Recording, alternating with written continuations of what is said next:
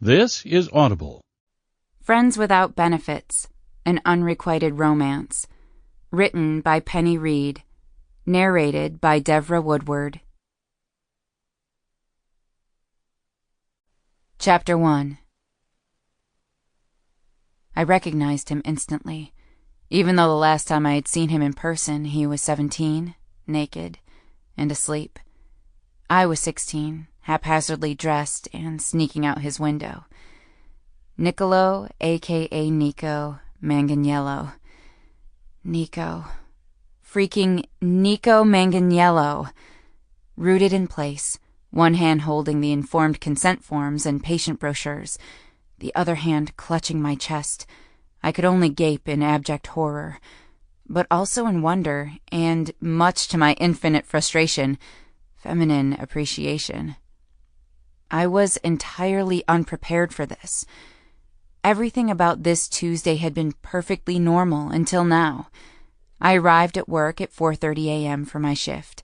I argued in the locker room with my nemesis, Dr. Megalomaniac Meg. I planted an unopened gag box of lotion-exploding latex gloves in Dr. Ken Miles's ER clinic room for my annual April Fool's Day prank. I worked through the backlog of charting I'd left the day before, and finally, I was paged to the 4th floor clinical research unit to discuss a research study with a family. Freaking Niccolo freaking Manganiello. He was shorter than I expected, but taller than I remembered. He looked different in person than he did on TV, and older. On his show, he always towered over his guests, but looking at him now, I guessed his height at about 6 feet or 6'1". His hair wasn't brown anymore, but had matured into a raven black. His face was more angular and strong, as were his shoulders. Even from this distance, I knew his eyes were the same jade green. Nico was standing in profile, his muscled arms crossed over his chest, leaning against the arm of the couch and speaking in hushed tones to an older woman. I instantly recognized the woman as his mother, Rose, who was sitting on the beige sofa. A little girl, who I didn't recognize, was on her lap. The child was clutching a blue blanket. Blood rushed to and pounded between my ears. It ushered away my ability to hear and replaced it with a steadily increasing rhythm that seemed to chant, "Oh shit, oh shit, oh shit, oh shit." The spike in adrenaline diminished just enough for me to realize that my mouth was agape in dismay. My wide-open eyes were staring in stunned disbelief, and no one was aware that I'd entered the room.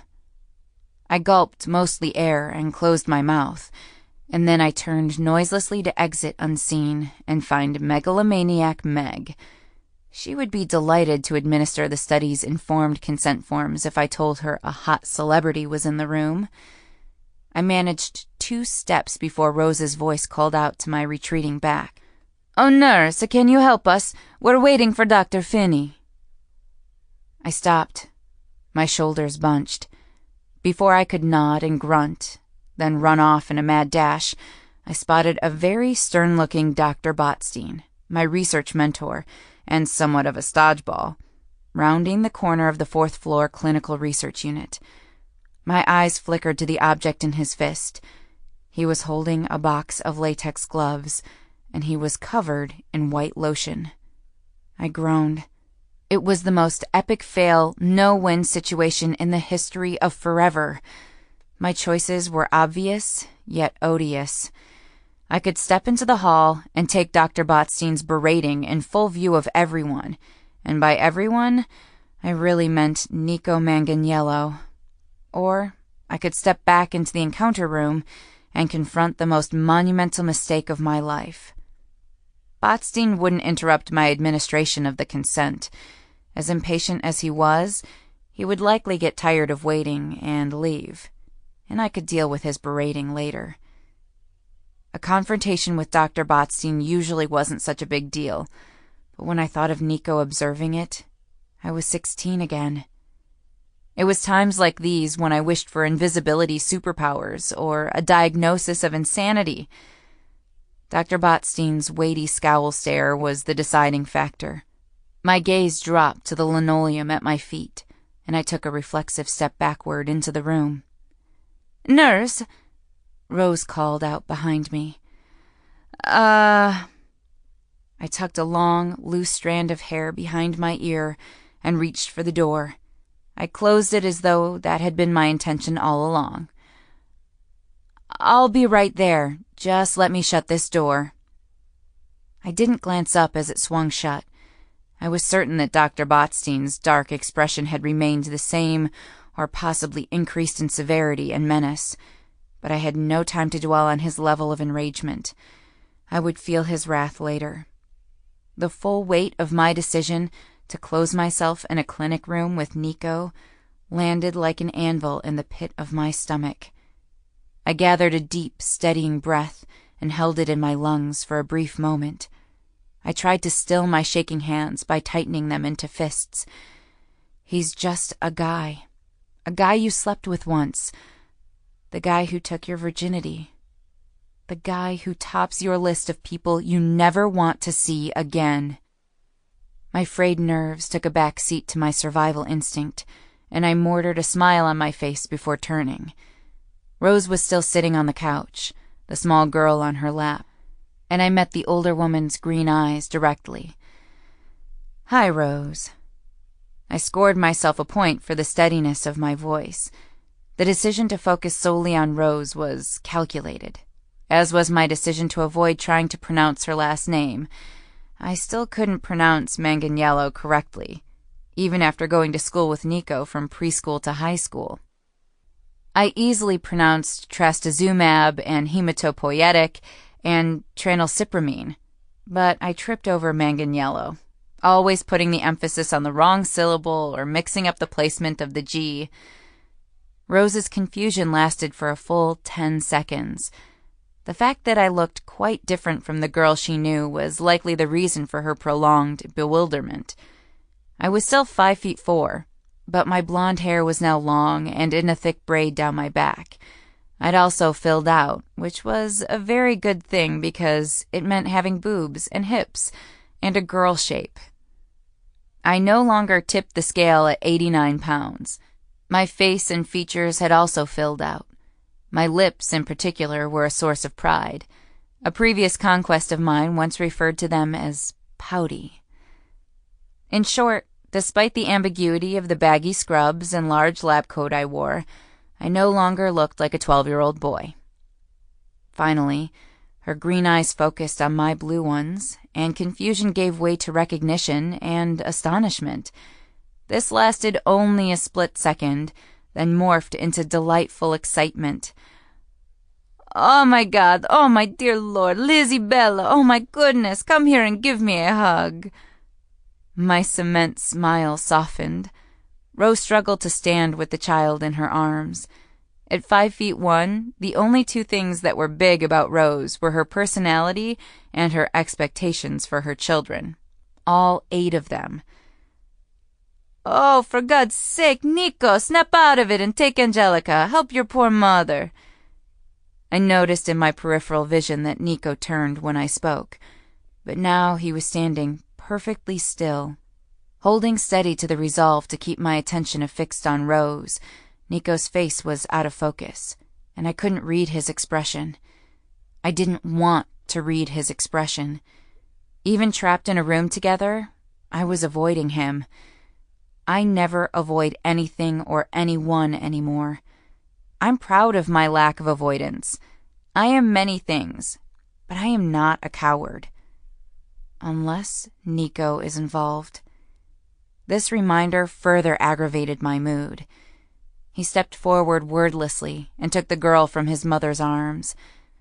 I noted, as Angelica was passed between Rose and Nico, that the child had big green eyes, brown hair, and olive skin. She looked like a Manganiello. Rose crossed the room with her arms open wide, and she forcefully embraced me. "Oh, Lizzie Bella, I didn't even think, when they said Dr. Finney would be coming in. I didn't think it would be you. I should have realized. But I thought you would have changed your name when you got married." Rose pulled back, her emerald eyes lighting with a familiar hint of mischief. She knew I wasn't married.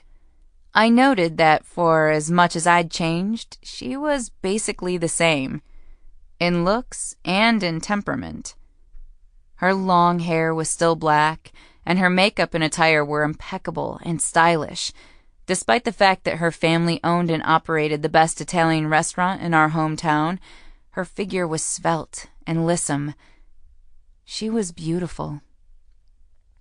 I gave her a closed-mouthed smile and prepared to answer her unasked question. I'm not married, Rose. Another thing that hadn't changed about her, she was still foxy like a fox. Her eyebrows jumped. Oh, well. Rose paused, looked over her shoulder, presumably at her son, then back to me.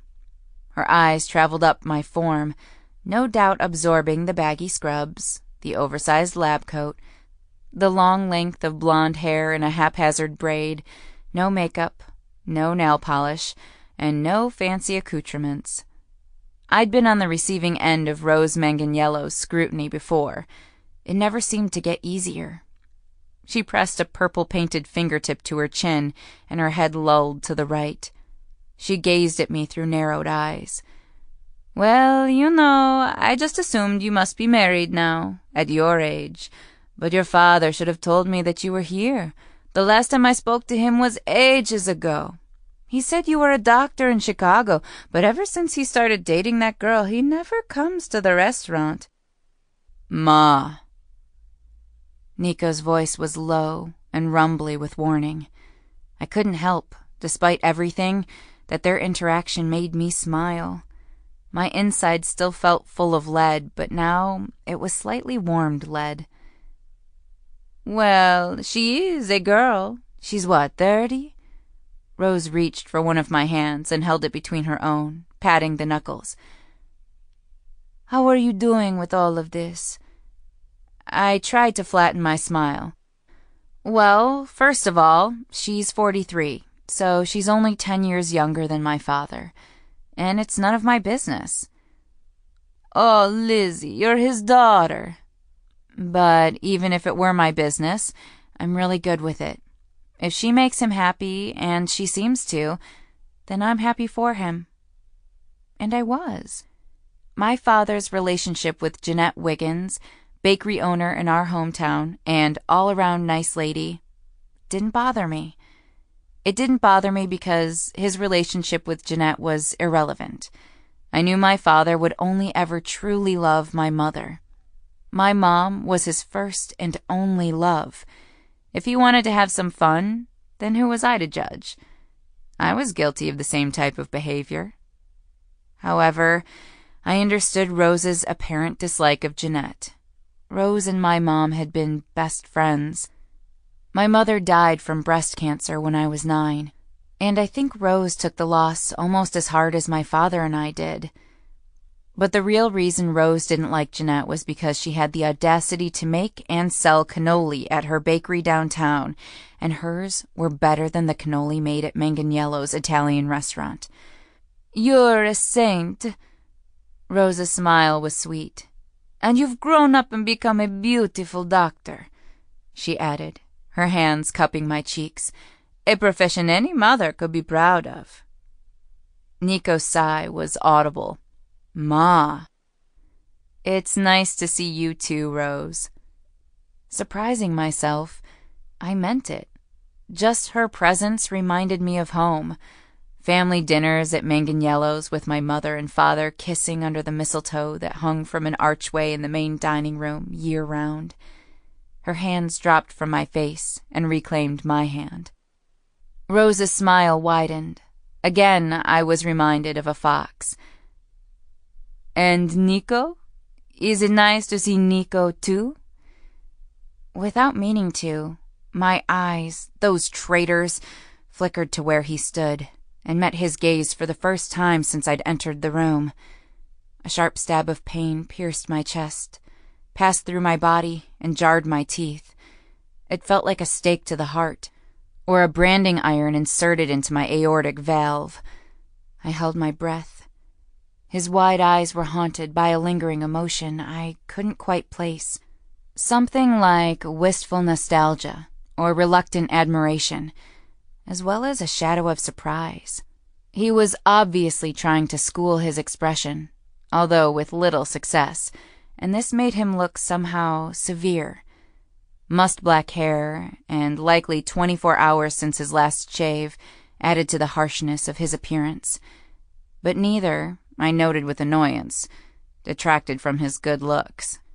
It was decidedly not the laissez-faire attitude, or the roguish, cheerful face he wore on his show, nor the unrepentantly flirtatious and unscrupulous face that smiled back at his fans from publicity photos.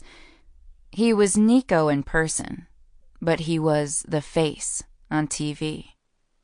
The last time I had seen Nico was on the TV in the doctor's lounge 2 weeks ago. A group of male surgeons had gathered around the TV set. They were watching a busty blonde and a sylph-like redhead jello wrestle a bare-chested Nico on his Comedy Central show, Talking with the Face.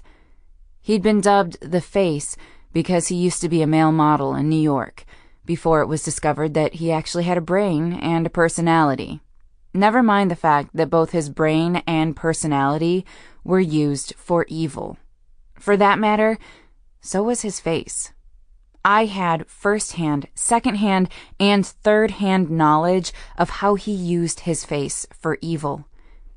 Even though I avoided his show, I'd purposefully purchased and watched his stand-up comedy special, and of course, I'd come face to the Face with advertisements for his show plastered on billboards and on the internet. Regardless, I wasn't prepared for an in-person encounter. In person, he was real and present in a way that he wasn't in a still life picture or a video clip. The fact that his mother was in the room, openly inspecting us as we reacted to each other, only served to crank up the awkward dial. But even if we'd been alone, I wouldn't have known what to say to him. I could have tried, "Hi, about deserting you after your best friend died. That was really shitty of me. Also, about disappearing that morning after I handed you my V-card and never returning your calls or reading your letters. That was also shitty of me. In my defense, I'm pretty sure that one time we slept together meant more to me than it did to you, as I was a grieving teenager who was frightened by my feelings for you, and you've always had girls tripping over their panties in pursuit. I'm fairly certain that night, for you, was mostly pity sex. Furthermore, I'm sure you didn't even notice my absence, what with all the poontang you must have been getting in New York as a male underwear model. Since you basically made my adolescent years hell, let's just call it even Steven." I swallowed memories down, down, down, along with all the recriminations that surfaced immediately afterward. I wasn't at all proud of how I'd behaved, but it was a very long time ago. I'd just turned 16, and he'd just turned 17. We were kids. He may have been my first, but I most definitely had not been his. I knew that if he were still upset with me, it probably had less to do with my abandoning him after sex, and more to do with my abandoning him after Garrett's death. For that, I still felt ashamed. I commenced with an attempt at a smile, and nodded my head in his direction. "Of course. Hi. Good to see you." His full lips flattened. His frown deepened. He visibly swallowed. He didn't respond. He just looked at me, and his stare felt like a branding iron. "Oh, and this is Angelica, my granddaughter." Rose led me by the hand to where Nico held the small girl. Pride was evident in Rose's voice, but so was a trace of sadness. I used the movement as an excuse to shift my attention away from Nico, and I smiled at Angelica as I approached. The small girl was dressed in a kid-sized hospital gown, and I knew better than to offer her my hand. Cystic fibrosis would make her extremely susceptible to pulmonary infections, even though she was likely already on prophylactic antibiotics. Angelica smiled at me briefly, then buried her face in Nico's neck. "It's nice to meet you, Angelica." I kept my voice soft. "I'm actually here to talk to you and your dad about a research study that might help you feel better." Curses. I didn't know why I'd stuttered over your dad, but I did know I needed to pull my shit together before shit got everywhere and shit got crazy. "Oh, Lizzie Bella, Angelica isn't Nico's. Nico is her uncle." Rose leaned forward, and her whisper assumed a wavering, watery quality. "Angelica was my Tina's." I nodded in dejected and horrified understanding. On the tragedy scale, this news was an 11,000. That's right, 11,000. Not only did sweet Angelica have a chronic, life-threatening disease, but her mother was dead. Tina was Rose's third daughter. My father had told me of Tina and her husband's death last year in a freak car accident. It was horrible and senseless, and I now felt the sudden need to drink some scotch and wade into a brooding sea of melancholy, or to read Edgar Allan Poe, or the ending to Hamlet. Maybe I would top it all off with some YouTube videos of drowning kittens while listening to Radiohead. "I see," was all I could say. Again, without meaning to, my gaze sought Nico's. I found him studying me. I tried not to fiddle with my stethoscope. I hoped my eyes conveyed my condolences. Yet I couldn't help but feel foolish and inadequate. I wasn't used to feeling foolish and inadequate. Not since high school. He made me feel foolish and inadequate. At last, Nico spoke. The sound of his voice, deeper than I remembered, raspy, made my spine stiffen in automatic response. "We're in Chicago to see a visiting disease specialist. But we came to the ER because Angelica had a fever this morning. She's been on the inhaled antibiotics since 2 weeks ago. I'm worried that—" He paused. His soulful eyes shifted from me to his mother, then back to mine, and their intensity pierced me. "We're worried that they aren't as effective. They did a chest x-ray downstairs, but we haven't heard anything about the results." I motioned to the aptly depressing beige furniture and endeavored to slip into Elizabeth Finney, MD mode. "Here, let's sit down and I'll take a look at Angelica's chart." Rose sat next to Nico on the couch, and Angelica moved from his lap to hers. I deposited the consent forms on the table, then crossed to the computer station mounted on the wall. Angelica's electronic medical record had 2 procedural tabs for April 1st. The first was a full blood panel, and the second was a chest x-ray. The actual image wasn't available yet, but the radiologist's report indicated that her lungs were negative for infection. Well, the good news is that the radiology report came back, and it looks like Angelica's lungs are currently free of infection. Her labs aren't in the system yet, but the attending physician will be able to review them with you before discharge. Unable to find a reason to loiter any longer with the electronic medical record, I crossed to them and chose the beige chair across from Rose. "The reason I'm here is to talk to you about a research study that Angelica might be eligible for." Nico nodded. He leaned forward and placed his elbows on his knees, his hands tented before him. "Yeah, the nurses downstairs said that you guys were doing a study, and it might help with the symptoms, reduce the infections or something like that." The hope in his voice was heartbreaking. I tried to distance myself from my history with him, with Rose, with his family, and review the study and consent forms with measured impartiality, just as I would with any other family. But because I was unable to completely detach myself from the strength of memories and guilt, historical emotions involving Nico, I kept my gaze fastened on Rose as I explained the study visits, risks, and benefits. Results thus far are promising. Increase in mucociliary clearance, improved digestive and pancreatic function. But the study isn't yet fully enrolled. No definite conclusions can be made about long-term benefits. Rose was staring at me as though I had 3 heads. I reminded myself to slow down and use everyday terms, and to treat them like any other family. This was safe territory for me. Current research trends, the study, risk analysis. What unnerved me was the realization that I still had unsafe territory where Nico was concerned. Since leaving high school, I was used to venturing beyond the pale with abandon. I was not used to feeling like I needed to watch my words, determine where I looked, and control the inflection of my voice. It chafed. Each time I made a mental note to avoid his gaze, my irritability increased. I didn't like this feeling. I didn't like the unresolved issues between us.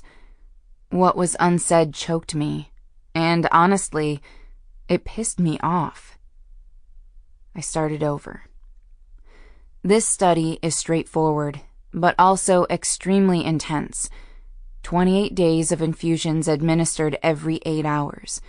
This means that Angelica will have to return here to the clinical research unit every 8 hours for 28 days to receive medication via IV in her vein for half an hour. There are some documented adverse reactions, but on the plus side, the study is not placebo-controlled. This means that all patients will be receiving treatment. Rose nodded her understanding and held Angelica tighter. You should take some time to read the forms and discuss them together. I studied Rose for a moment as she held her granddaughter to her chest. According to Angelica's chart, the little girl was 4. She was very small for a 4-year-old. She was also very shy, and looked away every time I attempted to draw her out with a smile.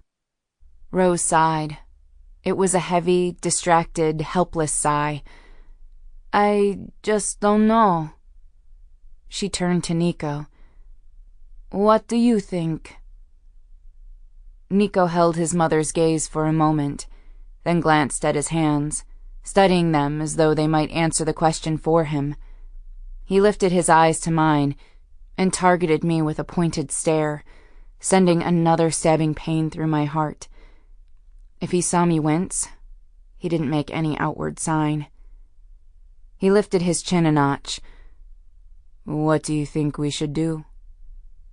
Read the study materials and take some time to think about it. No, that's not what I mean. Nico's eyes moved between mine.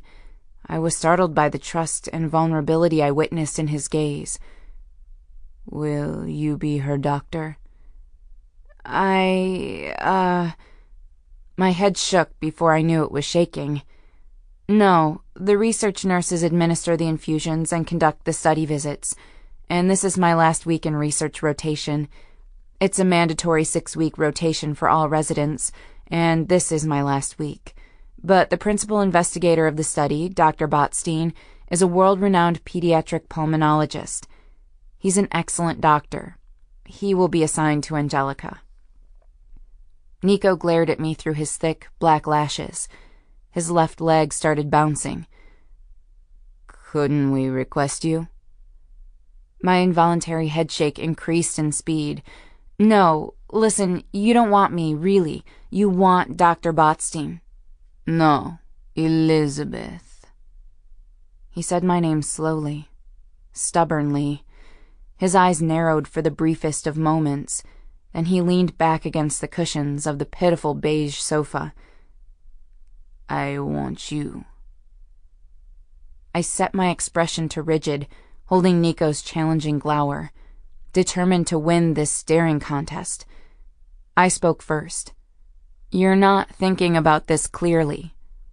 Whereas you've won awards for clear thinking. No. I gritted my teeth. No one is perfect. Even you? His tone was bitter, and his indisputably handsome face was marred by an ugly sneer. Especially me. That's not how I remember it. My face flushed at the double entendre, and his eyes ignited with satisfaction. Some of the sneering ugliness was replaced with smug male arrogance. Even as I internally eye-rolled, I hoped that Rose wouldn't pick up on his complisalt. Compliment plus insult. I understood that he had every right to be angry with me. I was still angry with myself. But the timing of this conversation, his timing, was exceedingly not cool. This situation was not about him, us, or what happened 11 years ago between two grieving teenagers. He was engaging in machismo-ass-hattery, and I would have none of it. I forced casual steadiness into my voice and redoubled my resolve to resist participating in his bait fest. You knew me a long time ago. I've known you all my life. We pulled pranks on my brothers. We had a Monopoly game that went on for 3 years. We built a treehouse in your backyard. Our dads took us to our first Cubs game together. That was a long time ago. We used to have sleepovers. I flinched. I know you better than anyone. His words were a suggestive whisper, and patently false. Not for the last 11 years. Well, he stretched his arms across the back of the sofa, his voice deceptively calm. There's no time like the present. Let's get reacquainted. We can start with you treating Angelica. I'm not the doctor you want. You are the doctor I want. He grew adamant, louder, like someone who was used to getting his way by raising his voice. I'm not the doctor Angelica needs. I pressed my palm to my chest and held it there because my heart was once again hurting. You don't get to make that decision. His adamant became obstinate. In this case, you should listen to me, Nico. I know what I don't have to do anything. We've already established that you're not perfect. His obstinate became pig-headed. Usually I didn't mind a good old yelling match, but I had no desire to scare the little girl in the room. Nico. His name felt strange on my tongue because my voice was quiet, but I wanted to yell at him. I stuttered as my frustration peaked. Everyone makes mistakes.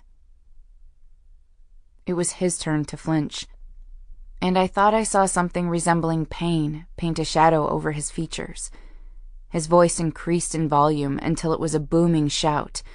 Well, one person's mistake is another person's Niccolo. Rose's sharp warning was whispered, but it was enough to keep him from finishing the thought. He clamped his mouth shut and shot to his feet, pulled both of his hands through his hair, then drummed on his leg with restless fingers. His eyes flickered to mine, then to the door. I need a cigarette, he mumbled. He was gone before I registered that he was even moving, and the door shut behind him. The room felt quieter and calmer without him in it. The beige didn't seem so dull. The fluorescent lights didn't seem so dim. He'd always been a larger-than-life presence. Growing up in our small town, it seemed everyone was drawn to him. Everyone but me. When we played together as kids, he unsettled me. He made me self-conscious. He was too magnetic. Even then, I didn't trust myself around Nico because I had difficulty saying no to him. I couldn't compete with his restless energy, and I didn't like being overwhelmed by it. We'd just spent 20 minutes together, and already I was exhausted. I rubbed the space between my eyes with my index finger and middle fingers. Frayed nerves began to mend, and I released a cleansing breath.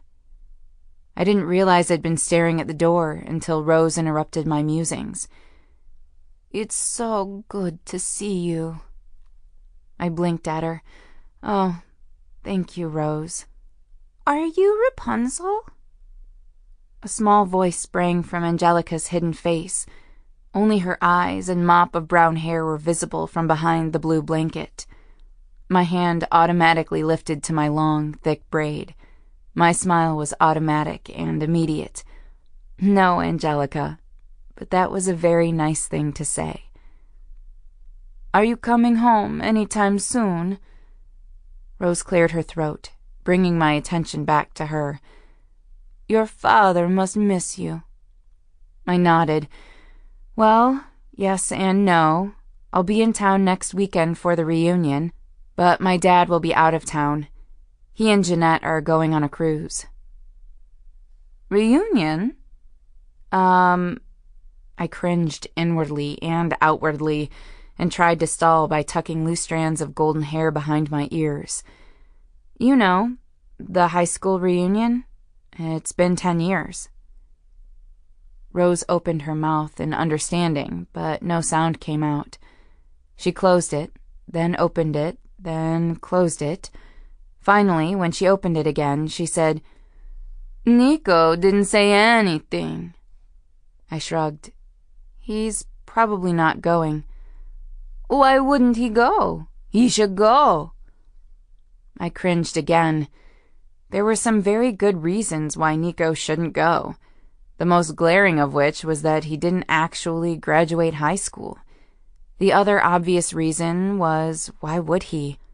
He was a famous, albeit crude, and successful stand-up comedian, with his own television show. Why would he want to go to a high school reunion in Iowa? I glanced at the door again. Seeing Nico had been difficult. A great deal more difficult than I'd anticipated. Yes, he was different from before. Older, bigger, famous. Yet he was still fundamentally the same person he'd always been. He was the same boy who branded me with the horrid nickname Skinny Finney when I was 10. He was the same boy who broke every heart in high school. He was the same boy who held my hand at Garrett's funeral. He was the same boy who climbed into my window night after night the summer after Garrett's death. And I still didn't understand him. He's not usually like that. With other people, he's not usually so abrupt. Again, she caught me staring at the door. What's he usually like? I asked, genuinely curious.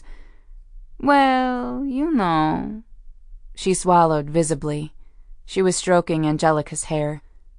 He's always trying to make people laugh, but he can be intense with some people. My mouth twisted to the side, and I offered good-naturedly, maybe I just have that effect on people. She glanced at me and lifted a single eyebrow. Conosco I miei polli. I gave her a small smile.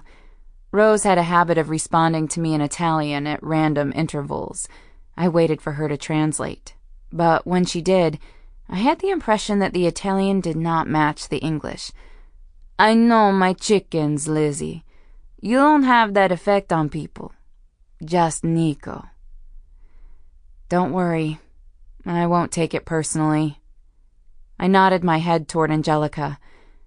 I'm sure this is stressful for him. It is. Rose began, then stopped, her eyes moving over my face. It is hard on him, but you might want to take it personally. You know. Then the fox smile returned. Just in case. Chapter 2. Must focus on Dr. Botstein. Third time we've had to have this conversation, Dr. Finney, and I do not know how much clearer I can be about the severity of this situation. Must not think about Nico. Can't prove it was you, but switching the colonoscopy training with a porn tape was extremely unprofessional. Must not think about Nico's face. Seriously considering a formal reprimand for misconduct. And honestly, that would be a shame, and a waste of your talent. not to mention a disservice to the hospital. Must not think about Nico's exasperating hands. Believe in your abilities, your skill with diagnostics, your passion for your patients. This has to be the last time. I'm warning you. Must not think about Nico's maddening voice. If I get the slightest indication that you're planning any more of these pranks, then, despite my personal feelings about the matter, I will be forced to request. Must not think about Nico's infuriating body. Have I made myself clear? Yes, sir. I nodded once. Dr. Botstein exhaled through his nose in a way that reminded me of a horse. I had to bite the inside of my cheek. Must not compare Dr. Botstein to a horse. He shook his head, his voice abruptly and unexpectedly adopting a softer, paternal tone. I don't understand why you do it, Elizabeth. Your attitude mystifies me. I've never seen someone with so much talent, who works so hard, and who is so well respected and admired by staff and faculty, who just wants to throw it away, like you seem to. When I heard those words, I didn't have to appear contrite. I felt contrite and ashamed. My gaze dropped to the floor. I'm sorry. He waited until I met his glare again. His eyes searched mine. Abruptly, he leaned back in his desk chair and flicked his wrist, dismissing me with an impatient, irritated wave. Leave. I didn't wait to be told twice and closed the door to Dr. Botstein's office as softly as I could. Once safely in the hall, I closed my eyes and released a frustrated yet quiet growl. I couldn't understand how Dr. Botstein had ended up with the exploding latex gloves. If I were honest with myself, the main reason for my frustration was that Nico didn't come back to the clinic room before I left. I was paged and had to leave Angelica and Rose before he returned.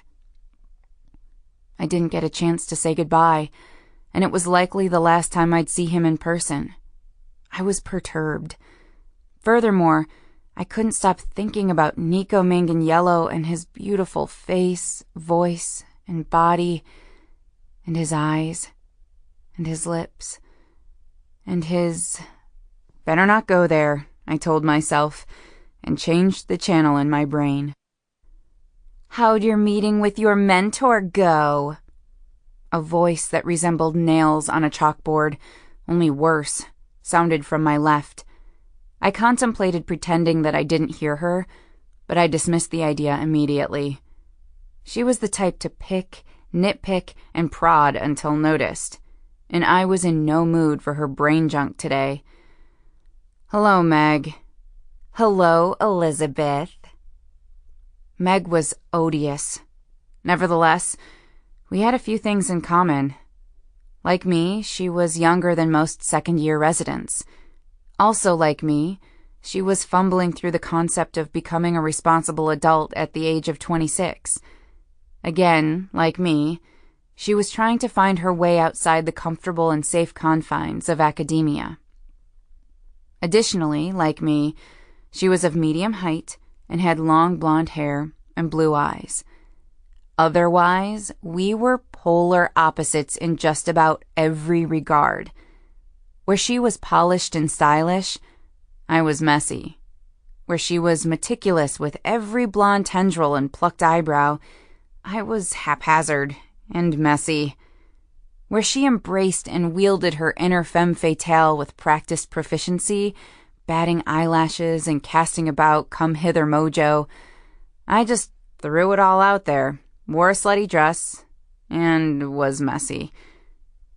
Putting it in Star Trek Voyager terms, I was the B'Elanna Torres to her 7 of 9.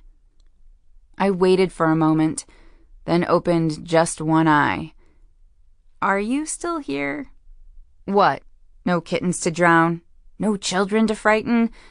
Can't locate that eye of newt you need? Ha ha, very funny, Dr. Finney. One would think you'd be a bit more repentant after getting your ass chewed out."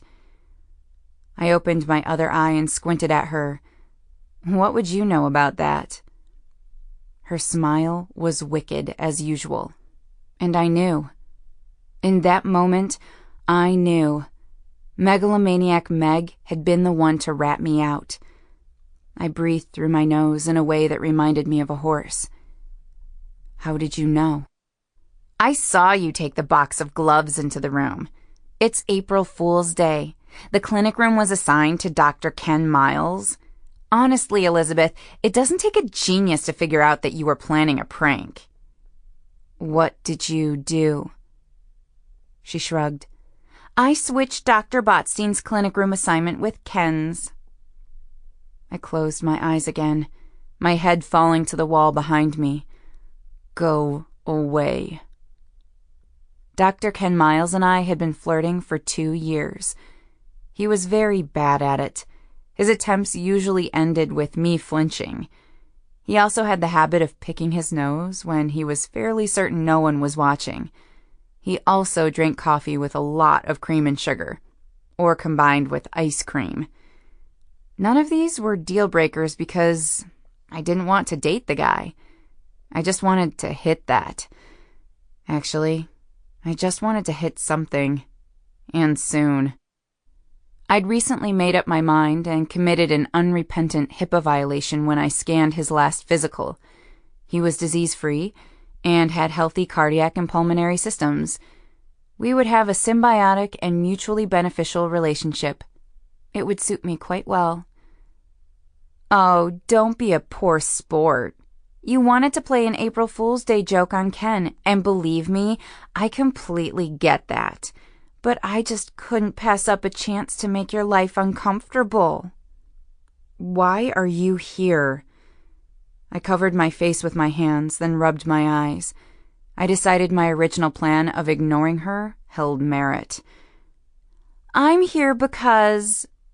She shuffled her feet and cleared her throat. Finally, she continued, So, I'm starting my research rounds next week. I remained motionless. She huffed. I was told that a VIP patient came in today for the infusion study and that you met with them? Some kind of celebrity? Is this true? I shrugged noncommittally. Damn it, Elizabeth. Will you just tell me who it is? I opened my eyes, not wanting to miss a moment of her discomfort, and tried not to snort at her question. I fully admit that when I scoff, I snort. I feel strongly that scoffing should be accompanied by a sound that is scoff-worthy, and for me, snorting is that sound. Her request for information, after openly admitting to me that she'd switched the clinic rooms, was very Meg-like. She didn't seem to comprehend the obvious, that her evildoer admission would color my response. I scolded in mock consternation. That would be a breach of patient confidentiality. I knew that saying these words made me a hypocrite in light of my Dr. Ken Miles HIPAA violation, but I couldn't help it. She brought out the worst in me. No way in hell or heck was I going to tell Meg about Nico. She would probably ask for an autograph, or request a picture, or propose a 3-way. The way she spoke about celebrities was just strange. She called them by their first names and talked about what they did as though she knew them personally. It was weird. Oh, please. She rolled her blue eyes, crossed her arms over her chest. I'm just going to find out next week. Why not just tell me now? I pushed away from the wall and faced her, my shoulders square. Aw, gee, Meg. I just can't pass up a chance to make your life uncomfortable. My pager chose that moment to buzz at my hip. It was one of those perfect timing moments because I just said something witty and lasting.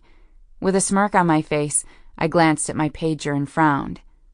CRU, room 410, ASAP. VIP PEDS CG 1605 CF IV. Roughly translated, the message meant, Please come to the clinical research unit, room number 410, as soon as possible. A VIP pediatric patient has arrived for protocol number 1605, cystic fibrosis infusion study. It was exactly the same message I'd been paged earlier in the day, just before I walked in on Nico, Rose, and Angelica. My heart skipped 2 beats. What? Meg's eyes glanced between the pager and me. What is it? I didn't bother responding. Instead, I turned away and walked in the direction of the staff elevators. I could feel Meg shooting daggers at my back. Nico was the sole occupant in the room. Rose and Angelica were gone. He turned as I entered, and I stalled just inside the entrance. If being in a room with Nico, with his mother and niece as witnesses, was terrifying, then being in a room alone with Nico was alert level red. Automatically, I took a half step back, and my wide eyes met his. He spoke first. Hi. Hi. I pointed over my shoulder with my thumb. Do you want me to get one of the nurses? Confusion flickered over his features. What for? I held my breath as I searched for an excuse to call in one of the research staff. I thought that, it might be helpful for your decision about the study if you talk to one of the nurses who administer the infusions. He shook his head, then stuffed his hands in his pockets. No, I want to talk to you. My eyebrows shot upwards. I'm sure I looked as dumb as I felt. Me? Yeah. He nodded slowly. Come in. Shut the door. Shut the door? Is he out of his mind? I didn't move. I stood paralyzed with a Vulcan death grip on the doorknob. We stared at each other. He was waiting for me to behave like a normal human being. I was waiting for him to disappear, and this nightmare to dissolve. Elizabeth. His mouth quirked to the side, his brow furrowing in obvious confusion at my immobility. Aren't you going to come in? Yes. I didn't move.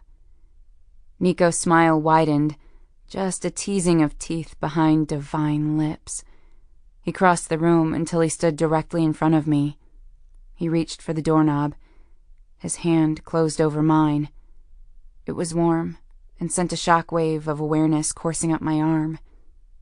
Through his movements, our hands together pushed the door closed. Come in. His voice was barely above a whisper. He was standing so close that I could see the flecks of black and silver in his green eyes. Okay, I said. Panic caused by his proximity was enough to spur me into action. I averted my gaze from his and pulled my hand from the knob and his grip. I walked around him, gingerly choosing my steps so that I wouldn't accidentally make contact with his body. Once I arrived in the middle of the small space, I felt lost. Should I sit? Stand? Lean? Cross my arms? Some combination of the above? I turned and found him advancing slowly.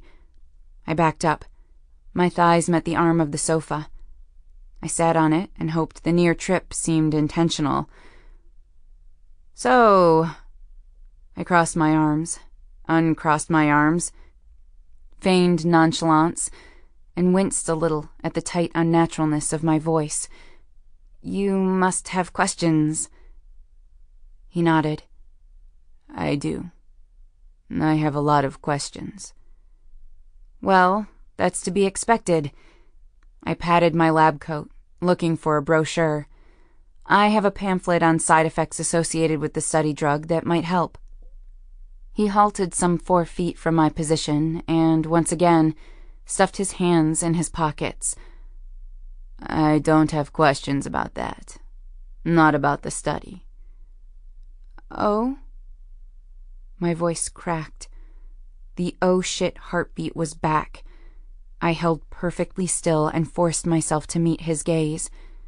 11 years of avoiding him, avoiding thinking about him, his show, that summer, that night, our history, caught up with me all at once. He openly surveyed me. His eyes swept from my feet to the top of my head, then back to my face. You look the same. I do? I glanced dumbly at the front of my scrubs, then back to him. I didn't think I looked the same. In fact, I was pretty sure I looked completely different. I narrowed my eyes at him. For the first time since entering the room, my panic fog began to clear. If he didn't want to discuss the study, I wondered what he wanted. Except... He motioned to my hair. Except your hair. You used to have shorter hair. Automatically, my hand lifted to the braid. Yeah, well, I don't have anyone trying to cut my hair during nap time, so it finally grew out. The corner of Nico's mouth lifted just slightly at my small barb. I'd forgotten about that.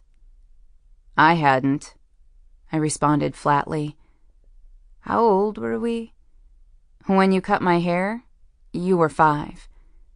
His face warmed with a smile. You were 4. I remember now. The fact that he was smiling at the memory of cutting my hair awakened an old, long-buried injury. I did not return his smile. In fact, as I watched him silently reminisce, other memories from our teenage years turned my blood abruptly cold. I no longer felt flustered by his presence. I felt annoyed by his arrogance. Furthermore, I realized that, notwithstanding his perplexing kindness the summer after Garrett's death, my resulting guilt, and all these years of separation, part of me still simply saw him as the boy who bullied me in school. Disliking and distrusting Nico was an instinctual response. What do you want, Nico? His eyes flickered to mine, and I witnessed a shadow of surprise pass over his gaze, likely caused by the sudden somberness of my tone. He studied me for a moment, and then he said something entirely unexpected. I want to apologize. I stared at him. Really, we stared at each other. But then I glanced at my feet and inclined my head slightly forward. Sure, I'd misheard him. You what? I asked, my voice slightly raised as I lifted my eyes to his. I want to apologize. I'm sorry for my rudeness earlier. Seeing you was unexpected. I was caught off guard. I reacted badly. I attempted to shrug. It's okay.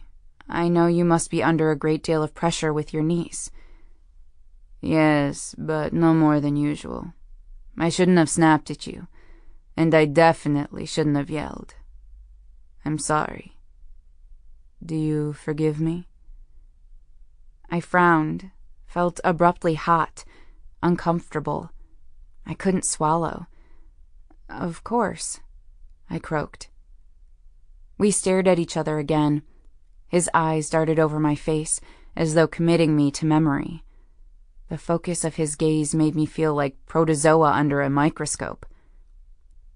I stood. It was an abrupt movement. I cleared my throat. Well, if that's everything, then no. I also... Nico's eyes looked directly into mine. He rocked forward on his feet. I have a proposition for you. My stomach tensed, but instead of running from the room screaming, I stood my ground and responded with, What's that? I think we should become friends. My eyebrows met my hairline. You want to be friends with me? Yes. I looked at the door behind him, the wall above his head, the linoleum floor. It all looked real, and I was pretty sure I was awake. I don't understand. Nico pulled his hands from his pockets and held them out between us. "If we decide to do this study for Angelica, I'll be in town quite a lot." He watched me expectantly. When I didn't respond, his hands dropped. "I'd like to see you. Maybe..." He cleared his throat. "Maybe we could go out." I'm sure I looked completely befuddled. I felt completely befuddled. Why would Nico the Face Moretti, or Nico Manganiello, want to be friends with me? "I don't understand," I repeated, and because my brain was on befuddlement autopilot, I asked, "You mean, like, friends with benefits?" Did I just say that, or did I think it? Judging by the amused expression on his features, I guessed that I had said it. Out loud. I grimaced. "I mean, not that you... I just don't..." "No, Elizabeth." His eyes swept over me in a quick movement, as though it were an involuntary reaction to my question. "Friends without benefits. Just friends." "Of course, I didn't mean..." I huffed to stop talking and promptly leaned against the sofa arm. I peered at him from behind my lashes. He seemed to be earnest. Nothing in his expression hinted that this was a joke or that he was trying to make a fool of me.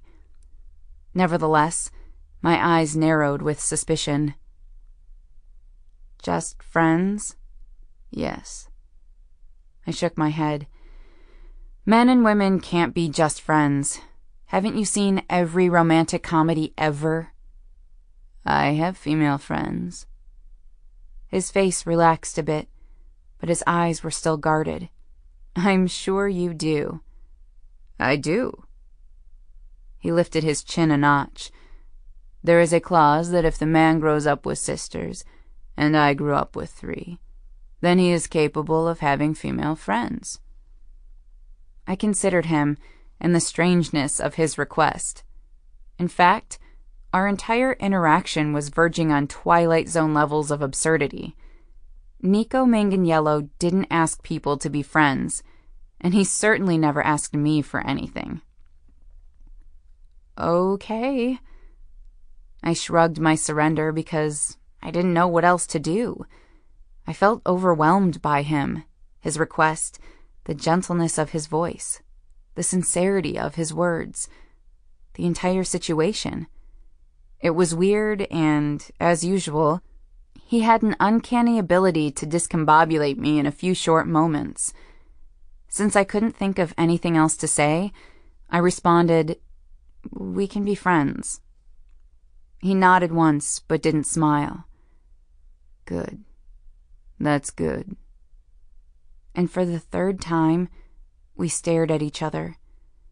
The moment was the most surreal of my life. I watched his chest rise and fall with each breath. I noted that his eyes hadn't quite lost all their hostility, despite the candor of our conversation. Although, I reflected, neither had mine. I doubted that we could be friends. I watched as Nico took a deep breath, as though preparing to say something of great importance. He got as far as, "Elizabeth, I have to..." before my pager buzzed at my waist. I pulled my attention from him and focused on the message. It efficiently told me that the ER was expecting 7 trauma victims within the next 5 minutes, all with severe injuries. This typically meant a car wreck of epic proportions. I frowned, first at my pager, then at him. "I have to go. There's been an accident and I need to help." "Okay." He nodded, then pressed his lips together in a tight line. His soulful eyes were tinged with a shadow of emotion I couldn't place. I walked past him in a rush, but paused at the door. I felt as if I'd left my stomach and a few select other organs still leaning against the couch. I glanced over my shoulder. He just stood where I'd left him, his back to the door. Chapter 3. My suspicions were correct. The injuries and overflow of patients were due to a car accident. I worked with the trauma team until my shift ended, and then for a few hours afterward. Basically, I worked until I was kicked out. But now, since there was nothing more I could do, I was determined to leave the ups and downs and all-arounds of the day behind me. The devastation of the car accident, my shaming encounter with Dr. Botstein, the failed prank, and megalomaniac Meg's evil deeds. Furthermore, I needed to tuck Nico Manganiello and all my memories of him, along with all the pain and regret, back into their hiding place. It was Tuesday, and Tuesday was typically the highlight of my week, because Tuesday night was knitting night. I was forced to admit that the ladies of my Tuesday night knitting group had muscled their way inside my heart over the past 2 years. At first, I wasn't entirely comfortable with letting them all in at once. It made me feel like they were going to storm the castle and plunder the goods. But all attempts at holding off the siege of care and mutual respect vanished with the consumption of bottles and bottles and bottles of red wine, tequila shots, dirty jokes, and bonding over worsted-weight Malabrigo yarn. Under the weight of the day, I staggered into the apartment I shared with my best friend Janie, although, since Janie's engagement, she was rarely at home, and flung my bag and coat and keys on the hall table. I left my hand-knit gloves, scarf, and hat on. I wanted to show off the finished matching set. "Ayo!" Ashley bellowed at me from the living room. "Get your butt in here, girl. Sandra said you finished the hat. I want to see it." An immediate smile claimed my features, and I walked a bit steadier down the hall. Ashley was always extremely successful at cracking me up. She was originally from Tennessee and had explained to me once, over several strong margaritas, that she'd moved to Chicago so her parents couldn't marry her off to some redneck park ranger. Luckily for me, she was also a pediatric nurse practitioner at Chicago General, so I got to see her for lunch sometimes. Those were good lunch days. I attempted a dramatic entrance, poking my head around the corner, the aforementioned hat on my head at a jaunty angle. I wagged my eyebrows and was met with whoops and hollers. "I like that hat." Marie leaned forward in her seat, placed her elbow on her crossed leg, and gave me an approving smile. Her curly blonde hair fell forward around her shoulders. Marie, out of our bunch of misfits, was the artistic one. She was a freelance writer and illustrator and was extremely talented. In addition, she was an excellent cook. My favorite knit nights were at Marie's apartment, because she always cooked instead of ordering takeout. On those occasions, I usually slept over if I could manage it because she made amazeballs Belgian waffles for breakfast. I pointed to my head and stepped around the corner. "You mean this hat?" If my grin were any wider, it would have split my face. When Sandra saw the matching scarf and mittens, she stood up. "Shut up, you knitting prodigy!" She pointed at me, her mouth open wide. "I can't believe how awesome that turned out. Let me see. Get your skinny bottom over here." Originally hailing from Texas, Sandra was by far the loudest and most opinionated among us. Actually, at times, she and I tied for that title, but I like to think she edged me out of the lead most of the time. Like me, she was finishing her second year of residency at Chicago General, but she was a psychiatry resident. I hopped into the room and wiggled my fingers, a somewhat lame attempt at jazz hands, and crossed to Sandra. She met me halfway and immediately grabbed one end of my scarf for closer inspection. "Is it Fair Isle?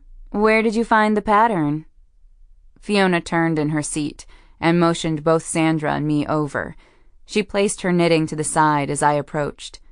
Fiona was 5'2" and reminded Janie and me of a pixie. Her hair was short, her lashes were long, and her wide, dark eyes always seemed to sparkle with a knowing glow. She was our unofficial den mother, and we all loved her. It's based on the Mini Mochi Fair Isle hat by Sandy Rosner. I just took the pattern and reworked it for the matching scarf and mitts. I handed a glove to Fiona and watched her inspect it. I know that pattern, Kat volunteered quietly. She brushed a length of brown, wavy hair from her shoulder and reached for her margarita glass. Janie met Kat at her previous job, where Janie, although highly skilled as an architect, had been underemployed as an accountant for an architecture firm. Now, Janie worked for her fiancé's company as a senior account manager, and Kat still worked as an executive secretary for the firm. Kat was sweet, kind, sincere, and very, very quiet. I didn't know her as well as I would like, but I had first-hand knowledge of how wonderful she was. Janie strolled out of the kitchen carrying margarita glasses.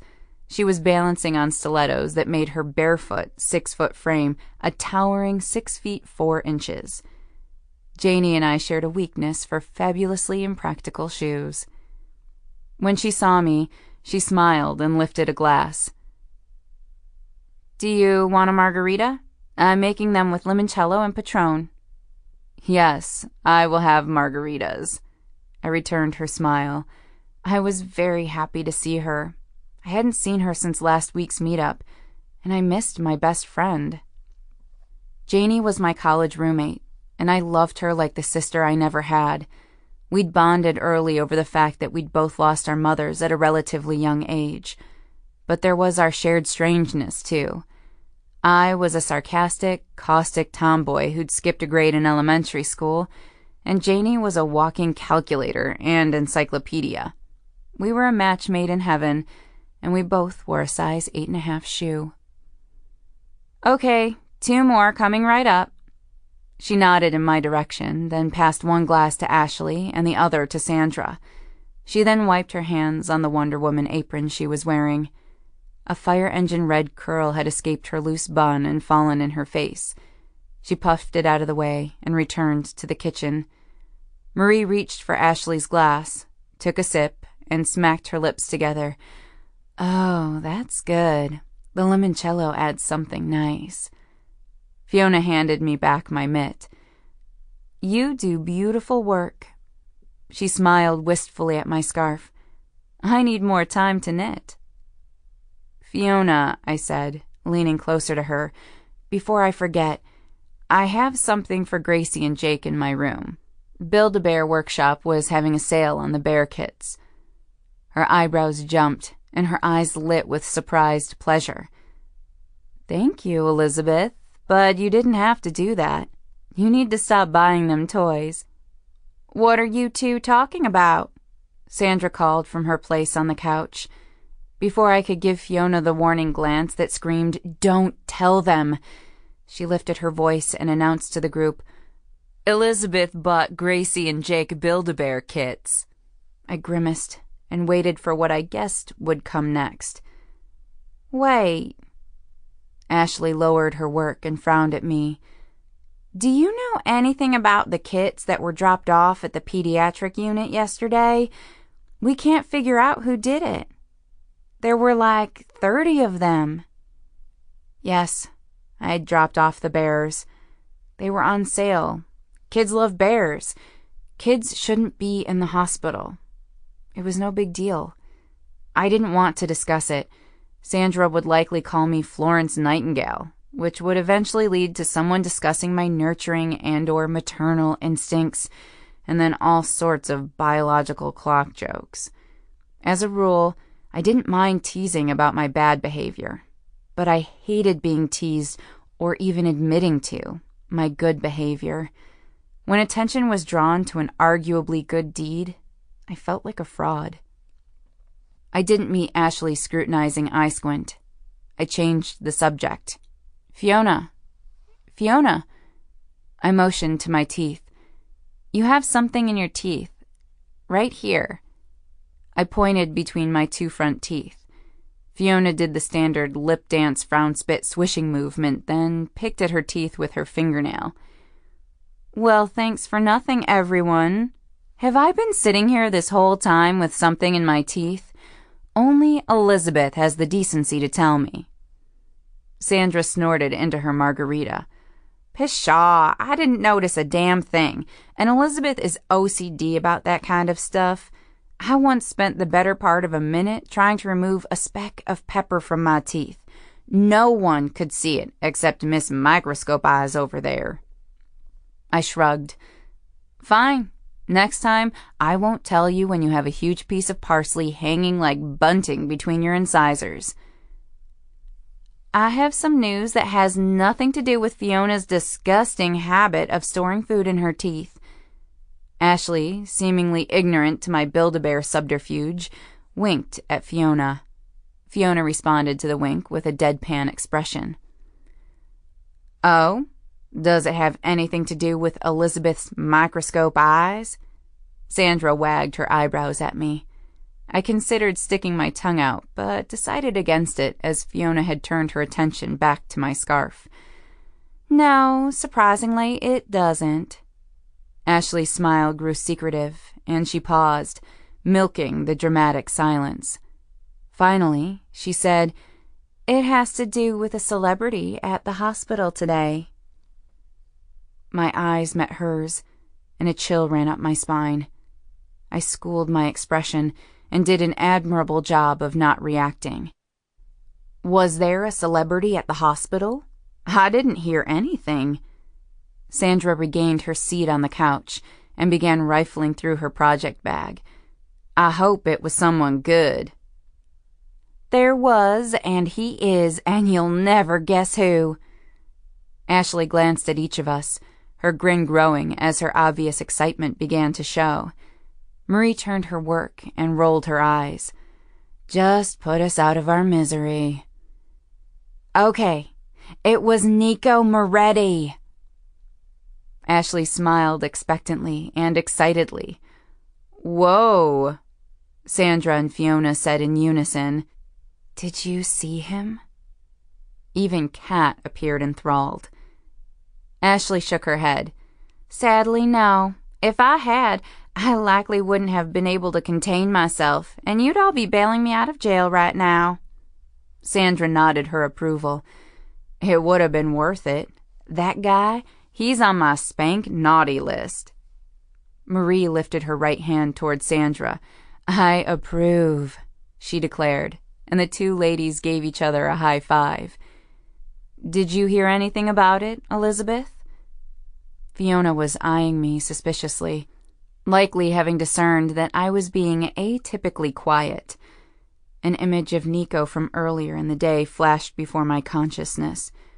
The way he looked at me, as though memorizing my face, his eyes brimming with sincerity and hostility, asking me to be friends. It was so strange and absurd, and it made me feel hot and cold. Hot because he'd asked me to be friends, and cold because I knew that it was impossible. I couldn't think about him. When I did, I felt tangled and out of sorts. I cleared my throat and shrugged. Rather than lie, I decided to deflect for the second time that evening. I actually got chewed out today by Dr. Botstein. What? Again? Kat dropped her knitting to her lap. What did you do? I unwrapped my scarf from my neck and claimed the seat next to her. He was on the receiving end of one of my practical jokes. Ashley laughed with a mouth half full of margarita. She swallowed quickly. What was it this time? Mentos and his Coke? My favorite was the porn tape switch. They never could pin that on you. Of course, there was the time you put I'm a wanker in permanent marker on the bottom of Dr. Meg's coffee mug. She went around all morning like that, just drinking her coffee. What a moron. Janie exited the kitchen holding 2 more glasses.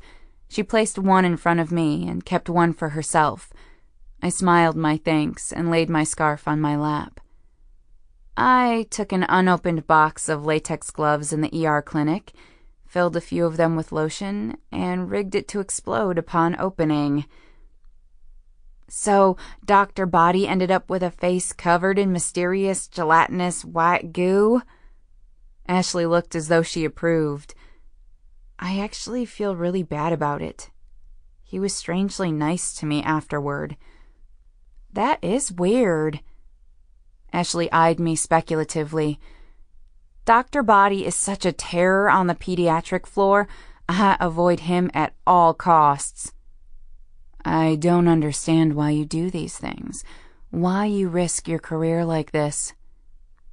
Fiona kept her voice low and addressed the question just to me. Her expression was a mixture of concern and maternal frustration.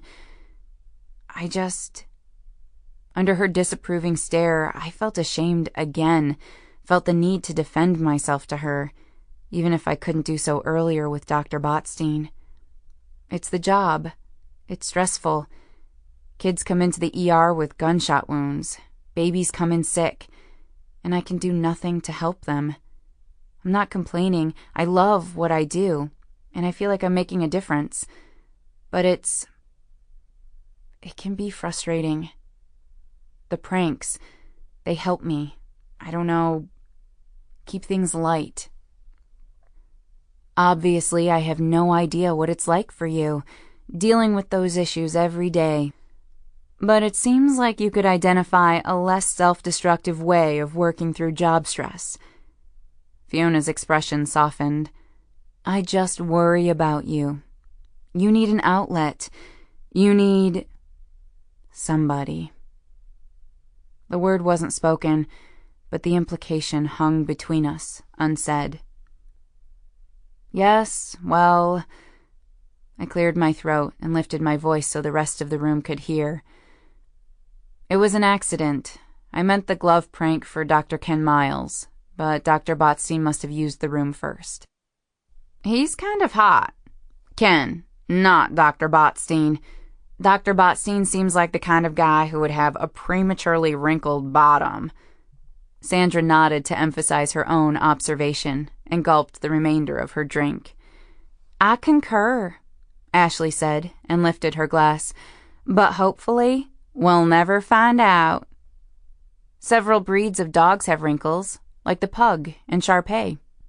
Janie sipped her margarita and licked at the excess salt on the rim. We all paused for a beat, waiting to see if she would continue. Janie had an impressive habit of spouting trivial facts at odd times. It was one of the many reasons we all adored her. Janie, your left fielding skills are very impressive. You're the most impressive left fielder I've ever met. Sandra surreptitiously reached for Kat's almost full margarita and took a sip. Janie frowned. You mean the baseball position? She sat back in her chair and twisted the obscenely large ruby ring on her left third finger. I've never played baseball. No, hun. I'm talking about someone who says stuff out of left field. I never know where you're going or where you're going to take me. I'm just happy to be along for the ride. Sandra blew Janie a sincere kiss, which made Janie smile sweetly. My heart twisted. Damn it. I missed Janie. A lot. I blinked away the sudden moisture and berated myself for this overreaction. Janie was getting married. She wasn't dying. I would continue to see her and talk to her, just not as often. I needed to get a grip. Unfortunately, logic isn't a cure for loneliness. Kat, seemingly just noticing that Sandra had swiped her margarita, began to sputter. I can't believe... You stole my... Sandra! Sandra ducked her head and took a large swallow. It's okay. I'll make some more and bring out a pitcher. Janie stood and reached for Sandra's empty glass. But since Sandra is being greedy, she has to come help me. Sandra stood. Fine. It's a fair punishment. I'll come too. I took off my hat and bundled it together with my scarf and mittens. I left the hand-knit trio on my chair before following the red-headed duo into the kitchen. Sandra strolled behind Janie and lovingly caressed the granite countertops as she entered the decently sized space. I love this kitchen. It's a kitchen for cooking. I shrugged. I wasn't much of a cook. I didn't like to clean stuff up. I approve of this kitchen. I like the placement of the dishwasher relative to the sink and the refrigerator relative to the stove, Janie said, towering above both of us as she poured tequila and lime juice into the cocktail shaker. Sandra, can you start squeezing more limes? They're in the bottom drawer of the fridge. These are really good margaritas, Janie. Well done. I smiled up at her as I poured salt onto a plate and coated the rim of Sandra's empty glass. It's the limoncello and fresh lime juice, I think. I also used agave nectar instead of sugar. Janie squeezed the amber-colored syrup into the shaker, replaced the lid, and shook the mixture with vigor. You should make these when we go to my reunion in Iowa next week, I said, screwing the cap back on the tequila. Janie abruptly stopped shaking and stared at me with wide eyes. Her mouth opened slightly. She held very still. Sandra and I shared a concerned glance. Janie? Are you okay? I completely forgot. I completely forgot about your reunion. Janie slowly lowered the shaker to the counter. She appeared to be both distraught and preoccupied. I couldn't help my frown. My heart sank. Did you make other plans? I'll find a way to... I'll think of something. She was staring over my shoulder in a way that told me she was trying to concentrate on a problem. Sandra glanced between Janie and me. What plans did you make? Maybe I can help. Janie sighed. Quinn and I, we're planning to go to Boston to see his parents. I was going to meet his parents, but... Janie's hazel gaze met mine. I completely forgot about the reunion. We planned the trip so long ago. I'm confused. Isn't Quinn estranged from his parents? Didn't they, disown him? Don't they blame him for his brother's death or some such nonsense? Sandra picked up the discarded shaker and finished the task Janie had abandoned. Janie nodded. Yes, they did. I'm not sure if they still do. I called his mom a few weeks ago and introduced myself. I told her I was marrying her son and explained that I planned to give her a few grandchildren at some point. Sandra's hands ceased mid-shake. You did what?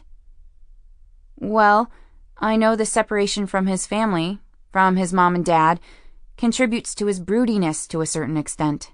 I thought I could offer them grandchildren in exchange for forgiveness.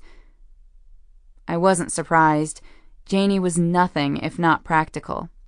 The plan made complete sense to me.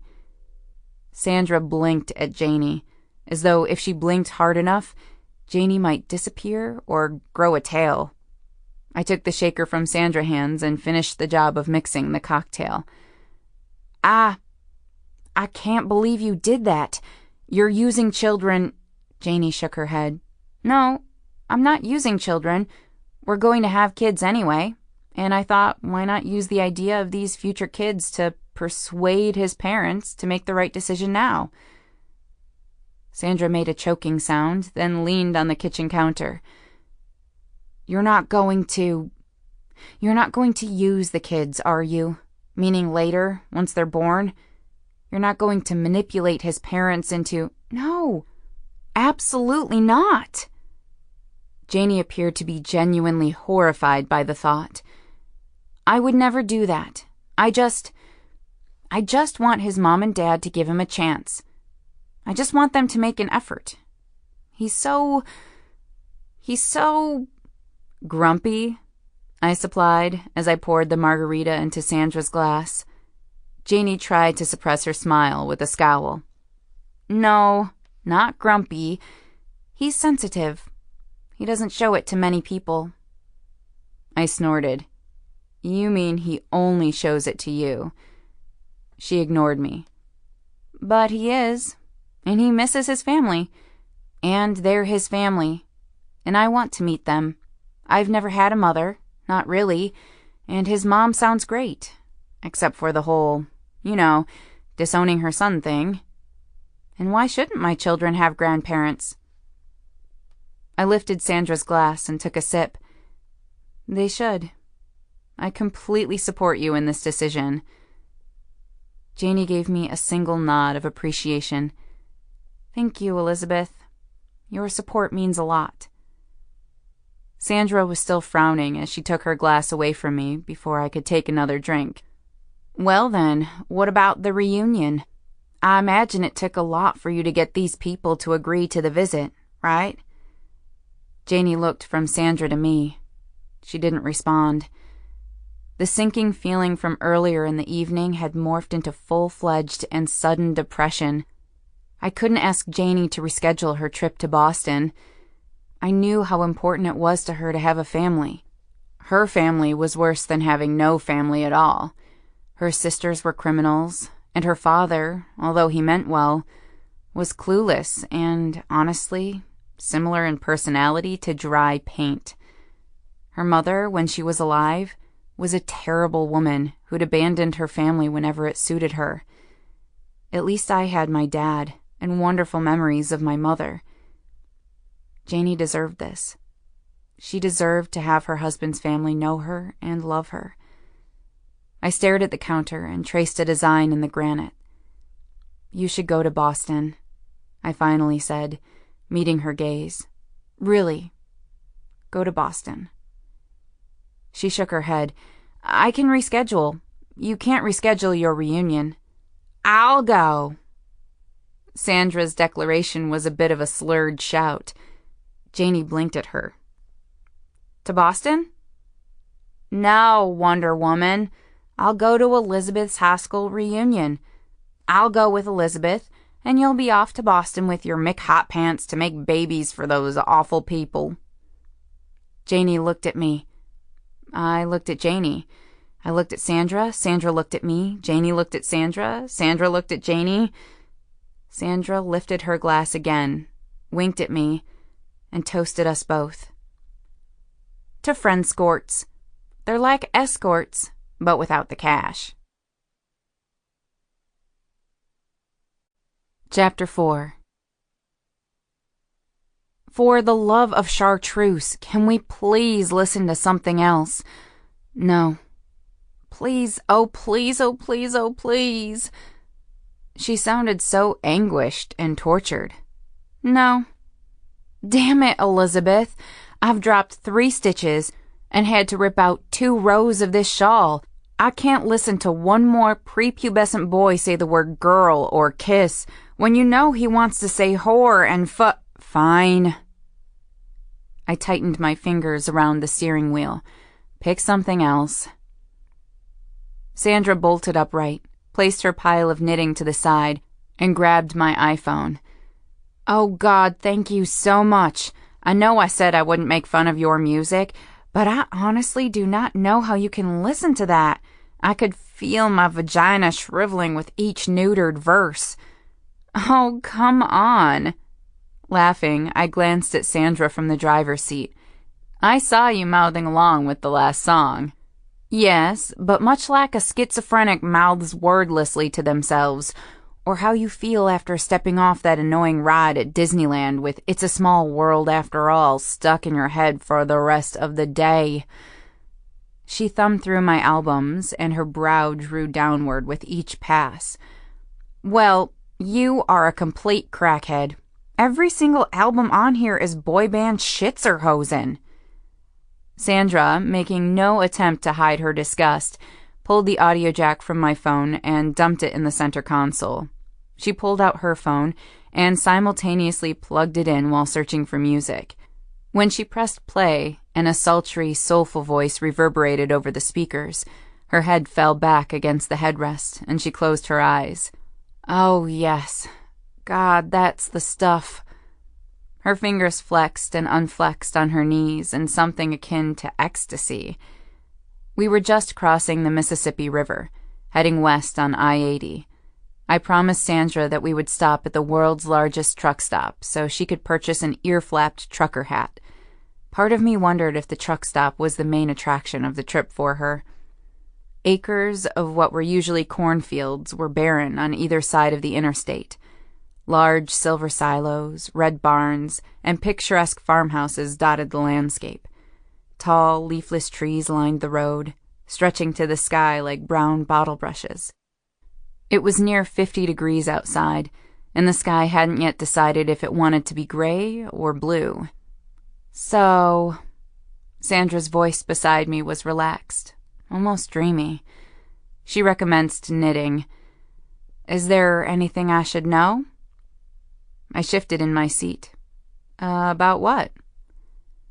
About your high school dynamics. Is there anyone you're hoping will be there? Anyone to avoid? Who was prom queen, and do we hate her? Well, let me see. I shifted again in my seat and forced myself to loosen the grip on the steering wheel. And then I told a little white lie. I don't really know. If I were being honest, I would have said, I hope everyone is there. Don't know which part. Sandra's head bobbed in time to the music. I don't really know about the high school dynamics. This, at least, was mostly true. I hadn't paid much attention to popular people dynamics during high school, but I did know that I'd been universally invisible. In my peripheral vision, I saw her head swing toward mine. She paused for a moment, then said, I call shenanigans. I gave her a sideways glance. It's true. I was kind of a loner. And by loner, I really meant that I'd been a mean-spirited, cranky face who avoided my peers at all costs. Then why do you even want to go? We could blow the whole thing off and drive to Vegas instead. I did have some friends. I tried to defend myself, my face growing hot with the now grayish lie. I did have some friends, or more precisely acquaintances, in high school, but I wasn't sure whether any of them would show up.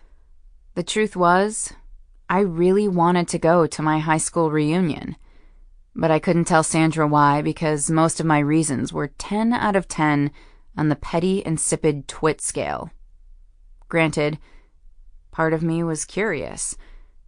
However, a much bigger part of me wanted to go because I'd worked my ass off and was now a medical doctor.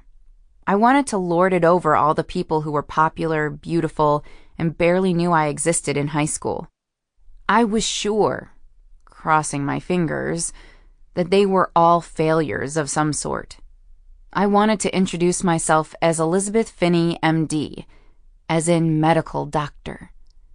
I practiced doing this in the mirror a few times before I left Chicago, and felt good about my delivery. My pretend conversation usually went something like this. Them, surprised. Elizabeth, is that you? Me, caught off guard. Oh, hi. Yes, it's me, Elizabeth. Them, amazed and in awe of my beauty. Oh my gosh, you look totally different. Me, humble smile. Aw, thanks.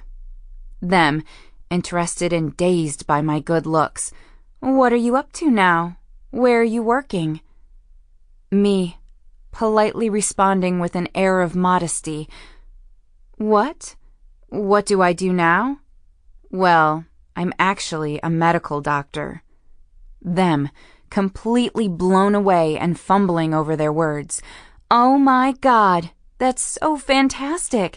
That's so impressive. Me, laughing off the praise as though it makes me uncomfortable. Oh, I don't know about impressive, but I get by. What are you doing now? Them, looking uncomfortable and ashamed. Oh, me? Well, I pick through trash outside people's homes looking for recycled materials to take to the dump. It didn't matter if they were a material scavenger or a train-hopping hobo. In my fantasies, they were always less successful than I was. But mostly, I wanted to go to my reunion because I now had C-cup boobs. Okay, so they're C-cup on the third week of the month. In high school, I was both short and impressively scrawny. Add to that my belligerent personality, and I was a double dose of teenage girl fail. When I was 15, most people thought I was an 11 or 12-year-old boy. My nickname, Skinny Finney, didn't help matters. New kids thought Finney was my first name. Now, I had boobs. I was enormously proud of my boobs. I'd waited so long for them. But when they finally arrived with a vengeance after my 16th birthday, the summer before my senior year of high school, I was too despondent to notice or care. I couldn't tell Sandra the true reasons without sounding like the raging, self-absorbed, shallow twit that I actually was at that time in my life. Instead, I said, and I wasn't really into that stuff. Group activities, team sports, and popularity contests. Well, what stuff were you into? Living under a rock? I wrinkled my nose. I was a tomboy in high school. Well, no shit, Sherlock. You're still a tomboy now.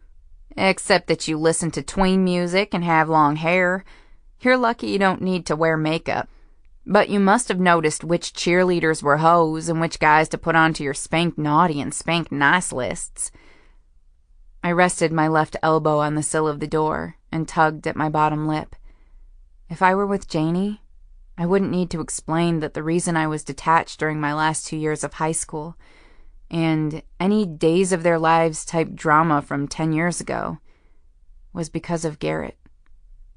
Janie was the only person I knew in Chicago who knew my story. Perhaps now was a solid time to test the sharing waters with Sandra. I cleared my throat and repositioned my hands on the steering wheel. So, there was this boy. Okay. Good. This sounds promising. Sandra put her knitting aside and rubbed her hands together. A small, saddish smile tugged one side of my mouth upward. There was this boy. His name was Garrett, and he had big brown eyes and blonde hair and just the best, warmest smile. He moved to my town when I was in 5th grade, right after my mother died, and I swallowed. I just fell for him. I didn't know your mother died. It happened when I was 9. Garrett really helped me through it. In 5th grade, I nodded once. This isn't a happy story. Sandra was quiet for a moment. When she spoke again, her voice was softer. Go on. I recognized it as her shrink voice, the one she used when speaking to someone upset and emotionally fragile with whom she was trying to reason.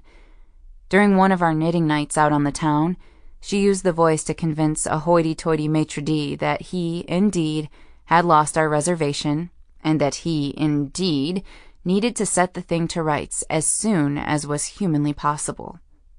It worked. We were impressed.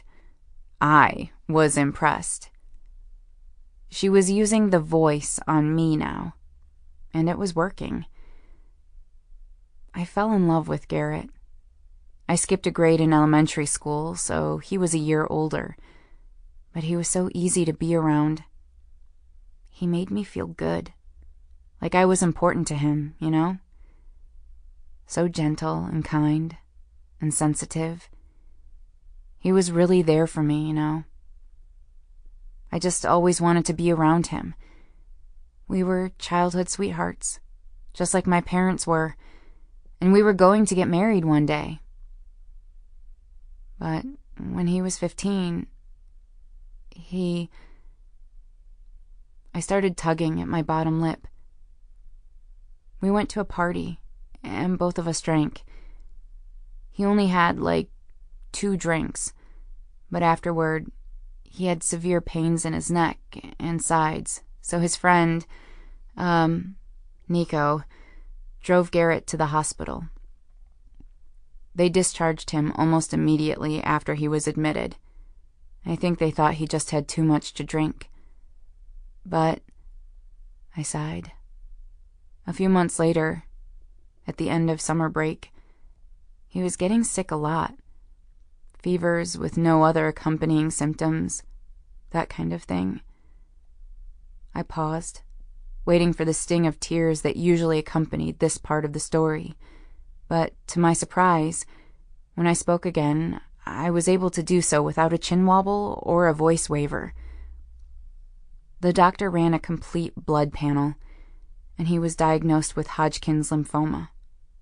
He was sick our entire junior year, at first going through chemo, surgeries, then, later, just succumbing to the disease. He died in April 13th. He was stage... I cleared my throat. It had progressed too far by the time he was diagnosed. I heard Sandra exhale, and I exhaled with her. We were both silent for a long while. The world's largest truck stop came and went. Miles of barren cornfields passed us by. I thought about the day Garrett died, and realized that today's weather was exactly like the gray gloominess of the day he slipped from my life and this earth forever.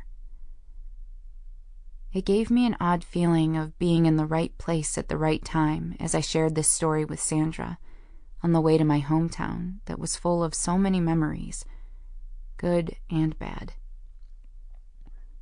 At last, Sandra spoke.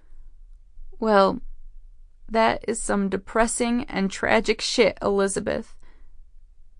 Her voice was watery. I glanced over at her and realized that she was crying. Or rather, she was trying not to cry. My eyes widened in surprise. "Did I just make you cry?" "No, I'm crying because we missed the world's largest truck stop." Her voice was thick with sadness, masked by an attempt at humor and sarcasm. "Yes, you did just make me cry." I felt the first tingling of tears behind my eyes, and the chin wobble I'd been expecting earlier made its appearance. "Oh no, don't you cry." Her tone became authoritative. "If you cry, I will be forced to beat you with my shoe, and you will not like it. I'm not wearing any socks, and my feet seriously stink." I couldn't help it. I started to laugh. When I told Janie about Garrett, she didn't cry, but she held me while I did. It felt good to be held. It also felt good to laugh. "Well, no wonder you weren't paying attention to high school dynamics or creating spank tanks. You were dealing with real-life issues. I can't fathom what it was like for you, losing your mom, and then your first love like that." I shrugged, but her words made an impact. "Is that why you decided to become a doctor?" "It's one of the reasons, yes. But also, I really like it. I like the work." "Why emergency medicine? Why not oncology?" "Because both my mom and Garrett were misdiagnosed in an emergency room. If they'd been diagnosed correctly..." She nodded her understanding. "After Garrett's death, did you get some help? Did you go to therapy?" I shook my head. "Afterward, that summer, I just kind of floated through stuff, not really noticing or paying attention. My dad decided to take me to Ireland at the end of the summer, and I completed the first half of my senior year there, which helped. He probably wanted to remove you from a place filled with reminders." I nodded. "Yeah. He took an adjunct teaching position at Trinity, or their version of an adjunct position. and I discovered an abiding passion for Guinness, since the place we stayed was basically down the road from the Guinness factory. I think I did that brewery tour 70 times. Guinness is good. Our apparent shared love for Guinness warmed my heart, and I glanced over at Sandra. She was watching me with a look that I could only define as restrained. What? What is it? Do you... She catapulted the words at me, paused, scratched her chin, then turned as far in her seat as the seatbelt would allow. Did you two, before he... Did you... You're asking if we had sex, aren't you? She nodded. No, Garrett and I never had sex. I was only 15 when he was diagnosed, and almost 16 when he died. Besides, he wanted to wait until we were married, and then, when he got sick, I never thought he wouldn't get well until it was too late. She expelled a loud breath. That sucks. Yeah. I frowned. Yeah. It sucks. I soon discovered that Sandra was a badass. Road trips can either suck monkey balls, or, with the right person, they can be awesome sauce with cheesy fries.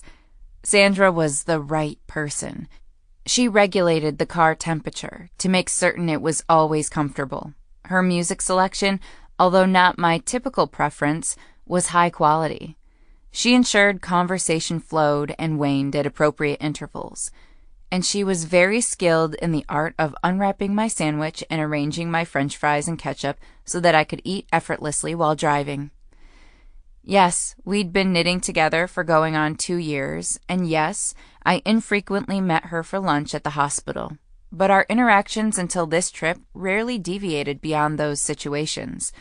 I'd been operating under and interacting with Sandra based on my initial superficial impressions: funny, smart, loud, and opinionated. I should have known better. A person is never just funny, smart, loud, and opinionated without a whole lot of awesome behind it. Furthermore, something about being trapped in a car together for 5 hours, the shared experience of synchronized pit stop peeing, and suffering through roadside fast food, will bond two people for life. By the time we arrived at my childhood home, virtually all of my earlier melancholy from missing Janie was replaced with self-recrimination for being so narrow-minded. I was also experiencing newly minted good friend euphoria. Sandra noted with a squeal that we were late as we exited the car and rushed into my childhood home. We hurried through showering and dressing. I realized I was excited about going to the reunion because I was going with Sandra, and Sandra was badass. I still missed Janie. I still lamented that she wasn't able to come. But I found I didn't need to be so diligent and determined about having a good time with Sandra. I was just simply having a good time with Sandra. With Sandra's insistence and help, I wore my hair down in impressive loose curls over my shoulders, which were left bare in my black and white polka dot strapless dress. I loved this dress, even though it wasn't at all my typical haphazard style. I wore a wicked black petticoat under the full skirt so it flared above the knee. I rounded out the look with red lipstick and borrowed from Janie black and white zebra print stilettos. Sandra, always a bombshell, wore a long, clingy blue and white maxi dress and turquoise beaded high heels. She left her short red hair down, falling in soft waves to her chin. Her eyeshadow was also sparkly blue, and I coveted her ability to apply makeup. All my attempts at eye makeup, other than mascara, left me looking like the loser in a bar fight. We drove through the high school parking lot only 1 hour late. Despite my obvious bias, I felt that we both looked amazing. Even though I had returned home with some frequency during the past decade to visit my dad, less often in recent years due to my crazy schedule at the hospital, I hadn't visited my high school since graduation. Everything looked essentially the same, except the trees were taller and the main building had recently been painted. I didn't feel much of anything, no nostalgia or twinge of apprehension, until I stepped through the doors and the smell of pencils and bread and Glass Plus cleaner slapped my brain backward in time. Memories and accompanying thoughts and anxieties assailed me without warning. I was suddenly 13, 14, 15, and 16 all at once. I was short, angry, quiet, and flat-chested. I was skinny Finney, trying to blend in with the lockers. I was sitting in the back of the classroom avoiding eye contact with all the kids in my class who were older, bigger, and louder. I was looking at my past self through the one-way interrogation window of my current self, and it caused me to experience the strange sadness that accompanies helplessness. If only I could have told teenage Elizabeth that none of it actually mattered. It all seemed to matter so much at the time. A half-laugh, half-gasp escaped my chest, and I paused just inside the door of the main entrance to catch up with the onslaught. "What is it?" I glanced at Sandra, her red eyebrows raised in confusion, her eyes wide with concern, and shook my head. It's nothing." In a daze, I walked a few steps forward and allowed the door to close behind me. "It's just really weird to be here." Sandra smiled wryly. "Yeah, I haven't decided if I'm going to my high school reunion.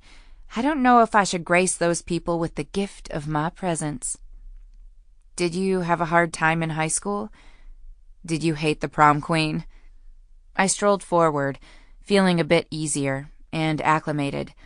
I glanced at my surroundings. Blue lockers lined gray walls. The floor was white and blue linoleum, peeling and scuffed. "Oh, heavens no! I was the prom queen." I stopped in my tracks and spun to look at Sandra square in the eye. "You were the prom queen?" She nodded. Her grin was immediate. "Yes, I was the prom queen. Don't look so shocked."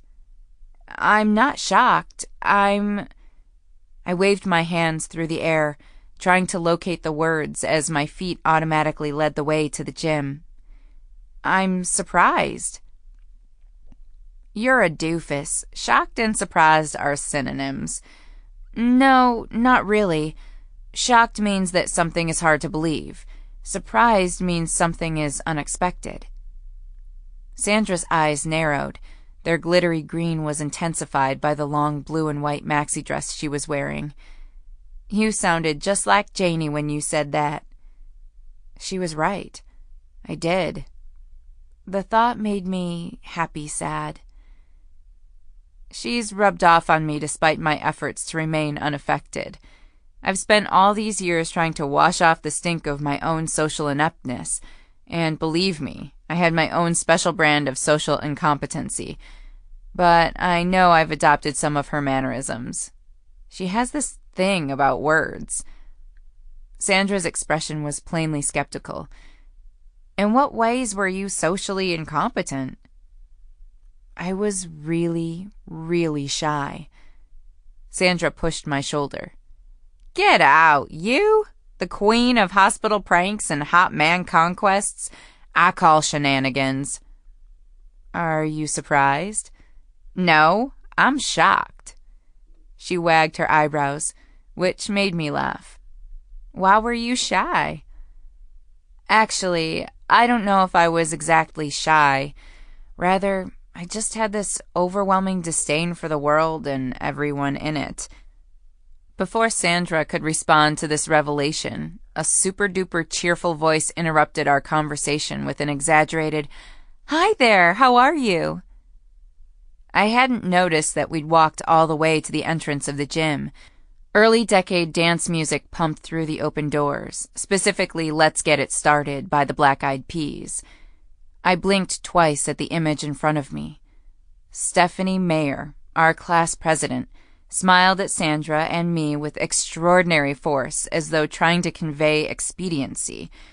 She stood behind a long, bare, rectangular banquet table covered in a navy blue tablecloth, and she looked exactly like her high school self. Even her hair, cut, color, and style, was identical to how it had been 10 years ago. The only difference was that instead of her usually casual cheerfulness, there seemed to be a radioactive 1,000-watt light of sunny glee radiating from her every pore. "Hi, yes, hi."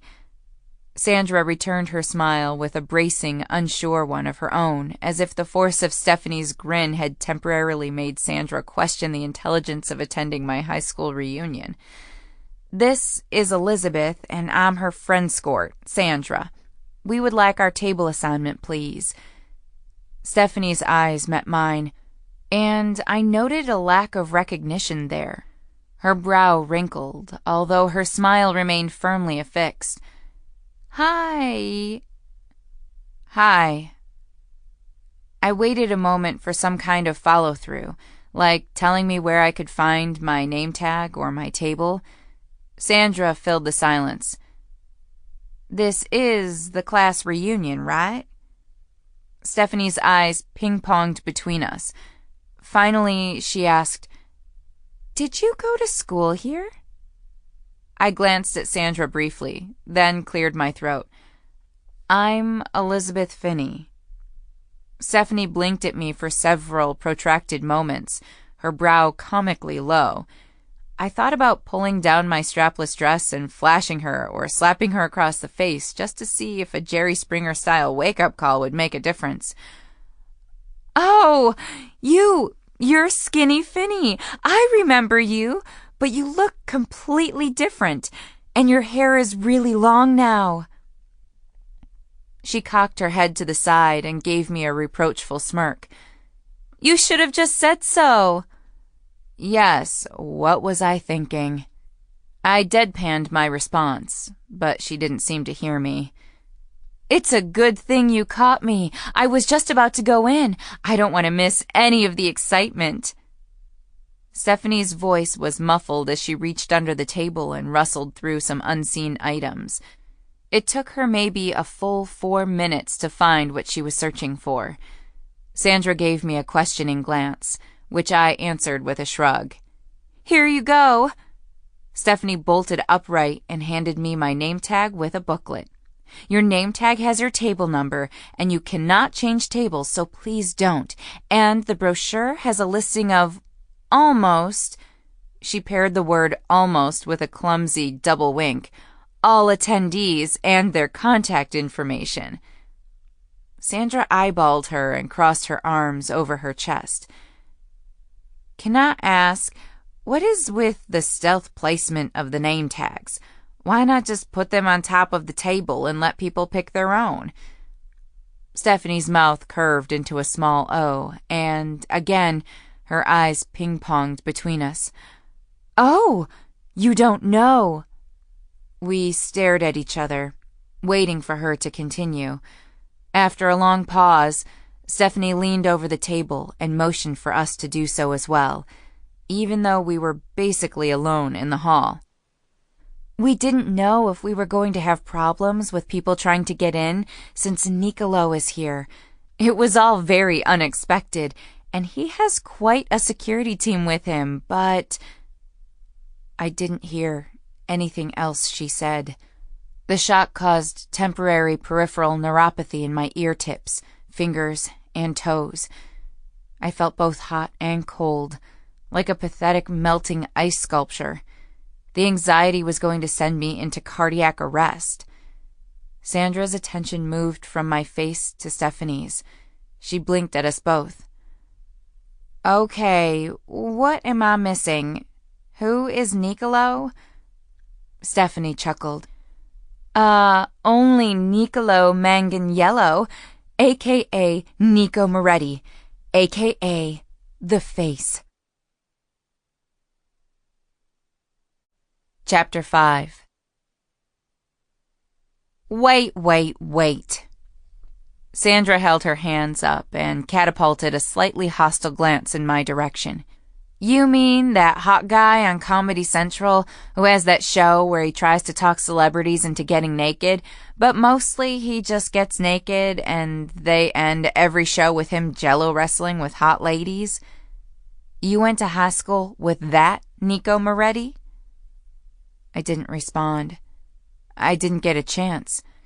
It's actually Nico Manganiello, but I changed my last name when I moved to New York. Startled by his voice, I instinctively half-twisted toward the velvety sound. The first thing I noticed was that his unshaven stubble from last week had grown into a haphazardly trimmed, close-cut beard, looking like sex on a stick. If sex were Italian, and the stick had an unhealthy amount of charisma, he sauntered toward us. His smile was big, open, and warm, but his eyes were shuttered and cold. Furthermore, they were focused squarely on me in a way that was all too obvious. I experienced a head-on collision of involuntary sensations and recognized the strongest one for what it was. Intense attraction. My chest swelled, my stomach flipped, my knees locked. My organs were competing in the lust Olympics. At the same time, I was immediately repulsed by the uncontrollable reaction of my body. I could only stare at his infuriating, omnipresent magnetism. I was annoyed that I noticed how exceptionally fine he looked in a black suit, white shirt, and skinny black tie. His black hair was mussed with scientific precision. It was Hollywood-quality post-coital hair. "Oh! Oh!" Stephanie exclaimed with undeniable vigor. Then she giggled. The sounds of her female flail were enough to snap me out of my haze. I straightened my spine and turned completely to face him, my chin lifted a notch. One of his eyebrows arched as though he was amused, and his smile shifted into a smirk. He nodded at me once. "Hi, friend." Sandra's head swiveled exorcist-style when she heard him greet me in such a familiar tone. "Nico." I suppressed a Marge Simpson growl of frustration, and instead returned his single nod with an air of what I hope passed for cool detachment. Awareness of his closeness made the surface of my skin hot beneath my curtain of hair, from my neck down my back. I felt cold everywhere else. I fought the urge to shiver. Ever the socially adept one, Sandra rolled with it and stuck out her hand. "Hey there, big guy. I'm Sandra." Nico's eyes slid away from mine, and he gathered Sandra's small, white hand in his olive-toned, much larger ones. He didn't shake it. He just held it. He was such an ass. "Hi, Sandra." He bit his bottom lip, which made his smile crooked, small, and completely charming.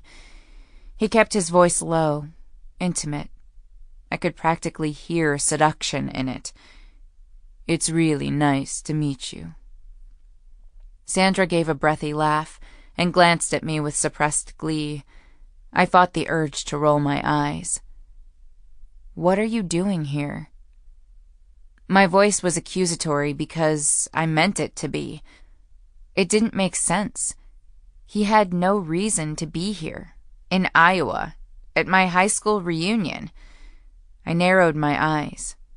Maybe he would look less appealing and edible if I narrowed my eyes. In truth, I didn't want to deal with him and my Nico guilt. I wanted to be petty and childish instead. He was a reminder of my historical immaturity. His presence made me feel less justified in my self-indulgent endeavor to wow the graduating class with my perceived impressiveness. He deflated my bubble of adolescent angsty vengeance. This left me feeling silly and adrift. One eyebrow lifted slightly higher in an attractive arch. "Well, I did go to school here." "But you didn't graduate." I cringed as soon as the words left my mouth. It wasn't my intention to be rude, but, likely, the blurted words would be interpreted as a slight. No, I didn't graduate. His mouth twisted to the side.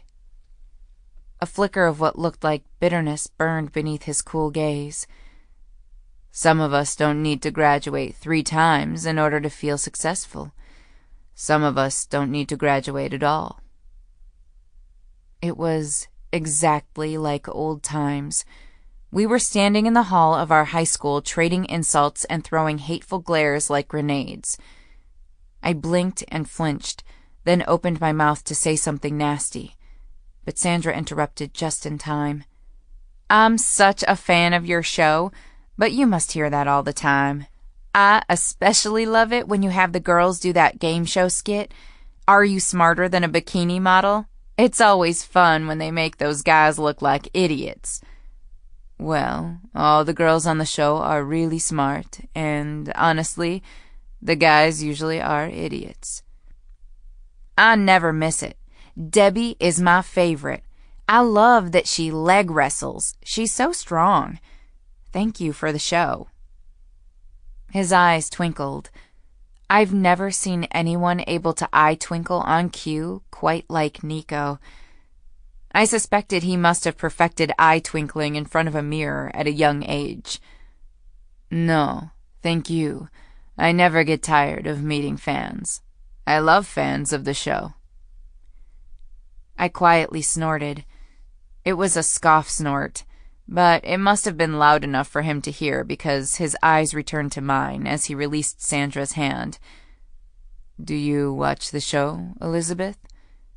I shook my head, disliked the way he said my name, looked everywhere but at his aggravatingly handsome face.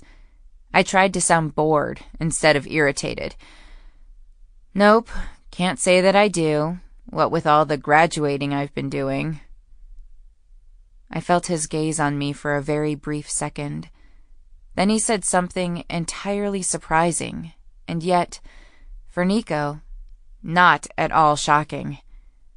"Right. Why would you? You've already seen everything up close." Oh my God. I heard Sandra's small intake of breath at my side.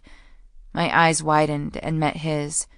Again, a spark of triumph was smoldering in his glare.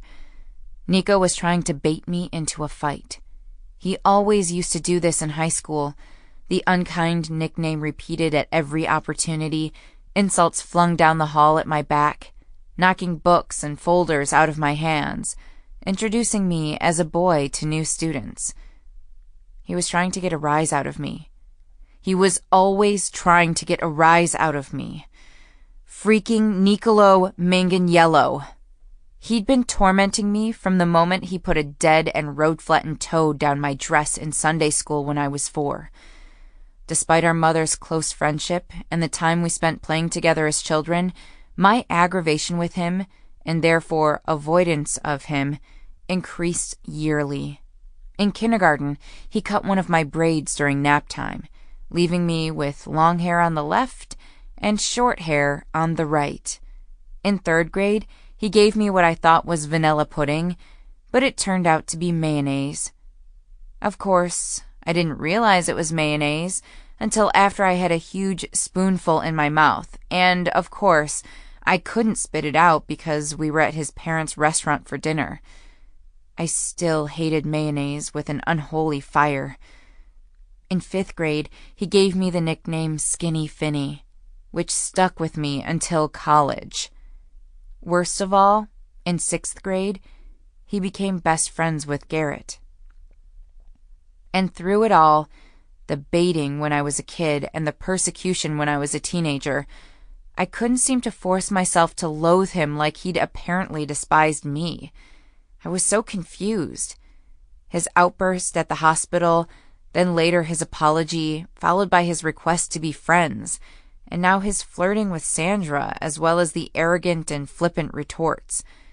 I had Nico mood swing whiplash. I clenched my jaw and glanced over Nico's shoulder toward the door of the gym. I was officially flustered. I wanted to scream at him, indulge my instincts, give in to the spiteful verbal sparring match, as was our typical pattern. Instead, I clamped my mouth shut. I was determined to let the old habit die. I didn't want to be that person anymore. My voice was a bit higher pitched than normal, as I tried to literally and figuratively avoid the minefield of his last statement. Well, Sandra and I are going to head in, so see you later. I stepped to the side, hoping to walk around him, but he mirrored my movements, effectively causing me to collide into his chest. His hands lifted to my bare shoulders, and he held me in place. It was one of those moments where my body ceased listening to my brain. My brain said, "Step away from the naughty hottie." My body said, "I like cookies." Wait, where are you sitting? He dipped his head such that only 8 to 6 inches of air separated us. Where's your table? Nothing is more frustrating than being attracted to someone who is a complete jerk, except for maybe also caring about that person despite continued abuses. I was such an idiot. I cleared my throat, and my eyes, the traitors, focused on his mouth. Oh my God, you smell fantastic. We're at table 10, I think, I stammered. You should sit with me. With us. Sandra and I responded at the same talking over each other. Me shaking my head. No, we're not supposed to switch tables, so... Sandra nodding her head. Yes, we'd love to. What table are you? Nico smiled warmly at Sandra. They both pretended I hadn't spoken. Matters weren't helped by his thumb dancing little sweeping caresses over the exposed skin of my shoulder, rendering me mute. I'm at table 2, right next to the dance floor. Well then, we'll just see you inside. Sandra hooked her arm through mine, pulled me out of Nico's grip, and propelled me toward the gym. But first, we're going to go to the ladies' room so we can talk about you. The sound of Nico's laughter followed us only as far as the inside of the gym, where it was swallowed by loud chatter and dance music. Sandra leaned close to my ear and semi-shouted, "Where is the bathroom? Lucy, you have some splaining to do." I frowned, not at her, but at the entire situation, and pointed in the direction of the girls' locker room. She grabbed my hand and maneuvered us through the crowd. My carefully coiffed blonde waves tumbled over my shoulders in a messy mass. No sooner were we inside the bathroom did she open her mouth. I clamped my hand over it, and with the other raised a finger to my mouth. Her eyes grew large, and her eyebrows lifted. I motioned with my head toward the showers and silently asked her to follow. Once we were tucked within the last stall in the last row, I closed the curtain, then covered my face, and breathed out forcefully. Please don't ask. Oh, girl, I'm gonna ask. She cut me off with a calm whisper. And you're going to tell me. And you're going to describe every intimate detail.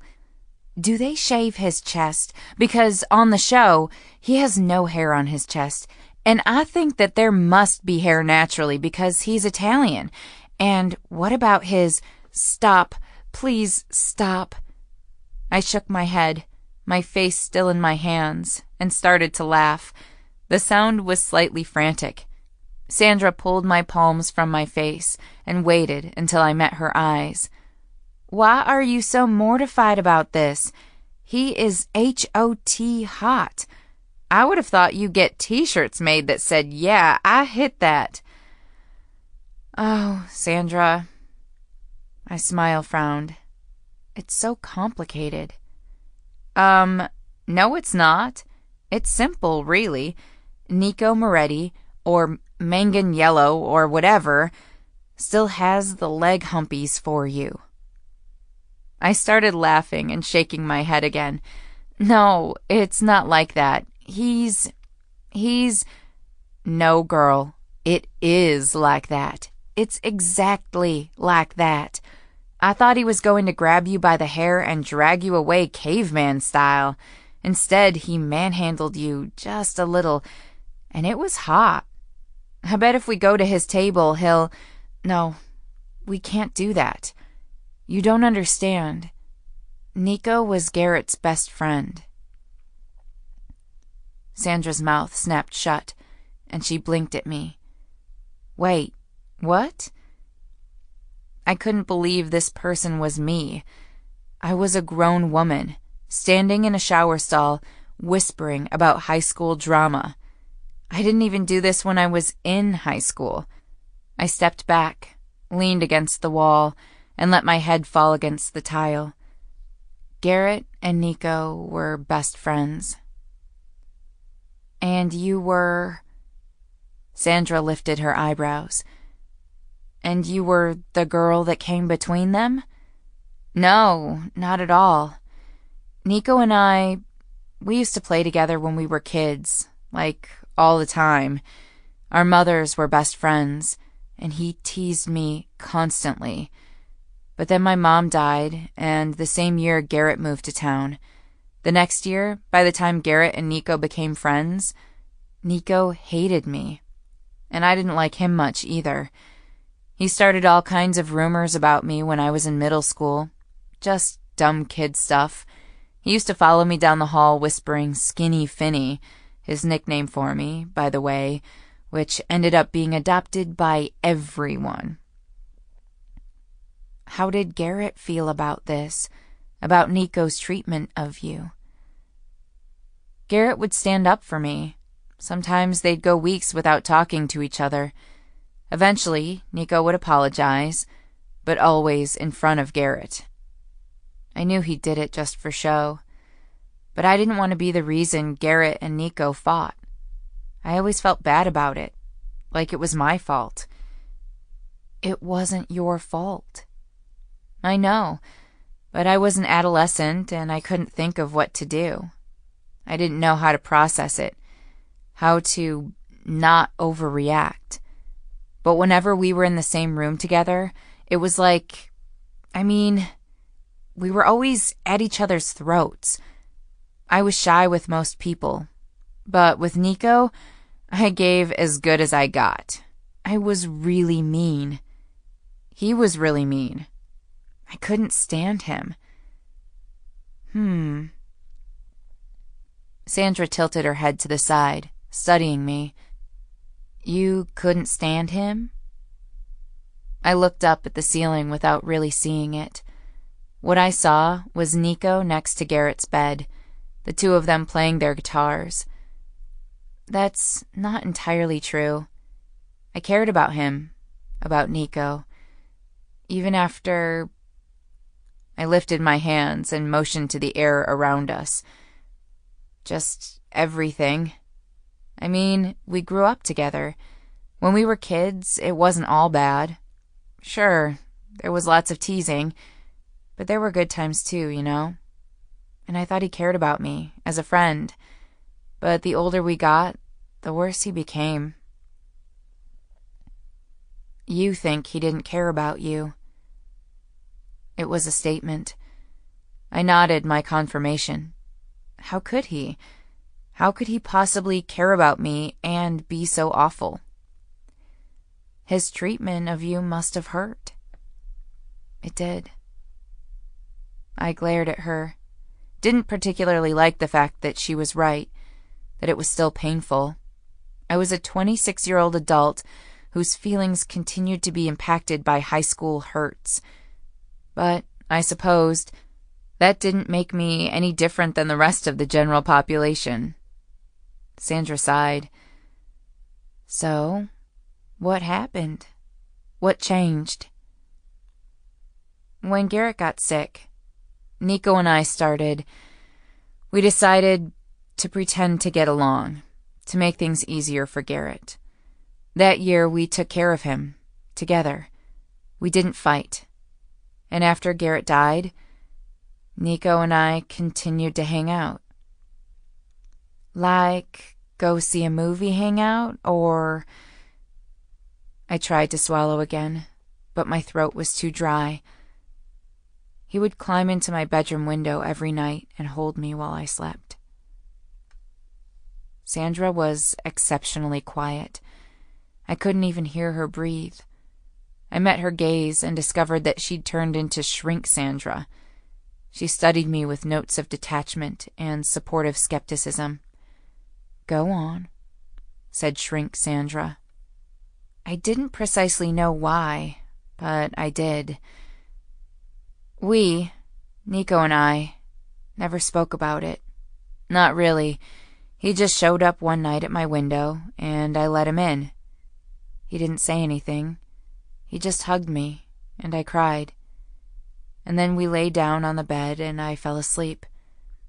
It was the first time I was able to sleep through the night since Garrett died. I fiddled with the hem of my dress and recalled how it felt to wake up in Nico's arms. He had been watching me sleep.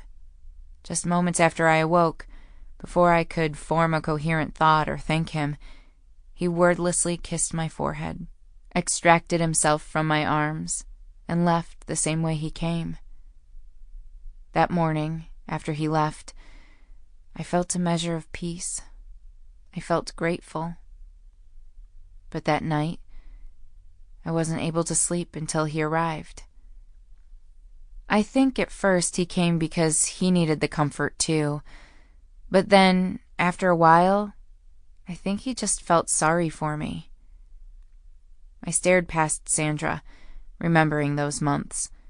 I couldn't fall asleep unless he was there. If he was late, I would wait up for him. He was so warm and strong. I began to resent Nico for having something I needed. I didn't like depending on him. I hated the fact that I started feeling something for him, this boy who tortured me in school, and only 4 months after Garrett had died. The thought of having feelings for someone was frightening enough, without that person being Nico Manganiello. But later, much later, I felt shame for taking him so completely for granted. I was a mess. How long did this go on? 4 months. And why did it stop? I took a steadying breath. I can't believe I'm talking about this, in a shower stall at my high school reunion. Shrink Sandra's smile was warm, but aloof. Did you ask him to stop? No. I shook my head. I had sex with him. I lost my virginity. It was hard to continue, mostly because I was going to admit out loud that I was a terrible person, but I forced the words past my tightening throat. Then I went to Ireland for 5 months with my dad. How did he feel about you leaving? I don't know. You didn't talk to him? No. The week before the night we slept together, I told Nico I didn't want him coming to my room again. I didn't want him sleeping with me. I told him I was okay and that I didn't need him anymore. Because you started to have feelings for him? Sandra guessed. I smirked at her mad mind-reading skills and twisted the fabric of my skirt. Because I started having feelings for him. And you never told him. Another statement. I shook my head to confirm. Then you went to his house, climbed into his window, and... what? Seduced him?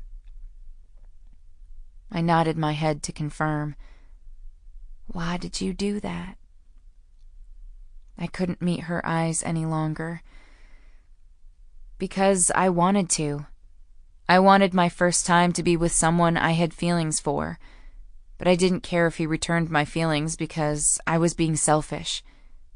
I used him. Sandra sighed again. Then what happened? I left. I left him while he was asleep. When I was in Ireland, I sent back his letters unopened and didn't accept his calls. I cut him out.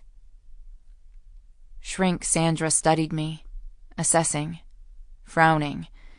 I waited for her to point a finger in judgment or to shake her head in disappointment. Part of me wanted her to. Maybe a good chastening might help me move past the guilt.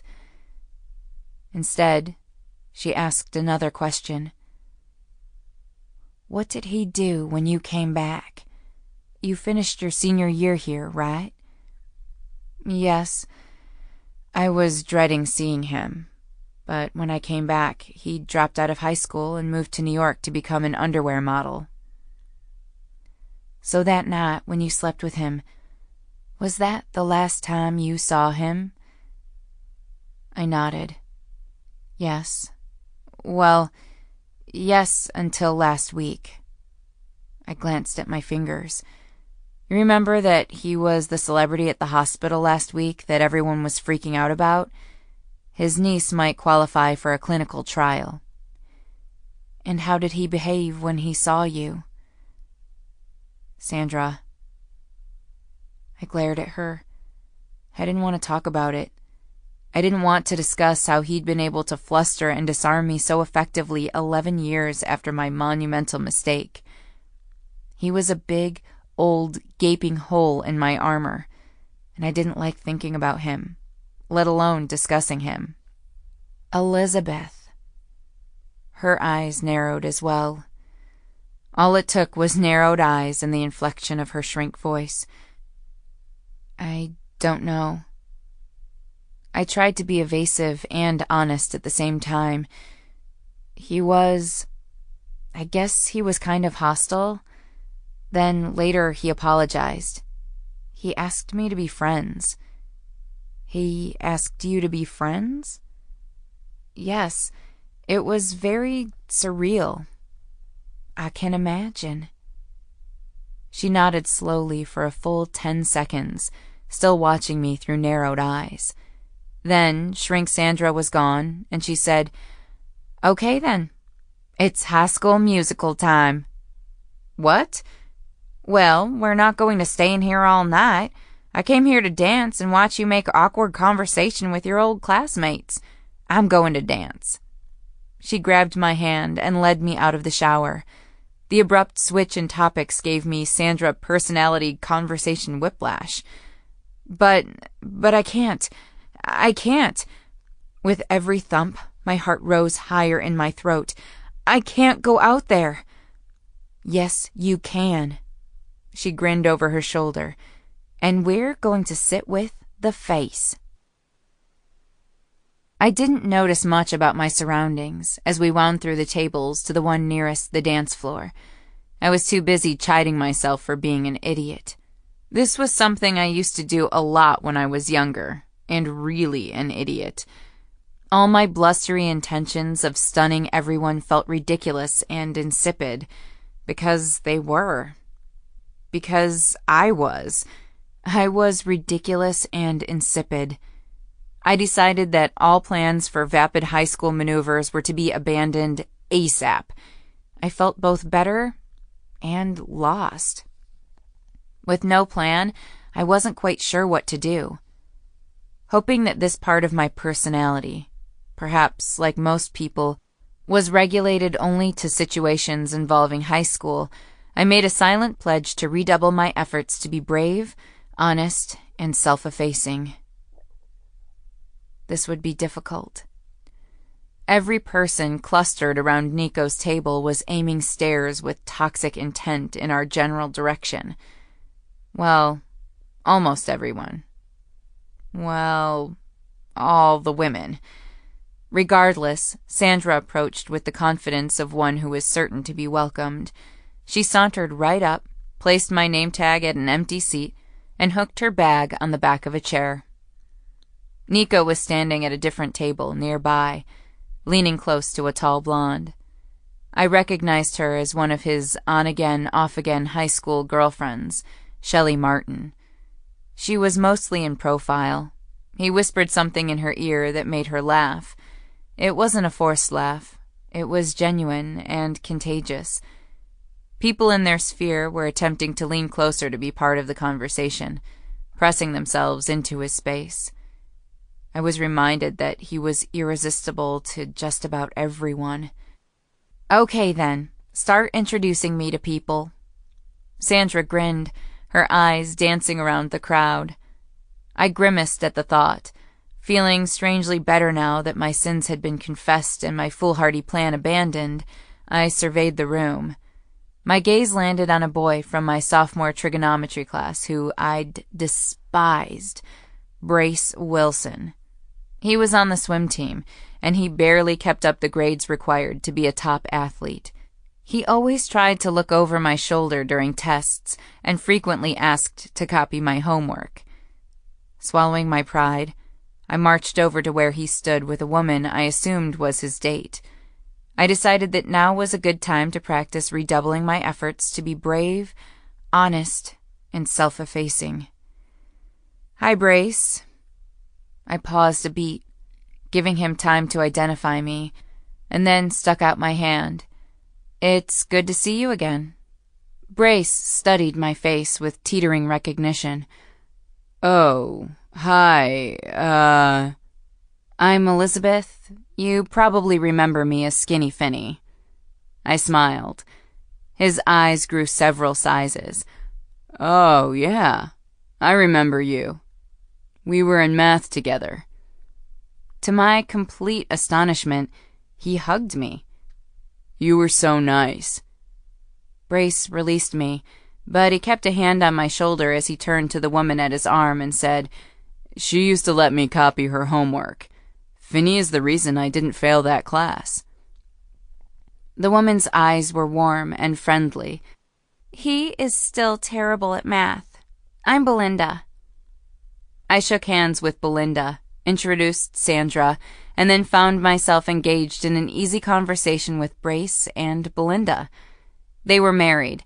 Brace joined the Army after high school, then left after 4 tours in Iraq. He now drove semi-trucks. Belinda was a nurse. She was pregnant with their first child. Soon, our foursome was joined by more members of the swim team. Sandra was flirting with a local farmer, while I was reacquainting myself with people I used to hate, but now couldn't remember why. I was talking to Daniel, the class valedictorian, now a software engineer in Palo Alto with 3 kids and 1 more on the way, when I felt a warm hand close around my upper arm. I turned toward the owner and found Nico standing next to me, studying me. A hush fell over our small group, and Nico's attention drifted from me to the rest of the faces. All eyes were on him. Everyone was smiling expectantly, eagerly. No one said anything. It was eerie. Like, now that Nico was there, he was expected to provide witty conversation and entertainment. Dance, monkey, dance. "Hi, everybody." "Hi, Nico," in unison. "Is everyone having a good time?" "Yes," in unison. I frowned at Sandra, looking for someone with whom to share unspoken communication, but found her to be under the same spell as the rest of the group. My frown deepened. "I was hoping someone could tell me how I got here." Crowd. Grin, grin, grin. "I mean, 1 minute I'm in New York eating a hot dog holding a brunette."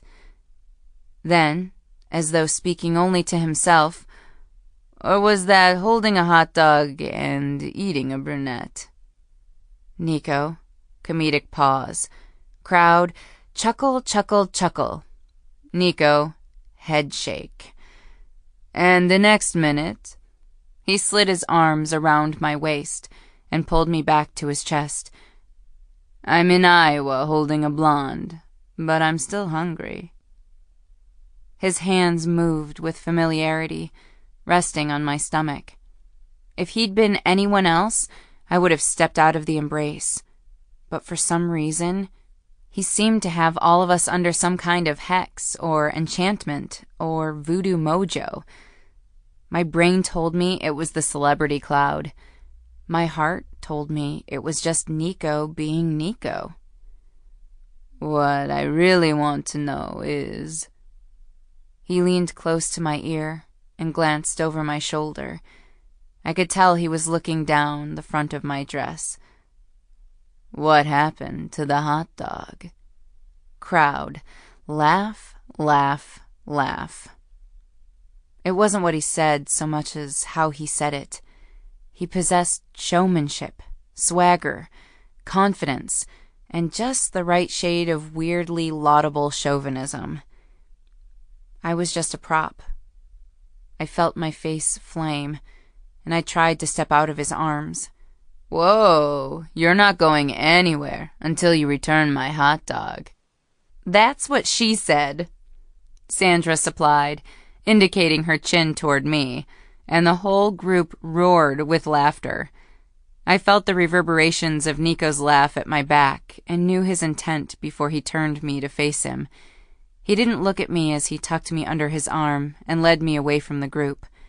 They all seemed satisfied with his little performance, happy to have basked in his witty banter, even for a short time. I clenched my jaw and willed my feet to stop. Brain, stop. Feet. Feet. I like cookies. My feet kept moving. I was equal parts mortified, annoyed, and confused. Nico's hold on me was not entirely related to the strong arm over my shoulders. I still felt guilty about my behavior as a 16-year-old, and due to years and mountains of remorse, I felt indebted to him. I felt I owed him. I hated it. So I allowed myself to be led past his table to the dance floor. Just as the first notes of True by Spandau Ballet drifted out of the speakers, I struggled against an eye roll. I was slow dancing in my high school gym with the most popular guy in school, and suddenly I felt like the protagonist in a 1980s John Hughes movie. Chapter 6. Nico placed my hands behind his neck and skimmed his long fingers down my bare arms to my waist, sending shivers and goosebumps racing over my skin. He pressed my body to his tall, lean form, and we swayed to the music. I swallowed. He smiled at me. It was an irresponsible, dreamy, devastating sex-on-a-stick smile. I swallowed again. Nico was a good dancer. I never danced with him while we were in school, but I remembered watching him dance with other girls at homecoming or our high school prom. He was one of those guys whose rhythm and corresponding movements fused effortlessly with the music, as if the music took its cue from him and not the other way around. I was at a loss. Part of me, the part that endured a half-decade of merciless teasing, wanted to glance around the room and feign boredom. Another part of me, the part that was held every night for 4 months, wanted him to hold me close, stroke my back, and tell me I was forgiven for treating him so shamefully.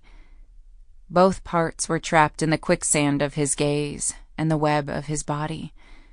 He seemed content simply to look at me. We traded stares for several long moments. I felt hot. One of us needed to say something, and I realized it wasn't going to be him.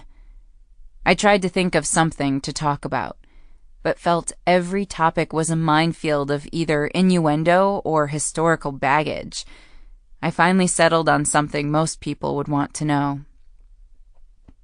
I cleared my throat before I said, "So, your show." He blinked at me, almost as though my voice startled him. Then his lips twitched. "My show." I cleared my throat again. "Well, how is your show?" "I thought you didn't watch it." "I don't." "Then why do you want to talk about it?" His twitching lips turned into a small, challenging smile. I don't watch it, but I know of it. I cleared my throat for a third time. It's hard not to know of it, what with all the stripping of celebrities and objectifying of women. His grin grew rueful. So you haven't watched, but you're ready to judge it? He nodded with exaggeration. That makes sense. Aren't you even a little ashamed? There is nothing wrong with the show. His hand slid from my side to the center of my back, as though to hold me in place. You don't think there's anything wrong with objectifying women? I don't objectify women. Your show does. I disagree, he said. So, bikini models wrestling each other in tubs of Jell-O? I lifted my eyebrows and waited for him to concede. What is the definition of female objectification, then? There is nothing wrong with men looking at or appreciating beautiful women. His eye swept over me. I ignored the implication and successfully suppressed the rising heat that accompanied it. There is when being looked at is a woman's sole purpose. You mean, like art? I snorted. You're comparing your show to art? Yes and no. The women on my show are definitely comparable to art. I admit there is a wrong way and a right way to do things. I feel like my show does things the right way. It must be hard for you to work in an industry where there is so much confusion about what is porn and what is art. I smiled sweetly at him. Yes, well. An edge was discernible in his voice, which told me he was not pleased with my comparison. It must be hard for you to work in an industry where the fundamentals are based on Nazi research, leeches, and bleeding people. I stiffened and stumbled, but he countered my misstep flawlessly and held me tighter. His eyes glowed. It felt just like old times. We were teenagers again, engaging in a game of spitefulness. I hated it. You're right, I deadpanned. It really is a worthless, ignoble profession. No. His hand resettled on my back, and he lifted his chin, his soulful eyes focused on me, intent and earnest. It's a very noble profession. It suits you well. My blush of embarrassment was annoying and immediate. I couldn't respond to his compliment with a cutting remark, so I just stared at him. We traded stares again for several long moments. I felt hot, once again, and an irrepressible urge to say something. It needed to be nice, damn it. I didn't like that he'd had the last word, and it was a nice last word, and he was, therefore, kinder, more forgiving, and more mature than I was. I wrinkled my nose at the ridiculous thought, but was powerless against it. I wanted to be the nice one. I wanted to show him that I was just as ambivalent to him and our past together as he seemed to be. I was a grown-up. I was mature. I had on my big girl fancy panties. I could be the better person, even if it killed me. I bit my tongue to stall my words because I wasn't sure what they would be. I only knew they would be honest and nice, and, honestly, that combination scared me. I also knew whatever came out would be an attempt at nice one-upmanship, which meant I would likely compliment. You are very funny, I finally said. Nico frowned and flinched slightly. His hand loosened on my back. I wasn't being funny. I was being serious. I nodded. Oh, I know. I believe you. What you said. It was very nice. Thank you. I cleared my throat for the 1,000th time. I really was going to have to get something to drink, like maybe vodka. And I meant what I said. You are very funny. You're a funny person. His eyes narrowed, and he studied me through dark lashes. Okay. I mean it. Okay. No, really. I may not watch your show, but... I took a deep breath. I was going to admit to something I had no intention of admitting to anyone ever. But I may have seen or caught part of... Well, it was on while I was walking by. Your stand-up special thing. Finally, I huffed and just owned it. I saw your New York to LA stand-up special on HBO last year. It was funny. I laughed. The truth was, I ordered HBO for the month when I learned he was going to have a stand-up special. I couldn't wait for it to come out on DVD or Blu-ray, but I would never tell him that. I was officially ridiculous. His stare and expression betrayed befuddled amusement as I struggled to speak.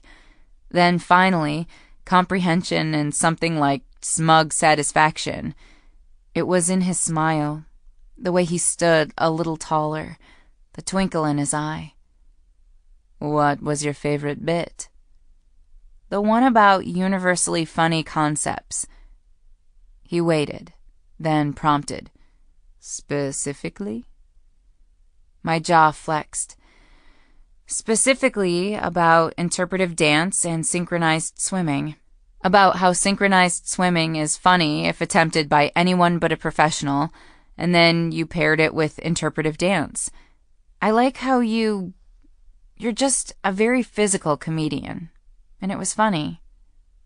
I rolled my eyes again. Don't get a big head about it. Too late.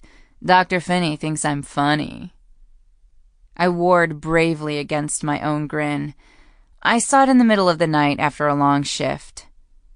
I used to watch it in the middle of the night after my long shifts. But when I remember this conversation later, I'll tell myself that you watch it every night before you go to bed. His voice was both teasing and intimate. Whatever.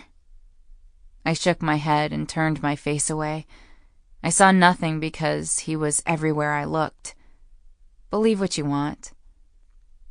Leisurely, Nico brushed his soft beard against my cheek, then dipped his mouth to my ear and nuzzled the space beneath it, his breath hot on my neck as he whispered, "There's nothing wrong with having fun."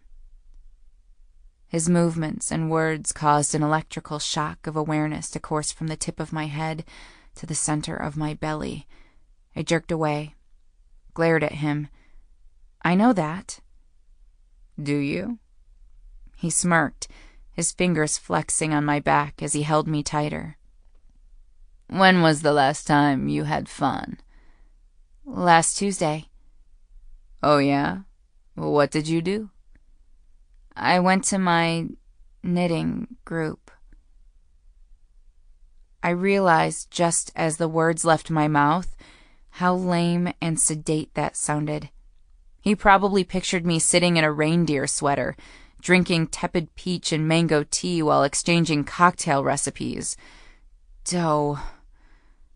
Non-knitters just didn't understand the dynamics of a knitting group. It wasn't just a good time or a fun time. It was the best time. Oh, okay. I didn't realize that you are part of a knitting circle. I stand corrected. His smirk intensified. It was an intensa smirk, and his eyes glowed with plain enjoyment at my expense. You have fun scheduled for every Tuesday night.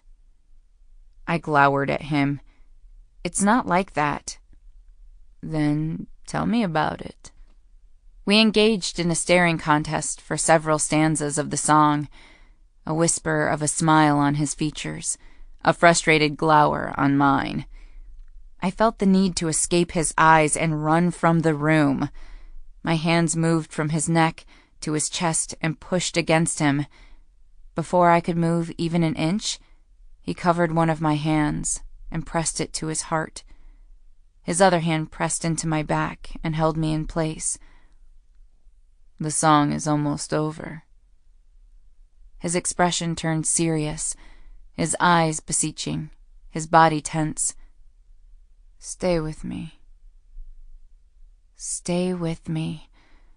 Nico's words set off a gathering thickness in my throat.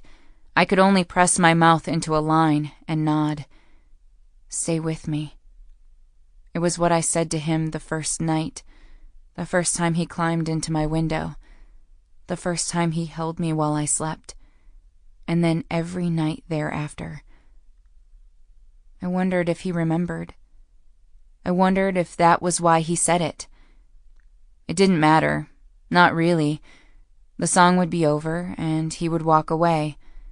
Sandra and I would go back to the farmhouse, and I would try to forget this dance ever happened. He pulled me closer and held me tighter, his chin against my temple, as his hand held mine over his heart in a firm grip, his other hand and arm completely wrapped around my middle. He was holding me as we danced. The once habitual feelings of familiarity and the sentiments of comfort, safety, and serenity were now laced with confusion, uncertainty, and anticipation. Most troubling was how good he felt, and how my body curved and bent and molded to his without my consent. These sensations reminded me of the last time we'd held each other. These feelings, and the fact that he would never return the sentiments, were why I'd left him. Ending notes of the song filtered through the speakers, but I heard nothing. I was immersed in Nico quicksand and sinking deeper with every beat of his heart as it thudded against me with masculine urgency. I blinked against a perplexing stinging in my eyes. Then Beyoncé sang, "I'm feeling sexy," and I was promptly yanked out of my vortex of warm and fuzzy Nico quicksand. There were a number of contributing factors to my rude awakening, and they occurred all at once. The tempo of the music escalated from slow-mo true to the substantively more upbeat naughty girl. 3 women appeared out of nowhere, or rather, what felt like nowhere in that moment, and surrounded us. 2 of the women grabbed Nico's arms. One of the women said very loudly and very close to my ear, "Come on, Nico, we want to dance." Nico, looking a bit stunned, turned toward the very loud woman, and I was forced to step back. The group of 3 was hip-gyrating, arm-waving, and hair-flinging with wild abandon. I lifted my own arms to protect against incidental bodily injury and glanced around the room. I was startled back to reality when I realized that Nico and I were in a room full of people. For the past several minutes, it had seemed as though he and I were alone. I scanned the perimeter of the dance floor looking for Sandra. My eyes met those of a tall, brown-haired man that I didn't recognize. He was watching me openly. Disconcerted, I glanced to his left and met the gaze of a medium-sized woman, also watching me. It was at that point I realized everyone in the room who was not currently dancing, and even some who were, was blatantly watching me. It didn't seem to occur to them that openly watching a person was strange. Someone pinched my elbow, and I turned to find Sandra at my side. She was shaking her booty. Next to her was a man I almost recognized, and he was booty shaking with the rest of them. He flung a toothy smile at my frowning face and leaned into my ear. "Hey, you remember this guy?" Sandra indicated with her thumb toward her dance partner. "He said you 2 were lab partners in biology." I brought the tall, semi-stranger back into focus, and once my brain started working again, I was surprised that I could confirm he was indeed Micah Becker. "Yes. Oh my gosh, hey Micah, nice to see you." I extended my hand to him, and he gave me a lopsided grin. He accepted my hand, and instead of shaking it, he twirled me. Elizabeth, it's good to see you. I didn't recognize you until Sandra told me who you were. Oh. I stumbled through the twirl then, once I was certain I wouldn't trip, and then I gave his hand a firm shake and released it. Good to see you, too. You look a lot different, also. I didn't really remember much about Micah because we'd barely spoken during high school. He'd been even quieter than I was. I remembered that he wore flannel shirts every day, with jeans and Doc Martens. His hair had been a buzz cut in high school, and his blue eyes had always been hidden behind large glasses. Now his black hair was stylishly cut, his blue eyes were no longer concealed, and he stood a good 6 inches taller. The dress shirt he wore, although not as fine as Nico's, clearly signaled that he had a decent body. In fact, I could barely see the 17-year-old kid and the booty-shaking man before me. "Dance, girl!" Sandra bumped her hip against mine and smiled at Micah. "Do you think you can handle both of us?" Micah turned his smiling blue eyes to Sandra. "No, I'm pretty sure I can't, but I'd like to try." My mouth dropped open. Who is this person? This was not the Micah I knew. This Micah was confident and sorta handsome. It's amazing what 10 years and nice clothes can do for a person. Or maybe more precisely, it's amazing what maturity and adulthood can do for a person. Sandra threw her head back in laughter and grabbed my hand as she encouraged me to dance. I complied, a little dazed at first, still feeling lingering gazes from the crowd. I kept my eyes on Sandra and Micah and the floor because every time I glanced around the room, I found people watching me. However, without any conscious intent to do so, my gaze eventually sought Nico.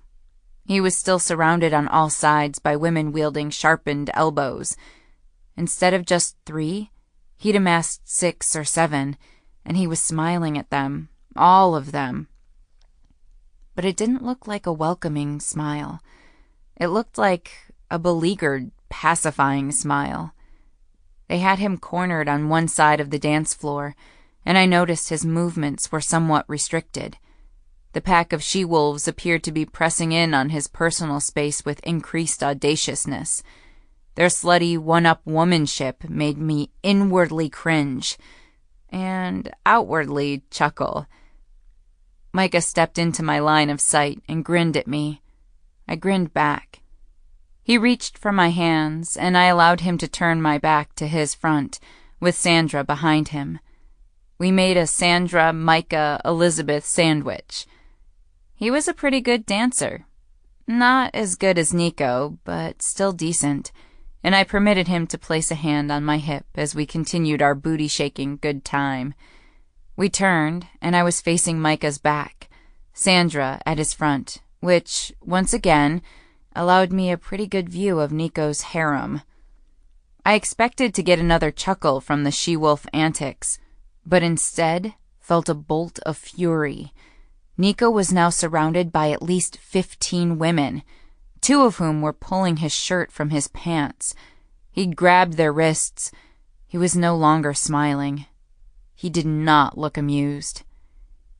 Before I fully comprehended my intent, I was across the dance floor like a shot.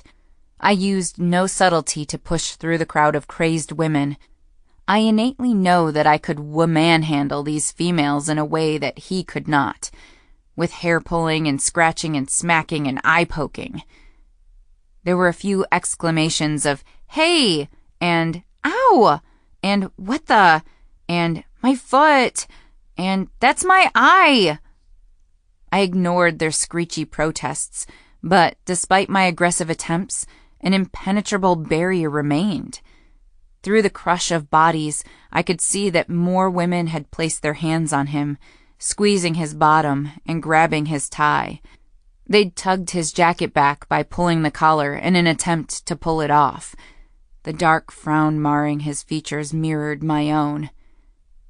"Get the hell off of him!" Frustration made my hands shake.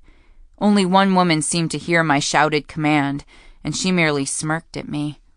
I glanced around the room, expecting to see other outraged faces, and was astonished to find, among those who were paying attention to the spectacle, only expressions of amusement. One person even had his phone out and was apparently either recording or taking pictures. I thought about asking Sandra and Micah for help, but before I could turn, I witnessed one of the women snake her hand around and try to grab Nico in the crotch. His dark frown turned furious. He looked murderous. I gasped. I struggled to find words that would make them stop before he used physical violence on them, and chaos descended. I needed to do something shocking, something no one could ignore. I could only think of one thing. I found the nearest chair, climbed on top, and yelled at the top of my lungs, "The child is yours!" Everything stopped. Well, the music continued, but everything else stopped. Everyone was looking at me, including the pile of grabby females, and Nico. I took a deep breath. His gaze tangled with mine, and I saw the precise moment that he comprehended my words. Before I lost the crowd's attention, I climbed from the chair and charged through the circle of still stunned women. I grasped Nico's wrist and pulled him through the parted red lipstick sea. I marched him off the dance floor. He gently slid his wrist out of my grasp, then enclosed my hand in his. I didn't know where to go. He must have sensed my hesitation, because he soon took the lead, and his pace immediately quickened. We were nearly running when he pushed through the double doors that led outside. Darkness and cold wind greeted us. My teeth chattered, but I didn't know if it was from the cold or the after effect of adrenaline from my outburst. His long steps carried us to the football stadium. Nico easily found the spot where we could squeeze through. The passage led to the hollow space beneath the bleachers, and the wind died as we entered the man-made cavern. Soda cups, water bottles, and napkins littered the dirt. Nico paused just inside and glanced at me. He withdrew his hand, slipped off his jacket, and placed it over my shoulders. I watched him as he did this, his face illuminated only by horizontal bands of light shining through the bleachers from the full moon and the quilt of stars overhead.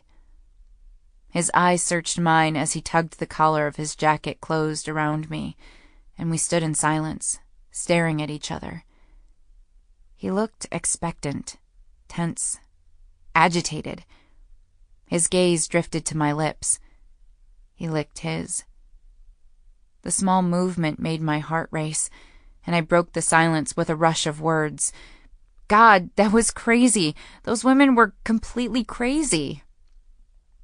For no reason at all, I hit him on the shoulder. Why don't you have security guards? Elizabeth. He swallowed the end of my name. Do you have something to tell me? Yes, you need to hire yourself some security. I nodded at the assertion. I don't think those women were going to stop until they had you naked. He closed his eyes briefly, shook his head, and interrupted me.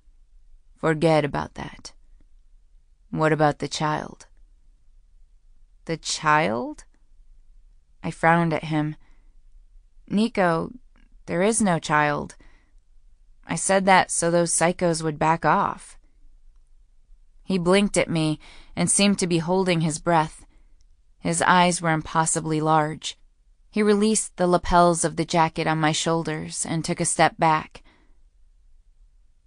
There is no child? He sounded skeptical and surprisingly angry. Of course there's no child. I was trying to keep 20 crazy females from tearing your clothes off. I straightened my dress needlessly before adding, You're welcome, by the way. His voice rose, and he tucked his shirt back into his pants with jerky movements.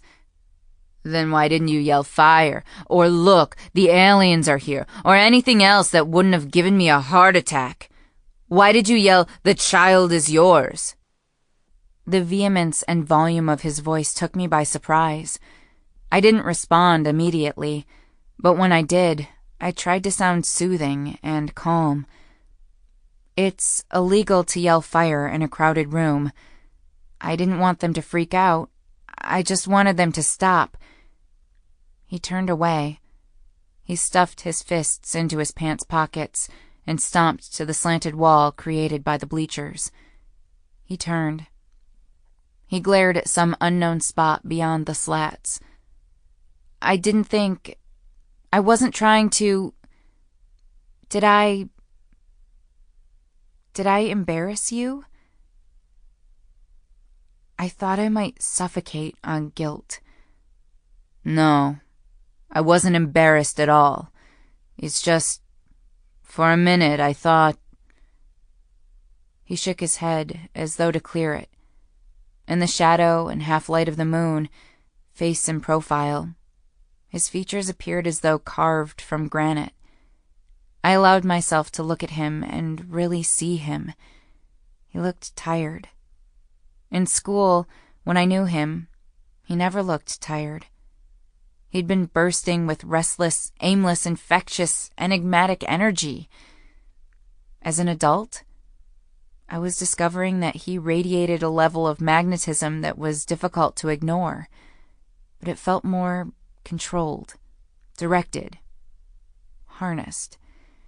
The effect was potent and heady when he focused the laser beam of charisma on a single person, as he'd done with me earlier.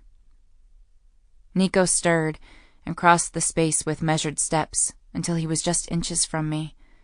His attention focused on the dirt at his feet. If there is a child, then I want you to know that we would get married. It took me a moment to comprehend his words. When I did, I choked. What? I will marry you. What is this, the 1950s? Are you for real? Are you seriously... I released an exasperated sigh, then rubbed my forehead with cold fingers. No, we would not get married, and there is no child, so there's no reason to have this conversation. Yes, we would get married. I could move to Chicago. Oh my God, no, we would not. Your show is in New York. Why would you move to Chicago? I could move the show for a few years. We could always go back to New York, or even LA if you wanted to. He made it sound like it was all so obvious, like I was an idiot. He'd always done this to me. I pointed at his chest. This is so typically you, Nico. Male chauvinism with a truckload of arrogance. It's not arrogant to want to take care of my family. We are not your family. You don't even know me. And the child would be 10 by now and likely... Gah! I threw my hands in the air, determined to end this ridiculous, pointless argument before we started picking out china patterns and debated the merits of Le Creuset bakeware. I don't know why we're discussing this. We're not getting married. And there is no child. A muscle ticked at Nico's temple. His jaw flexed. He was silent for a moment, and then said, "We would talk about it." I blinked at him, momentarily speechless, then found the words. You are an insane person. You were just assaulted by a group of raging female horn dogs, and all you want to do is argue with me about a theoretical marriage and a non-existent child. You need to get a grip. Nico shifted a step away. He returned his gaze to the dirt and released an audibly shaky breath. Damn. I studied him for a moment. He appeared to be genuinely upset, and it occurred to me that perhaps the groping from earlier had truly affected him. Instinctively, I touched him on the elbow, then withdrew my hand. Hey, are you okay? Those women really were crazy, and they had no right to touch you like that." He nodded. His eyes met mine for an instant, then darted away. "Yeah, I'm fine. I've had worse." "Worse?" "Groping." Oh. For some reason, the thought of women, or men, groping Nico made me want to shoot a machine gun. How much worse? I didn't know what possessed me to ask the question. I was obviously an anger masochist. "Well..." He gathered a slow, deep breath. His chest visibly expanded before he said, "A few years ago, I was charged with assault when 3 women in a club stuck their hands down my pants." I choked on my own breath. Wait, what? Why were you charged with assault?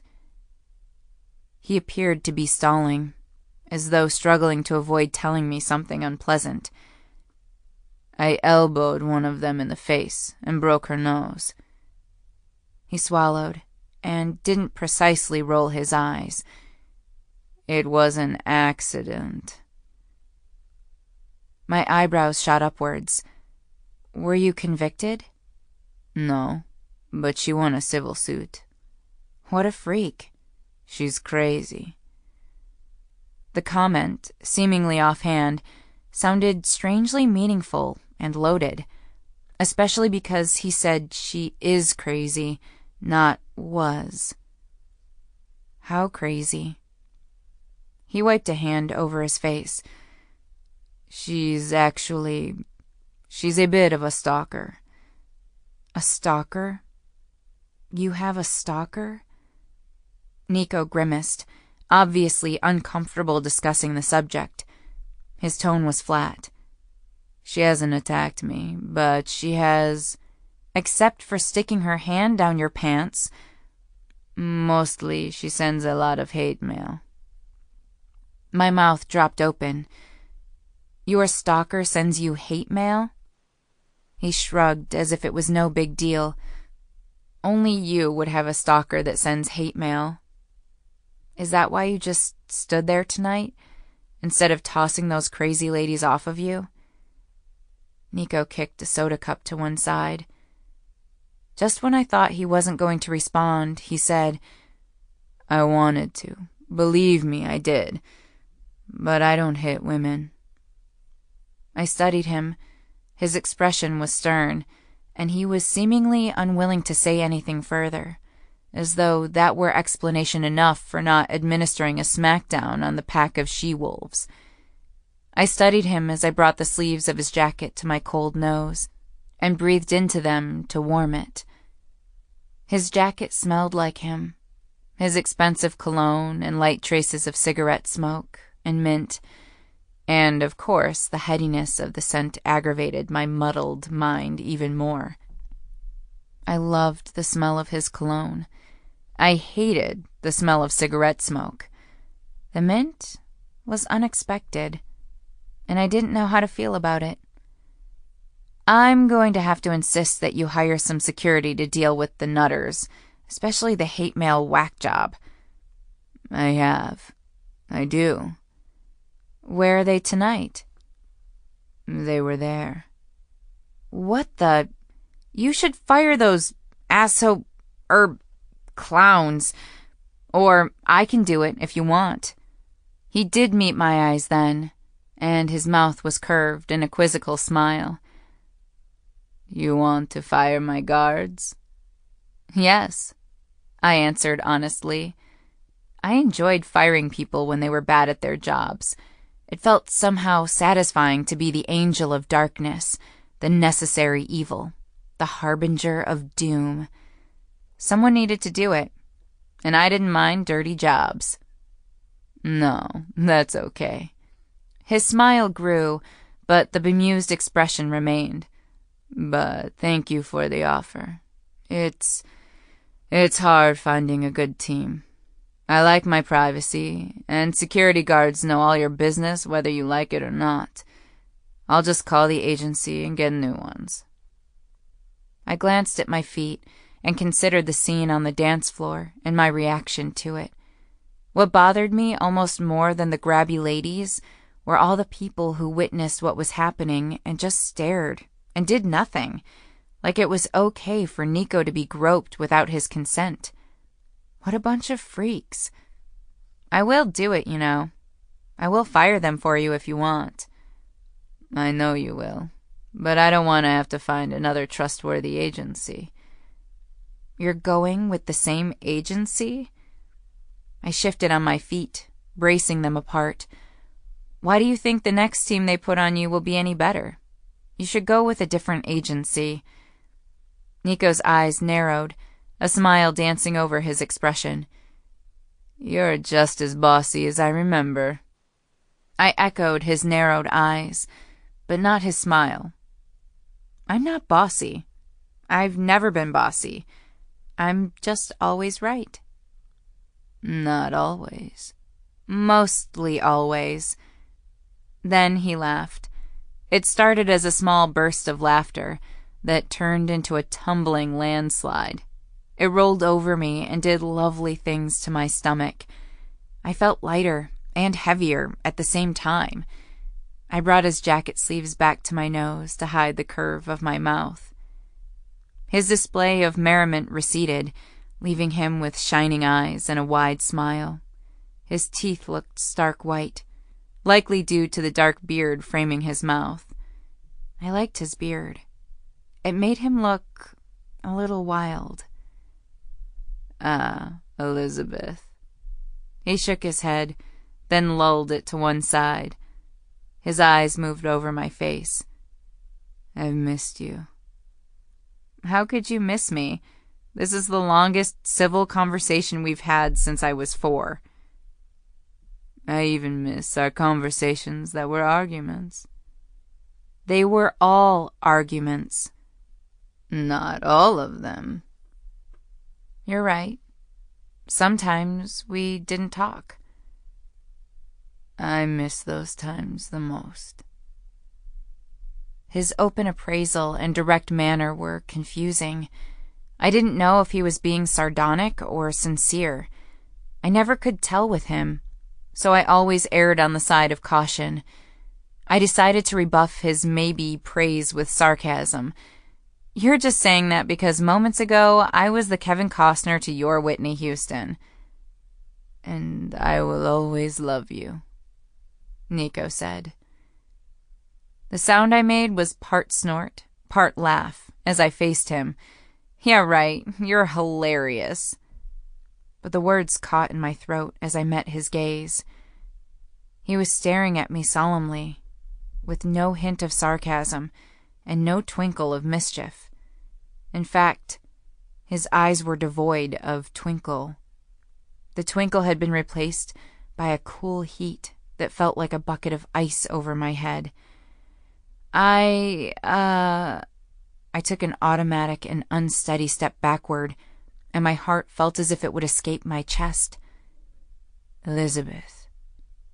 He shifted on his feet, then braced them apart. His eyes moved to my mouth. Nico energy filled the expansive cavern of bleachers. I heard buzzing in my ears. I need to tell you. Alert! Alert! Alert! Can't it wait? Because I basically left Sandra in a room full of crazy strangers. I gained a step backward, then another. I was out of practice. Avoidance, like any skill, required practice. My excuse for avoiding him and the next few words out of my mouth sounded lame even to me. Nico opened his mouth to respond, but I'd already turned and was walking quickly toward the opening. We've seen what they're capable of. I should go get her, I called over my shoulder. After a short delay on his part, which afforded me a head start, I heard Nico's footfalls follow. I quickened my pace until I was nearly running, and didn't stop until I reached the front of the main building. Nico's steps were just behind me. An anxiety-riddled, warning, electric shiver raced up my spine, as I grabbed the door handle to the main entrance and yanked it open. "Elizabeth, wait!" Nico called from just behind me. "Elizabeth, hey!" Sandra called from just in front of me. "Sandra!" I bounded into the safety of her sphere, relieved, anxious, and wanting to leave this epic confusion of a high school reunion as soon as humanly possible. Nico caught my arm and spun me to face him. "Will you just wait a minute?" His expression, if I were reading it correctly, was a mixture of hope and hurt. It knocked the wind from my lungs. "There you are!" Sandra's voice, then hand on my arm, pulled me away from Nico's soulful expression. The rescue was not a moment too soon. His eyes were a black hole, and I felt myself being stretched until I thought I would break. I blinked at her, at the room, at life in general. I blinked against the tight feeling in my middle. I blinked against the burning sensation of Nico's stare. I could still feel it moving over my face.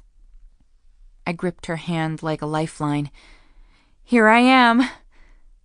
I hoped she read the SOS clearly on my features. "I was looking for you," she said. "I wondered if—" She glanced between Nico and me, her pleasant expression becoming somewhat perplexed, but no less pleasant. "I wondered if you would—" "Yes, we should go." I nodded. She released a breathy laugh. "No, I meant Micah and I shouldn't have left." I interrupted her and pulled my arm from Nico's grip. "Let me just get my purse." Before I could make my escape, Nico stepped into my path. "Wait." My heart thumped, picking up pace with his words. I fought against the urge to close my eyes, cover my ears, and say, "La la la, I can't hear you," in a sing-song voice. I settled for not meeting his gaze as he sighed, then continued, "Before you leave, I promised my mom that I would invite you to breakfast at the restaurant tomorrow. Obviously, you're both invited." Again, Sandra and I spoke at the same time. Me, "Oh no, we need to get an early start back." Her, "Oh yes, we'd love to. We don't have to be back till late. What time should we be there?" I cringed. I noted that she was smiling. Again, as though I hadn't spoken at all, Nico addressed Sandra. "That's great. I'll tell her to expect you both around, say, 10? I didn't even attempt to contradict, but instead allowed Sandra to nod vigorously. Yes, we'll be there at 10. "Good," he said.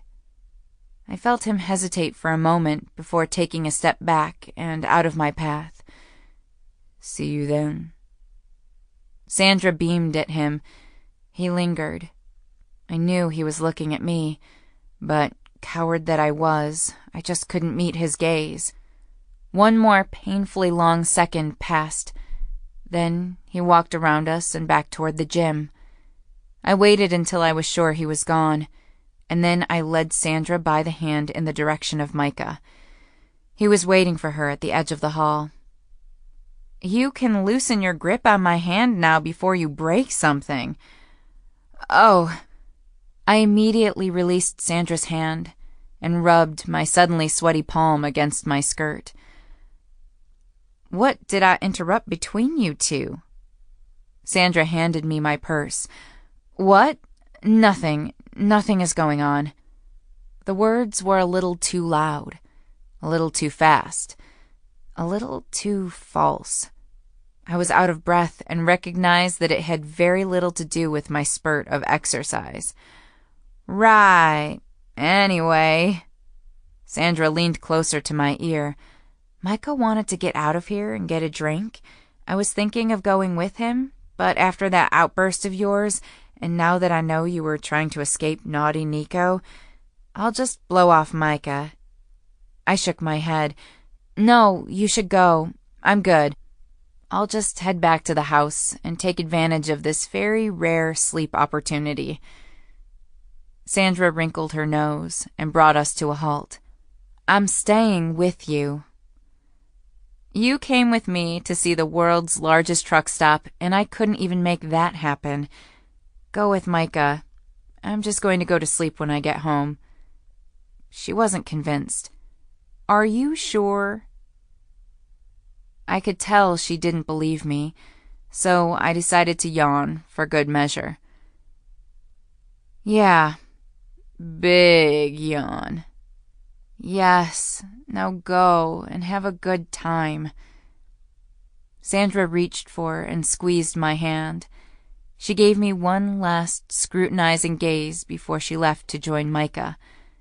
As soon as she turned, I bolted for the door, not wanting to give her an opportunity to change her mind, not wanting to interact with any more of my high school acquaintances, and not wanting to chance another interaction with Nico.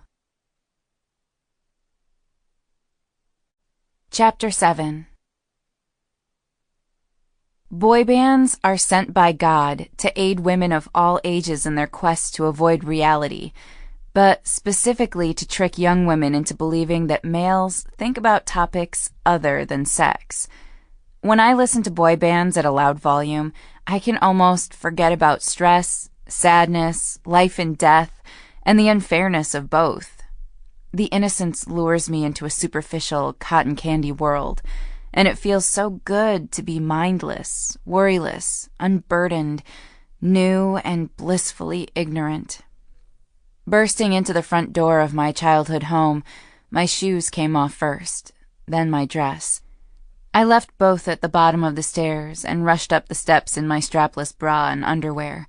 Upon reaching my room on the 3rd floor, which was actually the attic, I placed my phone on the docking station and simultaneously pressed play. Opening bars of "You Don't Know You're Beautiful" by One Direction filled the expansive space. I cranked up the volume until I couldn't hear my own thoughts. The contentment that accompanies the avoidance of worry eased my tense muscles, and I sighed, closing my eyes. Eventually, I bebopped around the room, pulling on pajamas, brushing my teeth, using my hairbrush as a make-believe microphone, until I was ready for bed. But I didn't go to sleep. Instead, I rested on the quilt and stared at the ceiling, listening to the music, trying to believe the words, even though I knew they were all lies. A shadow moved across the wall in my peripheral vision, and I bolted upright in my bed, eyes wide and searching. I spotted him immediately. Freaking Nico. His expression betrayed his thoughts about my music choice, and he hurried from the window to the speaker dock. He groaned with dread and couldn't hit the pause button fast enough. "I can't believe you still listen to boy bands." My hands were white-knuckled, gripping the sheets. I closed my eyes and shook my head. "Nico, what the hell? You scared me." I meant to breathe out a relieved sigh, but I couldn't, likely because I didn't feel relieved. Instead, I just kept gulping in air and had to force myself to stop before I ended up with the mother of all hiccup attacks. "Sorry." His steps sounded purposeful on the wood floor as he crossed to the bed. I felt the mattress depress under his weight. This small action made me scramble to my feet and launch out of the bed. "What are you doing here?" I went to the docking station and claimed my phone, navigated to the clock alarm feature, and set the alert for 9 o'clock. "You have excellent taste in everything except music." "That's why you're here?" "No, I'm just stating a fact. Your taste is excellent except for music." "How would you know that?" "Because I know you." I didn't turn, but I accepted the bait. You don't know me very well anymore. I could have terrible taste in a lot of things. For example, I like that shirt you're wearing. I gestured to his New York Yankees t-shirt, then met his gaze. See? I have terrible taste." His smile was crooked and sincere and adorable, and it annoyed the heck out of me. He ignored my insult. "I think you listen to these bands, and I use the word band lightly, with a great deal of disrespect, because you're trying to hold on to something that's been gone for a long time." I lifted my chin. "You're talking about Garrett." Surprise glinted in his gaze and flickered over his expression, giving him pause. His gypsy eyes searched mine. He stood and walked to me slowly, as though not wanting to frighten the skittish creature. "So, you can say his name now?" I shrugged. "Yes, I can say his name now." Nico studied me for a moment, then scratched his chin. "The last time we were together—" I lifted my hands to my ears, but didn't exactly cover them. Instead, I waved them around my head and turned away. I crossed to the small white vanity where my baseball cards were neatly stacked. "I don't want to talk about that. I don't want to talk about what happened." He was silent for a moment, then I heard him release a small breath. When he spoke, the timbre of his voice was lower and gruff with suppressed emotion. "I was just going to say, the last time you couldn't say his name." "Well, I can now." I picked up the baseball cards and started thumbing through them absent-mindedly. Garrett Thompson. Garrett P. Thompson. Garrett Patrick Thompson. It was true. I could say his name. It was easily done. I could say it, and with no residual ache. Only a weird numbness where something else used to be. Oftentimes, I wished there were a corporeal mark to demarcate the before and after of Garrett Thompson in my life. Once or twice, I'd gone to a tattoo parlor looking for a design to brand my skin, to prove what his prematurely extinguished existence did to me. At least a physical wound would provide proof of the hurt. "He's been gone for 11 years. Nico's voice, sabulous, strained, was closer than I expected. He'd crossed the room while I was pretending to look at my baseball cards.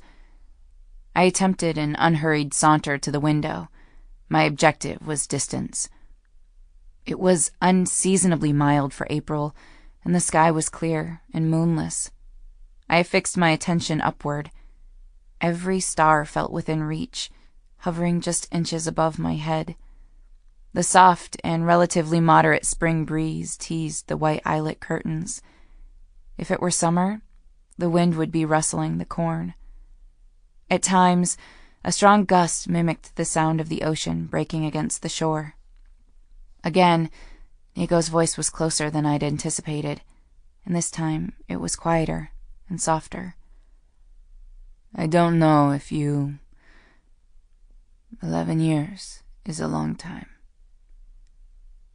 I glanced over my shoulder, startled by his gentle tone. Inexplicably, I couldn't quite draw a full breath, so I whispered, "I know that." "I miss him too." "I know you do." I nodded. "Elizabeth."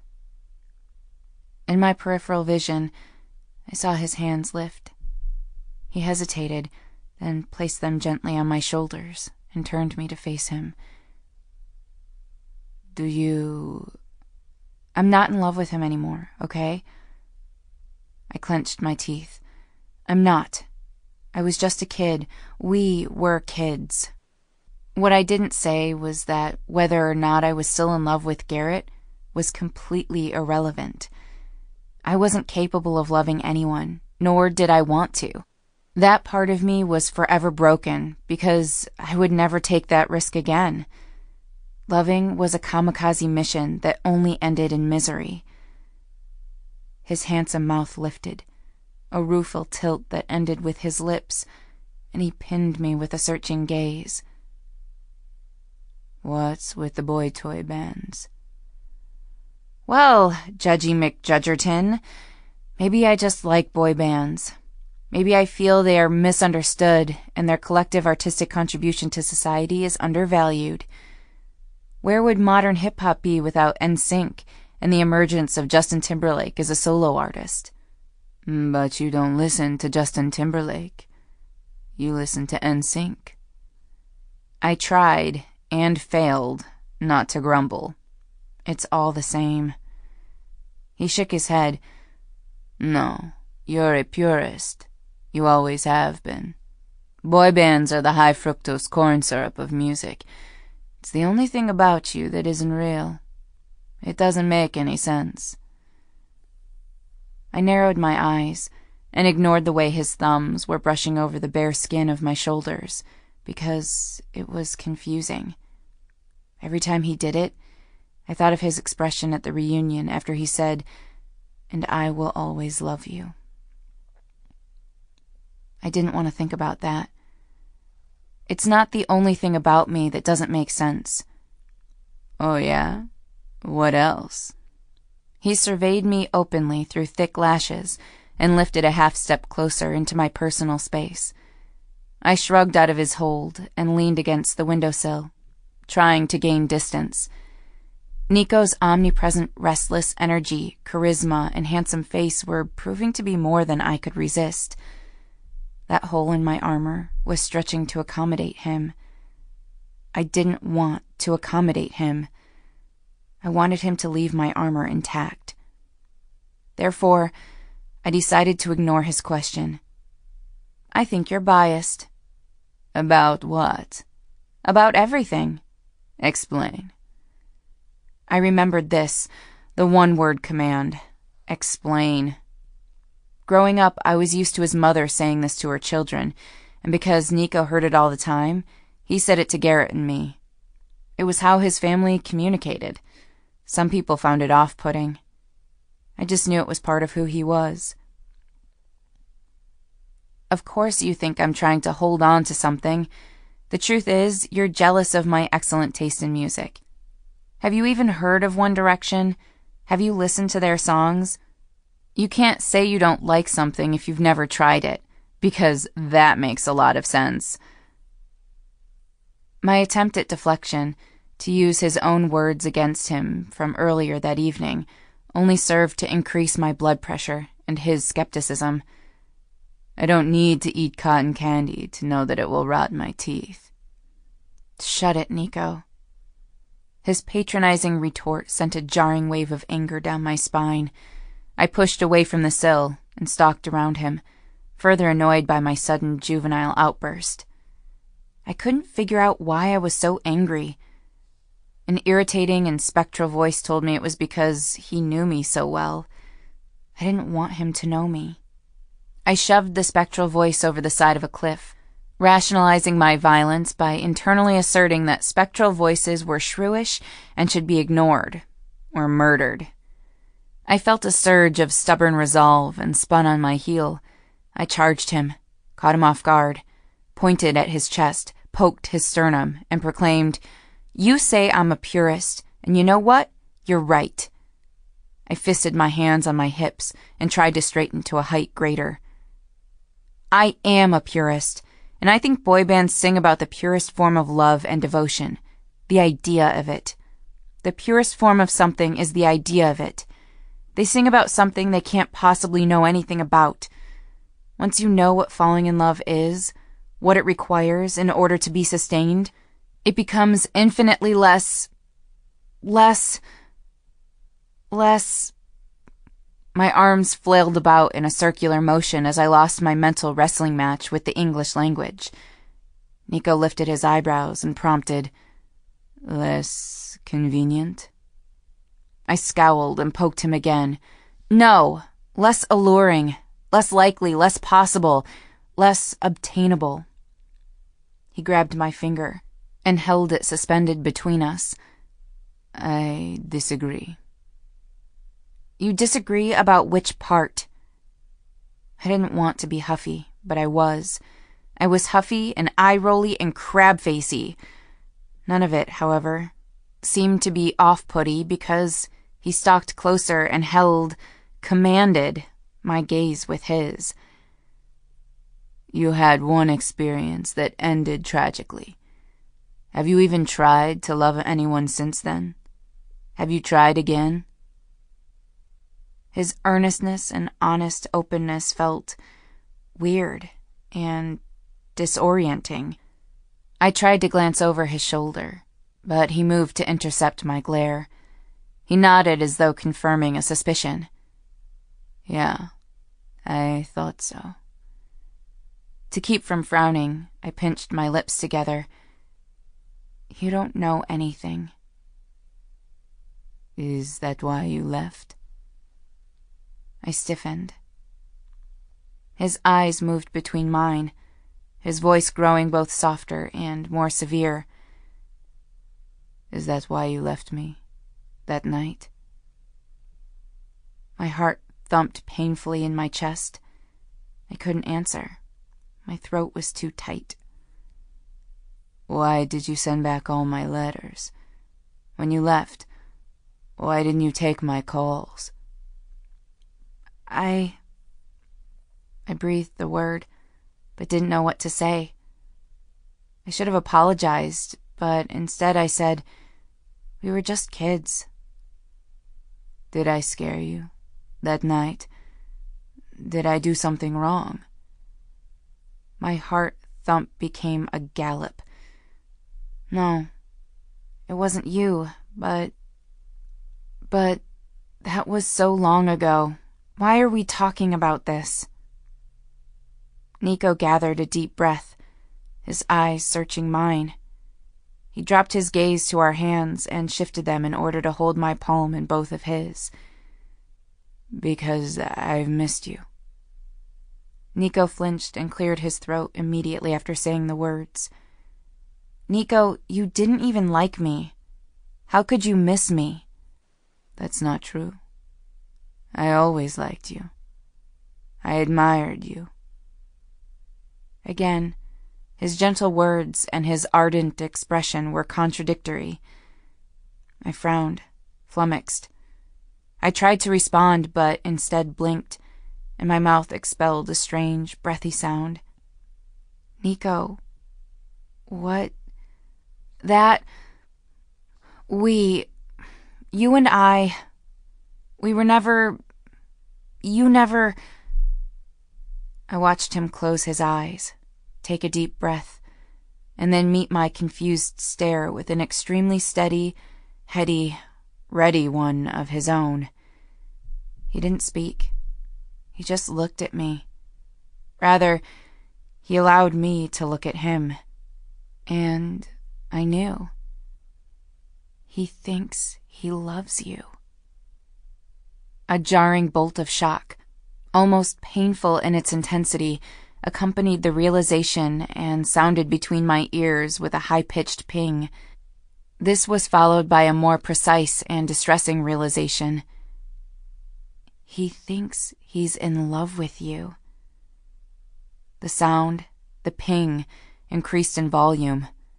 I abruptly pulled my hand from his, and to my relief, the shrill squeal was replaced with rushing silence. Elizabeth. Nico stepped forward as though he were going to reach for my hand again. It's late. You should go.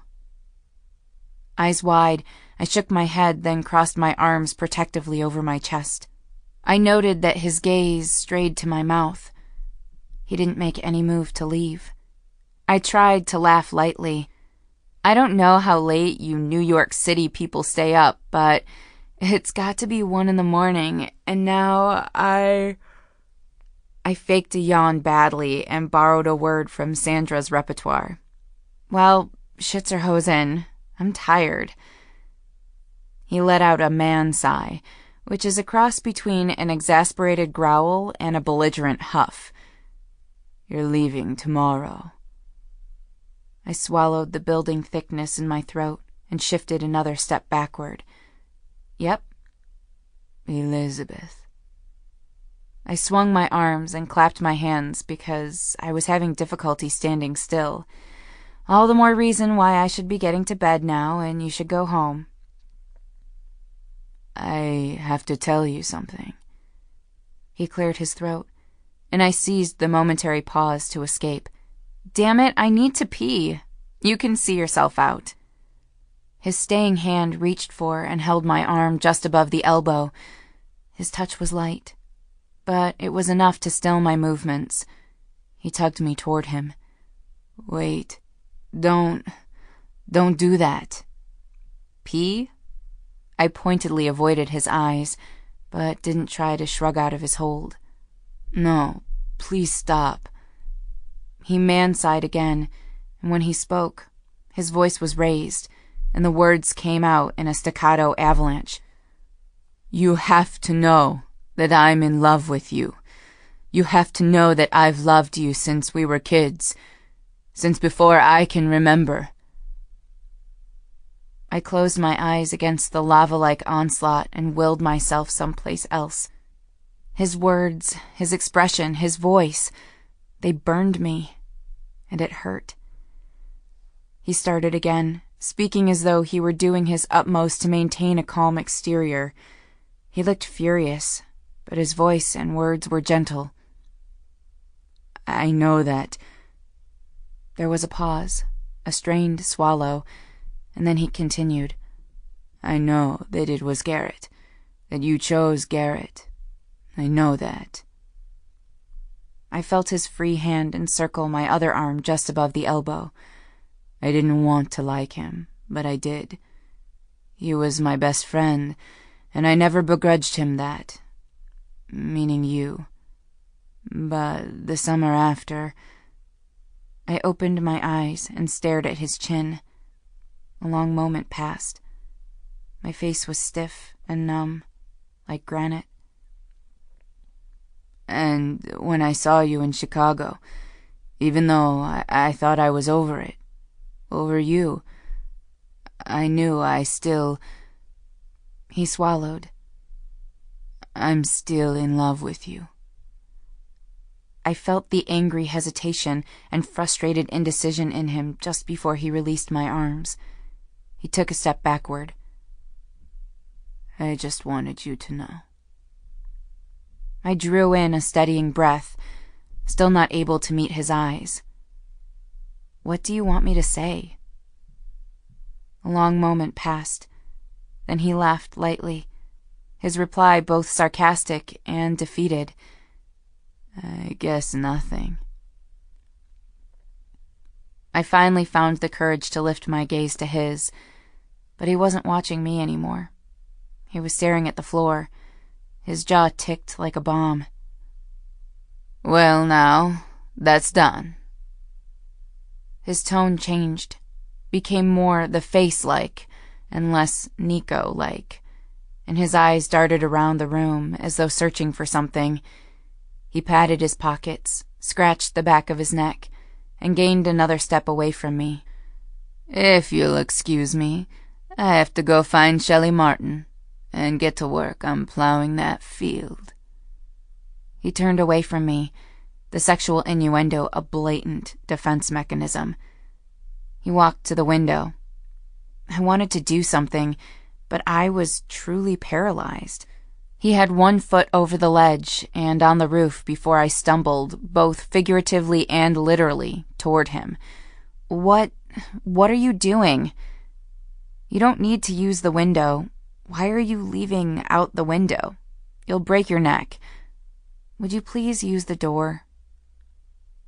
He held his hands up and slipped out of the window, moving with fluid grace, jogging the length of the roof.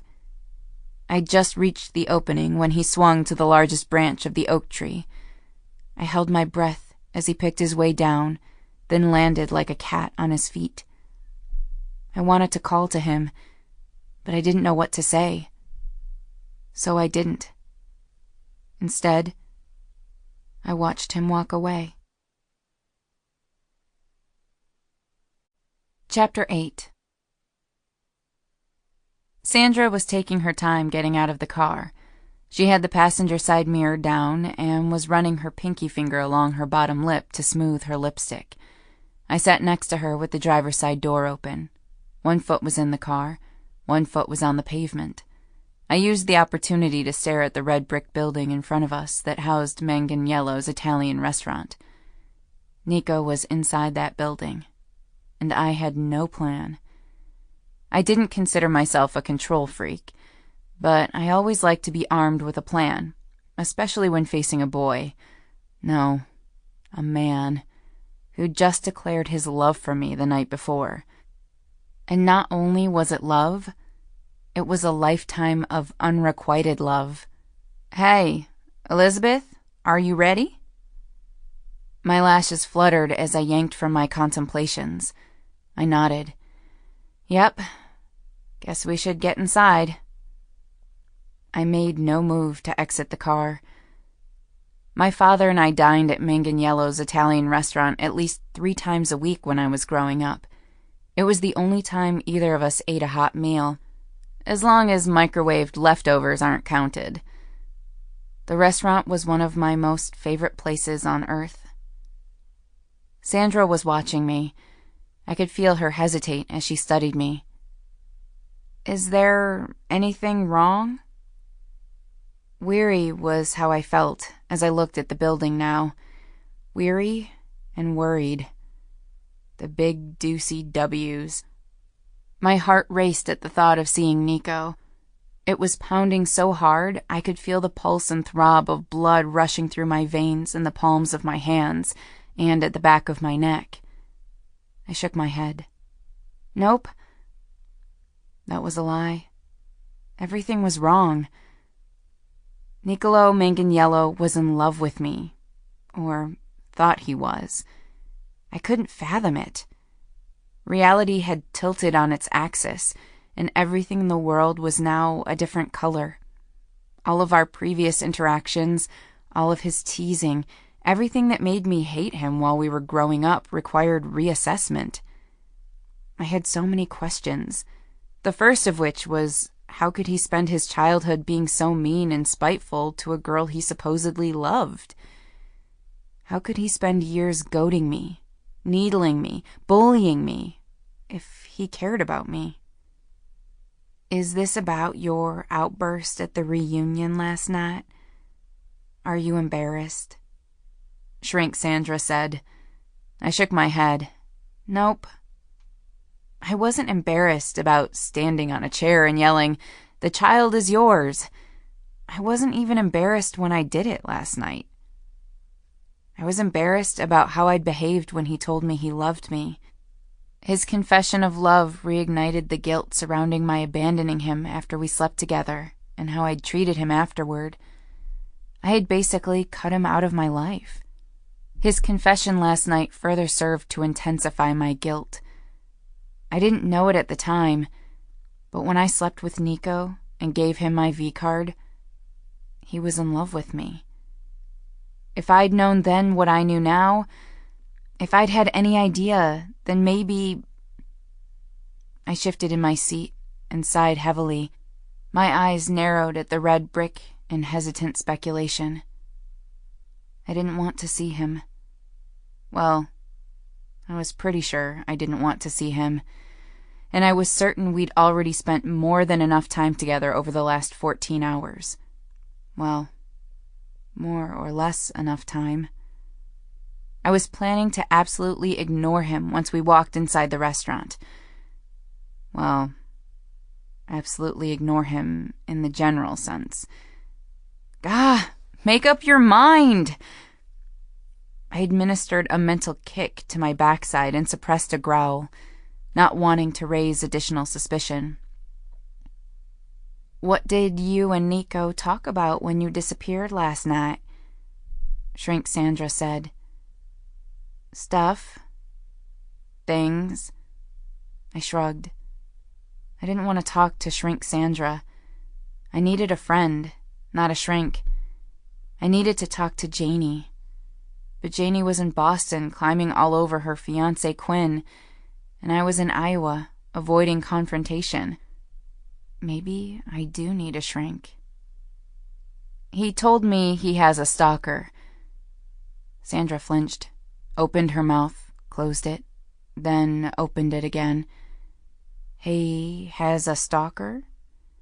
I nodded. Is he okay? Does he have security? I nodded again, but said, his security sucks. Obviously. Last night he was nearly mangled. I hope he plans to do something about that. I'm going to try to talk to him about it today. I tapped my fingers on my thigh. Maybe I can talk to Quinn and get him to persuade Nico to switch security firms. Sandra sighed. Sounds like a plan. Okay then, let's go inside. I'm hungry. I bit the inside of my bottom cheek for courage and led the way to the front entrance, wiping my sweaty palms on my jeans. As soon as I opened the door to the restaurant, the smell of divinity enveloped me. Oh, yes. This was what I imagined heaven would smell like. Garlic, basil, and fresh-baked bread. The smell was one I associated with my childhood. My nose was on sensory overload, and I was forced to blink against the darkness when we stepped inside. I heard Sandra's immediate gasp, and then whispered, almost moaned, a rapturous exclamation. What is that heavenly smell? And why is it so dark in here? I can't see a thing. Before I could respond, a booming voice swallowed all other sounds in the room. Yeah, because that's what everyone wants to do on their day off. Go to the place where they work and cook for 30 people. Yeah, this makes complete sense. I recognized the voice as Nico's oldest brother, Robert. I blinked again. The room was finally coming into focus, and I was in a time warp. Navy vinyl benches, gold carpet, silk flower arrangements that were just a little too big for the dark wood tables, the jukebox that played only the Rat Pack, with Frank Sinatra currently crooning about his funny Valentine to complete the atmosphere. I squinted, looked for and found a fresh ball of mistletoe tied just above the archway between the two dining rooms. I hadn't been to the restaurant in 11 years, but everything was the same.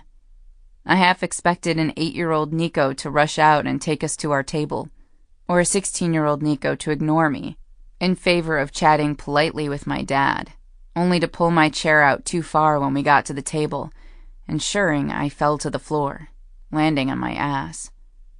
Robert's voice, still booming, cracked through my reflections. He exited the swinging galley door that led from the kitchen to the dining room.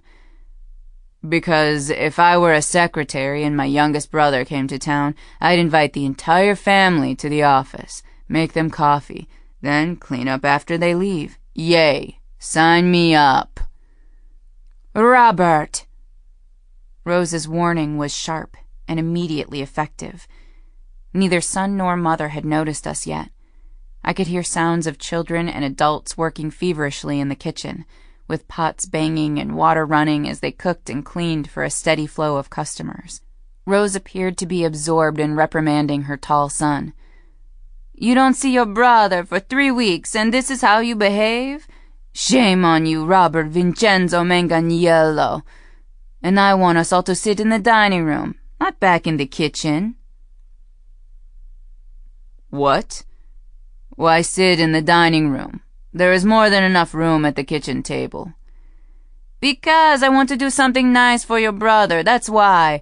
And I can't arrange it if we're all back in the kitchen. She reached up and pinched his chin. Don't question your mother. His big shoulders rose and fell with a sigh. Fine. I'll go finish the manicotti. Sandra bumped her shoulder against mine and leaned into my ear. Manicotti for breakfast? I nodded and shrugged. I couldn't form an opinion about having manicotti for breakfast in my present state of panic. Either Sandra's question or my awkward movements alerted Rose to our presence. She glanced over, her smile immediate. Her eyes were large and excited, as though seeing something delicious. "Lizzie Bella, my beauty, it is so good to see you." Rose charged toward us and engulfed me in a tight hug. I tried to speak, but found the task impossible. Words were caught in my throat. I was choking on apprehension, guilt, and anticipation. Rose didn't seem to notice. She released me and promptly pulled Sandra into a hug. "I made Nico promise. I told him you better come and visit me while you are here." Sandra was engulfed in a motherly hug. "I'm Sandra," she said, somewhat stupefied, when Rose finally released her. "Of course you are, dear." Rose smiled at Sandra and patted her hand, then turned her attention back to me.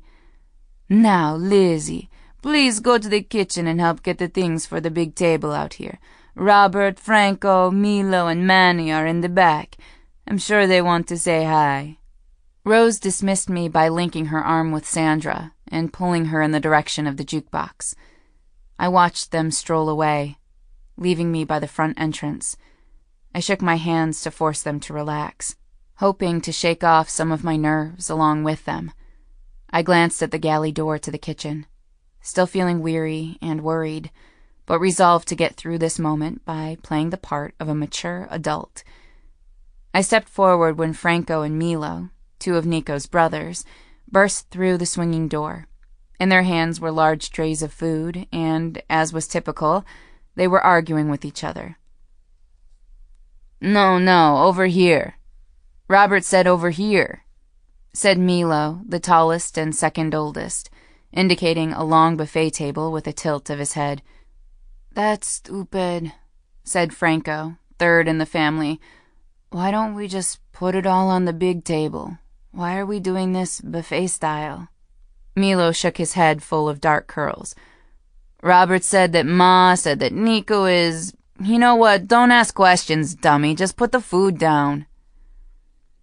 Distracted by his rant, Milo let his tray slip, and I quickly moved forward to assist. His large green eyes widened when I stepped in front of him, steadying the tray.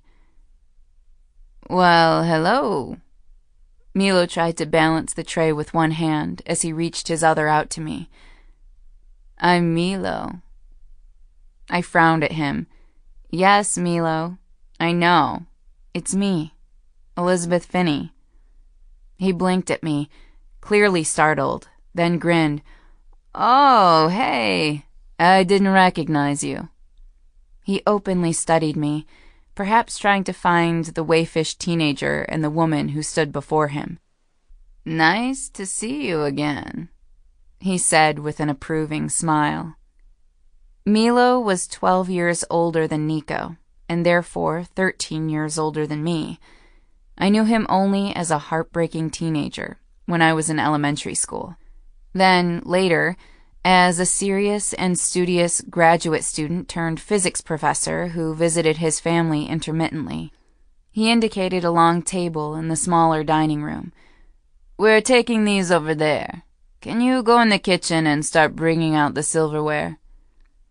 I stepped to the side, and he winked at me as he passed. Just like the restaurant, he looked exactly the same. Even though he had to be nearing 40, he still looked like a 20-something graduate student. I turned to Franco and gave him a small smile. "Hey, Franco." Franco's smile mirrored my own, small and shy. He was by far the quietest member of the Manganiello family. He was 10 years older than Nico and used to play with us when we were kids. He allowed us to help him fix his trucks or tinker around with his strange machine parts. Franco Manganiello was the reason why I knew how to change the oil in a car. When I left for college, he'd just opened his own auto repair shop. I'd be lying if I didn't admit that I had hero-worshipped Franco Manganiello while growing up. He nodded at me once, then carried the tray over to the long table. With no new excuses presenting themselves for delaying my trip to the kitchen, I took a deep breath and plowed through the swinging door. I was greeted by a scene of chaos. Children were everywhere, running around, playing with pots and spatulas, helping the adults put the finishing touches on dishes of food, wrapping silverware in napkins, or poking each other with the butter knives. A cluster of kids were busily pairing crayons with coloring books at one of the far tables, and that was where I found Nico. He was bent over a coloring book. A little boy was on his right, and a little girl was on his left. He looked just really, honestly, achingly adorable. A small frown of concentration pulled his dark brows low over his eyes, and a memory of 7-year-old Nico in the same spot, doing the exact same thing, spurred stirrings and symptoms of nostalgia within me. My heart and stomach engaged in a fencing match as they struggled with conflicting emotions. I was still staring at him when he glanced up and did a double take.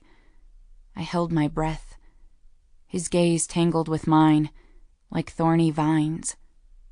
If I looked away first, the thorns would draw blood. I didn't want to draw blood. I wanted to gently disentangle him from my life. I wanted him to move on from whatever fake memories and feelings he'd imagined to be real. I wanted to pretend that the last 24 hours had never happened. Except the last 24 hours did happen, and I couldn't forget. I didn't want to look away, and a growing part of me liked being tangled with him and his thorny vines. "Elizabeth, the silverware!" Milo knocked my shoulder as he rushed past, and I automatically turned toward his voice. The moment was over, but I could still feel Nico's eyes on me. I thought about meeting his gaze again, and I really wanted to. But if I looked at him again, if I allowed our gaze to tangle, then it wouldn't be fair to him. So I kept my attention focused on Milo and his rushing about. Milo crossed to the counter, and I followed him to receive into my outstretched arms a stack of dinner plates with forks, knives, and spoons piled on top of them. I spied Robert, the oldest of the Manganiello children, instructing a teenage girl on the appropriate ratio of parsley to Parmesan cheese. I realized the girl must be his daughter, the same daughter who was only 4 the last time I saw her. This realization made me feel each of my 26 years, and then some. Milo made introductions to any member of the family I didn't know. This included Robert's wife Viv and their 5 children, Franco's wife Madeline and their 3 children, Christine's husband Sam and their 6 children, and Manny's wife Jennifer and their 3 children. It was explained to me that Lisa, Nico's second sister, couldn't come as she was a busy and important attorney in Chicago and hardly ever made it to family events. I was thankful for Lisa's absence and the fact that Milo was still single. Fewer names to remember. I tried to make mental notes in order to remember names, pairing spouses and children with the Manganiellos I knew. After a while, I just accepted the fact that I wasn't going to remember everyone's name. So I did a lot of smiling and nodding and calling little girls dear and boys cutie. Through all of the introductions and handshakes and smiles, the back of my neck itched and tingled. I could feel Nico's gaze intermittently follow my movements. I didn't want him to see my confusion or my lack of a specific plan, so I went with my de facto plan. Pretend everything was fine. Feign ignorance and act normal. I didn't mind that Milo appointed himself as my handler. Once he seemed to be satisfied with the introductions, we left the kitchen with stacks of plates, cloth napkins, and silverware, and set to the task of setting the large table in the dining room. "We'll put the silverware and napkins around the table, but leave the plates on the buffet," Milo announced, indicating with his chin toward the long buffet table in the smaller dining room, where he and Manny had already placed some of the food. My attention moved to the indicated table, but snagged on the sight of Sandra and Rose with their heads together, engaged in deep conversation by the jukebox. This sight made me frown. This sight also made the back of my neck itch and tingle. I kept my eyes on them as I placed the flatware. Rose had her hand on Sandra's arm. Sandra bent her head lower to hear something that Rose said. Rose laughed at something Sandra said. It all looked very benign, and was therefore extremely suspicious. "Do forks go on the right or the left?" Milo's question pulled my attention away from Sandra and Rose. I blinked at him, then at the settings I'd just placed. Some places had 2 knives and no forks. Some had all spoons. "Oh, I've made a mess." I immediately moved to remedy my mistake. Milo laughed, and it caused a twinge of awareness between my shoulder blades. He and Nico had the same laugh. Except for Milo's curly hair, they also looked a great deal alike. "Don't worry about it. It's actually something I would do. In fact," Milo winked at me, again, and with a crooked smile, a smile that looked a lot like Nico's. He added, "I think I've done that before." I returned his smile with a grateful, close-lipped one of my own, and realized that his green eyes were twinkling at me. This gave me pause. Perhaps the eye twinkling was simply genetic and hard-coded into Manganiello DNA. "Why don't you take the dishes over?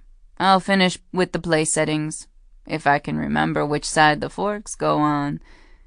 Milo glanced at the table and moved a fork to the left, then the right. I grabbed a stack of plates and called over my shoulder, "Forks go on the left, knives and spoons on the right." "Thanks," I heard him respond distractedly. "I think you're right." Milo reminded me a lot of my father. They were both distracted in a way that might be misconstrued as lofty. Since both were professors, Milo a professor in the physics department at NYU, and my father a professor in the agriculture department of Iowa State, I guessed that the behavior was not unusual for tenured faculty. I stacked the plates at the start of the buffet, then ferried over another pile while keeping one eye on Sandra and Rose, and another eye on the door to the kitchen. I was waiting for Nico to emerge, wondering if he were going to speak to me or if he'd also decided to go with the de facto plan of acting as if everything was normal. I didn't have to wait long to discover the answer. Nico exited the swinging kitchen door, carrying a sack of medium-sized plates, just as I'd set down my last load. I immediately stiffened, straightened, and averted my eyes to the buttery croissants on the buffet table. I needlessly shifted the platter containing the croissants and fiddled with the edge of the tablecloth. He stopped at the end of the table. "Hi." I failed at swallowing again and lifted my eyes to his. Even at this distance, I could see that his eyes were twinkling. "Hi? Oh, hi." I wondered at my ball of nerves. I didn't even recognize myself. Who was this girl who was anxious around a man? I hadn't been anxious like this around a man since... ever.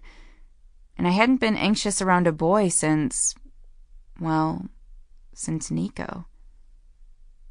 He set the plates on the table, at the other end, then sauntered over to where I stood. I tried my best to cease fiddling with the croissant dish. He halted just in front of me, planted his feet, and crossed his arms over his chest. "I'm glad you decided to come." I said I would. My eyes were darting all over the restaurant. I forced myself to settle down and meet his gaze directly. When I finally did, I began to understand why my subconscious preferred to look everywhere else. It was trying to defend me from his soulful gypsy eyes, big and brownish green, so large and open and mesmerizing. A small, playfully wry smile pushed his mouth to one side. Actually, you said you couldn't. I believe it was your friend who said you would. Well, I'm here now, I managed to choke out. Yeah, you are. His expression turned serious and thoughtful as he added, I like seeing you. The words knocked the air from my lungs, and I could actually hear my own heartbeat. It was as clear as though I was listening through a stethoscope. I like seeing you too. The statement was out of my mouth before I realized I'd said it or thought it. He blinked at me in obvious surprise. It made his eyes widen and his brows lift. You do? I nodded. I nodded because it was true, but I felt a pang of guilt because I didn't know what it meant. He shifted an inch closer, but before he could speak, Robert's booming voice reverberated from the galley door. All right, everyone, the food is hot, and it's time to eat, so stop what you're doing and circle around the big table. Someone shouted, likely a teenage boy, God's neat, let's eat! Your grandmother does not approve of such jokes, Lelo, Rose's authoritative voice reprimanded. Hey guys! Sandra, seemingly out of nowhere, was suddenly standing at my elbow.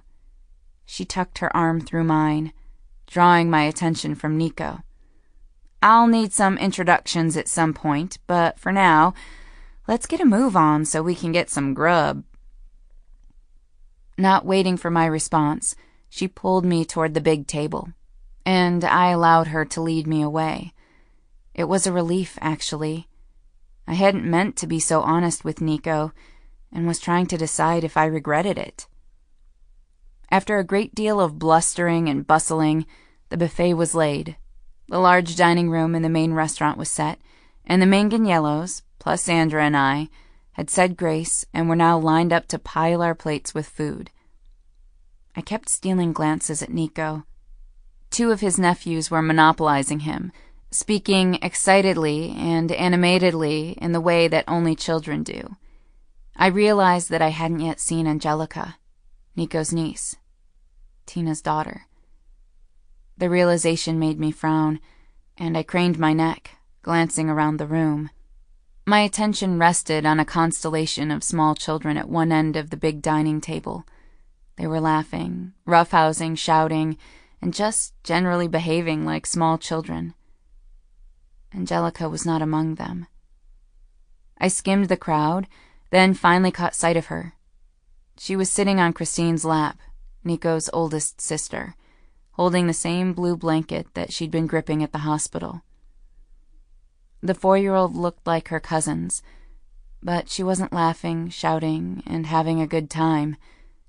She was sitting very still, holding her blanket to her cheek, and though her face was a mask of indifference, she was watching her cousins with loneliness in her eyes and sadness beyond her years.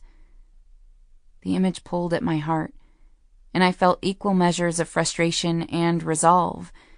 Frustration because there was nothing I could do immediately to improve her quality of life, and resolve because, even if she didn't enroll in the study, I would find a way to do something for her. With my plate in hand, I planned to select a seat near Angelica. I made it to the large arch that separated the 2 rooms when my path was abruptly blocked by Sandra and Rose. Oh! I rocked backward to keep from spilling my food. Hey, Elizabeth, Rose was just telling me the funniest story about when you and Nico were kids. Sandra placed her hand on my shoulder and pulled me about 1.5 feet forward, as though positioning me to her liking. I braced myself for the story and attempted a polite smile. Is that so? Niccolo, you come over here now and speak to your mother. Rose caged me in on the other side and bellowed to her youngest son. I took a deep breath and glanced over my shoulder. Nico left his plate at the buffet and, rather reluctantly, I observed, walked over to where we stood. I closed my eyes briefly so that neither of the ladies witnessed my eye roll. I was sure whatever the story was would be an attempt to horribly embarrass me, Nico, or more likely, both of us. He sauntered, then stopped a few feet away, his eyes moving from me to Rose, then back again. "Come over here." Rose motioned with her hand. "Listen to your mother." Nico took 2 unenthusiastic steps forward and stopped just adjacent to where I stood, his arm almost touching my shoulder. "Yes?" "Oh, look." Rose and Sandra took 3 shuffling steps backward. Nico's mother clasped her hands and rested them against her cheek. "You're standing under the mistletoe." I blinked at her, then noticed where Nico and I were standing, under the arch that separated the 2 main dining rooms. My eyes lifted upward, and sure enough, we were standing under a brand new bunch of mistletoe. It was even tied in place with an obscenely wide red ribbon. "I must have forgotten to take it down after Christmas," Rose said. The statement was, of course, a lie. The restaurant was famous for keeping the kissing bow up all year. I glanced briefly at Nico and found him glaring at his mother. Growing up with this family, I'd witnessed that expression a great deal on each of the Manganiello children's faces when dealing with their mother. His stunned embarrassment quickly escalated to mortification when it met a healthy dose of anger. His scowl told me that this setup was just as much of a surprise to him as it was to me. "You didn't forget, Ma. In fact, not surprisingly, he looks brand new." "Well, I can't very well have old mistletoe up, now can I? Anyway, you and Elizabeth are standing under the mistletoe now, and it's tradition." Nico turned to me. He looked unhappy. He shook his head. "Just ignore her." "Don't be a dummy, Nico." Milo walked past Nico and purposefully bumped into his shoulder. Then he winked at me. "If you don't kiss her, I will." "No one is going to kiss her," Nico growled. "Someone has to," Robert called over his shoulder from the buffet table. "It's bad luck if you don't. She's standing directly under the damn thing." Nico's eyes lifted briefly to the greenery above our heads, then closed. I was rooted in place, holding my plate of scrambled eggs, manicotti, and melon. I watched the emotions that played over his features: annoyance, frustration, and exasperation. "Fine." Before I knew what was happening, he'd already brushed a kiss against my cheek, his eyes avoiding mine. He turned away. I swallowed what tasted like bitter disappointment. But it couldn't have been bitter disappointment because I didn't actually want Nico to kiss me. I also noticed that I was sweating. "No."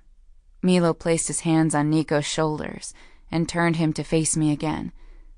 "That wasn't a kiss. If you can't do it then, like I said, I will volunteer." Fatti tui, Milo." Rose snapped happily at her son. "I am minding my business," Milo said in his defense. "I'll make it my business if Nico is unable to get the job done." I heard Sandra laugh. I glanced in her direction. She was standing next to Rose. They were both grinning at us, like foxes. If I'd had any doubts up to this point, I now knew that this was a setup. I narrowed my eyes at Sandra, hoping to convey my disapproval. She answered my scowl by lifting an eyebrow and widening her grin. A silent communication passed between us in the span of a single second. Me, "I can't believe you did this." Her, "Whatever, you know you like it. Mount that stallion. Me, you shouldn't have put him on the spot. Her, then you should just kiss him and get it over with. But use tongue, or else you'll have to do it again. At this point, everyone had stopped eating and talking and was staring at us. But these weren't like the freakish stares of last night. Most of these people had known us our whole lives and loved Nico. I noticed his sister, Christine, appeared to be debating whether to intercede. Gritting my teeth, I faced Nico again. His eyes were cast downward. He seemed to be exceedingly interested in my plate of food, but his jaw was ticking like a bomb. Someone needed to do something. I could do this. I could kiss Nico on the mouth to everyone's satisfaction and walk away unscathed. I could put on my big girl pants and just get it over with. I swallowed, held my plate to the side, gained a step toward him, tilted my chin upward, and captured his mouth with mine. He jolted, and I knew he hadn't been expecting the contact. His mouth was soft and full, his bottom lip in particular. I lifted my head a fraction of an inch and pressed my lips more fully against his. Abruptly, as though he'd just woken up, he took control, and my eyes drifted shut. Chapter 9. His hands lifted to my waist, pulled me firmly against him. Nico's fingers gripped my body with a building force that echoed the pressure of our mouths. He tilted his head to one side and tasted my top lip. I think I went a little insane in that moment, and everything, the restaurant and everyone in it, ceased to exist. It was the kind of madness that peaks all at once. It crashes like a tidal wave, leaving no time for thought of the past or future or of consequences. I couldn't think of a single thing I'd rather do than kiss Nico Manganiello. I wanted to kiss him for the rest of my life. I wanted to sell all of my worldly goods and spend all waking hours with his hands on my body and his mouth on mine. When I parted my lips in response to his teasing and answered his exploration with my own, and when I nipped his, let's just face it, incredibly juicy bottom lip, his tongue swept into my mouth. He was delicious. I tasted intense need, and I endeavored to press closer. The muscled torso I'd watched a dozen times on television was hot and hard against my stomach and chest. One of his hands fisted in my hair, and I stood on my tiptoes. The friction of the movement made one or both of us moan. I can't remember which, but I didn't care. And then I dropped my plate. The loud crash of the dish hitting the floor made me jump. Both Nico and I turned toward the sound, and an involuntary, strangled yelp erupted from my throat. I gripped his arms. Then, when I realized what I'd done, I covered my mouth with my hand. I turned my wide eyes to Nico. He wasn't looking at me. He wasn't looking at the plate on the floor. His gaze was unfocused, his breathing heavy. One of his hands was still gripping my waist. The other had released my hair and rested on my mid-back. "Well, that was one hell of a kiss." Milo's voice seemed to rouse Nico. He blinked at the floor, then gazed at me, his eyes searching mine. His hands fell away, then he pulled one through his hair, leaving it adorably tousled and askew. He took a step backward. But I didn't want him to take a step backward. I wanted him to kiss me again. I wanted to wrap myself around him and hold him close and tousle his hair, and the realization of this want scared the ever-loving crap out of me. I gasped. My cheeks heated. I diverted my eyes to the broken plate and mess of manicotti on the floor. I knelt next to it and tried to clean it up with the paper napkin I'd also dropped. Rose tugged at my elbow. "Don't worry about the plate, dear." I've made such a mess. I tried to focus all my attention on cleaning as wild thoughts bounced around my brain. I was bargaining with myself as if I had an angel and a devil perched on my shoulders, hammering out a deal where they both got what they wanted. The angel wanted to treat Nico with respect, keep his heart safe, not take advantage of him, and not lead him on. The devil wanted to watch Nico unbutton my pants with his teeth. "Let me help you." Nico bent down to assist, and my gaze flickered over him. He was watching me intently, his soulful eyes a precarious mixture of hope and weariness. 2 other sets of hands made quick work of the cleanup. I was about to volunteer to grab a wet towel from the kitchen, but someone was already there, one of Nico's nephews, wiping up the lingering bits of tomato and cheese. "I'll just go wash my hands," I muttered to no one in particular, and made a dash around the circus of Manganiellos. I was sweating, and my hands were shaking. I needed a minute to myself. I felt justified in escaping to the women's room at the back of the restaurant. Once inside the small space, I rinsed my hands, then leaned heavily against the countertop. I studied my reflection, but in my mind's eye, all I saw was Nico. He was so disconcerting. His willingness to be vulnerable with me was unsettling. The openness of his emotions, simmering just beneath the surface, was something I couldn't recall ever seeing in him in the past. Or maybe, as a kid and a teenager, I just saw what I expected. Maybe I never really looked at him. Maybe the real Nico was there all along, and I was just blind to him. The sound of the door opening yanked me back to the present. Nico slipped inside and slid the lock behind him. Our eyes tangled in the bathroom mirror. "Hey," he said. "Hey." Staring commenced. Unrequited love was typically my favorite kind of love. The non-reciprocal nature of it appealed to me in much the same way boy bands appealed to me. It was theoretical love because it was untested, hopeless in its one-sidedness, yet tragically inspiring. Being faced with Nico's presumably real feelings for me forced me to re-examine my affinity for unrequited love. His love, or rather, my knowledge of it, hung like a winter coat around my shoulders, tight around my neck, and it made me feel heavy all over. I still couldn't swallow. I kept attempting to swallow, but instead I could only manage a half swallow. Maybe I was coming down with something. "I didn't know she was going to do that," he said, breaking the silence. "I know. I believe you," I said. Staring recommenced. My eyes drifted to his Adam's apple. I noted that he also seemed to be experiencing swallow fail. Maybe we were both coming down with something.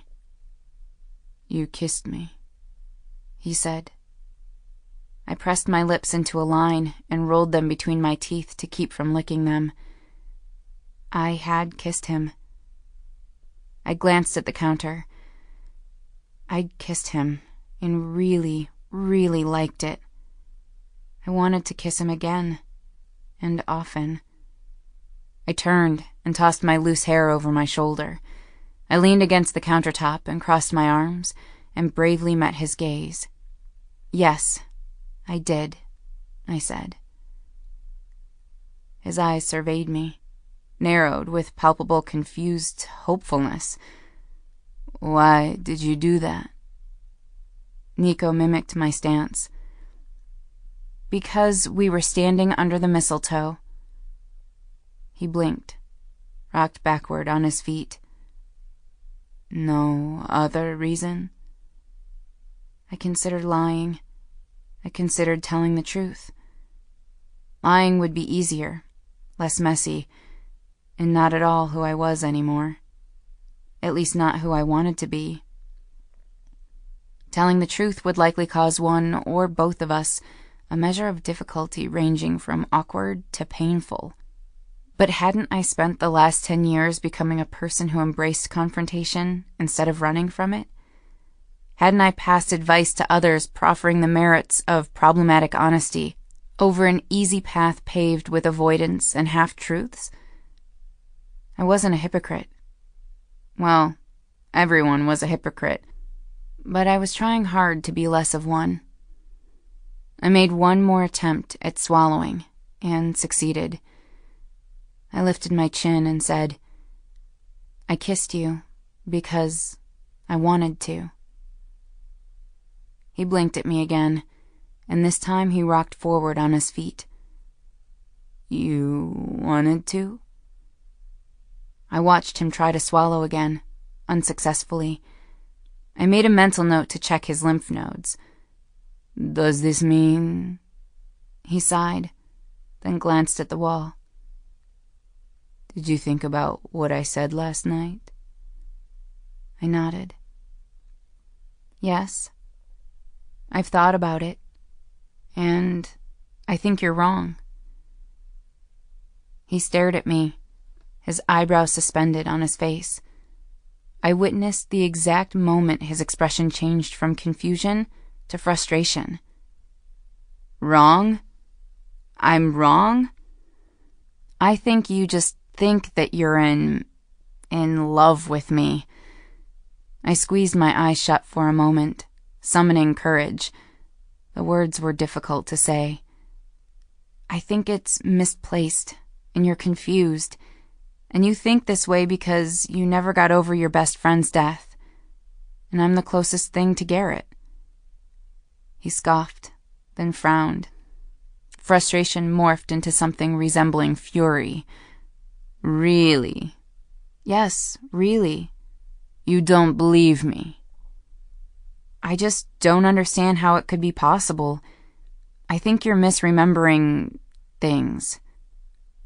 "I'm misremembering being in love with you since before I can remember?" His voice was lethally low, as though it was a great burden to keep from shouting. "Nico, come on. You were always so mean to me. You teased me every time I saw you." "Yes, you're right, of course. Boys never pick on girls they like." "Well, it wasn't just teasing. It was mean teasing. Hurtful teasing. You cut my hair, gave me the nickname Skinny Finney, told new students that I was a boy, pushed me into the boys' bathroom, and—" "Yes, I remember doing all of that." His words were an impatient whisper. He rubbed the space between his eyebrows with his index and middle finger. "Do you understand how awful that was? How mean you were?" His expression softened slightly, and he took a step forward. "I wasn't trying to hurt you." "Then what were you doing? If you had this great big love for me, then why did you bully me?" He appeared to be genuinely pained. "I didn't bully you." He released a tortured sigh. "I didn't mean it to be bullying. I was a kid who liked a girl, and the girl wouldn't give me the time of day." "That makes no sense." "You wouldn't talk to me unless I made you angry." His frustrated growl echoed against the mirror and tiles. "I thought you hated me." This comment was said mostly to myself. Apparently, I was feeling suddenly introspective. "I never hated you. I never—" Nico closed the rest of the distance between us. His hands lifted to my shoulders, then slid down my arms. His features were anguished when he shook his head and said, "I'm sorry. That's not true. I did hate you. I hated you because you wanted to be with Garrett instead of me, and I wanted you so badly." His fingers flexed on my arms. "But I was a kid. I was a stupid kid." "Nico, My vision blurred, and I realized that tears were gathering in my eyes. "You make it sound like I chose Garrett over you. You're wrong. You're so wrong. Don't you understand? You were never an option." Nico winced, as though struck. His hands tightened on my arms, as his eyes dimmed. "Why? Because you couldn't... Because you can't..." "Because of how you treated me. Because I never knew. I can honestly tell you I had absolutely no idea." My voice wavered, and I cleared my throat. "God, you were so awful." I know. I'm sorry." He shuffled closer, his eyes apologetic. He hesitated, then pulled me against his chest. I didn't resist, and I allowed him to hold me. "I'm so sorry." I blinked against the stinging moisture and just allowed myself to be held. One of his big palms petted my hair from the crown of my head to the middle of my back. When I was certain I'd escaped the crying jungle of danger, I pushed against his chest. He released me from his embrace, but his hands lingered, still on my arms. "This is nuts," I sniffed, then glanced at him. "This is completely nuts." The corner of his mouth hitched, and his eyes seemed to be memorizing my face. "It's the truth." I shook my head. "No, Nico." I licked my lips and still tasted him there, tasted our kiss. "Nico, you may have felt something for me once, but that was a long time ago. 11 years ago. Believe me when I tell you that I'm not the same person." I shrugged out of his grip and stepped to the side.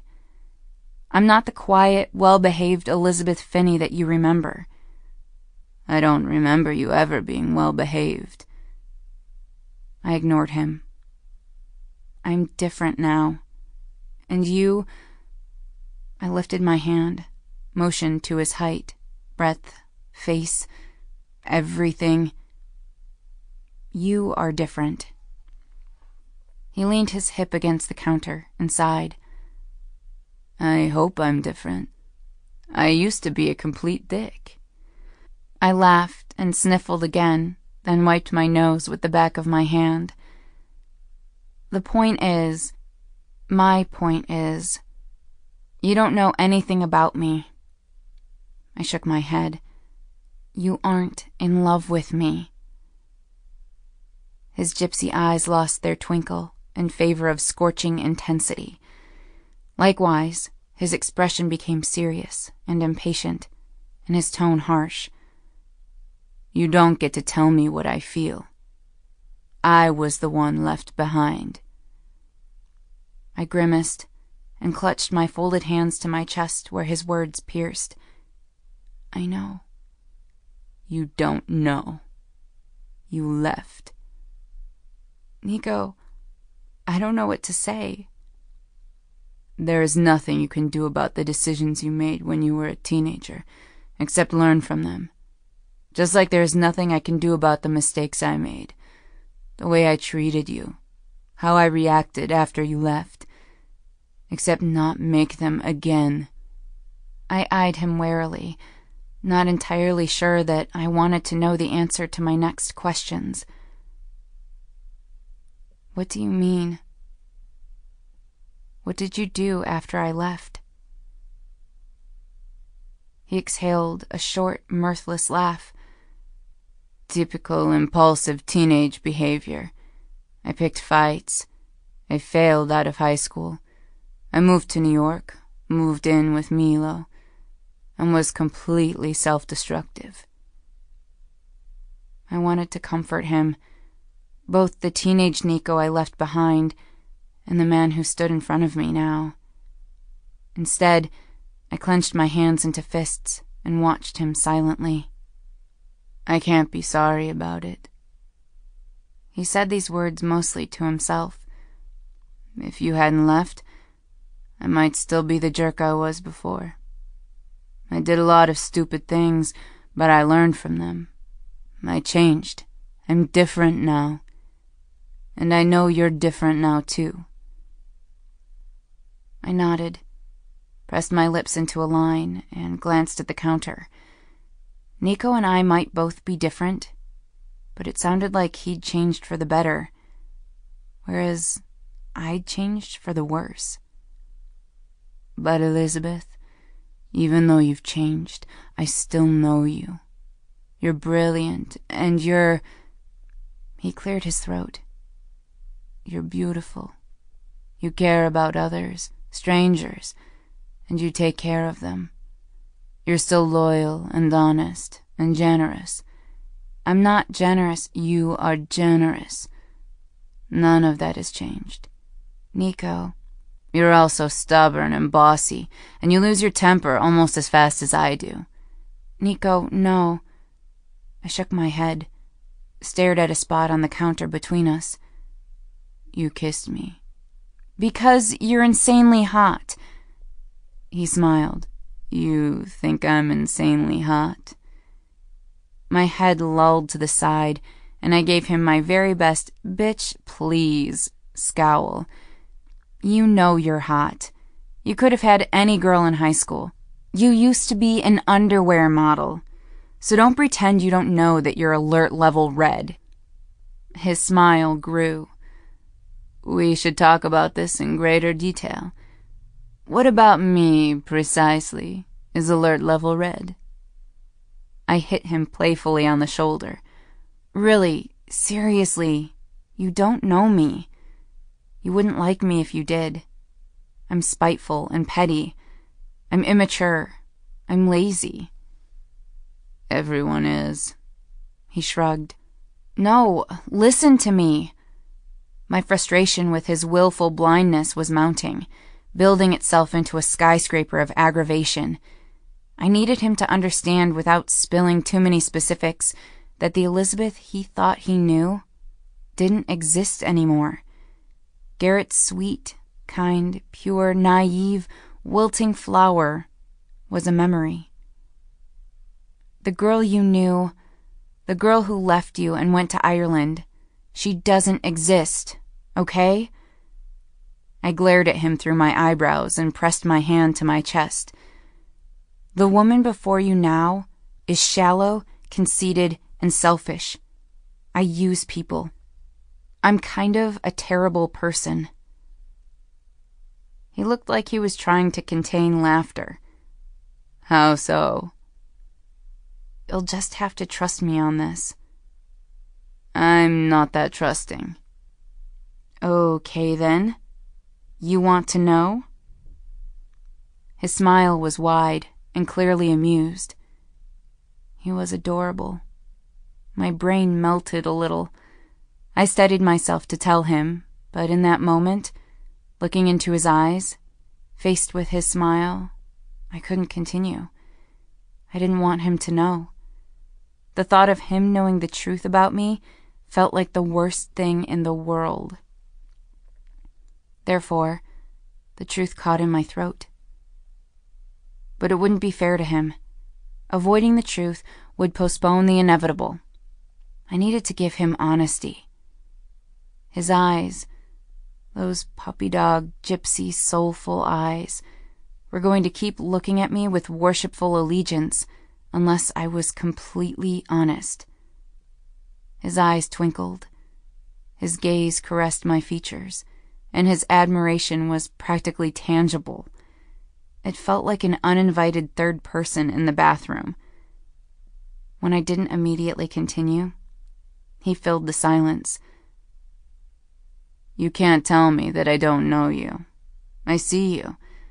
I I see you better than you see yourself, and you are beautiful." His lovely words, coming from his lovely mouth, said with his lovely voice, made my insides melt to mush. "Maybe just a little longer." A traitorous voice that sounded nothing like mine pleaded from behind the curtain of my subconscious. The entreaty had the opposite of its intended effect. I stood taller by straightening my back, picked a make-believe piece of lint from my jeans, and cleared my throat. I would prove to him that he didn't know me at all. I use people. His confident smile slipped. He frowned. "What?" "I use men." "What do you mean, you use men?" I shrugged, but my heart was galloping and I felt abruptly nauseous. "I use men for sex. I pick a guy, have sex with him, and when I'm done, I toss him aside." I know I sounded heartless, cold, but I did so purposefully. In order to save his heart, he needed to understand that mine no longer functioned, that after losing my mom and Garrett, I wasn't interested in loving or being loved by anyone. I endeavored to hurt him a little now, because I refused to prolong his hope.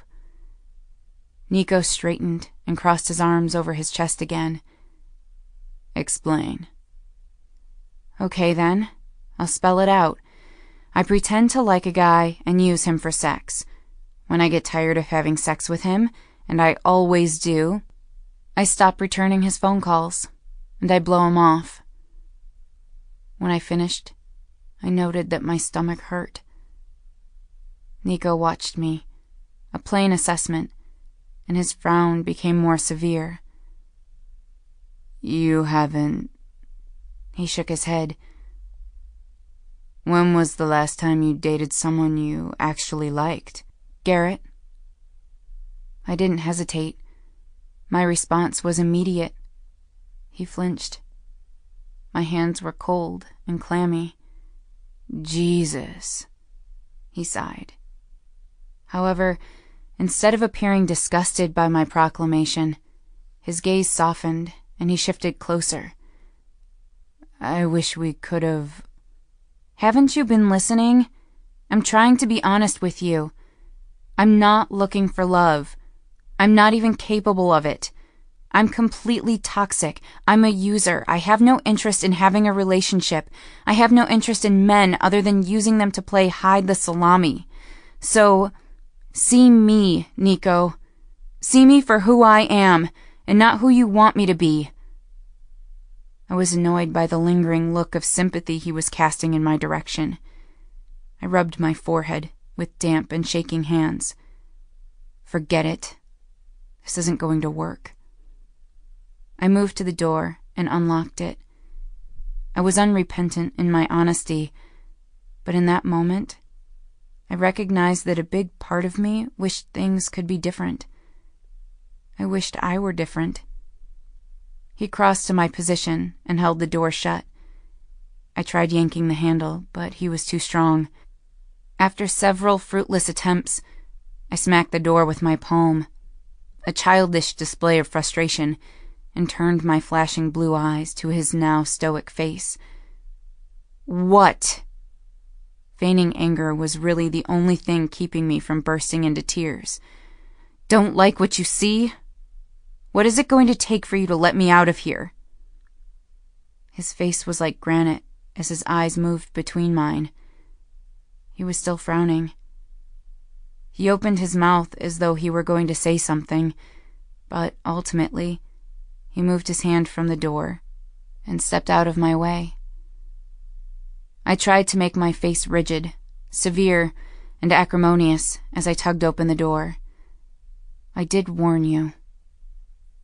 I searched his expression for the judgment I hoped would be there, and found only pity. His pity duly pissed me off and sparked my mortification. Gritting my teeth, I walked past him out the door and into the dining room, where everyone looked like him, talked like him, and laughed like him. I couldn't wait to leave. Chapter 10. Indefinable emotion cast the next several moments in a fog of gray grumpiness. Sandra, after one look at my expression, made excuses for our hasty departure. I said nothing. I allowed her to steer me through the crowd of Manganiellos with a plastic smile pasted on my features. Just as we were nearing the front door, Nico shuffled into the dining room, looking like a kicked puppy. I blinked against stinging moisture as the beginnings of an inexplicable, epic cry-fest forced my chin to wobble. I clenched my teeth and bit my tongue to hold back the deluge. Sandra led me to the car. Rose followed us out. I could tell that Rose was disappointed, but I couldn't think clearly enough to pacify Nico's mother. I promised, with a head nod, that I would visit the next time I was in town. We drove in silence for several minutes, my hands flexing and gripping the steering wheel intermittently as I replayed my encounter with Nico, no matter how hard I wanted to forget it. I wasn't paying much attention to where we were going. When I ran a stop sign, Sandra made me pull over so that she could drive. As soon as we switched seats and my seatbelt clicked into place, the tears started to flow. It was a messy cry. A snotty, snorting, sobbing cry.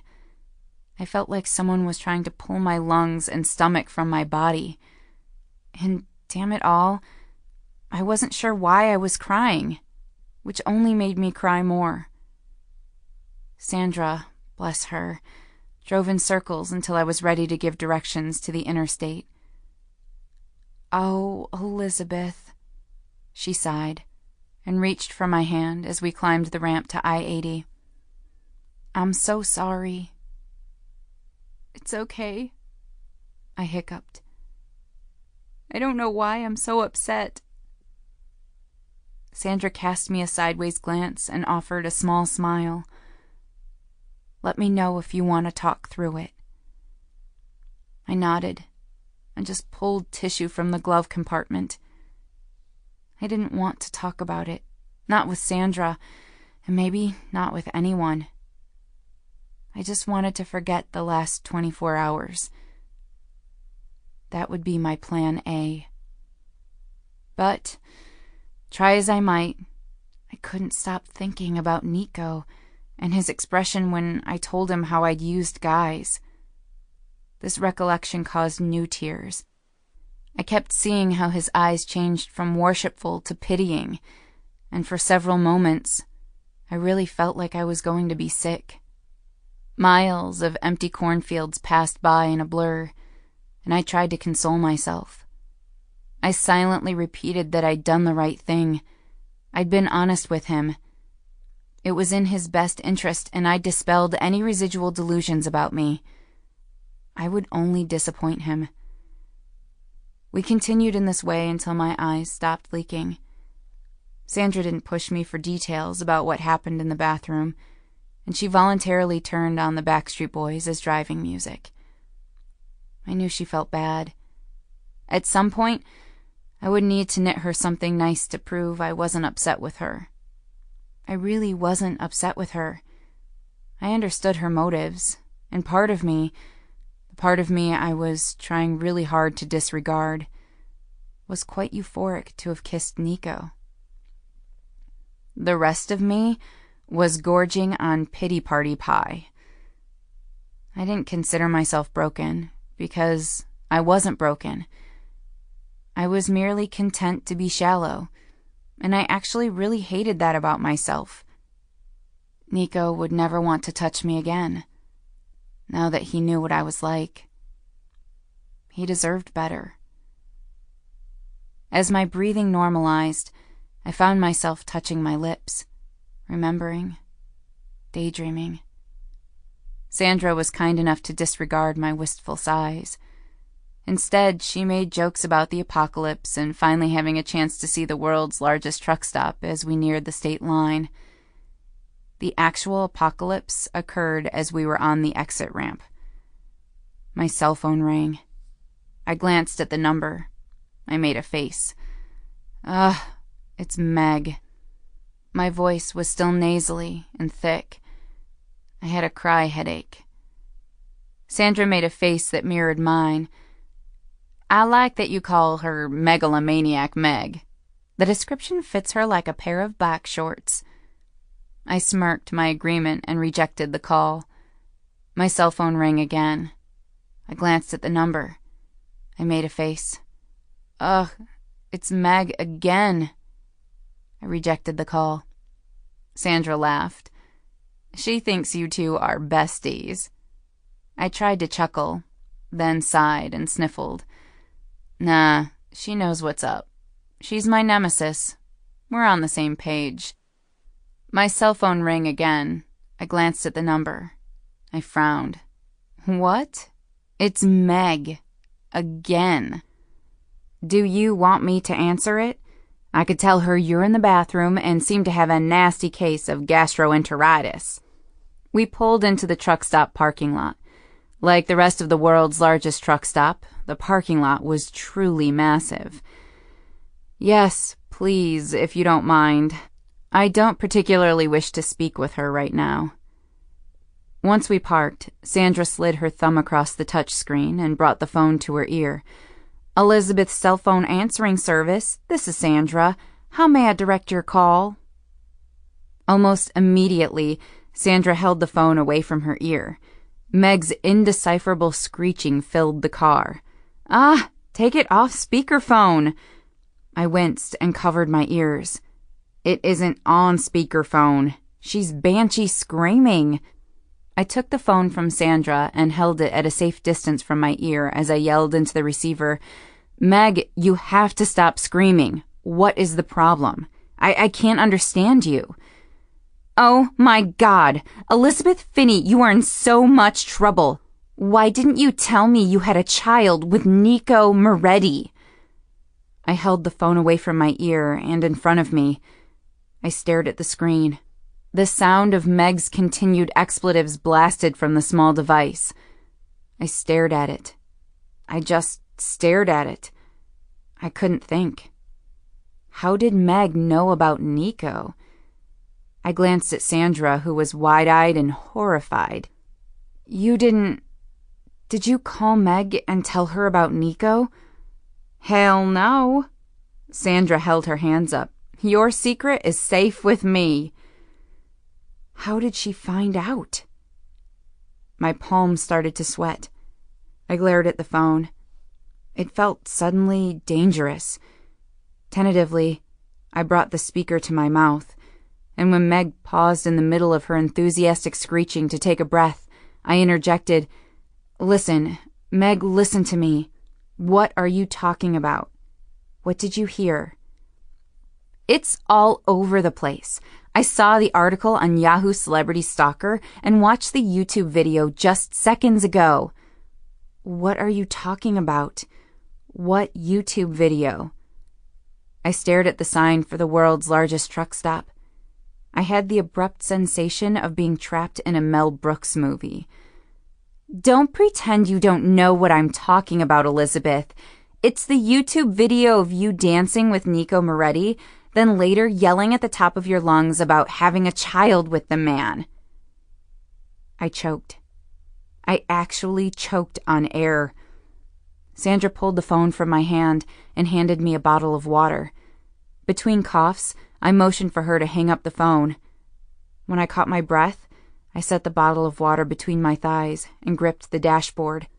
I was in a Mel Brooks movie. I was certain of it. I couldn't have been more confounded if someone had jumped in front of my car wearing a giant pretzel and singing, "It's springtime for Hitler." I couldn't understand her. What did she say? How did she find out? Sandra sounded as perplexed as I felt. I shook my head. My voice was now both nasally and raspy due to my recent coughing fit. She said there was a YouTube video of Nico and me dancing, and then... I swallowed another gulp of water. Then later the video shows me announcing to a room full of people that that he and I had a child together. Sandra covered her mouth and gasped. Her green eyes were wide with disbelief. Oh my God. Someone must have been recording at the reunion. She shook her head, stared unseeingly out the windshield. Oh my God. Maybe it's not that big of a deal. Maybe no one will care and it'll be a little blip. She was already shaking her head before I finished my sentence. No, Elizabeth, this is a big deal. Have you followed Nico at all? Have you followed his career or his personal life? No. I hadn't followed him. In fact, I'd more or less purposefully avoided his personal life and stories about him in the news. Elizabeth. She turned in her seat and unlatched her seatbelt to face me better. He's notoriously private. Like, he never talks about his personal life or his family. He's never been photographed off set with a woman who didn't work on the show. It's to the point where a lot of people assume he doesn't like women. He likes women. I know. I saw him kiss you, remember? I didn't respond. I just tugged on my left eyebrow. This is not going to blow over. People are going to think you have a love child with Nico Moretti. And you're a doctor. That's not a typical attention-seeking type of profession, if there is such a thing. You appear to be a credible person. Love child with Nico. That was a strange concept to think about. It made me feel all kinds of warm things I couldn't define. We sat in stunned silence for an interminable period. The engine was still running.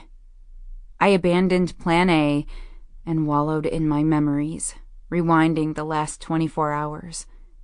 I played back all my Nico interactions that could have been recorded. Sandra placed her hand on my forearm, rousing me from remembering.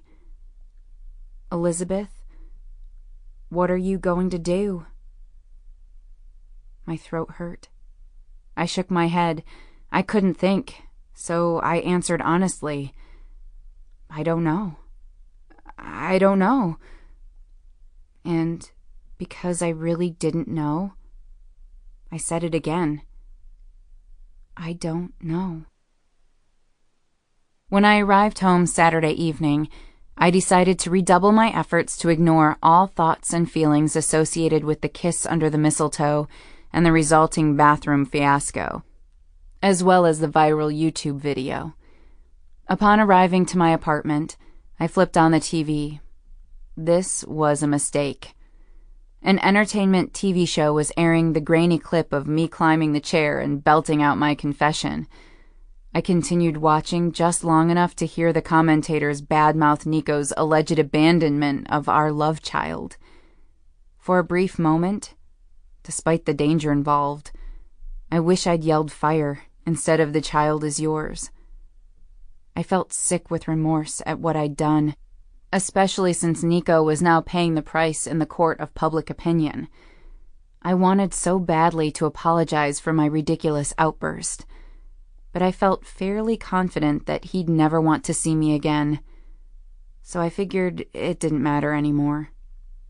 Disgusted, I flipped off the TV and listened to boy bands loudly. I organized Janie's comic books. I ordered Marie a set of Addie Clark knitting needles that she'd been lusting after for a just because present. I alphabetized my records. I read Fark.com for an hour, then searched Ask Metafilter for questions related to on-yarn materials and recycle crafts. Plastic grocery bags equals plarn. T-shirts equals tarn. I busied myself. I was getting more practice at avoiding. However, even without turning on the TV, life post-Nico love child apocalypse quickly became less than pleasant. The fallout of the YouTube video began to take shape. My voicemail filled up first. After the 40th text message, I called my cell phone provider to remove texting ability from my phone and change my number. The change would take 24 to 48 hours. After another 20 minutes of rejecting phone calls from unknown numbers, I finally turned the damn thing off. Then I made the mistake of checking my Gmail account. I had 700 new messages. How did these people find my contact information so quickly? Throughout all of this, Nico was never far from my thoughts. I worried about him and the trouble I'd caused him. His security guards were absolute crap. Then there was the psycho-stalker he'd mentioned. And now I had an email account full of obsessed, crazy people. I wished I'd successfully talked him into switching security firms. I kicked myself for not giving him Quinn's number when I had the chance. With these concerns for his safety also came daydreams. More than once I found myself caught up in a fantasy about him, about our brief time together over the weekend, dancing at the reunion, later in my room, telling me he loved me, at the restaurant, his hands on me, his mouth on mine, the way he looked at me like I was the only person in the world. The daydreams were wonderful and awful and confusing. Every time I slipped into one, I wanted to cry again. I was officially a crying female. I made a concerted effort to focus on the not-so-bad aspects of the whole situation, otherwise known as, it could have been worse, or look on the bright side, or at least you're not a hobo. I thanked my lucky stars that the quality of the video was spotty at best, though it was clearly me. The idiot who'd posted it on YouTube listed my name beneath the clip. However, on the bright side, he or she never got a full shot of my face. The amateur videographer seemed to be mostly preoccupied with capturing Nico. I also thanked my lucky stars that I never felt the need to set up a Facebook account or other form of social media. My ambivalence to social media was another way that Janie had rubbed off on me. I didn't have friends other than my small circle, and I didn't much care for connecting with people. Therefore, the only picture of me linked to the video was my high school graduation photo. I thanked my lucky stars a third time that I now looked almost entirely different. My teenage self could have passed for a picture of my younger brother, if I had one. The weird celebrity stalkers had my name, a dark video of me, and my high school yearbook photo. And that was basically it. I felt some measure of relief for my own sake, but I struggled with how to make things right for Nico. I told myself that I'd overreacted, and the likelihood of it all blowing over was almost certain. I was wrong. But it took me until lunch on Sunday to understand the depth and breadth of the situation. When I returned to work on Sunday, I braced myself for something. Meg had the day off. Everyone else appeared to be oblivious to the Nico Lovechild video apocalypse. That, or they were too polite to mention it. I was able to go about my day with no disruption, which helped me feel calmer and more relaxed about the kerfuffle. Ashley and I had made a date the week prior to meet for lunch Sunday afternoon. Since the day was unseasonably nice for April in Chicago, at 49 degrees and sunny, we bundled up and decided to eat on the stone patio benches in the garden, a small green space beside the hospital. But presently the area was more brown than green. So, she openly studied me as we settled on the cold bench. Ashley took a bite of her carrot. It snapped with staccato perfection. How was the reunion? My lids drifted shut as unbidden images of Nico at the restaurant, blocking my way, holding the bathroom door closed, his expression full of hurt, flashed before my eyes. I rubbed my forehead. My heart thudded painfully for 3 or 4 beats. Can we save this conversation for Tuesday? I know the ladies will want to hear all about it, and I just don't think I can tell the story twice. That good, huh? Ashley smiled, then continued her carrot munching. That strange. I handed Ashley a peanut butter cookie. As was my habit, I always brought her a cookie when we had lunch together. She always brought me a mango soda. I just unwrapped my egg salad on pumpernickel when Ashley stopped chewing her carrot. She blinked, then squinted at a bush some distance away, at the end of the hospital garden. "What the—" She tilted her head to the side, looked behind us, then glared at the bush again. "Elizabeth!" My mouth was watering and I was starving. I grunted. "What?" Then I stuffed a quarter of the sandwich in my mouth. "There's some weirdo in the bushes over there, taking pictures of us." She pointed to the edge of the garden. I wrinkled my nose and squinted in the direction she indicated.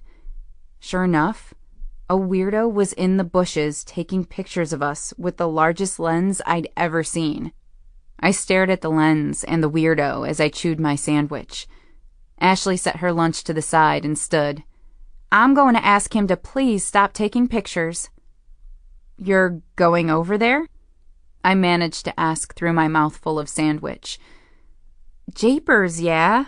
I don't want to have pictures of me eating carrots just floating around out there for all those carrot fetish people to leer at."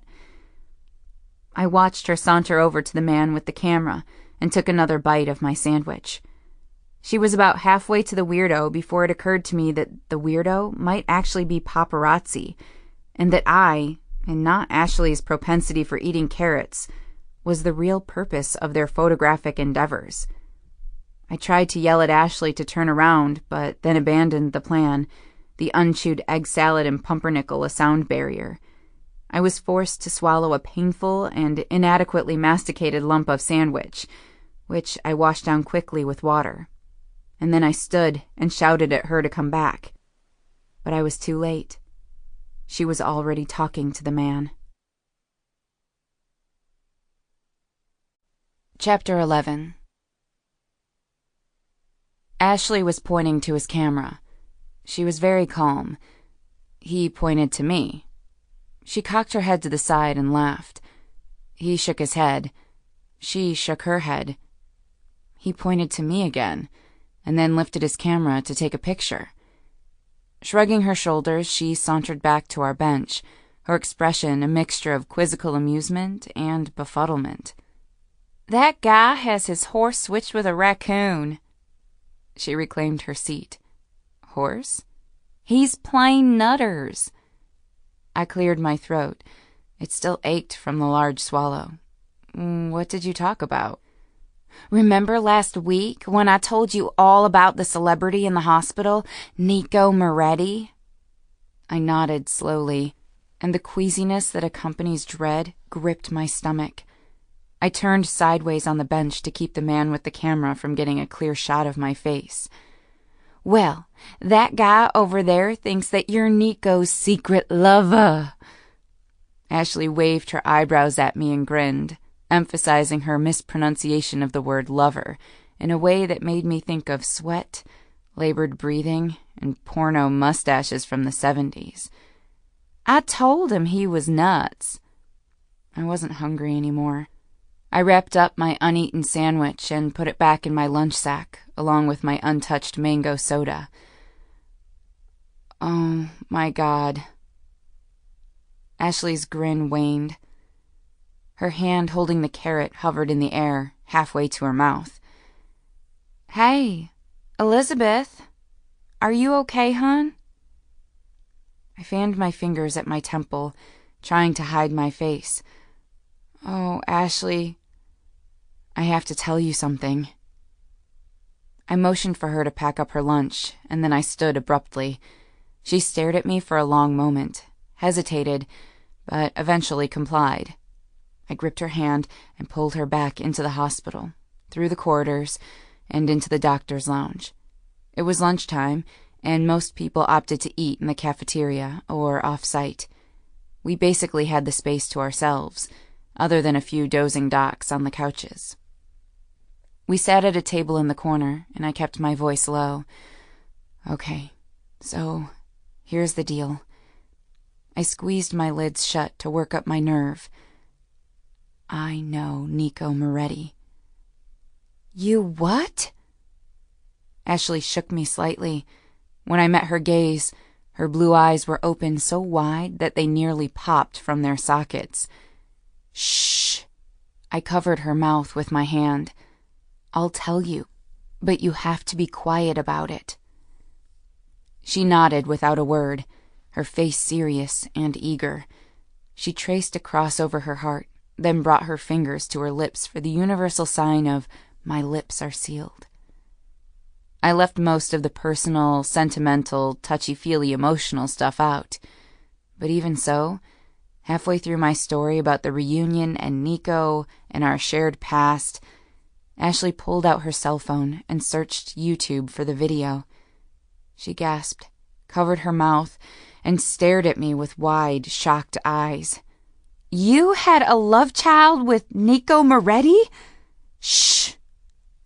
I glanced over my shoulder. No one was paying attention to us.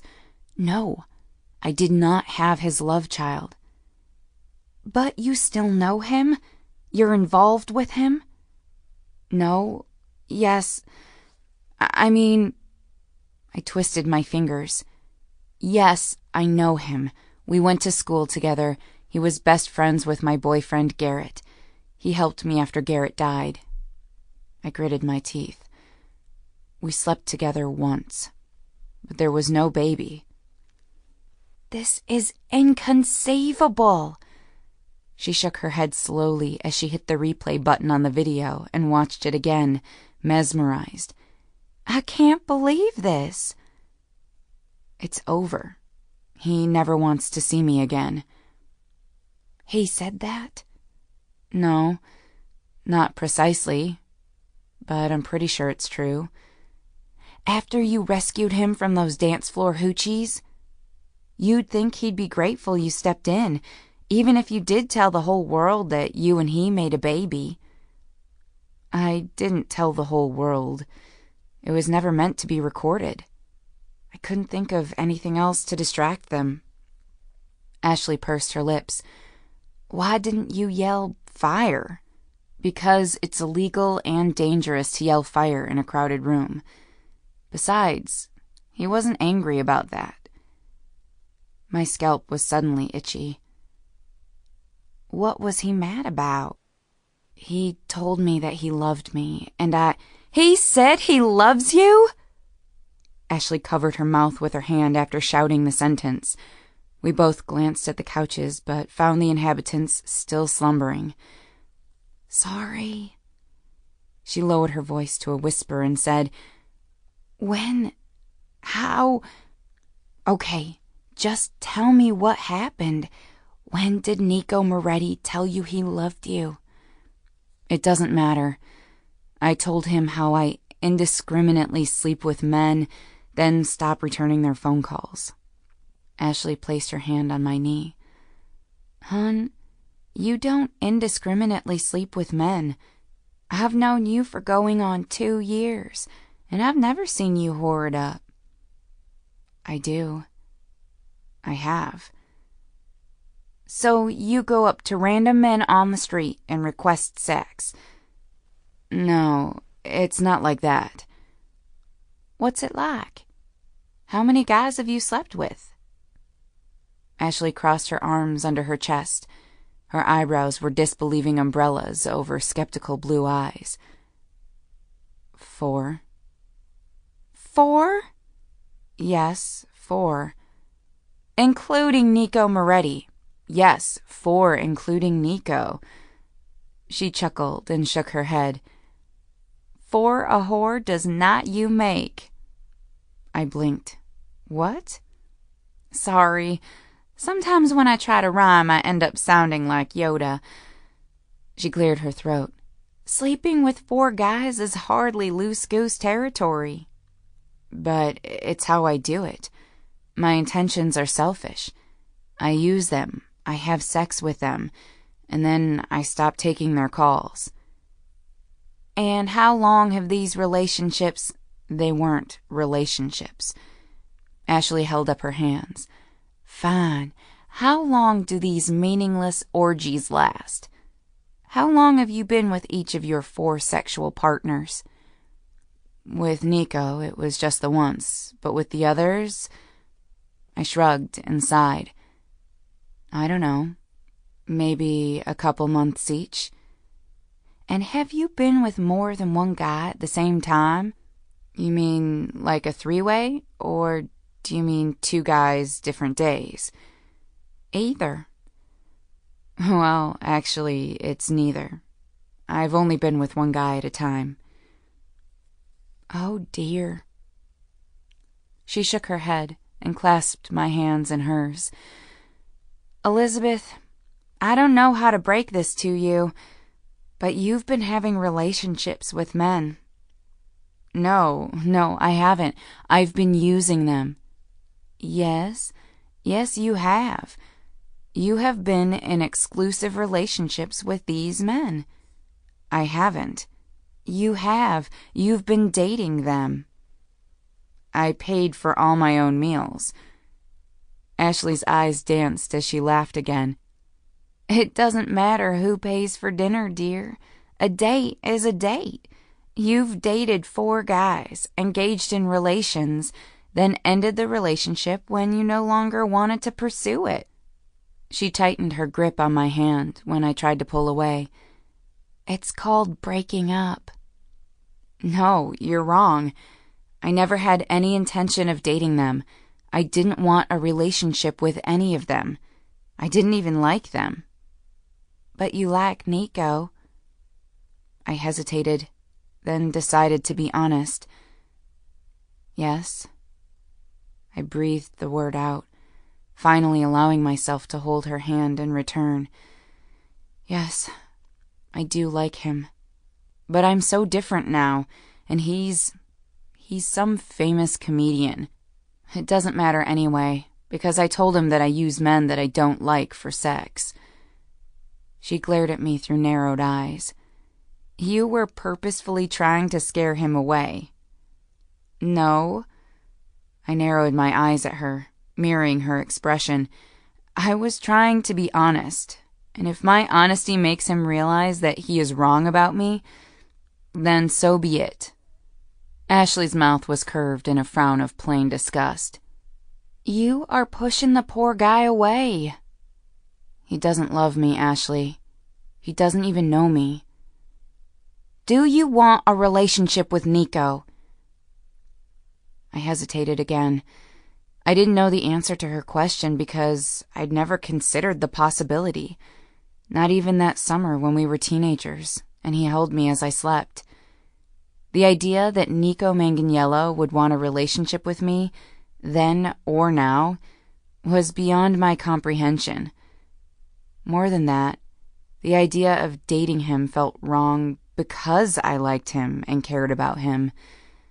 I'd already experienced my one great love. It wouldn't be fair to Nico if I led him on and made him hope for a future that wasn't possible, that I didn't want, and that I wasn't capable of. I decided to deflect rather than discuss these thoughts with Ashley. You don't understand what he was like in high school. He was the guy. Everyone had a crush on him. He was hot and smart, and he oozed charisma. There was much swooning whenever he walked into a room. What does that have to do with anything? He's a celebrity, and he has a terrible security firm. He needs better security. Again, what does that have to do with anything? I've already had my great love. Ashley blinked, waited to see if I had more to reveal. Then she shook her head slightly. What are you talking about? I've already been in love. I glanced at my watch. Much to my annoyance, I still had another 15 minutes before lunchtime was over. It's like you and I are having 2 different conversations. I asked you if you wanted a relationship with Nico, and you didn't answer the question. Because I don't know how to answer it. Well, that's an answer. You could have just said, I don't know, Ashley. I don't know if I want a relationship with dreamy Nico Moretti, even though I like him and he's a great guy and he loves me and over half the population of the United States wants to get in his pants. She mocked me in a high-pitched North Dakota accent, which was surprisingly good considering she was from Tennessee. My mouth pulled to the side. I do not sound like that. And really, over half the population? More like 3/4. I know some straight men who would switch teams to take a bite out of that apple arse. Oh, my God. I hit her thigh. Ashley! What? It's true. I know I'd like to take a look at his knackwurst. What are you two talking about? Ashley and I stiffened and automatically turned toward the owner of the voice. I met the dreamy, yet dull, gaze of Dr. Ken Miles with an expression that I was sure looked guilty. Oh, hey, Ken. I didn't see you come in. Ashley didn't look guilty. She looked pleased. I scowled at her. So, who were you two talking about? Was it me? Ashley kept her face turned toward Dr. Ken Miles, but her eyes slid to me. Actually, we were talking about a friend of Elizabeth's from high school. She just recently made contact with him again, and he wants to get together. So no, not you. It took all my Jedi power to keep from smacking Ashley at that moment. She knew my plan for Dr. Ken Miles. She knew he was my best hope for getting laid in the foreseeable future. She knew she was interfering with the potential for an orgasm. Maybe several if I was lucky. Friends don't pussy submarine friends. Not cool. Old friend? Dr. Ken Miles turned his pale blue eyes to mine. He appeared to be interested, and his voice held a slight edge. It was a good sign and a bad sign. I shrugged. Oh, yeah, well, you know. I went to my high school reunion this weekend and ran into some people. Dr. Ken Miles was chewing gum and holding a half-finished milkshake. He set it down and pushed blonde curls to one side of his forehead, then crossed his arms over his chest. Yeah, I saw that. I stared at him for a beat. When I spoke, my voice cracked. You saw what? Dr. Ken Miles's eyes narrowed, moved between mine. His jaw opened and closed as he kneaded the gum between his molars. The YouTube video with you and that comedian guy. Meg showed it to me yesterday. Schitzerhosen. Megalomaniac eyebrow-tweezing Meg. Oh, that. I laughed. I knew it sounded insincere and forced. I grimaced. He smiled at me in return. It looked insincere and forced. I didn't know you had a kid. I rolled my eyes and released a long sigh. I didn't. I was trying to be helpful. See? She was trying to be helpful, Ashley said sweetly. I was, Ashley. I shot her a stealthy death stare, despite the forced smile on my face. As I was just explaining, Nico and I were acquainted in high school. One of his closest friends was my boyfriend. At the reunion, there were some intoxicated women who were harassing him, so I tried to defuse the situation by yelling something to shock the ladies out of their inappropriate behavior. Dr. Ken Miles had pulled up a chair next to me while I was speaking. He obviously wanted to hear more, but his expression was still guarded. Why didn't you yell fire? Oh, for the love of God! I actually explained that too. My smile was waning, and I worried that it looked more like a growl than a grin. I wondered how many times I was going to have to explain the legality of screaming fire in an occupied room. It is actually against the law to yell fire in a crowd of people. You know, what with all the panic and trampling to death and whatnot. Dr. Ken Miles leaned back in his chair, his long legs stretched out in front of him. He studied me speculatively. "So, you two hooking up now or something?" "That's a very personal question, Dr. Ken." Ashley's Tennessee twang reminded me that she was still here. "Unless you have a stake in the dairy farm, the milking pen is none of your beeswax." Dr. Ken Miles frowned at Ashley's untoward metaphor, his eyes moving over her in plain contemplation. He responded with a vehemence I wasn't expecting. "Shouldn't you be getting back to work, nurse?" Ashley and I shared a look of silent communication. Me. That was weird. Her. What was that all about? Me. I don't know.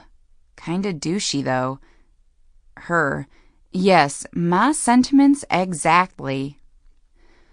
Well... Ashley stood from her chair slowly, keeping her eyes on me.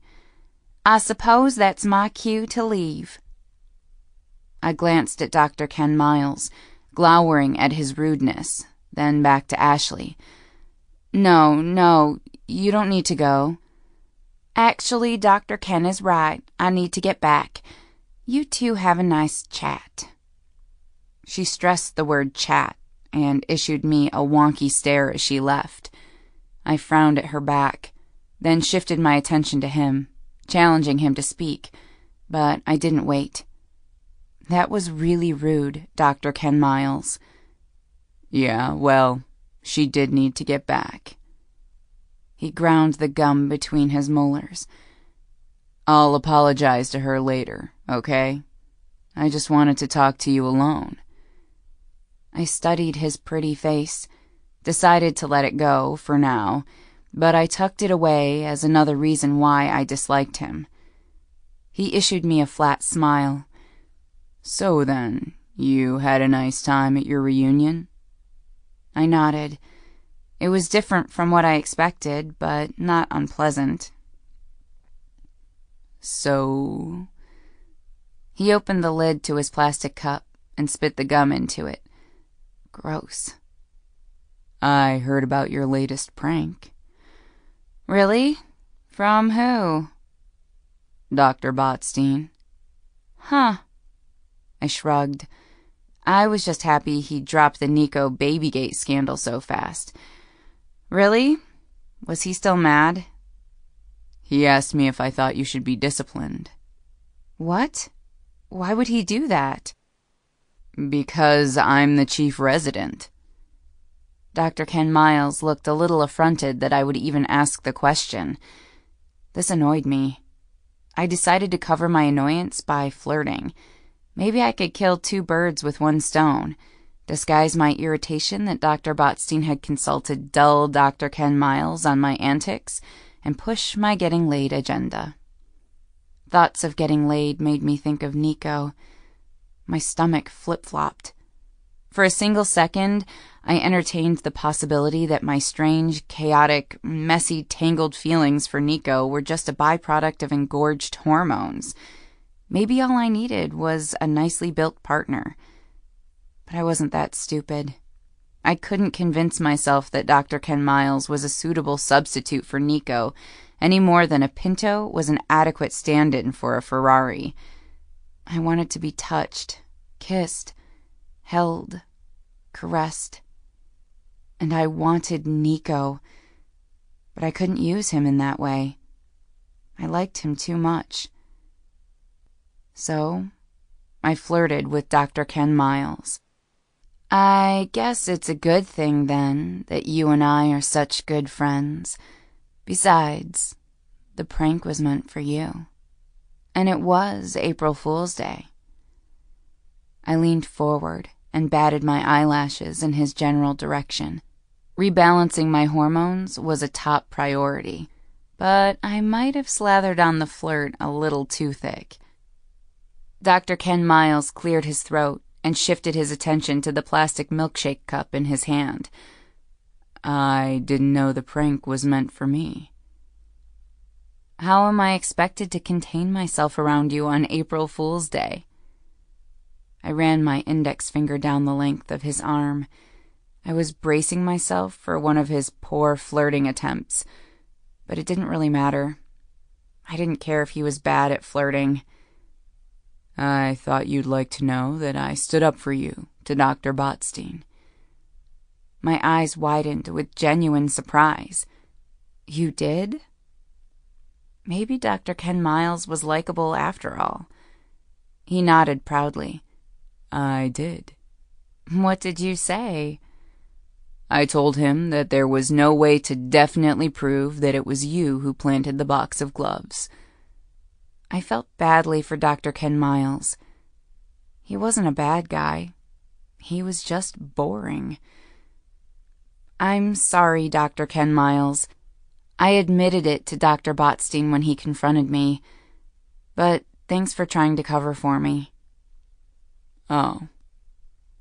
He looked disappointed, and then his expression suddenly changed to aggravated. Elizabeth, I think we need to talk. I sat up a little straighter and watched his growing somberness through narrowed eyes. Is there something wrong? Yeah, there is, actually. He glanced around the lounge, then set his cup on the table and leaned closer to me. If it had been anyone else, anyone but you, I would have told Dr. Botstein that I didn't think a hospital was an appropriate place to play pranks. His jaw ticked before he continued. As this is your third time acting so unprofessionally, I would have told him I thought you needed to be held accountable. Okay.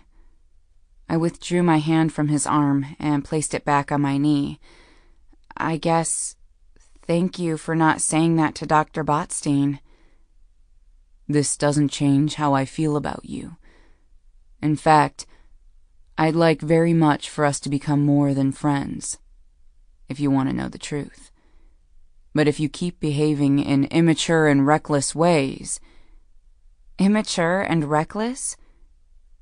I could take a reprimand from Dr. Botstein, who I respected and admired, but I had difficulty accepting a lecture about maturity from Dr. Ken Miles, who was not much older than me.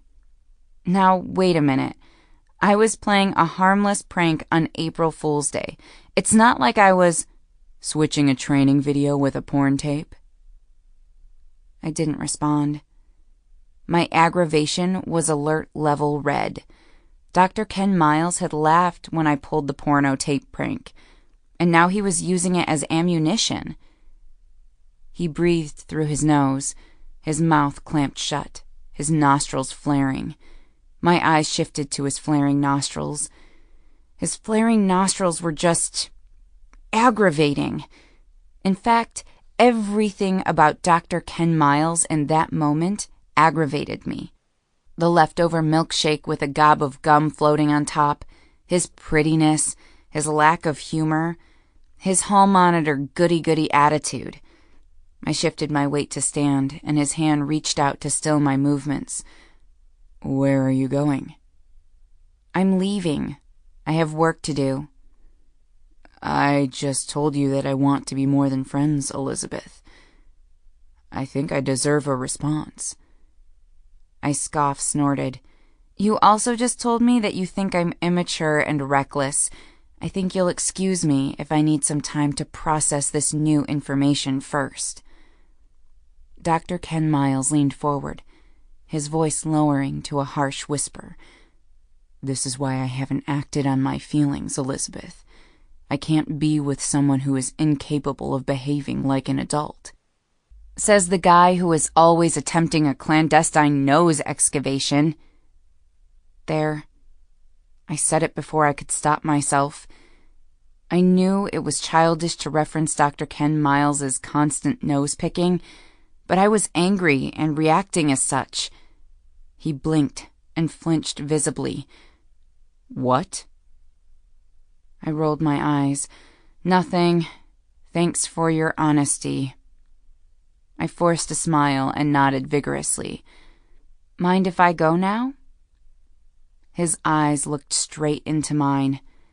cornflower blue and wide with disbelief. He released my arm abruptly, sniffed, and glanced at his shoes. "Fine. Go." I stood and walked blindly out of the lounge, past the still dozing doctors on the couch, and into the corridor.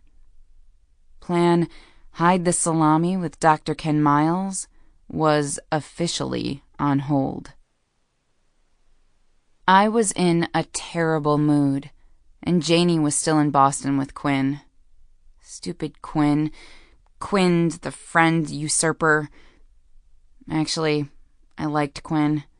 He reminded me of me, and I knew he'd be great to my best friend, but that didn't make the time she was gone any less difficult to bear. Usually, when either of us were feeling the funk, Janie and I would drink mojitos and watch movies based on comic books, her choice, or 1980s John Hughes movies, my choice. Instead, I went to bed early Sunday night, tossed and turned, and had two dichotomous types of dreams. Disturbing dreams about Nico being in danger, and frustratingly fantastic dreams about Nico and me and coitus. The worst of the nightmares, although I couldn't explain why, involved me running through a crowd trying to find him. Every time I thought I'd found Nico, it turned out to be Dr. Ken Miles. I would turn away from him and continue my search, just to find Dr. Ken Miles again. I experienced a high degree of interdream anger and despair. I needed to contact Nico about his security firm. He needed to hire better guards. His lack of appropriate security was interrupting my sleep. Thoughts of him naked were also interrupting my sleep, but I couldn't do a thing about that except enjoy them while they lasted. I woke up for my early morning shift feeling hungover. The worst kind of injustice is doing nothing to deserve a hangover and waking up feeling like you have a hangover. Still yawning by the time I walked into the hospital, I noted that the ibuprofen I took for my headache seemed to be working. I allowed myself a moment of optimistic contemplation. Monday could only be an improvement over Sunday. I was so distracted by my bad dreams and trying to figure out a way to get Nico's security team replaced, as well as the unfairness of my undeserved hangover, that I didn't notice the buzzing of my pager. It vibrated off the shelf of my locker while I was pulling on a freshly laundered lab coat over faded teal scrubs. As I retrieved it from the floor, I felt a twinge of disappointment. The day was already starting with a hectic bang, and my shift hadn't technically started yet. I'd arrived to work early. I wanted to spend a few minutes drinking coffee and eating a donut. Instead, now abandoning my plan for 10 minutes of peace, I gathered a deep breath and glanced at the message. CRU, room 410, ASAP. VIP PEDS ready, CG 1605, CF IV. I stared at the message. Oh, shit. Roughly translated, the message meant, please come to the CRU research unit, room number 410, as soon as possible. The VIP pediatric patient is ready to enroll in a clinical trial. Protocol number 1605, cystic fibrosis infusion study. I stared unseeingly at the empty contents of my locker. My mind was in a blank panic. A moment later, the original message was followed by a second message that was infinitely more cryptic. 6 exclamation points. Well, I wonder who it could be, I thought drolly as I mentally prepared to trudge to the clinical research unit. Nico had returned with his niece. They'd decided to enroll her in the study. Chapter 12. The weight of dread heavy on my shoulders, I moved in slow motion to the clinic room. The thought of seeing Nico filled me with despair. Certainly, all the admiration I'd seen in his beautiful green eyes the last time we were together would undoubtedly be replaced with disgust, pity, or some combination of the two. Granted, I acknowledged that my reaction made no sense. I'd basked in Nico's admiration for an extremely short period, less than 24 hours to be exact, in a total of 3 encounters. But I couldn't help feeling dread at seeing him again, just as I couldn't stop fantasizing about him. Even if I'd been the type of person who believed falling in love more than once in a lifetime wasn't a crazy, stupid thing to do, Nico wasn't interested anymore. He also wasn't my type. He was hot like lava and sexy like cake. Wait, like lava cake. Nice. He was annoyingly witty and intelligent. He was thoughtful and kind to his family. He was too likable, too charismatic. Okay, he was my type, damn it. But, I reminded myself, he is also the Nico Manganiello who made my childhood hell, and... I paused, actually stopped walking, and was struck by the complete lack of anger I felt toward him now. Yes, the memories still chafed. Yes, his actions years ago were still hurtful to think about. However, Nico's apology, my own mistakes and regrets, and relief from finally knowing the reason why I was harassed, all mixed together to produce a mysterious, mystical forgiveness as follows. Nico's heartfelt apology times my mistakes plus my regrets plus reason why equals mystical forgiveness. I leaned against the wall and searched my mental grudge inventory. His name was missing. I was no longer angry at Nico. Huh, I said to the empty hall. Weird. Haltingly, I continued down the corridor to the CRU, trying to find some reason to dislike him. It took me 7 steps to remember that he was a comedian who made his living trying to get celebrities naked on television. I used this as fuel and allowed myself to get worked up. He was frequently naked on his show. There were mostly nude women parading around and giggling, for God's sake. Giggling, half-naked women. How could I ever respect someone who thought that was okay? How could I respect myself if I condoned it? It doesn't matter anyway. He's never going to be interested in you now.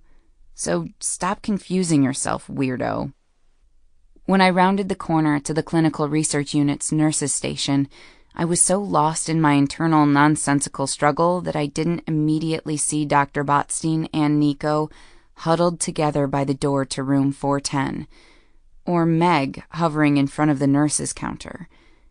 I was nearly upon them when Dr. Botstein's voice pulled me from my musings, causing me to stumble over my own feet.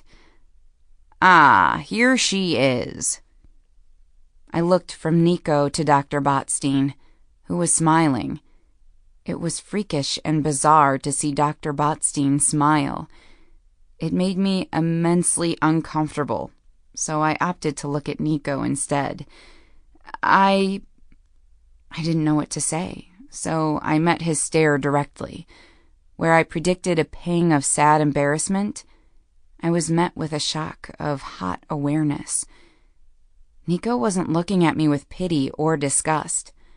His gaze held mine hostage, and he was eye-twinkling like a champ. I'd been gaze hijacked. Then he smirked, his lids lowering to half-mast. There he stood, twinkling, hot lava, sexy cake, sex on a stick, obscene levels of charisma. Freaking Nico. I sighed. It was a weak woman sigh. It was the sigh of a female helpless, ensnared by the hypnotic gaze of the guy she fantasizes about. I'd never been so happy to hear the sound of Dr. Botstein's voice. It was a hard, sharp slap to my cranium. Dr. Finney, I believe you are acquainted with Mr. Moretti. Hello, Elizabeth. Nico nodded his head once in my direction. Mr. Moretti. Good to see you. Nico smiled at me, caught his bottom lip between his teeth. My breath hitched, and then my stomach flipped at the simple action. His effortless and playful sexiness was mind-muddlingly maddening. I think it's okay for you to call me Nico. Dr. Botstein is aware of our relationship. Yes, well, Mr. Moretti already explained the nature of everything. Dr. Botstein returned his attention to Nico. At this point, Meg crossed to stand next to me and nudged me with her elbow. I ignored her as Dr. Botstein continued. We're just pleased that you decided to enroll your niece in our clinical trial. You have? I was surprised. Most of Nico's nimble playfulness waned with a shift in the conversation to serious matters. His expression turned sober. Yes, my mother and I called Dr. Botstein last week and talked through our questions. You did? I asked. Meg nudged me again with her elbow. Again, I ignored her. Yes, Dr. Finney, Dr. Botstein said, exhaling his impatience. I saw no reason to discuss the matter with you, as I wasn't aware that you knew the family. Besides, your research rotation was set to end tomorrow. Obviously, it will be extended. It will? A troubling thought immediately arrested my attention. I was worried that the decision to enroll Angelica in the clinical trial had something to do with me. Or more precisely, it had something to do with Nico and me. Yes, obviously, Dr. Botstein said, looking at me with a blank expression as if my slow comprehension required infinite patience. Meg elbowed me again, this time with a great deal of force. I turned slightly to give her the stink eye, but before I could, I found her glaring at me with unfettered displeasure. She was giving me the stink eye. Hag. Dr. Botstein continued, and obviously everything will be done under my strict supervision. I have complete faith in Dr. Finney, of course, but as I explained last week, the infusion schedule is rigorous. Since you've opted out of an admission to the CRU, bringing little Angelica back to the hospital every 8 hours for the next 28 days will require a great deal of dedication. Nico nodded. We understand. Wait. I pulled my attention from Meg's death stare. I don't understand. Why is my research rotation being extended? Meg finally spoke, her voice false and chipper. She glared at me and said, But don't worry, my research rotation will start as scheduled, and the research nurses will conduct the other patient visits as usual. I just won't be taking care of Angelica, seeing as you are such good friends with the family. I stared at her, my eyebrows meeting my hairline. I'm going to do what? Dr. Botstein shifted, pulled his pager from where it had been clipped to his scrubs. Excuse me. He glanced at the screen and tisked. It looks like I'll need to get this. Thanks so much for coming in today. Dr. Finney will get Angelica started on the paperwork and screening tests. It's all very run-of-the-mill. Please call me, day or night, with any questions. I'm here to help. Thank you. We appreciate everything, Nico said as the two men shook hands. With a curt head bob in my direction that seemed to convey both annoyance and respect, Dr. Botstein turned and stalked away from us. He pulled his cell phone from his pocket and barked orders to some faceless person on the other end. My eyes locked again with Nico's, and I noticed that I was holding my breath as if I were waiting for something. Silence stretched. Nothing happened. Well, nothing other than the unwavering intensity of his gaze, my resulting increase in heart rate, and our lengthy staring contest. Someone cleared a throat very loudly, and I turned toward the sound. The clinical research nurses were sitting behind the nurses' station, pretending to work, but obviously eavesdropping on the entire conversation. They both peered at me with Cheshire grins. I glanced at my feet, attempting to gather my wits. I sensed that Meg was about to nudge me again with her sharp elbow, so I sidestepped the movement and advanced on Nico. I felt an acute need to speak with him alone. Despite his and Dr. Botstein's assurances, I wanted to make sure Rose and Nico had made a fully informed decision about Angelica's treatment. And if I were being completely honest, I just wanted to be alone with him. Preferably in some enclosed space where I could smell him. "Can I talk to you for a moment?" My eyes shifted to the clinic room where Rose and Angelica were visible through the open door. I gave the pair a small smile of greeting, then returned my attention to Nico and added, "Privately?" "Sure." He didn't frown, but he didn't smile either. However, his eyes dropped to my mouth and lingered there. "Okay, here." I grabbed his hand. "Come with me." I pulled Nico after me, not stopping to consider why I'd decided to hold his hand when a simple gesture to follow would have sufficed. It wasn't because I desired contact with him. Loved the shock of awareness that spread through me where we connected. Craved it like a drug addict in need of a dopamine fix.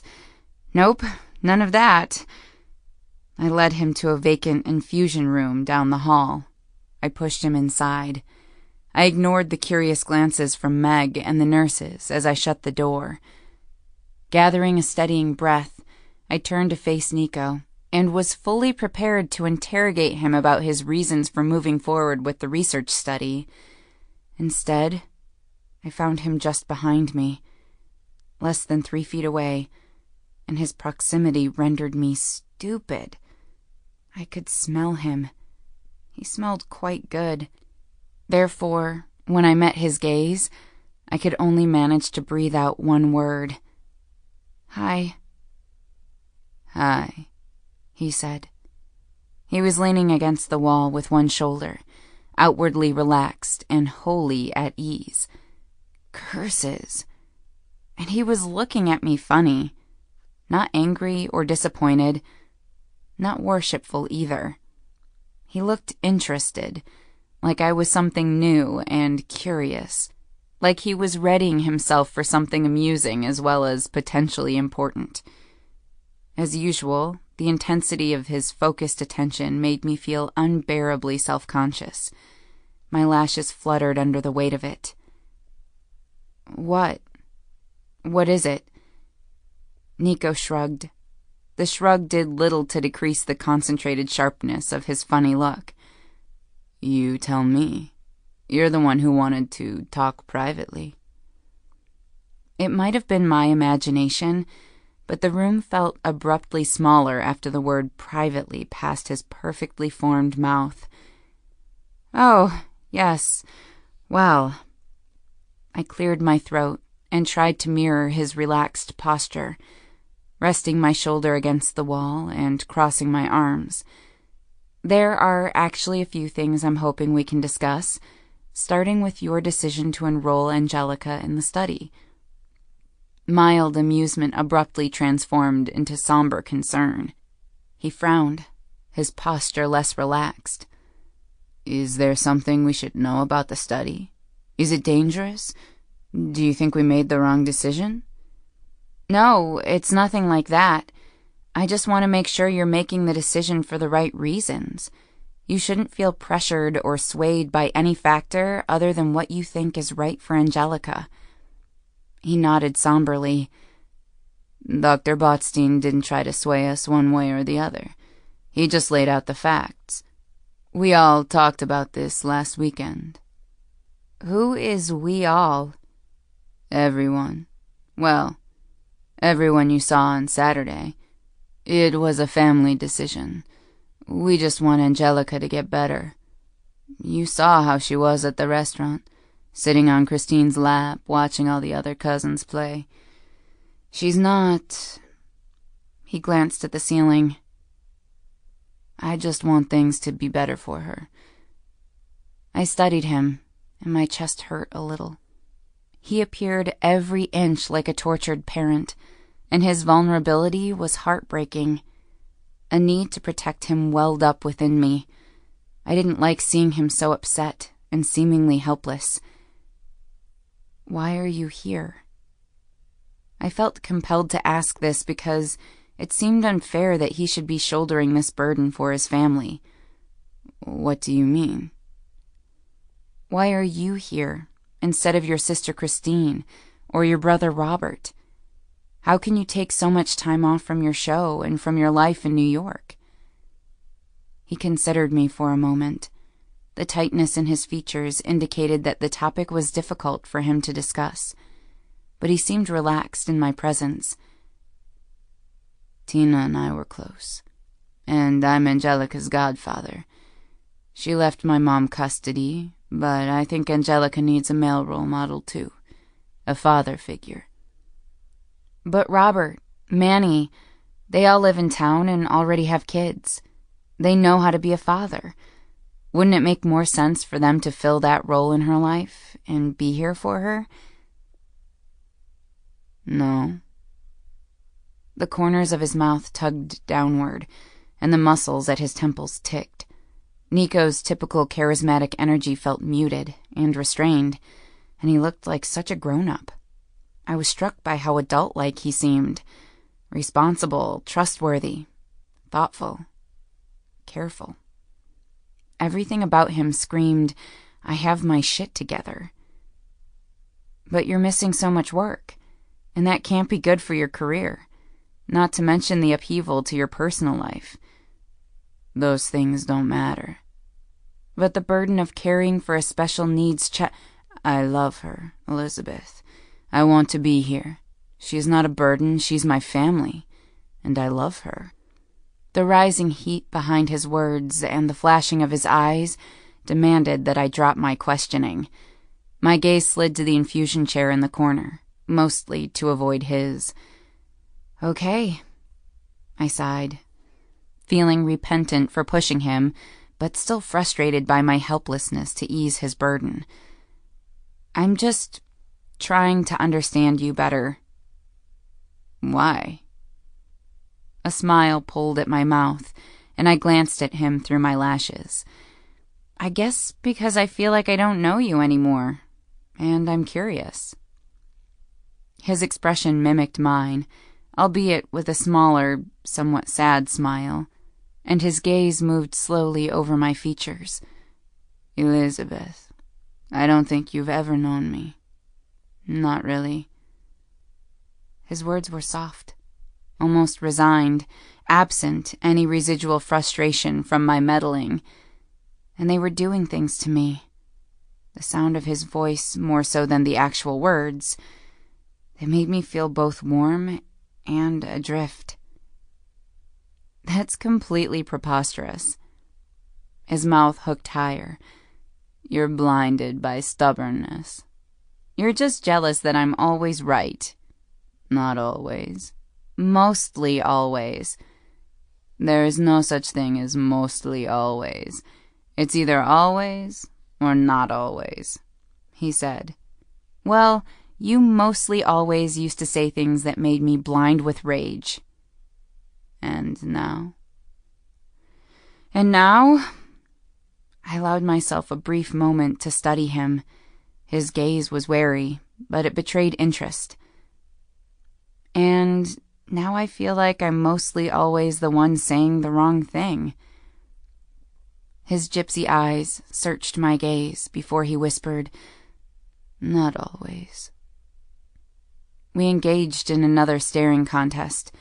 The frequency of our staring contests was verging on ridiculous, but I couldn't help it. I liked staring at him, and I liked it when he stared at me. His eyes caused a delicious pleasure pain to spike in my chest. I could see myself becoming addicted to the feeling. This thought, paired with an igniting heat behind his eyes, stirred me from my Nico trance. We drifted closer to each other without me realizing it. I stiffened, then took a step back and blurted, "The video." His brow dipped into a V, as though he was confused by the sound and the meaning of my words. But then, as understanding arrested his features, a slow grin claimed his mouth. "Ah, yes." He also shifted a step backward and had the decency to appear contrite. "The video."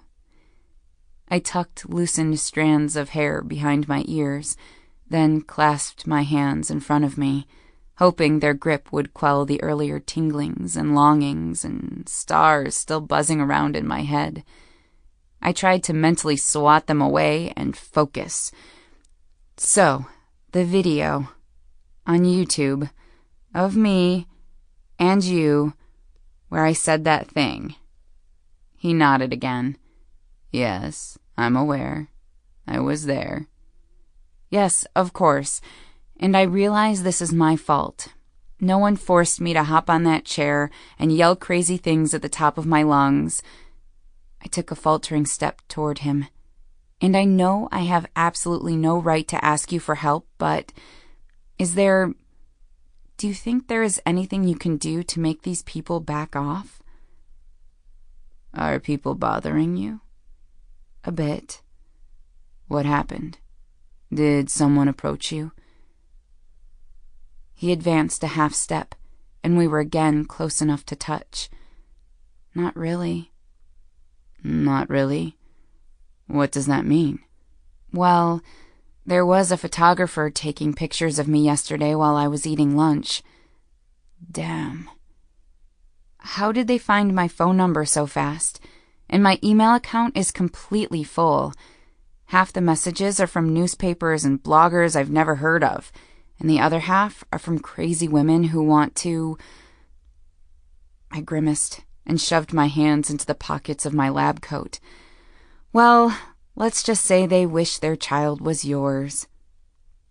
He gave me a mirthless smile. "Just so you know, I really appreciated what you did. You're right, you didn't have to jump on that chair. But you're also wrong. You do have every right to ask for my help." "Are you sure about that?" I didn't agree with him. I truly felt I had no right. "Because I wouldn't blame you if you gave me the middle finger salute and walked out of here." Nico wrinkled his nose. "Why would you say that? Why would you even think that?" "Because—" I searched his eyes, hoped to convey without actually admitting the internal frustration and dissidence I'd been living with since he'd appeared last week. Actually, perhaps even longer than that. "Because I saw a segment on Showbiz Weekly this weekend, and they were crucifying you over what I yelled at our reunion, about you and me having a child. If I've caused you any problems, I can't tell you how—" Nico waved away my concern. "Are you kidding? I have fake baby drama all the time. Every month there's a blog or trashy newspaper claiming I've left some poor woman abandoned with 8 kids. My very own octomom. Don't worry about it." I wrestled with my guilt, then finally blurted, "I haven't been very nice to you." His expression softened. "Elizabeth, in your own misguided, crazy, PMSing woman way, I think you've been trying to be nice." My mouth fell open. "Hey, you're just not very good at being nice. It's not a strength of yours." "I can't believe you just said that." "You should work on it. You should compliment me more.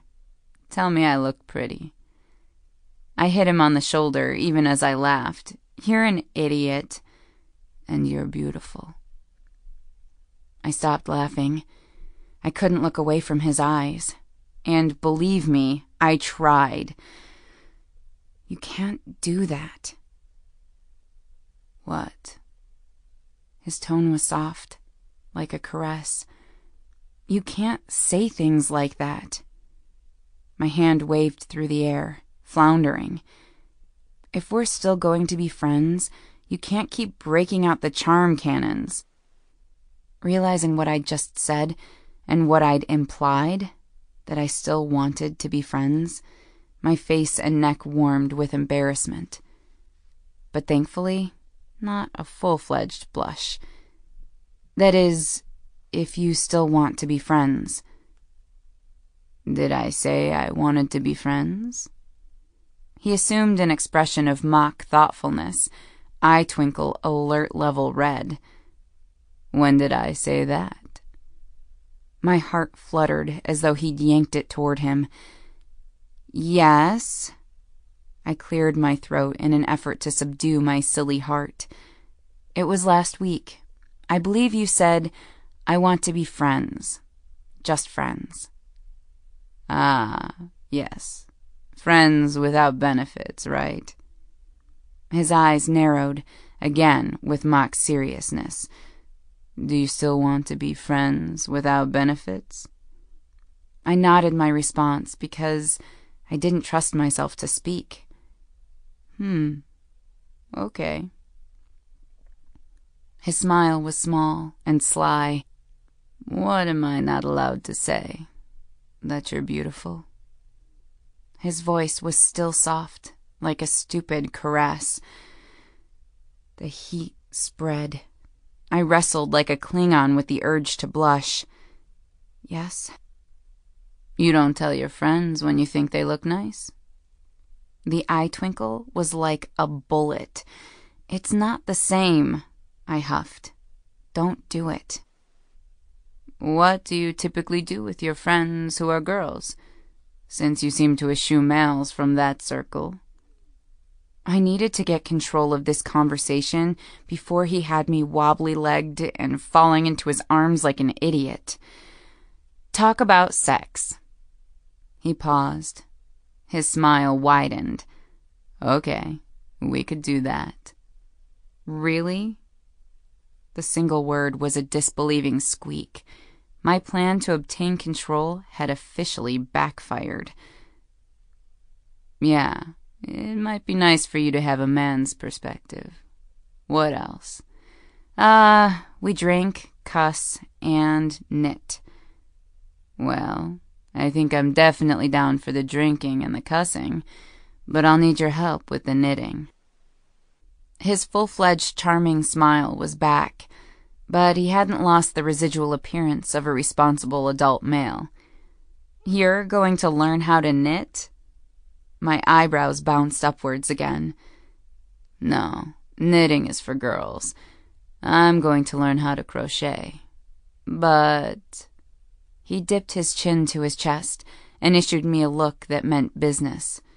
Since we're going to do this, I have a request of my friend. I stiffened. What's that? I'm going to give you music homework. I stared at him. Say what? I'm going to give you music to listen to. Not boy bands, but lots of different artists and genres. And you have to listen to it. He shrugged, hands still in pockets. We can talk about it when we hang out. The request sounded benign, suspiciously benign. Fine, I stated, as though I had won an argument. I couldn't think of a reason to object, but I didn't want to appear to be accommodating. Then I have a friendship stipulation. Why do you get two? It's less of a stipulation and more of a request. Fine, let's hear it. Will you please let me fire your security guards? He sighed, scratched his neck. His gaze was sheepish. They are pretty bad. I know someone who has a security company. He owns the building where I live. Well, part of it. My floor, anyway, and is engaged to my best friend. He has a division that provides private security, and he's kind of a badass wizard. They're very discreet, and you don't have to worry about your privacy at all. Please, will you just talk to him? You'll like him. He's really bossy, just like me, and mostly always knows best, just like me. Nico smiled, but then quickly suppressed it. He shrugged again. Fine, that's fine. Give me his number. Nico handed me his phone. I released a breath that I wasn't aware I'd been holding, feeling relief down to my bones as I programmed Quinn's number into Nico's cell. I couldn't stop my large smile. This is great, and you will not regret it. You should call him today, or I can call him. I'll call him. You promise? You'll call him today? If you don't call him today, I'll find out. Yes, today. He rolled his eyes, but I could tell he was enjoying my bossiness. Do you worry about me? I didn't want to lie, but I didn't want to tell the truth either. So I settled for a statement that applied to all of humanity. I don't want anyone to get hurt. Even me? My response escaped me before I had a chance to disarm it, especially you. His eyes lit, burned brighter. Why? Curses. Because my brain was failing me. I flailed, resorted to making a few weird scoffing and tisking noises, raised my hands and lowered them, then said something true, but not the entirety of the truth. So, once again, avoiding. Because I really like Angelica. She seems like a sweet girl and has already lost quite a lot in her short life. I wouldn't want her to lose you too. His expression betrayed his skepticism. She likes you too. She does? Yes, she does. Why wouldn't she? Kids usually don't. I'm not generally great with kids. My friend Fiona's kids refer to me as that strange lady. What a coincidence. That's what Angelica calls you too. I gave him my very best I am not amused face. He, of course, thought this was hilarious. His laughter eventually became infectious, and soon we were both laughing. Funny guy. Smart girl. Somehow, I don't believe you when you say that. Nico studied me for a moment, and then he swayed forward, his voice velvety, his eyes dreamy. You should. You should always believe me. I will always tell you the truth. My stomach dropped to my feet, and the room tilted a bit. I could only nod. My silence seemed to fuel his amusement. He glanced at the floor, then shifted a bit closer. His tone was silky, measured. Still friends? Yes, friends. The words almost caught in my throat. Chapter 13. As Nico and I exited the infusion room, I felt listless. I drifted aimlessly in a cloud of confusion and self-recrimination. I floated distractedly on the despondency that accompanies getting exactly what you want, and then realizing what you want is stupid. Nico, apparently a gentleman, held the door open, and I walked out. Therefore, I saw Dr. Ken Miles first. He stood tall and fit and pretty, and leaned against nothing. Rigidly upright, he glared at something behind me. Dr. Ken Miles's stare darted to mine. I frowned at his plain hostility because, honestly, I was perplexed by his presence. He had no reason to be on the 4th floor. He had no business in the CRU. Furthermore, he had absolutely no right to needle me with pale blue eyes rimmed with accusation. I drew in a slow breath, preparing myself for a temper tantrum of some sort, and shuffled over to where he stood. Then I saw it, just over his shoulder. It was a smirk. More precisely, a megalomaniac meg smirk. When Brutus betrayed Caesar, I'm sure that all the people in the general vicinity were shocked out of their brains. I'm guessing Rome collectively voiced baffled disbelief when the news spread. Millennia later, it's still a big deal. Maybe one of the biggest oh snap moments in the history of forever. Meg's readiness to monkey wrench me wasn't at all shocking. Rather, it was annoying in its expectedness. And most of my irritation was focused inward. I really should have seen it coming. Placing trust in her was like placing trust in the Borg. You just didn't do it. I closed my eyes against an epic eye roll and paused some feet away from Dr. Ken Miles and Meg's smirky face. Nico halted at my side, his bicep brushing against my shoulder as he crossed his arms. I glanced at two nurses who were watching Nico with rapt attention. I almost asked if they were planning to pass out popcorn. Dr. Ken Miles's jaw was clenched, and he was smiling with his mouth only, which he had too carefully shaped into a grim line that curved just enough on the ends to consider it a smile. It gave him the air of someone who just tried cocaine for the first time, or was making a half-hearted attempt to control anger. Everyone was looking at me, waiting for me to speak. I imagine I might have looked a bit like a petulant teenager when I lifted a single eyebrow and prolonged the thick silence. Finally, and with great reluctance, I sighed. "Hi, Dr. Ken Miles." His features were pinched, and his eyes bounced between mine as if he was measuring my response before I gave it. "Meg called me."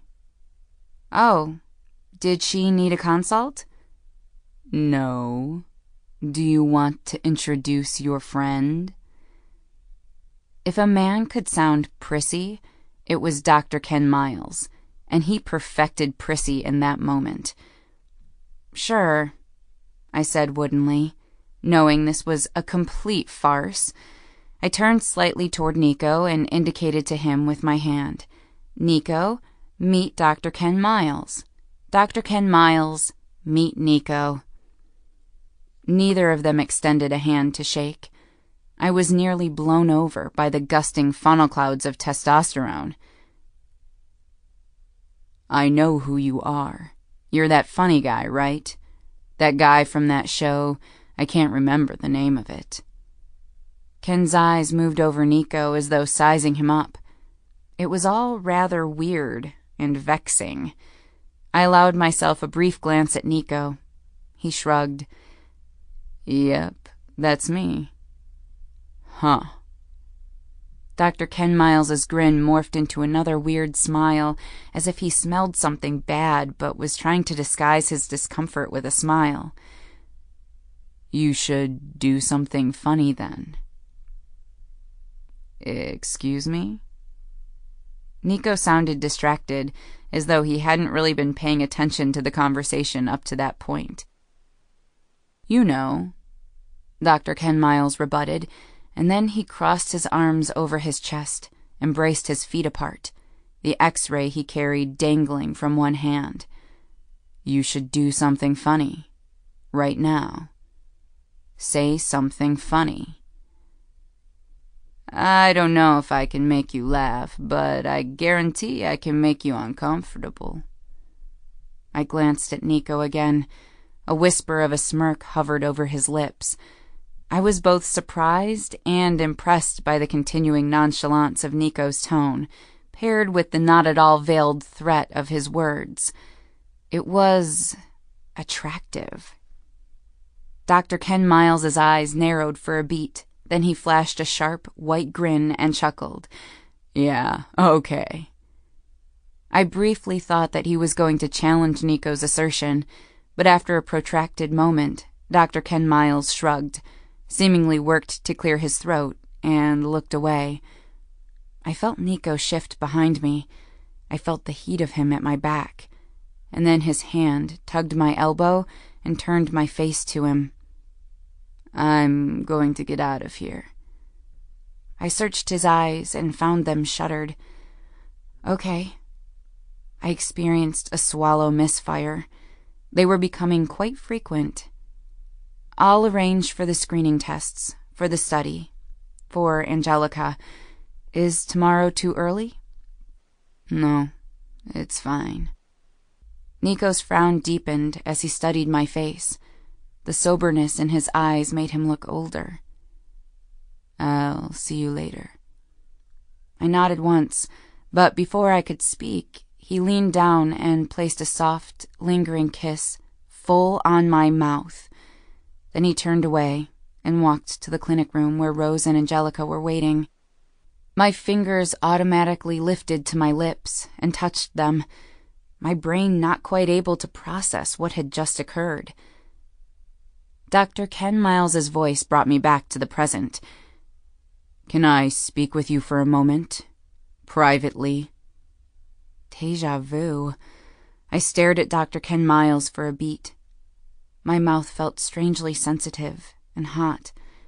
I knew I was expected to answer, even though I wanted to just stand in place and touch my lips all day. I eventually said, "Yeah, okay. Fine."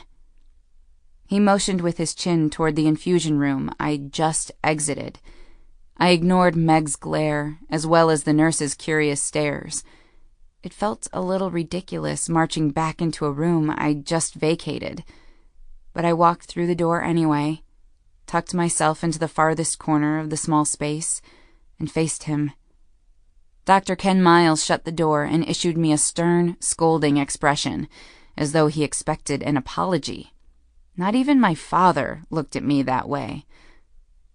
Well? Well, what? I thought we were on the same page, Elizabeth. What page would that be? Because you're on a weirdo page, and I'm not comfortable with weirdo pages. He sighed. We've known each other for, 18 months? We're both ending our last year of residency. We've sown our oats. Did you just say sown our oats? We've been building towards something. The two of us together make a lot of sense. I opened my mouth, released a confused puff of air, and frowned. Yesterday you said I needed to grow up, and now you're, wanting to pee on my leg to mark me as your property? Is that what this thing today is all about? You flirt with me nonstop over the past year. You play practical jokes on me. I play practical jokes on everyone. Are you mad at me about something? No. I rubbed my forehead with my fingers. No, Dr. Ken Miles. Why do you do that? Do what? Why do you always call me Dr. Ken Miles? Why don't you just say my name? I don't do that. Yes, you do. You've done it since we met. I stared at him unseeingly. I don't. My eyelashes fluttered as I thought about his complaint. I realized he was right. I did almost always think of him as Dr. Ken Miles. I suddenly realized that I hadn't really ever thought of him as having a name, like a person has a name. I thought of him as a project, a target. He was Dr. Ken Miles, not Ken or just Dr. Miles, and I had planned to eventually cross him off my I'd do that list. I huffed. Fine, Ken, I'm not upset with you, okay? I'm just trying to enroll a patient in the cystic fibrosis study. I don't know why Meg called you. That last part wasn't true. I did know why Meg called him. Because she was a raging, eyebrow-tweezing horn-dog rhinoceros who was trying to embarrass me in front of Nico. Yep, that summed it up. Dr. Ken Miles lifted his chin. I want to be exclusive. What? You and me. You've been flirting with me for months. I know you're interested in me. To his credit, the words were plainly spoken, with no hint of cockiness or arrogance. Oh, for the love of... I sighed and glared at the ceiling. He crossed the room to my corner in 3 short steps, then rested his hands on my shoulders. Let's stop pretending. I know it's what you want too. Ken, listen, I huffed again and recognized that I would likely end up hyperventilating if I didn't rein in my huffs and puffs. I was trapped. I was cornered.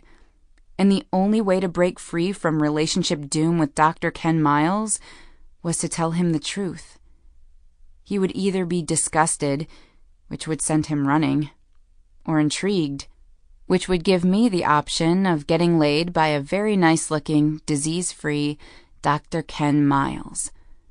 I gritted my teeth and braced myself for his reaction, and then I said, "The thing is, I did want you. I wanted your body." He smiled.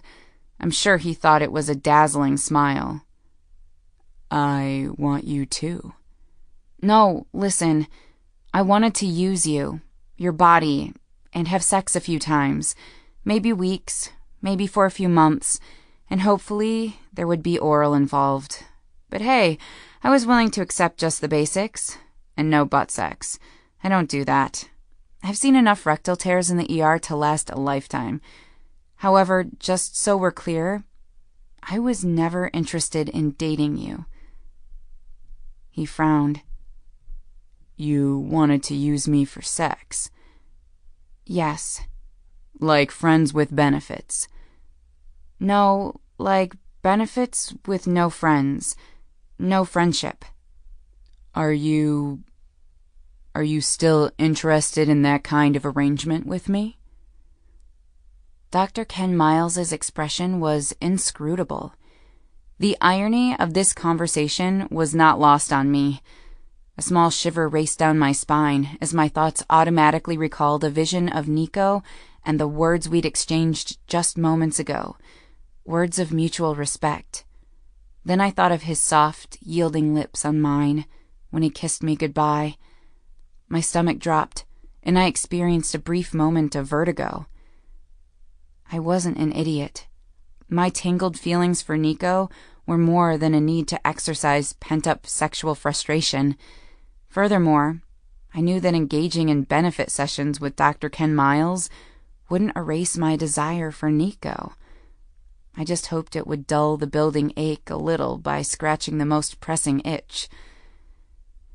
I reflected with some optimism that maybe after a few sexual encounters with Dr. Ken Miles, I might be able to interact with Nico without massive, crush-induced, fumbling female failure. Then maybe I could get some sleep. "Yes," I nodded. "Yes, I'm still interested." And really, why not? Dr. Ken Miles was still disease-free, and he had a really nice body. Hopefully, he knew how to use it. Dr. Ken Miles studied me, his hands on his hips. "Do you really think that once we start dating—" "It wouldn't be dating." "Once we start whatever, do you really think that you won't want to get serious? Do you think you can resist getting serious with me?" To his discredit, he appeared to be completely perplexed by the notion that someone would want him only for his fine body and not his insipid little mind or potential bank account. I recalled his propensity for frappuccinos, his secretive nose-picking, his hall monitor-like behavior, his complete lack of humor, and his most recent prissy jealousy attack. I schooled my expression to be as serious as a heart attack. I'm pretty sure I can contain myself. Synchronizing schedules with Dr. Ken Miles was like trying to pee upside down. Nearly impossible, horribly uncomfortable, and entirely frustrating. When we emerged from the infusion room, we had 3 trysts scheduled. The first was scheduled for 3 weeks from Thursday. It was the first evening we both had off, where neither of us already had plans. For our first meetup, Dr. Ken Miles insisted, and I reluctantly agreed, on taking me out to dinner before commencing with the benefits portion of the evening.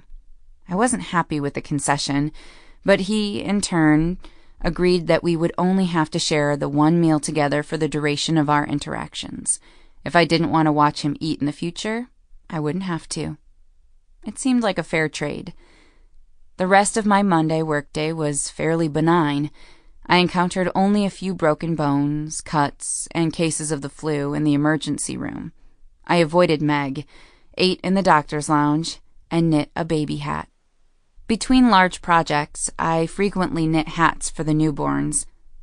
They're fast and thus give me a sense of completion, and I have the pattern memorized. It also gives me a little thrill to see the hats on the infants when they leave the hospital. I was able to leave the hospital on time after my double shift was over, which was a rarity. I wasn't looking forward to my evening alone in the apartment. It would likely be spent trying to drown out fantasies of Nico and the weird shortness of breath I was beginning to associate with thoughts of him. I pulled on my coat, hat, and gloves. Now that I was no longer busy with the day's tasks and with taking care of others, the first inklings of decisional doubt and regret began to plague me. I had a vague impression that was quickly morphing into a very large, Godzilla-like monster of a feeling that I'd made a monumental mistake agreeing to a benefits-only relationship with Dr. Ken Miles. I was wrestling with myself about the decision.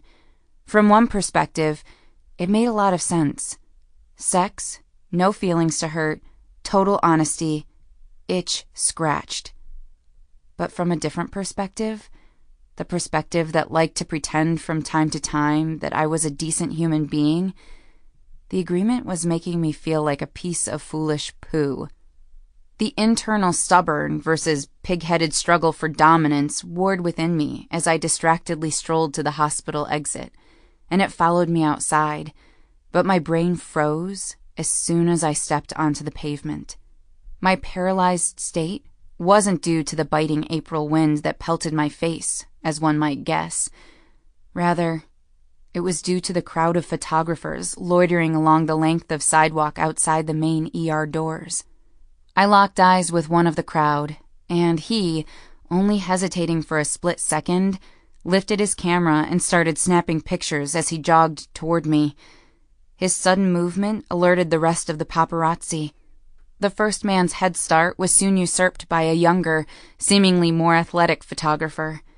I heard one of them shout, "It's her! It's Nico's girlfriend!" Thankfully, my wits returned before they reached my position. I backed up 3 steps and darted back into the ER, jogged through the double doors marked staff only, and stepped into a vacant clinic room. I shut the door behind me and leaned my forehead against the partition. I was wrong. Mondays were so much worse than Sundays. Chapter 14. I escaped from the hospital by hitching a ride with one of the ambulances. They dropped me at my train stop. The evening alone at my apartment was much how I'd envisioned it, trying to repress Nico fantasies. The next 18 hours were split into 2 distinct segments. The first 12 were spent in a cyclic wish-wash of excited expectation, then anxiety-riddled dread, then excited expectation. I couldn't wait to see Nico again when he brought Angelica to the hospital. I even contemplated wearing makeup and doing something with my hair that day. I also dreaded the encounter, and felt as if I would need to explain Dr. Ken Miles's behavior and my relationship with him. I planned to be honest, but then I seriously wondered for the first time in a long time if honesty was overrated. The remaining 6 hours occurred after Angelica's clinic visit and screening tests. Rose brought her in. Nico was not with them. When I realized he wasn't coming, I felt a foolish amount of disappointment. Rose explained that he'd gone back to New York to tape several shows and do some publicity interviews. Rose spent most of the visit scrutinizing me with her intrepid, fox-like gaze. The lady was difficult to evade. Every so often she'd ask, "Are you okay?" Or, "Is there anything you want me to tell Nico?" Or, "He'll be back soon." In my defense, after the initial letdown, I was able to conceal and tuck away my disappointment. I endeavored to take excellent care of Angelica, this little girl that Nico loved. I used a butterfly needle, smallest gauge, when drawing blood, and I insisted on conducting the entire exam myself. I told her all the kids' jokes I knew, surprising myself with the vastness of both number and subject matter. Before Angelica and Rose left, I was rewarded for my efforts with a small hug and a shy smile from Nico's niece. The simple display of gratitude did strange things to my brain and heart, and made them both swell in unison. I started mentally sizing her up for a hand-knit kid sweater that I'd placed in my Ravelry queue 2 weeks ago. At the time, I'd added it for no reason at all other than I loved it. But now, I was happy that I did. It would look lovely on her, maybe in purple hypoallergenic yarn, such as bamboo or possibly linen. She was really very lovable for a kid. I made a mental note to discuss her illegal levels of cuteness with Nico when he returned. If I get a chance. If he wants to see me. Just before they left, Rose gripped me by the arm until I met her gaze. She smiled at me, but it was only because I'd known her my whole life that I discerned the penetrating quality of her gaze masked behind a motherly facade. She pressed a CD case into my hand and leaned in close as though to share a secret. "Oh, I almost forgot. Nico asked that I give this to you." I glanced from the CD to Rose, then back again. Written on the disc in handwriting that I recognized as Nico's were the words, "Good music." Then, in all capitals, "Listen to this."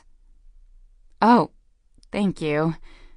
I turned the plastic case over needlessly, suppressing a smile and an excited fluttering in my stomach. "You're supposed to listen to it," Rose said, still watching me. I nodded, placed it in my lab coat pocket. "Yes, I see that." "You should listen to it." I glanced at Rose and gave her an obligatory smile. "I will." "Promise?" She pushed. "Yes. Soon." "Rose!" "He'll be back this week." I pressed my mouth into a firm line as she eyeballed me. After a long moment, she sighed. "Tra il dire, il fare c'è di mezzo il mare." Rose rolled her eyes heavenward, turned, and left. "I will cross the ocean and listen to it," I said with a grin at her retreating back, referring to what she had said in Italian. Between saying and doing is the ocean. Her matchmaking attempts were as subtle as a fire alarm. If she knew what I was like and knew who I really was, she wouldn't want me for her son. I spent the rest of the workday oscillating between the extremes of happiness that he'd made me a mixtape, in the form of a CD, and stomach-twisting restlessness. I wanted to see him. I didn't want to see him. I couldn't wait to listen to the CD. I didn't want to listen to the CD. Maybe being friends wouldn't be so bad. I didn't want to be friends. The last time I'd felt such a dichotomous, swirling mixture of emotions was the night I'd snuck into his room and handed him my virginity. It had felt like I was in a boat, and that boat was both sinking and flying, but not floating. Nothing made sense, and I was preoccupied by my nonsensical indecision. Therefore, I forgot until just before my shift ended, when my knitting bag stared at me from my locker, that it was Tuesday night with the ladies. For the first time ever, I considered skipping, making an excuse, and calling in sick and muddled. Instead, mostly because I knew Ashley and Sandra would have a conniption if I didn't show up, I switched my phone from airplane mode to cellular mode. I'd been keeping it on airplane mode since Sunday so that no calls could be received. If I left it on cellular mode for any length of time, it started ringing and buzzing uncontrollably with journalists and crazy horn-dog stalker women. That just wore down the battery. I called Ashley and arranged to have her pick me up from a lesser-known entrance to the hospital. just in case any weirdos with cameras were loitering at the entrance to the ER. She owned a car and insisted on driving to work every day, using the excuse that, since she was from Tennessee, she didn't trust public transportation. This made no sense to me, but I had to admit that Ashley was oddly unique and that almost nothing she said made a whole lot of sense. But she was one of the wisest people I knew. I exited the hospital and pulled my scarf over my mouth and nose to stay warm while I waited for Ashley's green pickup truck. I surveyed without seeing the parking garage, and to pass the time, I counted the number of white cars and then the number of blue. There were a lot more white cars than blue cars. Movement to my left snagged my attention, and I glanced at an approaching woman. She was dressed in a fancy jacket, wore fancy sunglasses, fancy boots, and her hair was also fancy, pulled back with sleek, intricate braids at her temples. She approached me. She slowed, then stopped. She didn't say anything at first. Her face was expressionless. She just looked at me. I wasn't wearing any sunglasses, and my eyes moved between the giant lenses of hers, then to the ground, over my shoulder, then back to her. Can I help you? She shifted her weight from one foot to the other. You are Elizabeth Finney? Bah, fancy reporter. I glowered at her, my hands fisted in my mittens. Listen, lady, I don't know who you are, but I'm not interested in chit-chatting about much of anything with anyone, so please just leave me alone. Her mouth hooked to the side in a mirthless smile. You're short. My eyes narrowed further in an attempt at a Dirty Harry squint. And you're fancy, and the sky is blue, and the sidewalk is gray. Go away. She withdrew an envelope from her fancy bag and held it out to me. Niccolo Moretti is a scumbag, and so are you. You both deserve to burn in hell. The sleek and slightly scary stranger poked me in the chest with the envelope. Take this. Okay. My hands automatically closed over the envelope. I was so shocked by her words, I would have accepted a hissing viper. Even so, she took a step closer, her nose flaring. I assumed she was giving me a once-over from behind her dark glasses. You're nothing, she hissed. I blinked at her, then released a confused breath.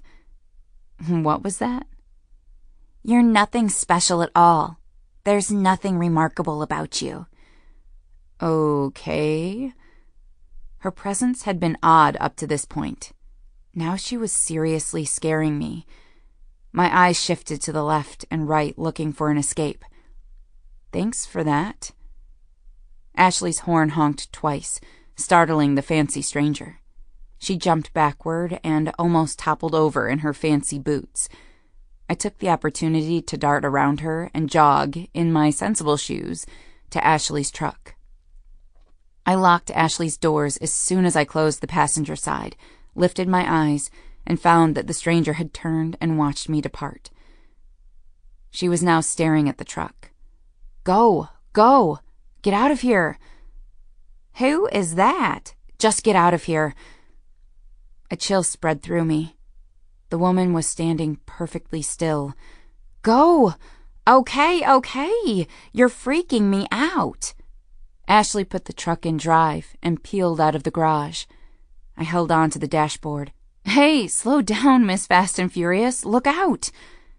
Ashley swerved, nearly hitting a pedestrian, and merged into traffic, almost hitting a car.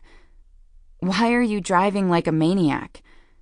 Because you're scaring the poo out of me, that's why. Her hands tightened on the steering wheel, and she stopped short at a yellow light. The driver in the car behind us pressed on the horn until the light turned red. Faintly, as though from a great distance, I heard someone yell an expletive. All right. It's all right. We're all right. I was shaking, and my jaw was clenched. I forced myself to relax and take a deep breath. We're all right. Who was that woman? And why do you look like you've just seen the ghost of Attila the Hun? And what is that?" Ashley pointed to the envelope in my hand. I stared at it dumbly for a moment, then dropped it to the floor of the cab as if it were poisonous. "I don't know. That lady gave it to me." "What is it?" "I don't know." "Well, who is she?" "I don't know." "Why are you yelling? I don't know." The driver behind us honked his horn again, causing us both to jump. Ashley grimaced, then pressed on the gas gingerly and slowly accelerated to the speed limit. We both ignored the passing car as the driver gave us the middle finger. "Okay, let's just get to Sandra's apartment. We'll drink some wine, do a little knitting, and you can fill the ladies in on your very colorful week." I nodded, still staring at the envelope on the floor. What should I do with that? Ashley thought for a moment, then said, "We'll ask Fiona. She'll know what to do." We arrived at Sandra's apartment in one piece. I kept stealing glances at the envelope, rationalizing that it was too thin to be a bomb, but freaking myself out with all the other possibilities. We ended up leaving it in the car, deciding that we'd wait until Fiona advised us on what to do next. As soon as Sandra saw us, she knew that something was amiss. She accepted our coats, pushed wine glasses in our hands, and shoved us toward the living room, where everyone from our group, but Janie, was chatting happily, waiting for us to arrive. Janie was still in Boston and wasn't set to return until Thursday. "Ah, Elizabeth, Sandra tells us you have some peculiar news." Fiona glanced up from her stitches, and her ready smile slipped as her eyes moved over my face, then Ashley's. "Are you two okay?" Marie's voice sounded from the couch. I walked over to the empty spot next to her and sank into the comforting cushiness. "Elizabeth had a colorful week," Ashley announced in a deadpan voice, and then she gulped her glass of wine, finished it, and held it out to the room for someone to pour another. "And I almost killed a person driving over here. How are all of you?" This proclamation was met with stunned silence, their eyes bouncing between Ashley, me, and one another. Fiona finally spoke, ending the game of eyeball ping-pong. "Okay, well then, why don't we start at the beginning? Elizabeth, tell us about your colorful week." I nodded, then gulped the contents of my glass, finished it, and placed it on the table. "I'm going to need some more wine. Also, if anyone has some cashmere yarn I can pet, or even alpaca, I'd really appreciate it." "Good idea. Yarn fondling always calms my nerves. Make that 2 balls. Ashley clinked her wine glass against mine. The next 45 minutes were spent filling the ladies in on the general story of my life during the past week, but I left out the more sordid and personal details. I did tell them about megalomaniac Meg, closing the deal with Dr. Ken Miles, and the resultant date for our first benefits session. Several times during the story, Marie poured me a new glass of wine. I had to cut myself off at the 3rd glass because I needed to be sober enough for a double shift the next day. When I finished telling the tale, the ladies heaved a collective sigh, and the room plunged into a prolonged period of silence.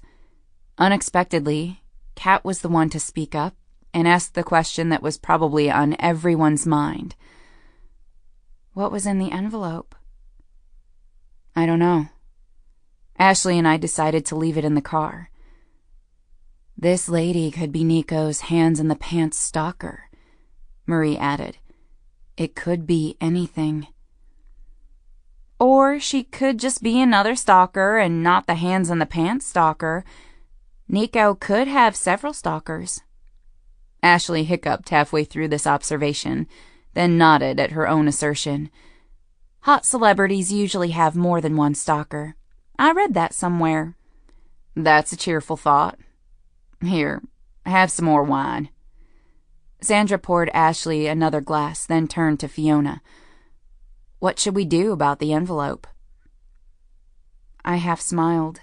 Neither Ashley nor I had said anything about consulting Fiona regarding the envelope. It warmed my heart that, by default and universally, we all looked to her to provide us with guidance in times of chaos and absurdity. Fiona sighed.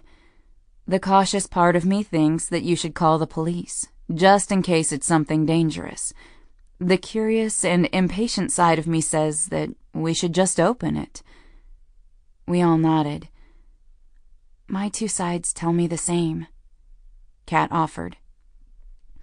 "Well then," Sandra put the bottle of wine down on the table.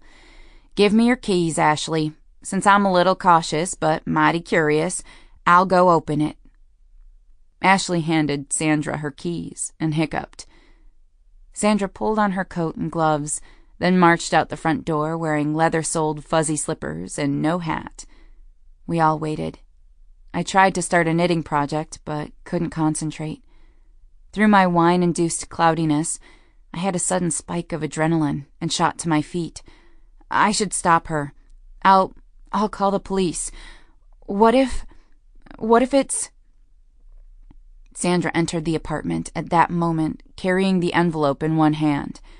Her face was grim. She motioned for me to join her. As I approached, she pulled a picture from the envelope and handed it to me. I glanced at it, then sucked in a sharp breath. It was a picture of Nico and me walking out of the infusion room after our Friends Without Benefits conversation. She'd first used a black Sharpie to scribble over my face, then some kind of sharp object to scratch out my image. "There's more." Sandra flipped the photo over. On the back of the picture was a very lengthy handwritten letter. The script was sporadic. In some places it was large, in others the writing was small. In some places she used capital letters, in others she'd written in cursive. Certain words and phrases stood out, such as, "I love you," or "be with me," or "I hate you," and "I'll die without you." Mostly, it just appeared to be a crazy, scrawling blob of indecipherable script. I released a breath I didn't actually know I was holding. "She's bonkers." Sandra nodded. "You should probably call the police now." I ended up calling the police from my apartment when I got home. I explained the situation as much as was feasible over the phone, and with a great deal of reluctance. I was passed from person to person until someone offered to take down my information and schedule a phone call with a detective the following day. Things progressed much faster the next day. The detective, it seemed, had looked me up on the internet, seen the YouTube video, and offered to come down to the hospital to collect the picture.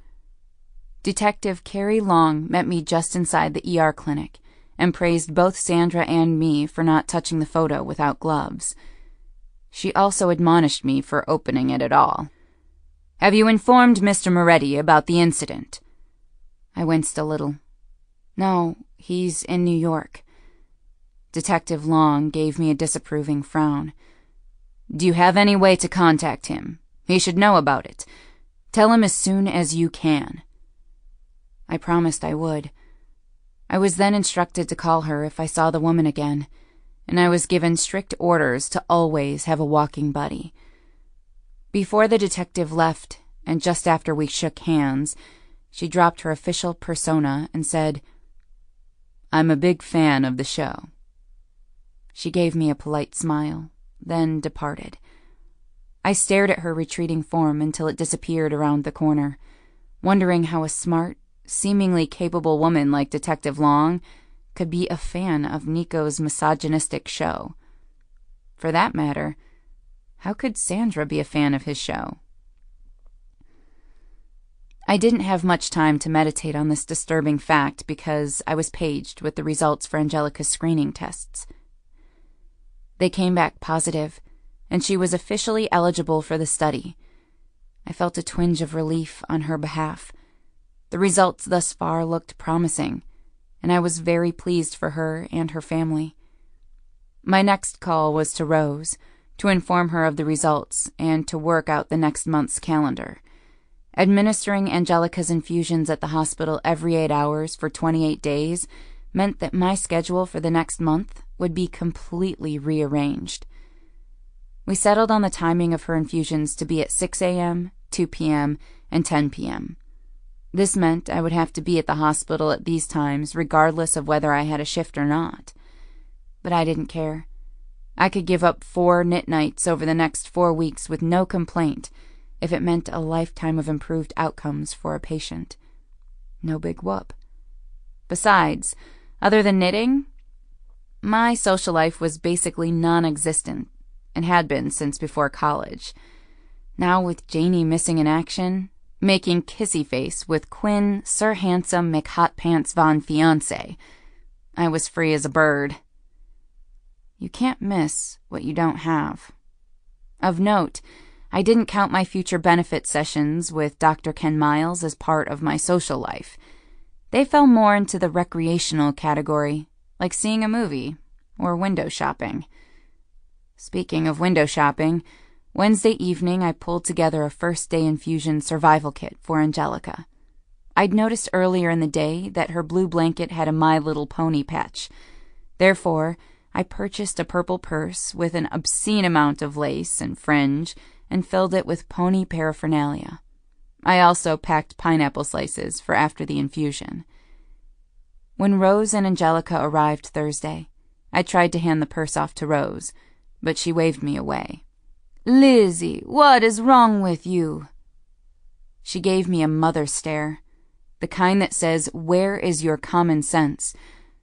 You went through all that trouble to put this together for Angelica, and you want me to give it to her? Why can't you take credit for your good deeds?" I groaned. I complained.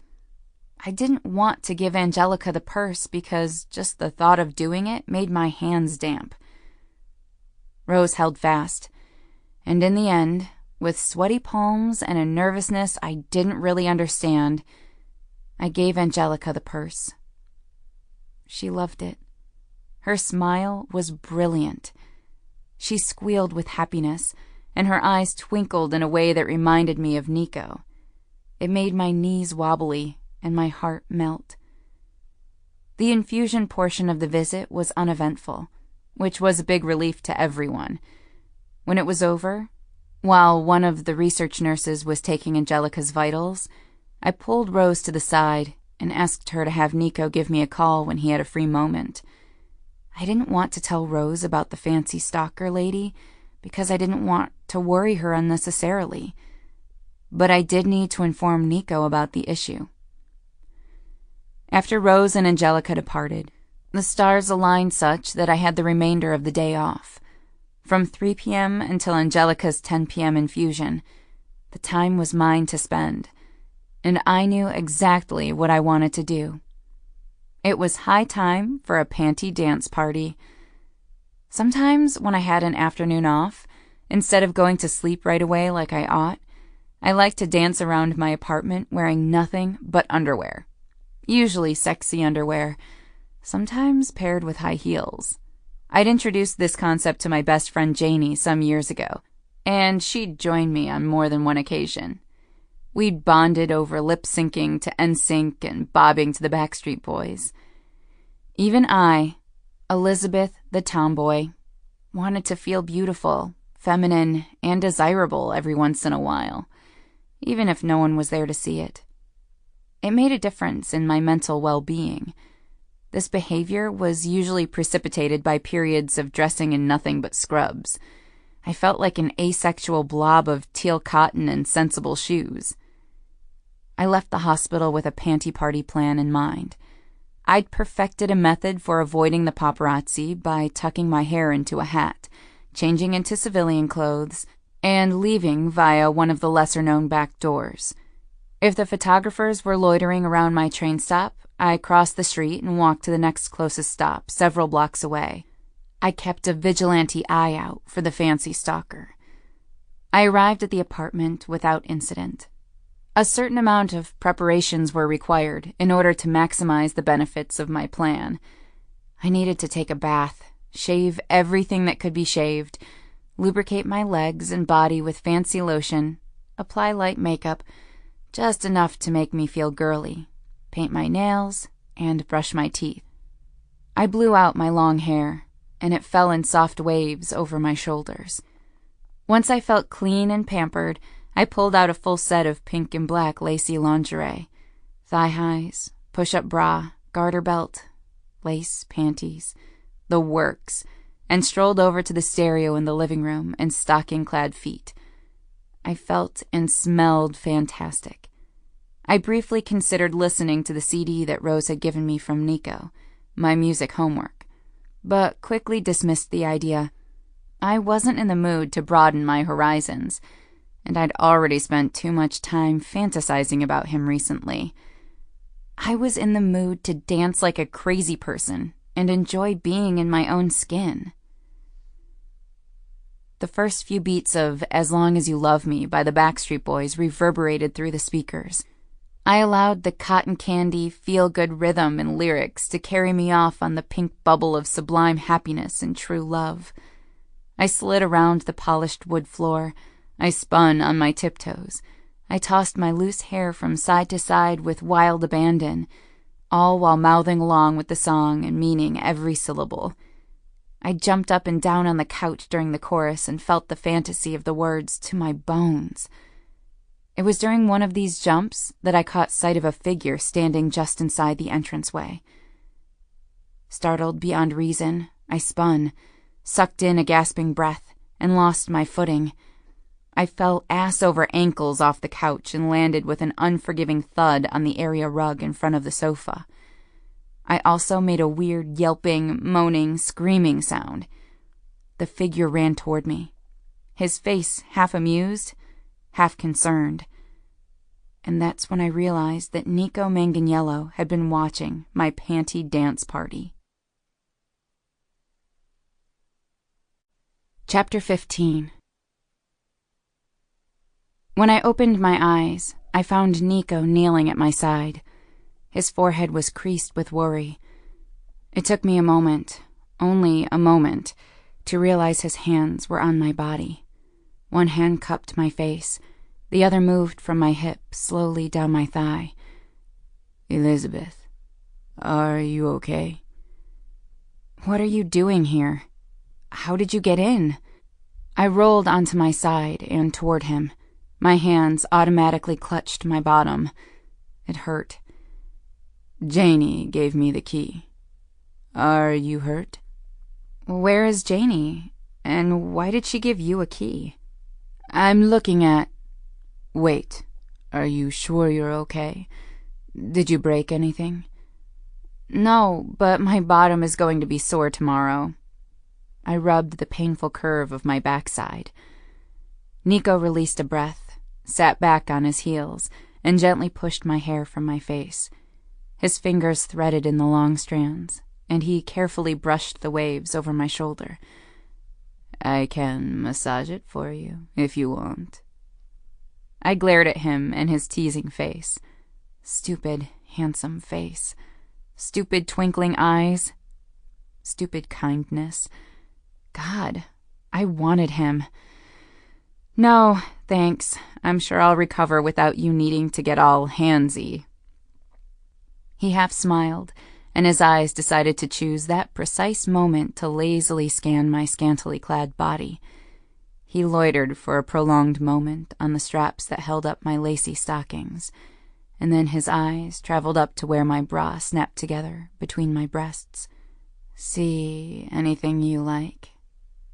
I meant for the words to sound biting and sardonic, but the breathy quality to my voice might have derailed my intent. Yes, quite a few things. His gaze felt like a touch. His eyes were heavily lidded. His tone was all velvet and soft and soothing. Hey, buddy. I was surprised by the tremor when I spoke. I removed my hands from my bottom and tried with no success to conceal everything that was exposed. Do you mind? Eyes up here. I'm not finished. I stared at him for a shocked second, then shoved him. "Nico!" I rolled away, my face flaming as I grabbed the only thing nearby that could shield me from his scrutiny, a sofa pillow. I held it in front of my torso as I stood. It was ineffectual. A wide, crooked grin spread over his features, and he chuckled. Actually chuckled, and watched me from his position on the floor, on his knees. "I've seen you before." I officially lost the war against my mortification, and felt crimson heat spread to the tips of my ears. That was a long time ago, and this is different. He nodded in agreement, his eyes unapologetically moving over me again. "You're right. This is very different." Nico straightened from the floor and stalked to where I stood.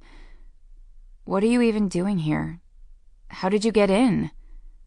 Again, I sounded winded, but I was determined to shift the conversation away from me and my lingerie before his scorching stare made me lose all self-control and my panty party turned into a depanting party as I tore all his clothes off.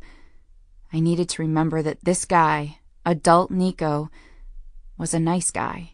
Smart, sweet, funny, deserving of all good things. And he loved me. Or at least he used to. I was equal parts unwilling and incapable of returning those feelings. I was many things, but I would never knowingly hurt him. Not again. Therefore, Nico Manganiello and every ounce of his hotness were off limits. Off limits. Which was what I kept repeating to myself as our faces inched closer together. The twinkle in his eyes heated to an inferno of desire. A small whimper passed my lips. Nico whispered, "Elizabeth." His blazing gaze focused on my mouth. Just then, I heard voices from the entryway and turned in time to see Janie and Quinn rounding the corner. "The second penthouse makes the most sense." "Oh!" Janie stopped short, her hazel eyes growing wide, then moving over me in curious appraisal. "Elizabeth, I didn't expect you to be here." Quinn, Janie's fiancé, glared at me. In fairness, Quinn may not have been glaring, but his gaze was always ice cold, and his mask of perpetual aloofness was firmly in place. He indicated in my general direction with his chin. "Why are you dressed like that? And whose crappy music is this?" I mentally face-palmed. "Janie, could you turn off the music?" I asked, not willing to sashay mostly naked over to the stereo. "I'll get it." Nico gave me a last lingering look, then left me. He stood from the floor, took my phone off the iPhone dock, and crossed to our trio. I felt his eyes on me the entire time. He stood just to my right, still studying the black and pink lace openly. I turned a little and readjusted the pillow, hoping to appear not at all affected, but I failed. In truth, his gaze was making me hot and bothered.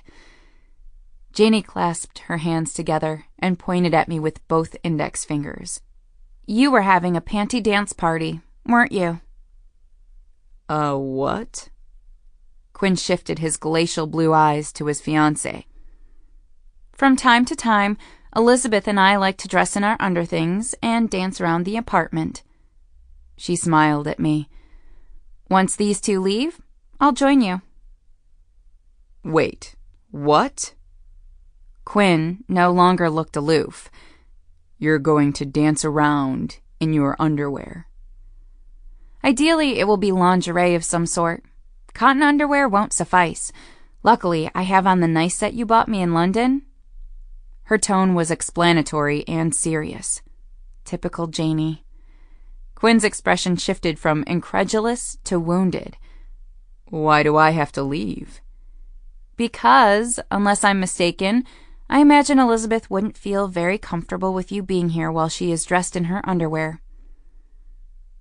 "We could all stay here and have a pants-off dance-off," Nico offered with a careless shrug.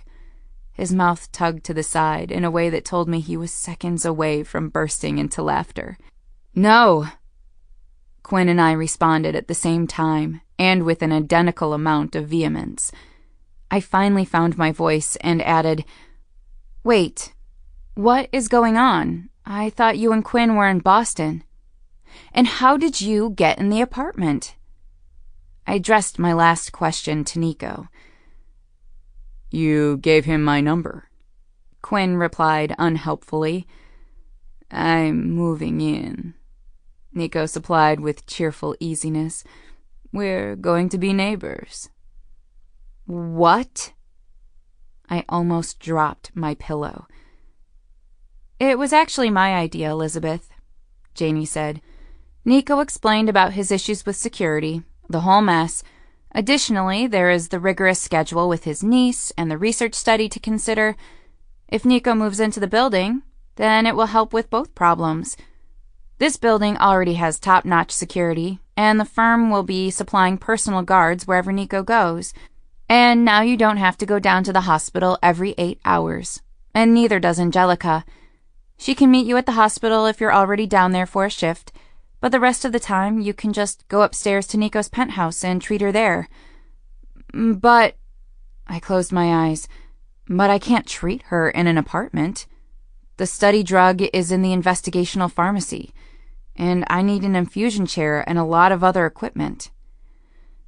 "Just give me a list." Nico brushed my curtain of hair over my shoulder. I fought the urge to lean into his touch. "I'll have it ordered, whatever you need." I glanced from Nico to Janie, then back to Nico again. I'd lost the game, and I didn't even know I was playing. Fine. I'll pull together a list." "Okay then, it's settled." Janie turned her smiling face back to Quinn. "There is one more thing," I announced, even as I reflected how awkward this conversation was going to be with me in my underwear. I was approached at the hospital on Tuesday by a woman. Like flipping a switch, Nico's stance and posture became alert and intent. "What woman? What happened?" I glanced between Nico and Quinn. She approached me after work and gave me a picture of the two of us from Monday. She'd, marked up my face, and she wrote you a letter on the back of the photo. Nico's eyes closed, and then he turned and cussed severely, his expression thunderous. I told them the entire story, from start to finish, during which Nico paced the room like a caged animal. I addressed my last comment to Quinn. "I don't know how she could have taken the picture. There was no one on the floor except for staff." Quinn nodded. "We'll have to get you a guard." Then he turned to Nico. "Do you have any idea who this woman is?" Nico's hands were on his hips, and he was watching me, his expression rigid. "Yes, I know who she is." "Did you call the police?" Janie placed a comforting hand on my shoulder.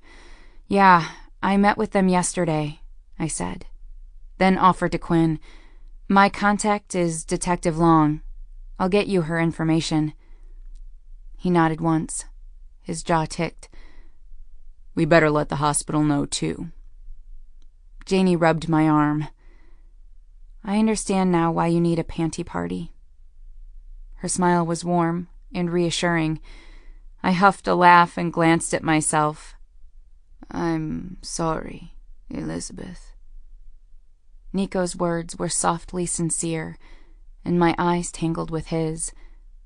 "I'm sorry you had to go through that."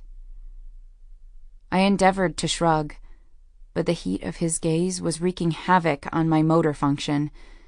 "It's okay," I slurred, swallowed, then tried again.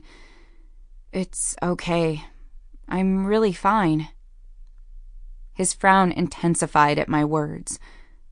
I wish you'd called me when it happened. I don't have your number. You could have gotten it from my mother. I told your mother to have you call me. I didn't want to invade your privacy if you didn't want me to have your number. His eyebrows jumped on his forehead, and he stalked to my position. Well, from now on, consider my privacy your privacy. You can call me any time, okay? In fact, call me every day. My eyes flickered to Quinn and Janie. I readjusted the pillows. I'm not going to do that. Nico, now just inches from my face, shook his head. His eyes moved over my face with gentle deliberateness. I wish you would. Everything about him at that moment made my internal organs bleed hearts and flowers and puppies and kittens and hot chocolate and hot apple cider and red wine and campfires and Star Trek and yarn. My favorite things. I flushed scarlet under his focused, exploding charisma. Janie squared her shoulders and spoke with authority to both Quinn and Nico, effectively pulling me out of another Nico trance. Now you both need to leave. Elizabeth and I will be down here dancing in our underwear, and you two can go upstairs and finish your tour of the penthouse where Nico and his family will be staying. Quinn's eyes abruptly heated and swept over Janie's curvaceous form.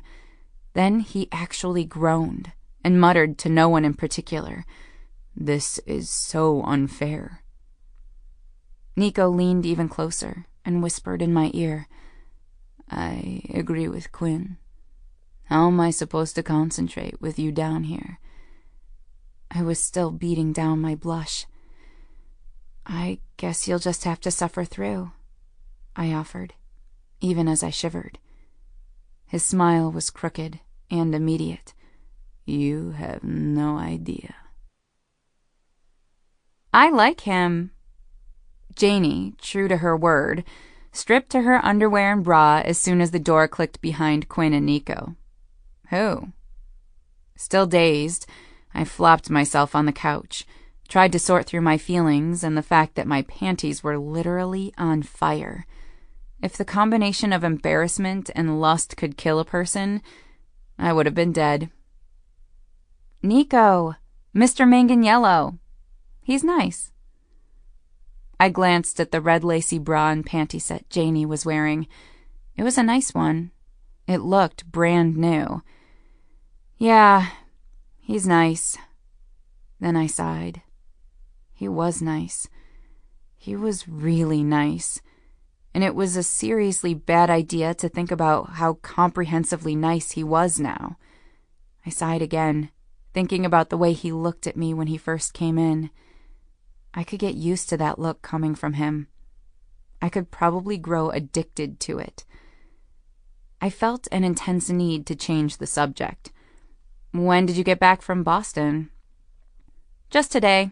This morning, actually. Nico called Quinn last night and made arrangements to meet us today, to arrange private security, and that's when I suggested his family move into the second penthouse." She walked to the stereo, picked up my discarded phone, and scrolled through my playlists. "Have you abandoned your plans with Dr. Ken Miles?" "No, not really. Not yet. Maybe. I don't know." I didn't want to think about Dr. Ken Miles at that moment. I was semi-enjoying the after effects of Nico's shameless stare. Janie was silent for a moment, then said, "Nico seems like a really nice person." I stared at Janie and cleared my throat exaggeratedly to get her attention. "You already said that." "Yes, I just wanted to reiterate the fact that he is a really nice person." "And why do you want to reiterate that fact?" Janie turned, still holding my phone, and met my gaze directly. "Because I'm 97% certain he is in love with you." I considered her for a moment. There was an almost disapproving coolness in her gaze. "Why 97%? A 3% confidence interval is standard. Why would you think he's in love with me? I tried to sound confused, but failed. As soon as the words left my mouth, I knew I sounded defensive. You know what I'm talking about. No, I don't. Yes, you do. He's the guy. He's the guy from Iowa, Garrett's best friend. He's the one you were friends with as kids, then hated, then didn't hate, then lost your virginity to. I just met him this afternoon, and I, the queen of missing the obvious, couldn't help but notice. He talked about you nonstop. Quinn found it irritating, but I thought it was charming. Also, he looks at you like he wants... well, like he wants. My heart rate increased, and I couldn't help the breathless question, what did he say? He talks about you like you invented penicillin, like you're an angel. It's rather disconcerting, to be honest. I frowned. Because I'm so awful? No, you're not awful. What a ridiculous thing to say. She gave me a severe, annoyed scowl before she continued. It's disconcerting because he's so smitten, and you don't... well, you know, you don't have relationships after what happened with Garrett. I covered my face with my hands and sighed deeply. Oh, Janie, I don't know what to do. Janie crossed soundlessly to where I sat and claimed the spot next to me. She placed her hand on my back. What's wrong? Did I say something wrong? No, but I've really missed you. I sniffled and suddenly felt like crying again. I was officially ridiculous. I'm here now. Do you want to talk about it? So I cried. What happened? Janie pulled me to her shoulder and held me as I leaked all over her. We sat on our couch in our shared apartment, in our fancy bras and lace panties, and I quietly cried on her shoulder. I'm sure that weird didn't even begin to describe what we looked like. I didn't cry for long. The tears were actually more of a quiet sob than a cry, and I reined in my wobbly chin admirably. Janie left briefly to fetch tissues and tequila. When she returned, I unloaded the entire story and left absolutely nothing out. Janie listened thoughtfully. When I told her about his confession and then his kiss, she took a shot of tequila, then offered me a shot. I refused it since I would need to be back at the hospital at 10 p.m. to administer an infusion for Angelica. When I finished my tale of both woe and woe, we sat together in silence. She appeared to be deep in thought, and I was completely spent. After rehashing the entire story, I thought I might feel better about things, or at least less muddled. If possible, the opposite was true. Finally, she spoke. You know I'm bad at this. At what? I'm not good with relationship advice. I'm not in a relationship. Right. I should have been more precise. I'm not good with giving advice about men. I don't need any advice. I can't lead him on. I can't get involved with him. I felt her curious and concerned gaze. Before you make up your mind, I will ask you a question. You don't have to answer out loud, but you should answer honestly to yourself.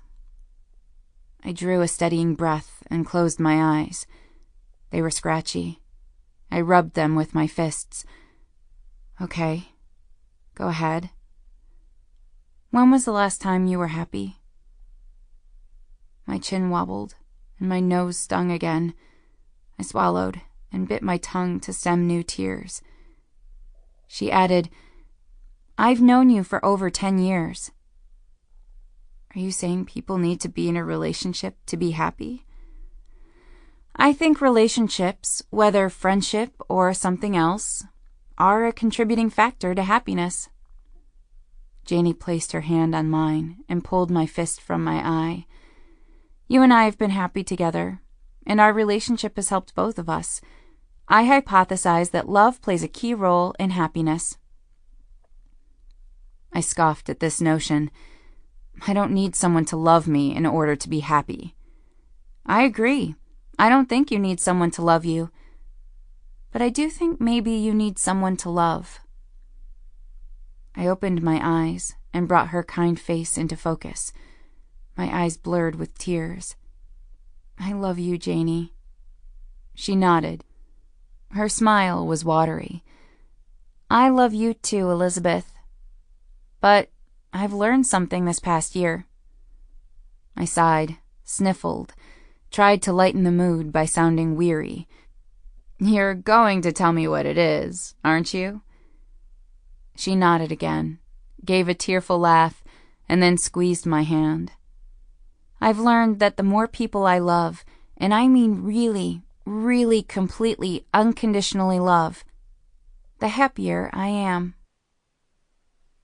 Quinn Sullivan, Janie's fiancé, was the most efficient man in the universe. If I didn't know better, I would have thought he was a wizard. An irritable, stubborn, taciturn wizard. In the span of a few hours, after learning from Nico that I'd been harassed by paparazzi and that my phone was theoretically not usable, and that my email was clogged, and that I'd been stalked by the weirdo lady, Quinn waved his magic wand and solved the majority of my problems. Quinn arranged for a car to take me to the hospital every day, along with a very discreet, effective guard to assist with untoward photographers and to keep an eye out for the crazy, fancy stalker. Quinn had his people clear out my email and apply a new spam filter that miraculously caught the bad but released the good. Quinn provided me with a new cell phone, a new unlisted number, and all my old contacts already programmed in, including a few new ones, like Nico. Not that I called him. Janie's non-advice advice increased my decisional paralysis. She made sense, but I remembered what it was to love someone, really, completely, unconditionally love that person, and then watch him turn to dust and disappear. I'd also watched my father struggle with my mother's death for years.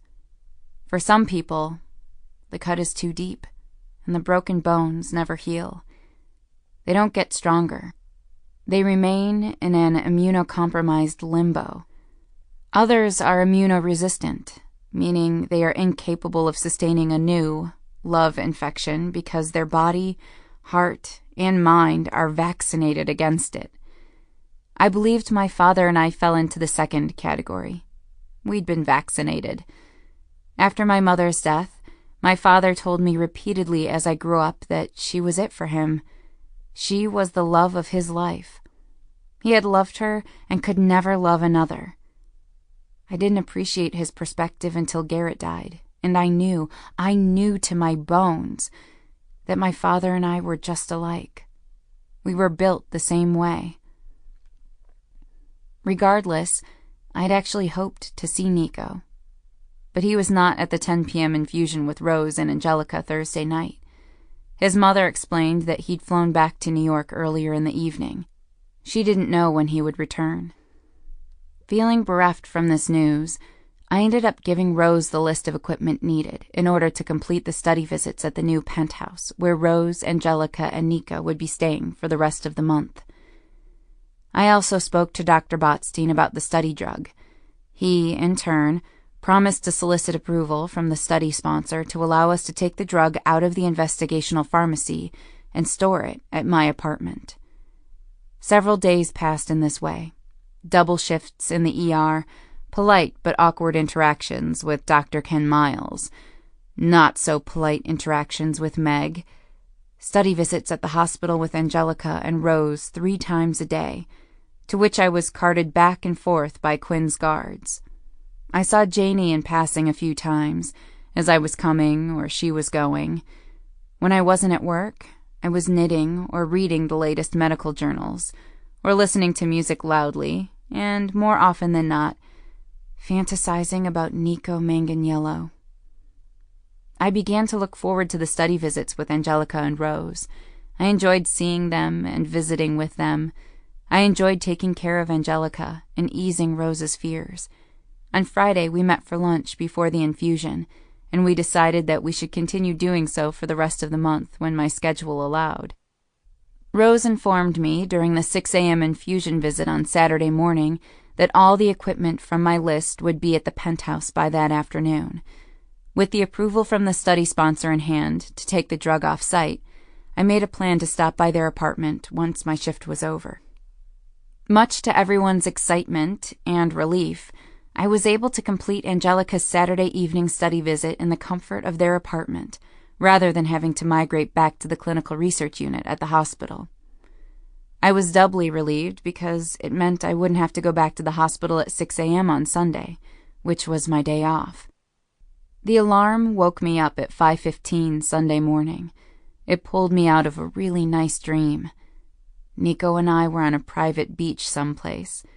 All my dreams recently, good and bad, seemed to involve him. It wasn't something I struggled against. I accepted it, and even looked forward to sleep, partially because of it, and partially because sleep is awesome. My plan was simple. I would take a shower, pull on some scrubs and slippers, administer the infusion, come back home, go back to bed, and hopefully re-enter the dream exactly where I'd left off.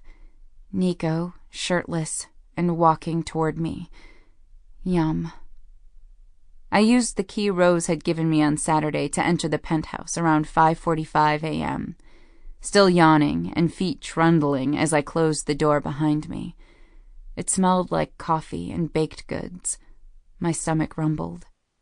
I walked past, and took note of, 2 suitcases by the entranceway, but thought nothing of them. I made my way soundlessly into the living room, where we'd placed the infusion chair and other needed supplies.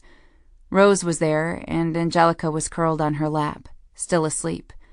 A My Little Pony cartoon was on the TV. Rose met my gaze and gave me a hazy, sleepy smile. "I'm going to let her sleep for a few more minutes. There is coffee in the kitchen if you'd like some, and apple fritters." I scrunched my face at her. "How long have you been up?" "Not long." Rose pressed a kiss on Angelica's forehead. "Go get something to eat. I'm hungry just looking at you. You're like skin and bones working all the time." I lifted an eyebrow, but did as I was told and turned toward the kitchen in search of apple fritters. Rose liked to tell me I was skin and bones, but I wasn't. I was a size 8 and healthy, with a pleasant tummy pooch in the middle. I like to think it made me cuddly. I slipped my hand under the shirt of my scrubs and was scratching the aforementioned pooch when I walked into the kitchen, to the coffee machine, and stopped, immobilized. Before me was the sight of Nico, shirtless and in black boxer briefs, making apple fritters. He was standing at the kitchen table, spooning apple goo into a waiting dough shell. Flour speckled his chest and stomach. I noted his stomach was pooch-free. Watching a shirtless Nico Manganiello bake was something that belonged in Playgirl magazine. The scene was practically pornographic. Between the smell of coffee and apple fritters, the still lingering arousal from my Nico beach dream, and finding him in the kitchen all hot and domesticated, I thought I might orgasm on the spot. I certainly would if he touched me. Don't let him touch you. Chapter 16. I stared at him and his everything, just freaking everything, and I might have drooled a little bit. In fact, I know I did, because I felt a bit of drool fall to my arm. It was enough to wake me from the Nico domestic porn trance. I wiped my arm and hand on the pants of my scrubs, and with every ounce of self-control I had, I tore my gaze from him and his fritters. As luck would have it, Nico appeared to notice me at the exact same moment. "Hey, Elizabeth, want a fritter?" Nope." I noted that the color of the kitchen walls were pale gray. He crossed to me holding a golden pastry. "Sure you do." I lifted my eyes at his approach and was slapped in the face with the unrealness and unfairness of his perfect physique. "No, I'm good. Really." I turned slightly and backed up, unthinkingly trapping myself between the island counter and the sink. He lifted the pastry to my mouth and said, "Open up." I leaned backward over the sink, my arms flailing, and forced him to stop his advance. "Hey, buddy, you want to put that junk away?" Nico glanced down at his black boxer briefs. "What are you talking about?" "The torso of magnificence and thighs of splendor. You want to cover up?" Nico placed the fritter on the counter to his side. His other hand rested on his chest, and he issued me a soporific smile. "Torso of magnificence?" His hand moved down the front of his chest, over the ridged plane of his abdomen, then slowed just above the elastic of his briefs and hovered there. I watched the movement of his hand as though it were a snake ready to strike. Bad analogy. "Am I distracting you, Elizabeth?" No, you're not. You just shouldn't walk around half or mostly naked when people are out and about. That's all I'm saying." "Do you have a problem with male nudity?" "I don't have a problem with male nudity." I shook my head. "I have a problem with your male nudity. In this apartment." "This is my apartment." "Yes, I know. But there are women and children in this apartment. In the other room, watching cartoons." "She's my niece." "I know that." "And my mother." "Yes, I'm aware of that fact as well. But I'm not related to you." "No, you're not, are you?" His grin was less lazy and more focused. "No, I'm not."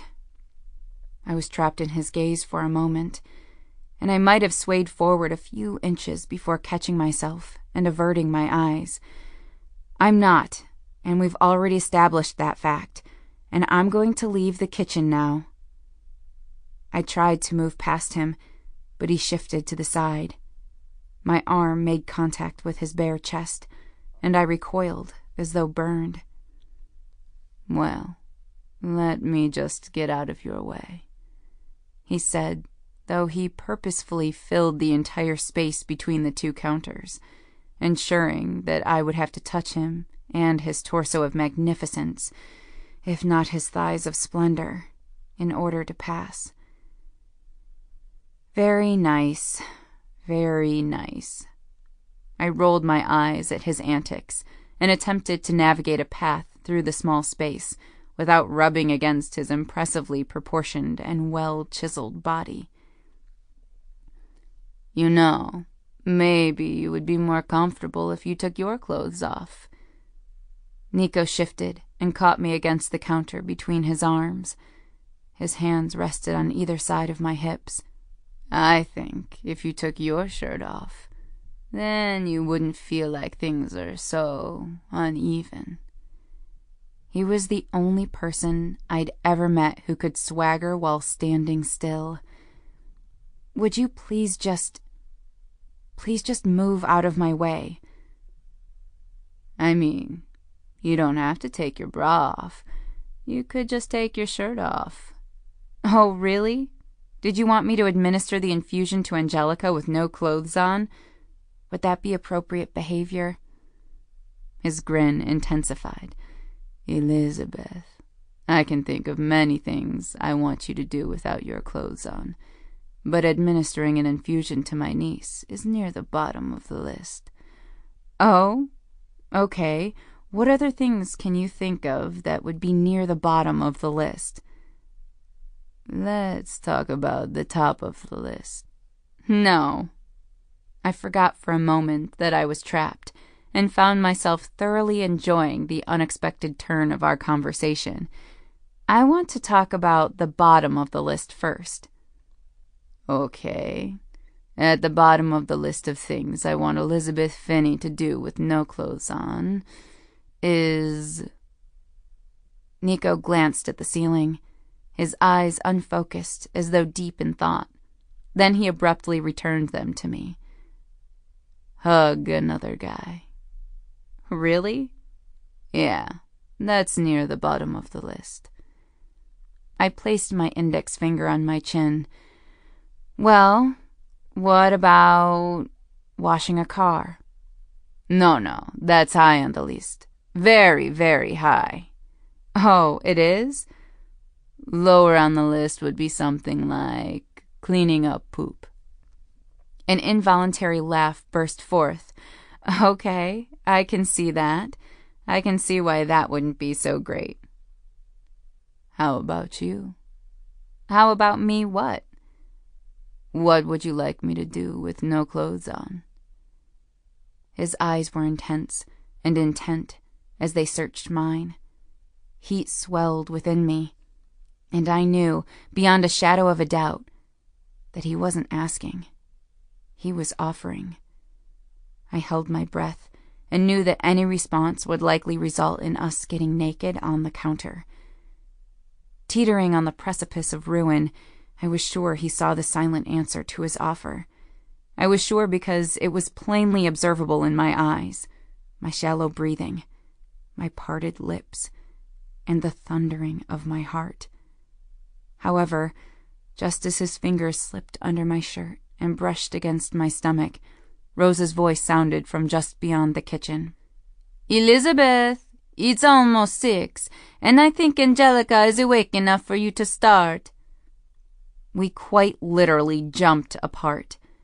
I jumped up onto the counter and sat very awkwardly on the edge of the sink, and Nico jumped to the far side of the kitchen, back to his station by the apple fritter assembly line. I can't say with certainty whether he managed to accomplish the task with one giant leap, but I do know that 1 minute his knuckles were searing my skin, and the next minute he was across the room spooning apple goo into dough. Rose shuffled in, still in her bathrobe, and meandered to the coffee pot. I turned on another cartoon, just until the procedure is over. I think I'll send her back to bed after we're done. Rose, either purposely ignoring the tension in the room with an impressive display of acting ability, or completely blind to it, sleepily moved to the refrigerator and pulled out some cream. Meanwhile, in an attempt to surreptitiously rein in my rapid heart and raging hormones, I pointedly stared at the counter across from me and counted the number of spatulas in the utensil container. There were 8. Who would ever need 8 spatulas? I was not looking at Nico and his flawless olive skin. I wasn't looking at the gracefulness of his movements, the way his back muscles bunched and flowed, or the fact that he had the most perfect man butt in the history of all time. Period. End of story. Good night. Lizzie Bella, where is your coffee? Do you want cream? Rose was suddenly standing in front of me, eyeing me with open concern. I blinked at her dumbly, then released the breath I'd been holding for maybe over a minute. Gingerly, my feet touched the ground as I slipped off the edge of the sink. I released another breath. It was audibly shaky. She glanced between Nico and me and muttered in Italian, Chi ha l'amore nel petto, ha lo sprone nei fianchi. Nico's shoulders tensed. I frowned. Pardon me? Are you feeling well? Rose pressed her hand to my forehead. Yes, I'm fine. Without turning around, Nico joined the conversation. I was just asking her the same thing. She looks hot. He stressed the T, and I was immediately frustrated by the calm in his voice and the double meaning of his words. Freaking Nico. I'm fine, I said, and politely refused Rose's offer of cream. I don't take anything in my coffee. Nico takes his black too. I can't drink it like that. I need it a little sweet. Elizabeth is already sweet, Nico mumbled, just loud enough for us to hear, and my chest constricted at his lovely sincerity. I wanted to evaporate and disappear. I hated that he did this to me. Yes, she is. She is an angel. Rose's agreement caused me to groan inwardly. The blood pumping in my veins felt anything but angelic. It felt downright sinful. Anxious to leave my fan club, I ducked my head, darted around Rose, and said over my shoulder, "I better get started." "What about your coffee?" Rose called after me. "I'm wide awake." Nico caught my eye as I passed. Instead of a smug smile, his features were solemn and sober, and his eyes were hot with intent and promise. It stung me with an awareness that lingered and made me cognizant of where the worn cotton touched my skin, and it was the reason I took a cold shower as soon as I returned to my apartment. My palms were actually sweaty as I approached the penthouse for the 2 p.m. infusion. I needed to never be alone in the same room with Nico ever again. My skin was still on fire, and I was honestly worried what I would do if presented with an opportunity to maul him. But when I entered, he was nowhere in sight. Angelica was coloring, Rose was knitting, but Nico, Rose explained, was out with Quinn, Janie's fiancé. This thought made me frown. Quinn and Nico, roaming around Chicago together. No good could come of that. Rose invited me to stay and knit, but I hastily declined. I administered the infusion, conducted Angelica's daily exam, then rushed out of the penthouse, worried that I might run into Nico if I dawdled. Arriving back to my apartment, coming face to face with the silence of solitude, I immediately regretted not staying with Rose and Angelica. So I took a nap and, predictably, dreamt of Nico and his apple fritters. I may or may not have been licking the sticky sugar and apple juice from his bare stomach to his collarbone, and he may or may not have been bringing me to bliss while forcibly restraining me. I awoke, hot and sticky, and with my legs, middle, and arms tangled in sheets, which explained the restraint by force portion of the dream, and I decided I needed another cold shower. I stumbled across Nico's mixtape CD when I was getting dressed. Manscrawl stared at me from the inside of my underwear drawer, where I'd unthinkingly placed it for safekeeping.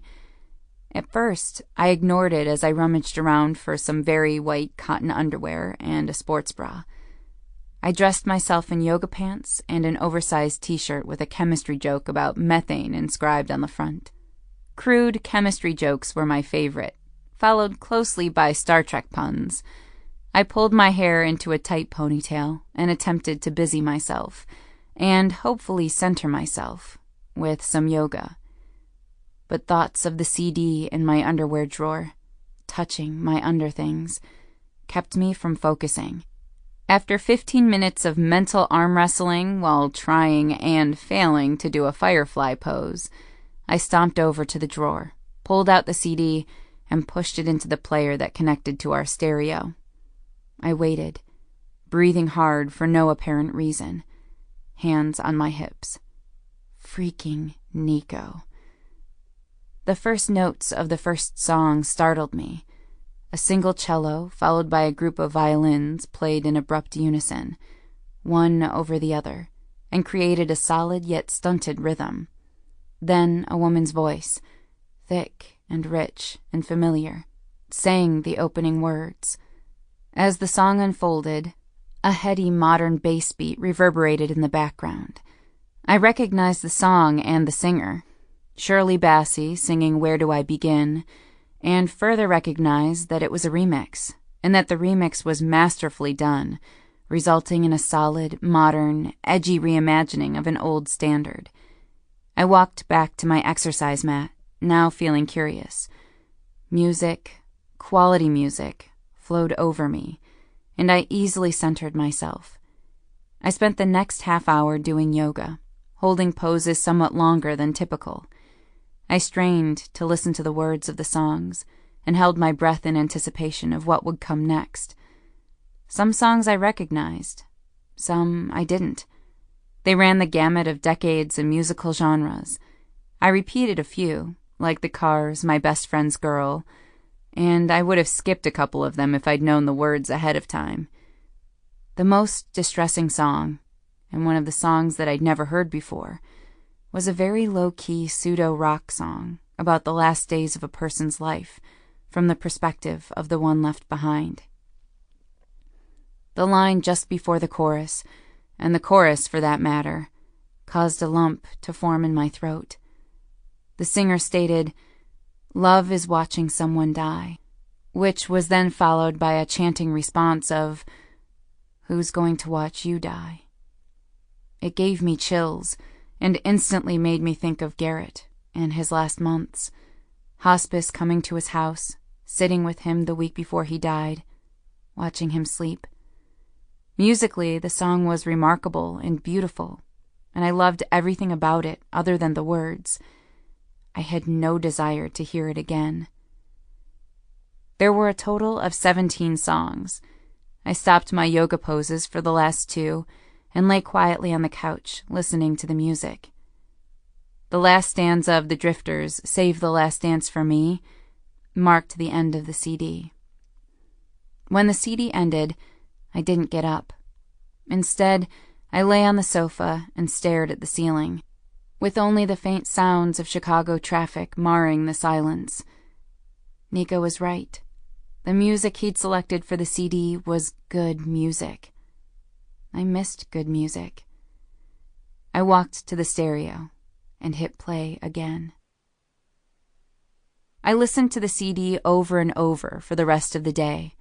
Another attempt at yoga, doing laundry, bills, checking email, knitting 2 more newborn hats, then starting on Angelica's sweater, eating Chinese takeout. But I always skipped song number 6, the one about being left behind. When 9:45 p.m. rolled around, I wandered up to Nico's penthouse. I felt strangely satisfied after spending the afternoon listening to good music, and I was excited to see Nico. I knocked on the door before I opened it with my key, hopped in, and bounced to the living room. All the hopping and bouncing, quite unlike me, betrayed my anticipation. I heard noise coming from the kitchen, so I called out to let anyone in the vicinity know that I'd arrived, and then I crossed to the infusion chair to prep the space for Angelica. "Hi, Elizabeth, I'm in here. Just give me a minute to finish up," Rose called from the kitchen. A moment later, she came out holding a plate full of biscotti and a cup of tea. "Well, these are for you. Let me go get Angelica. She's been asleep for the last few hours." "I'll get her," I offered, and I moved toward Angelica's bedroom without waiting for a response. "Isn't Nico here?" "No, but he should be right back. You just missed him when you left earlier. He and Angelica have been playing My Little Pony all afternoon, bless him. They wore each other out, I think, and now he's gone to the market before it closes." Rose set my tea and biscotti on the coffee table. "You sent him to the market? Won't he be recognized?" She tossed her hand in the air to wave off my concern. "I need fresh sweet basil. The least he can do for his mother is help out around here once in a while." "Why not just send one of the guards?" "They wouldn't know sweet basil from oregano. He'll be fine. He likes to do it." With that, she walked back to the kitchen. A moment later, I heard the unmistakable sound of dishes being done. I found Angelica asleep in her room, her face covered with a night mask connected to her breathing apparatus.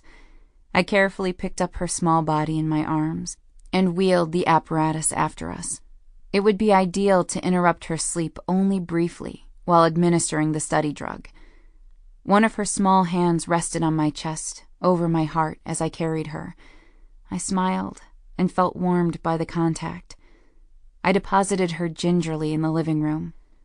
Rose sauntered out of the kitchen just as I finished the infusion and took Angelica's vital signs.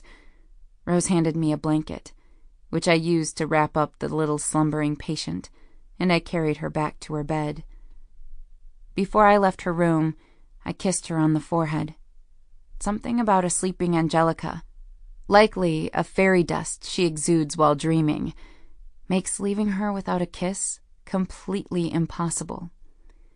I also loitered by her bed, watched her sleep, brushed her hair from her face. Then, telling myself I was being ridiculous, I kissed her hand and left. As soon as I emerged from the hallway, I glanced at my watch. It was 10:45 p.m. "Come, sit next to me and have some tea. I made these cookies just for you." Rose patted the sofa beside her. She held a cup of tea and was wiping crumbs of biscotti from her bathrobe. I wanted to stay. I hoped Nico would come home soon so that I could talk to him about the CD. I liked the idea of chatting with Rose and catching up on all the Manganiello gossip. I liked her biscotti, and I loved peppermint tea. I had a dark, empty apartment downstairs full of nothing interesting, so I stayed. At first, Rose talked a bit about the family and the restaurant with swift precision. She made her way through all her children, in order from oldest to youngest, and focused a bit longer on those who were not married, who were career-minded. It was the tea and cookies that ultimately led to my downfall. Rose had successfully distracted me with yummy treats, and therefore, I didn't realize until it was too late that her not-so-subtle hints about community and family and love being much more important than work were leading to a stealth attack. "Take, for example, you and Nico." I stopped chewing and stared at her, likely resembling a deer caught in semi-truck headlights. She smiled like a fox and continued, "Nico is 27 now. Did you know that? He may not realize it yet, but he's ready to settle down with the right girl and start a family. I feel certain that the two of you have been brought back together for a divine purpose. I always said to your mother that the two of you were meant to be." I gulped my tea, swallowed a large chunk of the almond cookie, and glanced at my wrist, where I wasn't wearing a watch. "It's getting really late, Rose, and I have to get up early for Angelica's next infusion." She placed a staying hand on mine and held me hostage with her clever eyes and authoritative posturing. "No, you're going to stay with me for a minute. I want to talk about this with you. You might think it's none of my business, but Nico's happiness, your happiness, these things are my business. I love you and care about you. I held you when you were a baby, Rose." I closed my eyes and hoped she'd yield to the pleading within my voice. "I'm not going to leave it alone until you explain to me why you don't like my son." My eyes flew open. "I do like your son." "Is it me? The family?" "No. You know I love your family." "You think you're too good for him because you're a doctor?" "God, no. It's the other way around. He is definitely too good for me." "Nonsense. At least be honest with me." "I am. I'm being honest." I set my cup down and turned to face her more completely. "I know you think I'd be good for your son, but I promise you, I wouldn't. He deserves so much more, So much better than me. I let my face fall into my hands. He's such a bright, shining star of awesomeness. He's sweet and clever and so damn funny. He needs a girl whose name can be blended with his to form one of those Hollywood super couple combinations, like Bennifer or Brangelina. Our name together is Nicabeth or Elizako. That's awful. What are you talking about? My hands fell to my lap, and I shook my head. I met her silver-green eyes directly. I'm not for him. I'm not like him. I'm ordinary. My feet touch the ground, and honestly, I haven't worked through all my issues. Elizabeth Finney, you are extraordinary. And for heaven's sake, no one ever works through all their issues. Perfection is the definition of boring.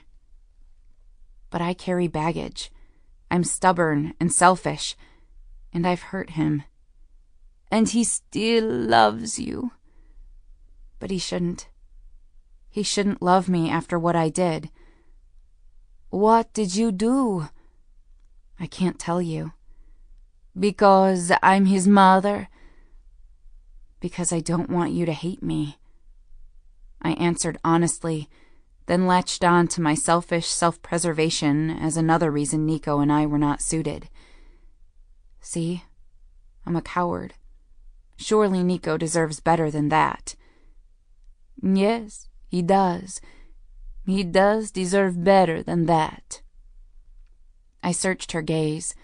Before I could respond, she continued. But you also deserve better than that.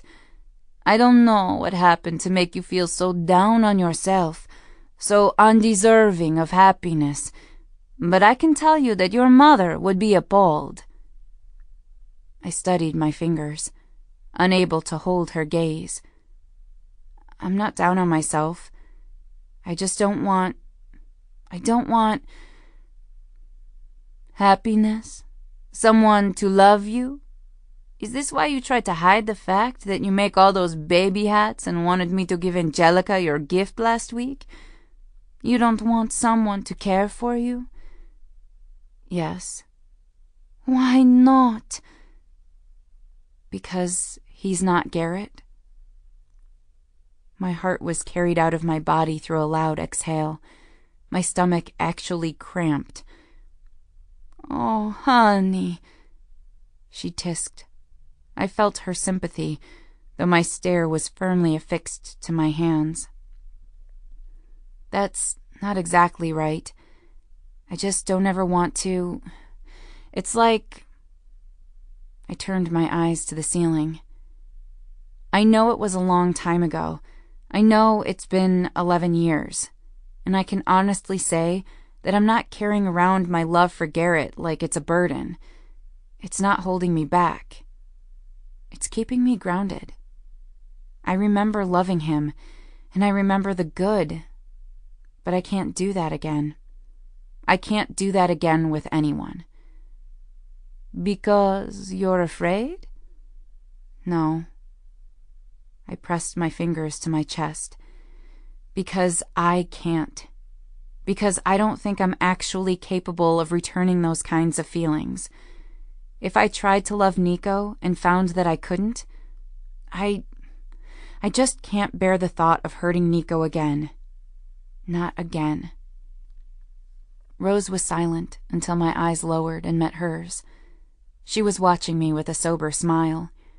Her pretty eyes were framed by lines of wisdom and grace. You are stubborn, she said. I am. Rose breathed in through her nose, glanced over my shoulder as though clearing her vision, then leaned forward. Let me just say something. And you don't need to say anything, okay? Just listen. I nodded, not sure what to expect from this woman I'd known and respected, and, honestly, admired my whole life. I felt like I was letting her down. But I'd rather deal with her moderate disappointment now than incur her wrath by breaking Nico's heart. Dio li fa, poi li accoppia. She paused after making this proclamation in Italian. I stared at her blankly. She smiled swiftly. Despite what you say, I know that you and my Niccolo will make each other very happy. In fact, I think part of you is already in love with him too. Why else would you be fighting so hard to protect his heart? She held my gaze, and I fought a chin wobble. I think you push him away mostly because you fear getting hurt, losing someone else, like you lost dear Garrett. He really was a beautiful boy. But there is something else you need to know. Since you've been so honest with me, I feel I should be honest with you. Okay. I have to warn you that I'm going to be working relentlessly to get you and Nico married. I frowned, then blinked. What? She placed a well-manicured hand over mine and squeezed. One day you'll find out what it is to have children. You will want to give them everything their hearts desire, especially when it's good for them. His heart wants you, Elizabeth. It has always wanted you. Since the two of you were children, his heart has known that you are the one. The two of you belong together. And I have watched him struggle with his heart all his life. As you know, I love to spoil my children and the people I love. So again, yes, I know you two will be very happy together when it happens. And that is wonderful. But also, selfishly, as a mother's prerogative, I think he deserves to get everything he wants. And if that just so happens to be the lovely, clever, stubborn daughter of my dearest friend, God rest her beautiful soul, then so be it. I opened my mouth to respond, but couldn't. I gaped. I stared at this woman as though seeing her for the first time, and I really looked. I really saw her. She was completely insane. The sound of the front door closing startled me from my disturbing realization. The accompanying sound of Nico's voice announcing his arrival made me jump to my feet. Ma, I went to 3 places, and no one has fresh sweet basil, so I got you regular basil instead. He stopped short as he entered the room and glanced between Rose and me. His eyes gradually narrowed into a suspicious squint, and eventually came to rest on his mother. What is going on? Oh, just female talk. Rose stood, waved off his misgivings, and covered a yawn with the back of her hand. All previous crazy lady vibes had abruptly evaporated. Can you see Elizabeth back to her apartment? I'm going to bed. To my surprise, she embraced me in a short hug and gave me a kiss on the cheek as she left. Don't worry about the basil, Nico, she called over her shoulder, not turning. I found some in the refrigerator when I was cleaning up. Chapter 17. Nico, despite my protests, walked me back to my apartment. Really, it was a short walk. Down his hall, an elevator ride to my floor, and down my hall. Barely enough time for me to gather my wits. But Nico filled the time with easy and entertaining commentary on his frantic nighttime search for fresh, sweet basil. We slowed as we approached my door, and he was animatedly wrapping up his story. At that point, I thought about just buying a Sharpie and writing the word sweet across the top of the container. I would have, too, if there was any chance she'd fall for it. You were right not to do it. She is far too clever and conniving. Nico stopped me by tugging on my hand. "Oh, hey. How did Angelica do today?" "Really good, actually. How was she when you two were together?" "You mean this afternoon?" "When I was Twilight Sparkle and she was Rainbow Dash, and I lost the Ponytown Ice Skating Championship." I patted him on his shoulder. "I'm sure you gave a good effort. Maybe you can try again tomorrow." "Thank you. I appreciate your sympathy. But..." Nico paused and seemed to survey all of me at once, and then he leaned a fraction closer. "I won't be able to try again tomorrow because I'm flying out early for New York in the morning." "Oh, but you just got here." I wondered if I looked or sounded as disappointed as I felt. "That's too bad." "Yeah," he agreed, watching me closely. "When will you be back?" "Next Tuesday." "Oh." I was certain I both looked and sounded as disappointed as I felt. We stood in melancholy silence for a long moment. I studied him, committed his jade green eyes to memory, etched in mental stone how it felt to be near him and hear the sound of his voice. "Well..." He abruptly broke the protracted silence. "Where can I kiss you?" "What? What?" He lifted his fingers to my face and tucked a few loose strands of hair behind my ears. "Where can I kiss you goodbye?" My stomach did a backflip, and I responded stupidly, "In the hall?" "No, Elizabeth, that's not what I meant. Where, on your body, am I allowed to kiss you? Where do your other friends kiss you?" Thoughts of Nico's lips all over my body bubbled into my consciousness. I had trouble thinking of places where I didn't want him to kiss me. Finally, I managed to croak, "Well, they don't." "That's not true. How about your cheek?" I shrugged, completely flabbergasted by our conversation, my mouth suddenly dry. "Yeah, I guess I've been kissed on my cheek by friends before." "Good." He smiled. "We'll start there." Then he deliberately moved into my personal space. I wanted to hold my ground, but instead my feet, the traitors, moved me backward as he approached until my back met the wall behind me. His gaze held mine, a soft smile stealing over his features, and when I could escape no farther, he halted as well. His body was everywhere, yet didn't touch mine. He braced an arm just to the right and above my head, then bent slowly, until his lips were even with my cheek.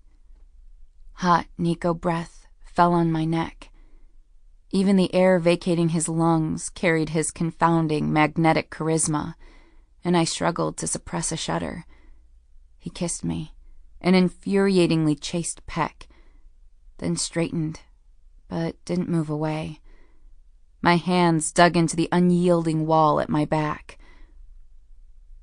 "Was that a good friend kiss?" Nico's eyes searched mine. The earlier smile diminished to a residual insinuation of one.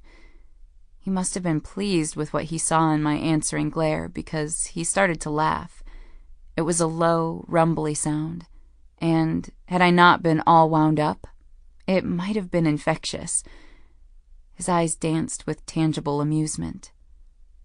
I released an unsteady breath and forced myself to nod, my body buzzing with awareness, and I untangled my gaze from his. I didn't want to play this game. Did I want him? Heck yeah. Did I like him? Heck to the yeah. Did I even adore him a little bit? Adore how sweet he was with his niece, how thoughtful and kind he was with his mother, with me. Adore how smart and witty and steady he was, respect him, Hell's yes. For all those reasons, I didn't want to play games. I wiped my hands on my yoga pants and navigated around his imposing form with the swiftness that only comes from being small. I worked on unlocking the door to my apartment. The sound of his laughter tapered off from behind me, and I could sense the moment when he detected that I was not amused. I'd finished unlocking the deadbolt when his hand closed over my shoulder. "Hey, Elizabeth, I was just teasing you." I nodded again. "I know." I worked on the second lock. Are you mad?" "No." I wasn't mad. I was sad, disappointed, and frustrated, mostly with myself. His hand slid to my arm and turned me to face him. "I'm sorry if I did something to upset you." My eyes stayed on the door. "You didn't." "You're lying." "I'm not." "You are." I clamped my mouth shut and swallowed. I felt his eyes move over me, assessing. Finally, he let me go, but he didn't move away. "You can tell me anything, anytime." I couldn't stay my bitter smile. "Unless you're in New York, you mean?" Curses. That wasn't fair. I immediately regretted my words. He shifted, braced his feet apart. "You have my number. You know you can call me whenever you want." I glanced at the keys in my hand. "I'm tired, and I have to be up in a few hours, so I'm going to head in and get some sleep." Nico stuffed his hands in his pockets, his eyes searching mine for understanding. Finally, he nodded and stepped away. "Okay. Good night, then. I'll see you next week." "Okay. Good night." I mirrored his head nod and slipped into my apartment. I successfully won the battle with myself to close the door behind me without capturing another mental snapshot of him as he retreated to the elevator. My head fell against the door, and I briefly considered watching him walk away through the peephole. It didn't occur to me until 2 a.m., as I tossed and turned in my bed, that I'd missed my chance to talk to Nico about the mixtape and tell him how much I loved it, and to say thank you. Maybe I should call him in New York and tell him. As I dozed off, I ignored all subconscious whisperings related to the rationalization of questionable behavior, and I succumbed to another Nico apple fritter fantasy. This time, he was licking me. I was in a mood. That's what my dad called it when I behaved in a morose manner. I'd snapped at Meg at least 10 times during the first 2 hours of my workday, and literally flung myself into a broom closet to avoid Dr. Ken Miles. It was only Tuesday, and I was already missing Nico terribly. I'd only seen him twice on Sunday, and both times were short interactions. I felt Nico's absence like a pulled tooth. I mourned it. Every time I slept, my dreams were filled with Nico. I began listening to the CD almost obsessively, even track 6, and could sing along word for word with each of the songs. However, I hadn't yet called him. I stared at his contact information on my telephone screen a few times, but I hadn't yet grown the nerve to dial his number. Matters weren't helped by increased attention from the media. They now swarmed the entrance to the hospital and apartment building. I was thankful for the underground garage to my apartment more than ever. On Monday, a few photographers posed as patients and tried to get admitted to the ER. The ease with which the media seemed to infiltrate the hospital was disturbing to me for another reason. Nico's stalker had been able to navigate to the clinical research unit seemingly with ease, take pictures of Nico and me by the nurses' station. If the paparazzi could deftly sneak in giant cameras, then how easy would it be for Fancy Boots to come and go as she pleased? I was just thankful that no new pictures of Nico and I had been leaked to the press. Presently, I sat in my apartment on my big sofa, stewing in my mood, knitting. I was finishing Angelica's sweater, and it was Tuesday knit night. We'd all agreed, for the time being, that it made the most sense to have knit night at my apartment, at least until paparazzi and stalkers were no longer a factor.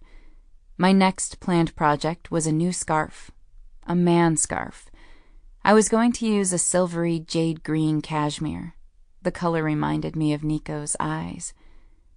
Sandra discussed her recent date disaster with the group, a topic that typically amused us all. She had more first dates than Janie had comic books, and that was a hell of a lot. Tonight, I was only half listening. Nico's mixtape CD was playing in the background, distracting me with thoughts of him. And so he finally admitted that he wasn't over his ex-wife. So, bad news, there won't be a second date. Good news, I think I have a new patient for my friend Thomas. The ladies laughed good-naturedly. Sandra had a talent for adorable self-deprecation that I admired. I cleared my throat to get her attention. Whatever happened to Micah? From my reunion? You two seem to get along well.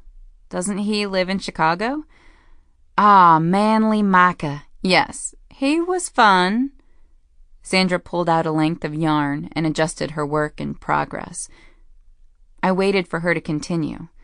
When she didn't, I pressed her further. Did you get his number? Actually, no. Sandra sent me a Mona Lisa smile. He spent most of the evening talking about you. Did you know he had a crush on you in high school? Me? Yeah, you dummy. I find that hard to believe. I was such a nothing back then. Why would you say that? Because I was. I was small and scrawny and sarcastic. Well, he said you were shy, pretty, and smart. Did he talk about me the whole time? She shook her head. No, we spent some time working through issues with his father. He is still very angry with the man. I noted I wasn't the only one glaring at Sandra with disbelief. She glanced up from her knitting and was somewhat startled to see us all watching her, dumbfounded. Her eyes darted around the room. What? What did I say? You are a freak of nature, Sandra. Can't you ever go out on a date with a guy without turning into a shrink? This is why you're such good friends with all your ex-boyfriends. Marie sing-songed the words, her eyebrows lifted high on her forehead. And what, pray tell, is wrong with being friends with your ex-boyfriends? Sandra didn't sound upset so much as perplexed. Nothing, except it's not just ex-boyfriends. It's every guy you've ever gone on a single date with. How many have you collected, like 30? Ashley shook her head as though disgusted. You'll never find a steady beast with a strong back, partner, if you keep shrinking and exploding good advice all over the place. I agree. I mumbled behind my needles. You shut it. Ashley turned slightly in her chair, her refined wrath now focused on me. You don't get to talk. You have quite possibly the funniest and sexiest guy in the world wanting to give you multiple orgasms, and I don't mean the cocktail. Meanwhile, you've retired him to the friend pasture. Ugh! You disgust me! Sandra and I shared a glance, and Marie cleared her throat. Ashley. Fiona's soothing entreaty sounded from beside me. What is wrong, dear? Why so testy? Ashley closed her eyes, rolled her lips between her teeth, and breathed out through her nose. After a long moment, she spoke again. I'm sorry, y'all. She brought her fingertips to her forehead and pinched the bridge of her nose. It's been a long week. Do you want to talk about it? Kat's quiet voice carried from the couch. Ashley shook her head, but she answered regardless. It's my biological father. A collective sigh of understanding spread through the room, and she didn't really need to say anything else. Ashley referred to her dad as her biological father. She had no other father, and the man was present for her childhood and still married to her mother. But Ashley despised him. When she was 14, she'd started calling him my biological father, because it annoyed the jeepers out of her family. Do you want to talk about it? Kat's quiet voice was soothing. No, I honestly don't. I'm just sorry I'm behaving like a jerk. Ashley's mumbled self-recrimination was barely audible. Maybe partly out of curiosity, but most likely to change the subject. Sandra lifted a finger in the air and addressed her question to Janie and me. So, what music is playing? Is this some kind of eclectic, unrequited romance, love song-themed Pandora station? No, I believe it's a CD. Janie glanced at me. Yeah, it's a CD. I confirmed her response without looking up from Angelica's sweater. I would likely finish it tonight. Then, if I spent all my free time on the scarf, I would finish it before Nico returned next week. Where did it come from? Sandra crooked her head to the side. Is it yours, Janie? She shook her head. No, it's Elizabeth's. Elizabeth's? Marie asked. Her disbelief was obvious. My propensity for exclusive boy band albums was infamous. Actually, I sighed, paused, half contemplated making up some story, but then, feeling tired of playing pretend, decided to tell the truth. It's Nico's. He made it. What do you mean, he made it? Did he make it for you? Sandra sounded honestly mystified. I nodded. Like a mixtape? Kat asked. I nodded. Nico Moretti made you a mixtape of love songs? Ashley repeated, as though to clarify. I shook my head. No, not of love songs, just good music. The room fell into a suspended hush. I glanced at my friends and found that I was the only one knitting. Everyone else was staring at nothing in particular and listening to the sorrowful, regretful, passionate sounds of One Love by U2. Kat caught my eye. She was frowning. What other songs are on the CD? My heart fluttered a little, and I shrugged. They're all good. Like The Cars, My Best Friend's Girl. My dad used to play that song all the time. Oh my God. Sandra stood and crossed to the stereo. What? What's wrong? I sat up in my chair. Sandra pressed the back button and started the CD over. She played only the first 20 or so seconds of each, and then skipped ahead to the next song when someone named the song an artist. Where Do I Begin? Shirley Bassey. Swing Life Away, Rise Against. I've Got a Crush on You, Frank Sinatra. My Best Friend's Girl, The Cars. Mr. Brightside, The Killers. What Sarah Said, Death Cab for Cutie. The Scientist, Coldplay.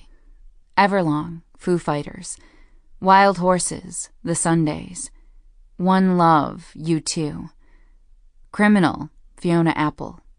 Bleeding Love, Leona Lewis. Again, Janet Jackson. I Think That She Knows, Justin Timberlake. Let's Get It On, Marvin Gaye. Let's Stay Together, Al Green. Save the Last Dance for Me, The Drifters. Sandra stared at me as though she expected me to say something in specific.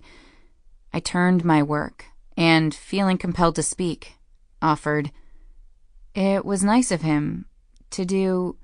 Nice of him? She gaped, her expression both horrified and incredulous. Elizabeth, listen to this CD. I mean, really, listen to it. I glanced around the room. Everyone was on the edge of her seat, except, of course, Janie, who looked just as confused as I felt. I was inexplicably embarrassed. I have listened to it. No, you haven't. Sandra exhaled loudly. My best friend's girl? Mr. Brightside? Hello, this CD is the story of you and Nico. This CD is his way of telling you how he feels. Wake up and smell the obvious for Thor's sake. Oh. Janie, finally seeing what I was missing, met my gaze directly. I get it. Swing life away is like when you were kids, and Mr. Brightside he's jealous. What Sarah said by Death Cab for Cutie, that's when Garrett died. Fiona caught my gaze. Love is watching someone dying. She quoted the song. I gawked at her. I'd been rendered speechless, and I felt as if I'd been punched in the stomach. I couldn't decide if they were right. Furthermore, if they were right, I couldn't decide how I felt about it. The only thing I felt certain of was the sensation that I was drowning.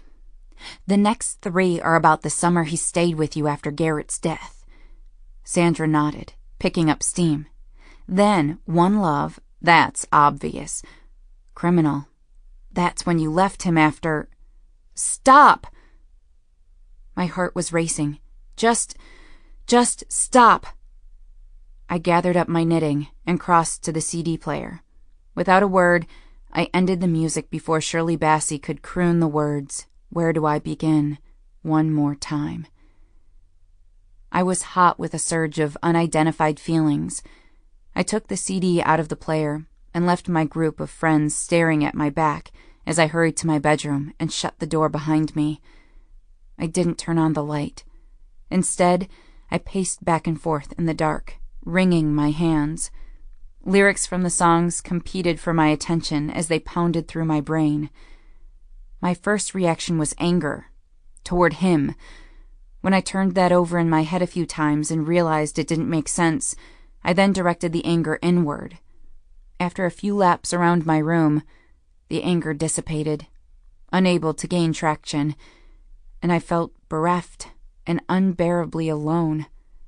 I needed to talk to him. I needed to ask him about the CD. I needed to call Nico. A light tapping on my door yanked me from my contemplative kerfuffle. I turned just in time to see Fiona and Janie peek their heads into my room. Elizabeth? Are you... Janie squinted at me. Are you okay? I walked to the door and opened it a bit and motioned for them to come in. Yes, I'm okay. I'm fine. I rubbed the space between my eyes with my index finger and thumb. I'm just feeling somewhat ridiculous at the moment. Fiona walked over to me and engulfed me in a hug. Janie, without hesitating, followed suit, and we stood in my room, a hug tripod. Whatever you decide about Nico is your business. Fiona's soft voice helped melt some of the cold, rigid anxiety in my bones. But no matter what, no matter if you tell that sexy Italian dreamboat to hit the road, and no matter if you quit your job to become a belly-dancing figure skater, there are 6 women here who love you and support you in all things. Fiona pulled back, snagging my gaze with her large, elfish eyes. No matter what. The first and only person I called after the ladies left and I finished Angelica's 10 p.m. study visit was my dad. I needed to hear his voice. I knew he and Jeanette would be back from their 2-week cruise by now. With all the media calls, I hadn't yet let him know about my change in phone number. We were long overdue for a chat.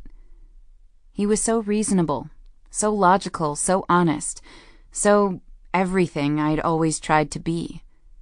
If anyone could help me see reason, set my feet on the ground, and find a clear path, it was my dad. The house phone rang 3 times before someone answered, and that someone was not my father. Hello? A sleepy female voice sounded from the other end. I glanced at the clock on my nightstand. It was 11 p.m. I winced. Hi, Jeanette. I didn't realize how late it was. I'll call back tomorrow. Oh, Elizabeth, honey, don't apologize. I heard rustling on the other end as she adjusted the phone. Your dad is so worried. We haven't heard from you. I know. Things have been a little strange. Let me go get him. He'll be so happy to hear your voice. Thanks, Jeanette. I picked at a frayed hole in my jeans, breaking the white cotton threads that ran horizontal and twisting them between my fingers. Elizabeth, are you okay? My father's steady voice soothed my ears. I gathered a deep breath. Yes, I'm good. I'm fine. I just wanted to call you and give you my new cell number, and explain why I've been missing in action. See how the cruise was. But I can call back tomorrow. No, it's fine. I'm still up working on a grant proposal for the department. The cruise was really great. Just a minute. I detected soft voices, then a door close, the distinct sound of my father sitting in the chair behind his desk. It always squeaked. What was I saying? The cruise. Yes, the cruise. Listen, Elizabeth, there's something I've been needing to talk to you about. I really wanted to do this in person, but with your schedule and mine, I think the phone is probably just fine. I frowned. He sounded suspiciously hesitant. Somber, even. This sounded serious. I braced myself. Are you okay? Are you sick? No, nothing like that. This is good news. At least, I think it's good news. Great news, in fact. Oh, good. His words only served to increase my disquiet. Great news? Well, you see, the thing is... I heard him huff. It was the kind of huff that is accompanied by a smile, a huff laugh. I asked Jeanette to marry me, and she said yes. I opened my mouth with no intention of speaking. It was just open, wide open. To say I was shocked was a gross understatement. My mind was blown. I thought for a moment that I was dreaming. Elizabeth? This was the man who'd said that my mother was his soulmate, his one true love. This was the man, throughout my entire childhood, who told me there was one right person for him, no one else, and that person had been my mother. This was the man who regaled me with stories about them, how they met, how they fell in love, and how much they loved me. But this couldn't be the same man, because he was about to marry someone else. Elizabeth, are you still there? Yes, I'm here. Inexplicably, my eyes stung. God, Dad, I'm so happy for you. I looked at the ceiling, blinked away the moisture, and swallowed the sudden bitterness in my throat. Congratulations. You can see why I've been trying to call you. It happened while we were on the cruise, and... He huff-laughed again. I just can't believe she said yes. Chapter 18. I called Nico on Wednesday. Learning about my father's engagement felt like taking the red pill in the Matrix. Everything he'd told me, about him, his unwavering love for my mother, about soulmates and true love, everything felt like a lie. I knew he'd meant well when he'd told me those things, and I knew he believed the sentiments at the time. But that didn't change the fact that he lied. The rug had been pulled out from under me. My balloon had been popped. The wind had vacated my sails. And for maybe the 100th time in 2 weeks, I felt adrift, unanchored, and unsteady. I spent the day talking myself in and out of calling Nico. I rationalized that I had 2 very good reasons for calling him. First of all, I couldn't be 100% sure, but I thought I saw the fancy stalker lady in the hospital on Wednesday afternoon. I only saw her from the back, and it was in the crowded cafeteria, but I was almost positive the fancy stalker was back. This excuse didn't really work because I'd immediately told my assigned guard, Dan, about the incident. Dan contacted Quinn. Quinn most likely had already told Nico. However, my second excuse was perfectly sound. I reasoned that it was appropriate for me to call him about Angelica's progress. He was likely wondering why I hadn't called about it already. I figured any further delay in calling would be unprofessional on my part. Yeah, that's the ticket. Unprofessional. The first time I called Nico, it was just after Angelica's 2 p.m. clinic visit. I had a shift at the hospital, so Rose and Angelica drove to the clinical research unit for the infusion. Seeing them made me miss Nico, and I called him on a whim before I could talk myself out of it. It rang 4 times, then went to voicemail. I didn't leave a message. The next time I called Nico was during my dinner break. One of my patients had been listening to Mr. Brightside by the Killers on his iPhone. The aggressive melody carried through the teenager's headphones. The song reminded me of Nico and his mixtape CD. I let the phone ring twice, then I hung up before it went to voicemail. The third time I called him, I was just leaving the hospital at midnight, on my way home. I was sitting in the back seat of a large black SUV, one of Quinn's cars that drove me back and forth to work. The phone rang only once before I pressed the end button. I stared at the screen and laughed at myself. I was such a coward when it came to this man. I hated it. I hated how uncertain I felt. I hated how I couldn't stop thinking about him and his stupid, funny jokes. I hated how he invaded my dreams, during the day and at night. I was a mess. The phone vibrated, causing me to jump and drop it. I fumbled on the floor of the car for the phone and glanced at the screen. It was Nico. I shut my eyes tight. Gah! I swiped my thumb across the screen and brought the receiver to my ear, grimacing as I did so because I was a coward and, honestly, very much afraid of hearing his voice. Hello? Elizabeth? My heart leapt to my throat. Nico? Yes. The hairs on the back of my neck stood at attention. Damn him and his damn freaking sexy voice. Hi. Hi. Silence. Nico spoke first. Are you okay? One of Quinn's people told me what happened with that woman who... No, I'm fine. It probably wasn't even her. Nothing to worry about, really. Okay, good. So, what's up? He sounded friendly and casual, as if I called him every day. You called me. Yes, but you called me first. 3 times, actually.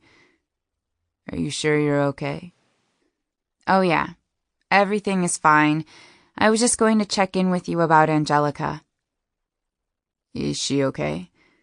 I talked to Ma this afternoon, and she said that Angelica seems to be doing a bit better. Yes, that's true. I wiped my free hand on the knee of my scrubs. It was damp with sweat, as was the one that held the phone. Good. That's good. I heard voices in the background, muffled banging, and then someone shouted, Well, you sound busy. I should let you go. No, I'm not busy. I don't need to go. Oh, okay. I switched the phone so that I could wipe the sweat off my other hand. How are things going in New York? Good. Crazy. Busy. I've been taping 2 shows a day. Wow, that seems like a lot. I eased into my seat, relaxing a bit as the conversation settled on the benign topic of his show. Yeah, well, I want to take some time off after this week and spend a few days in Chicago next week. My stomach did a backflip. It took me a moment to recover from the news. You'll be here all next week? Well, starting Tuesday. My stomach did a front flip. I had a stupid grin on my face. I'm sure Angelica will really like that. She misses you. I miss her too. But it's not just Angelica that I'd like to spend time with. My grin widened. I knew where he was going with his last statement, but I wanted to torture him a little. Well, your mother misses you too. He chuckled. It was a man chuckle, and it made my heart squee. I'm sure she does. But you know I was talking about you. My stomach did a side flip. Me? Yes, you. Maybe when I get back we could go out, catch a movie, see a show. You know, friend things. I laughed. Nico, I can't even leave my building without photographers chasing me down. The 2 of us out together might incite a riot. How are we supposed to go out to a movie? In disguise. We'll wear wigs and dress up like an old married couple. Of course, I'll have to cop a feel to keep up with the ruse. Ha! Yes, because I've never seen an old married couple out in public without one of them copping a feel. Copping a feel, making out, heavy petting, wild sex in public places. Old married couples are really a PDA menace. But I'm willing to commit to the disguise if you are. My head fell back to the headrest as my laughter filled the car. You are a funny, funny guy, Nico. Well, it is my job. Speaking of which, just a second. He must have placed his hand over the phone because there was silence for a short moment. When he came back to the phone, the background noise was gone. How's work going? What have you been up to? Bah, that's boring. You don't want to hear about that. I didn't want to bring the lightness of the conversation down with my daily statistics. 2 shootings and a car accident. I do. Otherwise, I wouldn't have asked. How is work? Anything interesting in the ER today? I shifted in my seat, crossed my legs. I thought about unloading on Nico. In truth, I wasn't used to talking to someone about my day. Not anymore. Janie and I used to swap work stories before she met Quinn and virtually disappeared. Well, how was your day? No, I asked you first. I want to hear about everything. Start at the beginning. What is considered the beginning? Waking up. Okay. Don't skip anything. And I didn't. I didn't skip anything. I told him all about the young kid who died in the ER while I was trying to intubate her and how angry and sad it made me. We covered my day, his day, Angelica's clinic visits, his feelings on different brands of tequila, my unhealthy yet abiding obsession with goldfish crackers and Star Trek Voyager, his plans to travel to Italy, my plans to eat a deep dish pizza on Friday, the perfect pizza toppings. It felt indescribably good to unburden the day and then discuss topics of absolutely no importance to anyone but us. I stayed on the phone with him as I changed my clothes and brushed my teeth. I lay in bed and argued the merits of learning a foreign language at a young age. We both agreed it was a good idea. We were still talking at 2 a.m. when I heard him yawn on the other end. It was a stretch yawn, and I shivered involuntarily at the thought of his big body stretching next to mine, relaxed and sleepy. "Nico, we need to get to sleep. It's 2 here, which means it's 3 there." "Just a little longer." I closed my eyes and pictured him next to me, talking in my ear. "I have to be up at 5:45 for Angelica's infusion." He groaned. "Okay, get some sleep. When are you calling me next? Tomorrow?" "I have a double shift tomorrow." "Don't you have breaks?" "Yes, I have a dinner break at 6 in the evening." I could hear the smile in his voice. "Perfect. Call me then. We'll have dinner together." "Okay." I answered his smile with a shy one of my own. It was ridiculous and girly, but I couldn't help it. His sleepy teddy bear voice gave me the warm fuzzies. "Oh, and Elizabeth." "Yeah?" "What are you wearing?" My pajamas. Why?" "What do they look like?" He was a dirty bird. 2 could play at this game. "Actually," I stretched, "I'm naked." This statement was met with silence. I opened my eyes and stared at the ceiling. "Nico? Are you still there?" "Yeah." His voice sounded strained. I laughed lightly. "Are you okay?" "Yeah, I'm great. I was just thinking about the fact that we're wearing matching outfits." An image of naked Nico flashed into my mind, big and hard and smooth, nestled between soft cotton sheets. I stopped laughing. I swallowed. "Sweet dreams, Elizabeth." "Sleep tight, Nico." I choked. I hung up the phone, no longer tired. I didn't sleep a wink. Over the next several days, my sleep and knitting suffered because, when I wasn't working, I was talking on the phone with Nico. During my breaks, we either spoke or texted. Our discussions put me in a good mood, and I even successfully ignored Meg's attempts to draw me into a petty fight. For the first time in my adult life, I was counting the hours between phone calls with a man. Who was I?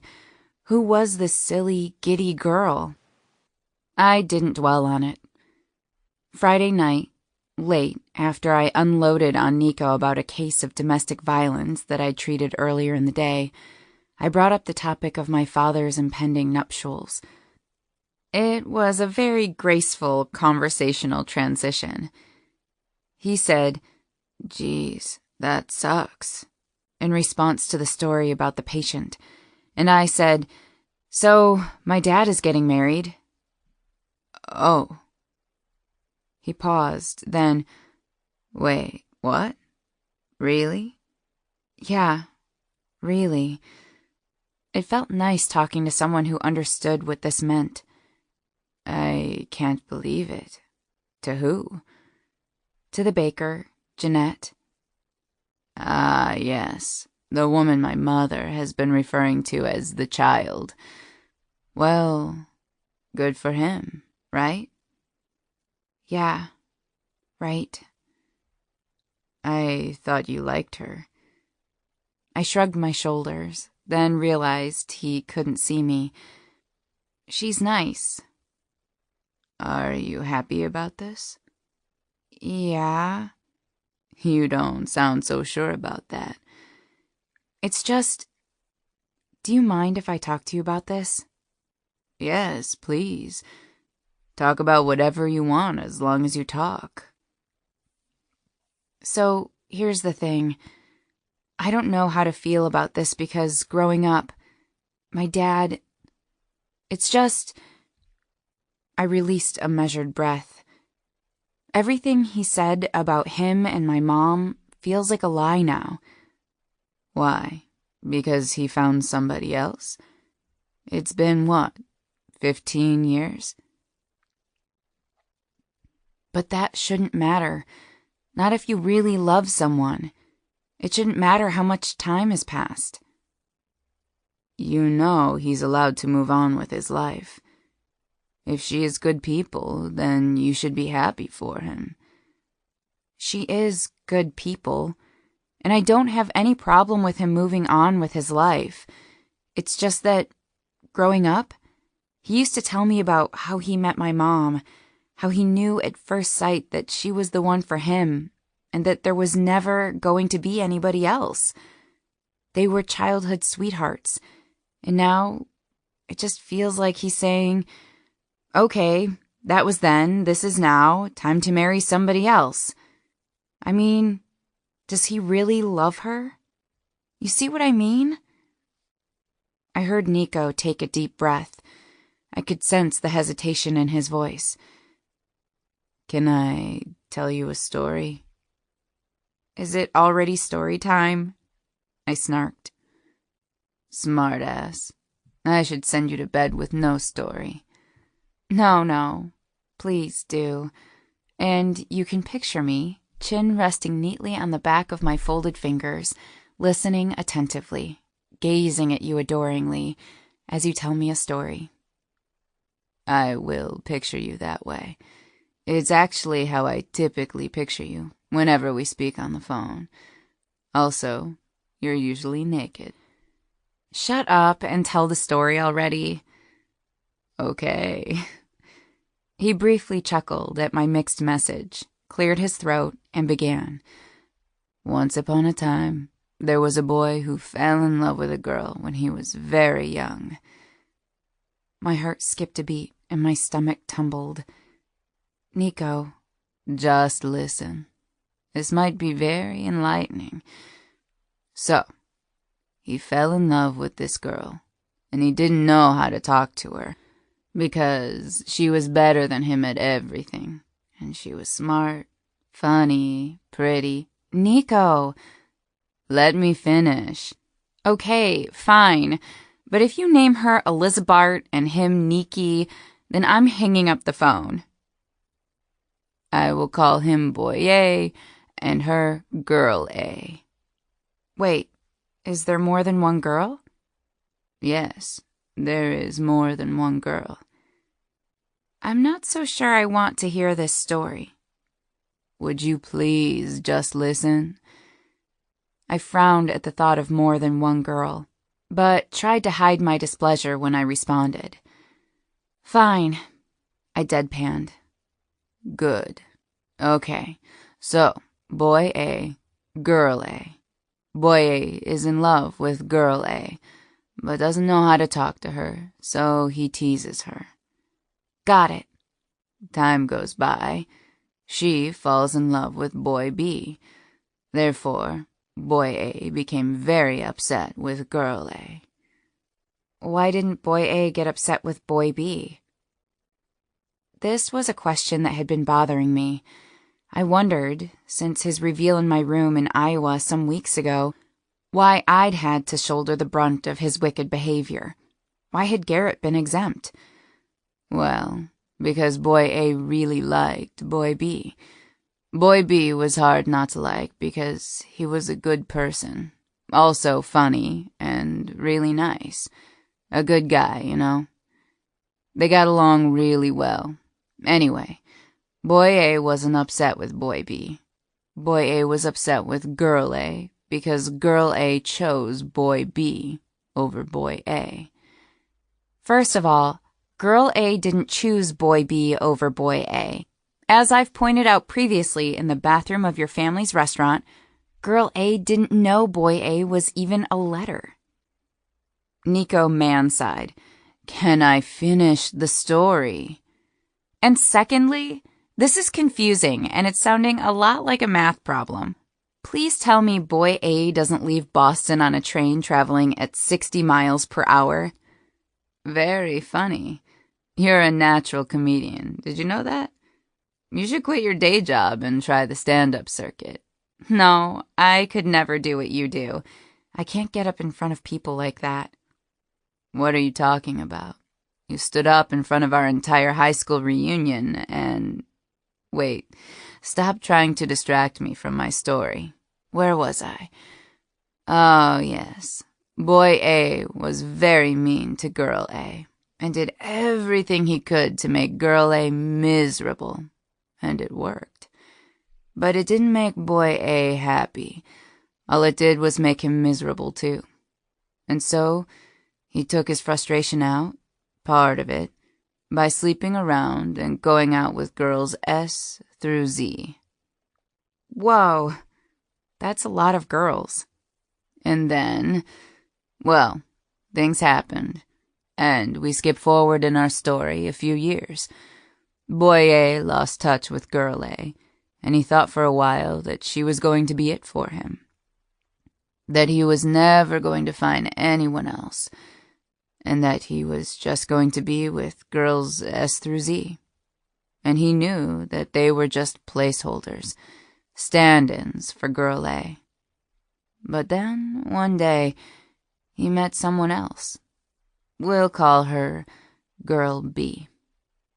He paused, and I became aware that I was gripping my sheet. My hands were sweaty, and I couldn't speak because my throat was tight with some unknown yet terribly unpleasant feeling. I wanted to tell him to stop talking, that I didn't want to hear any more of the story, but I was paralyzed and fascinated. I also needed a moment to process the fact that Nico had dated other people over the last 11 years. Of course he's dated other people over the last 11 years. It's been 11 years, fruitcake. Boy A met Girl B and fell in love with her. How is that possible? I blurted, my voice a pitch or two higher than usual, ripe with complaint. How is it possible if you were still in love with me? Elizabeth, it is possible to love more than one person at the same time. That is a possible thing. I didn't want to be yelling, but I was. Well, maybe Boy A wasn't ever really in love with Girl A. Or maybe he doesn't know what love is. Or maybe Boy A's feelings for Girl A were shallow, and it wasn't really love. No, Elizabeth. Love is not one single definable thing. It doesn't work the same way for everyone. Over these last 11 years, I watched my father die of lung cancer, and my niece orphaned when her parents were killed in a freak accident. Maybe Boy A realized that you have to find happiness when and where you can, and that falling in love isn't a once-in-a-lifetime occurrence, because if it is, then he was doomed to be miserable at 17. Maybe Boy A was tired of being miserable.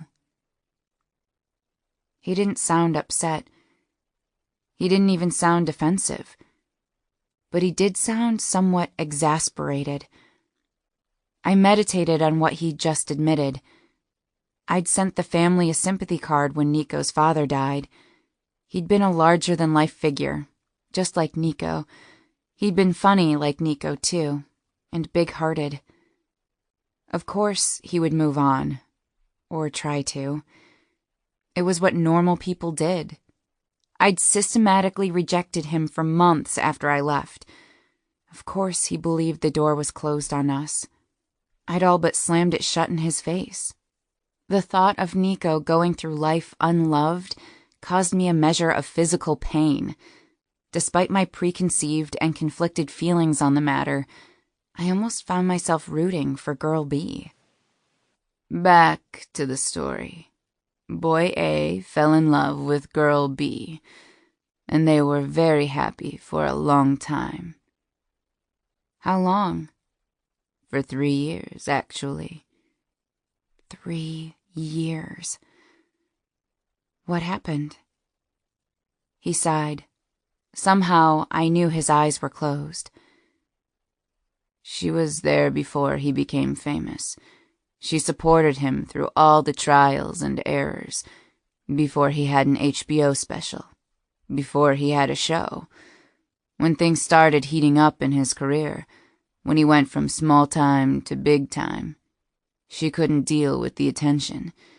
She didn't like having her picture taken. She didn't like the lack of privacy. She asked him to give it up. I waited for him to continue. When he didn't, I prompted him with a question to which I already knew the answer. So, did he? No, he didn't. Then I asked a question to which I didn't know whether I wanted to know the answer. And did he regret it? Picking fame over her? He didn't pick fame over her. He chose his career and his dreams over her. But yes, he did regret it. I felt a little sick to my stomach and realized that I was seething. I was upset. I was angry with this faceless girl B for issuing him ultimatums and leaving him when he is so obviously amazing. What a feckless twit, I raged inwardly. It was at this point that I realized I was truly mentally disturbed. Regardless, I forced myself to ask the next obvious question. So, why not just give it up and go get her? Because she's now married and lives on Long Island with her 3 kids and engineer husband. And because there were other reasons why they split. The fame was really the last straw. He doesn't regret his choice anymore, but he has learned from it. You think you would still be with her if you hadn't become famous? I picked at a thread on my comforter and braced myself for his answer. No. Ultimately, she wanted something different from what I wanted. But that doesn't mean I loved her any less. It just means we weren't compatible in the long term. Then why do you regret picking your career over her? If it was going to end anyway, then it doesn't matter now. Because it doesn't mean anything. All the fame, the money, the recognition, the accolades. It doesn't mean anything to me without family, and without having someone to share it with. It's not really success. But if... I closed my eyes and rested my cheek on the cool cotton blanket. But if you believe there is more than one right person for you, then why not just move on to Girl C? Come on, Elizabeth. Finding Girl C, being who I am, what I do. He sighed. I guess it's possible. I almost threw the phone, but then he continued. But honestly, I don't really want to. Why not? I held my breath. Because one of the reasons Girl B and Boy A would never have worked is because he's still in love with Girl A. I squeezed my eyes shut and felt a burst of something potentially warm spread through my limbs. But then a sudden thought halted the delightful feeling. Is he still in love with Girl B? No. But he is with Girl A. He still loves her? That seems strange. I don't think so. You should know better than anyone how hard it is to let go of someone when you've loved them most of your life. But I did. I let Garrett go. Have you? Have I? Have I really?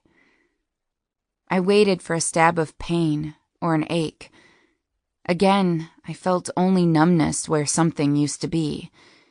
I answered honestly, yes, I have.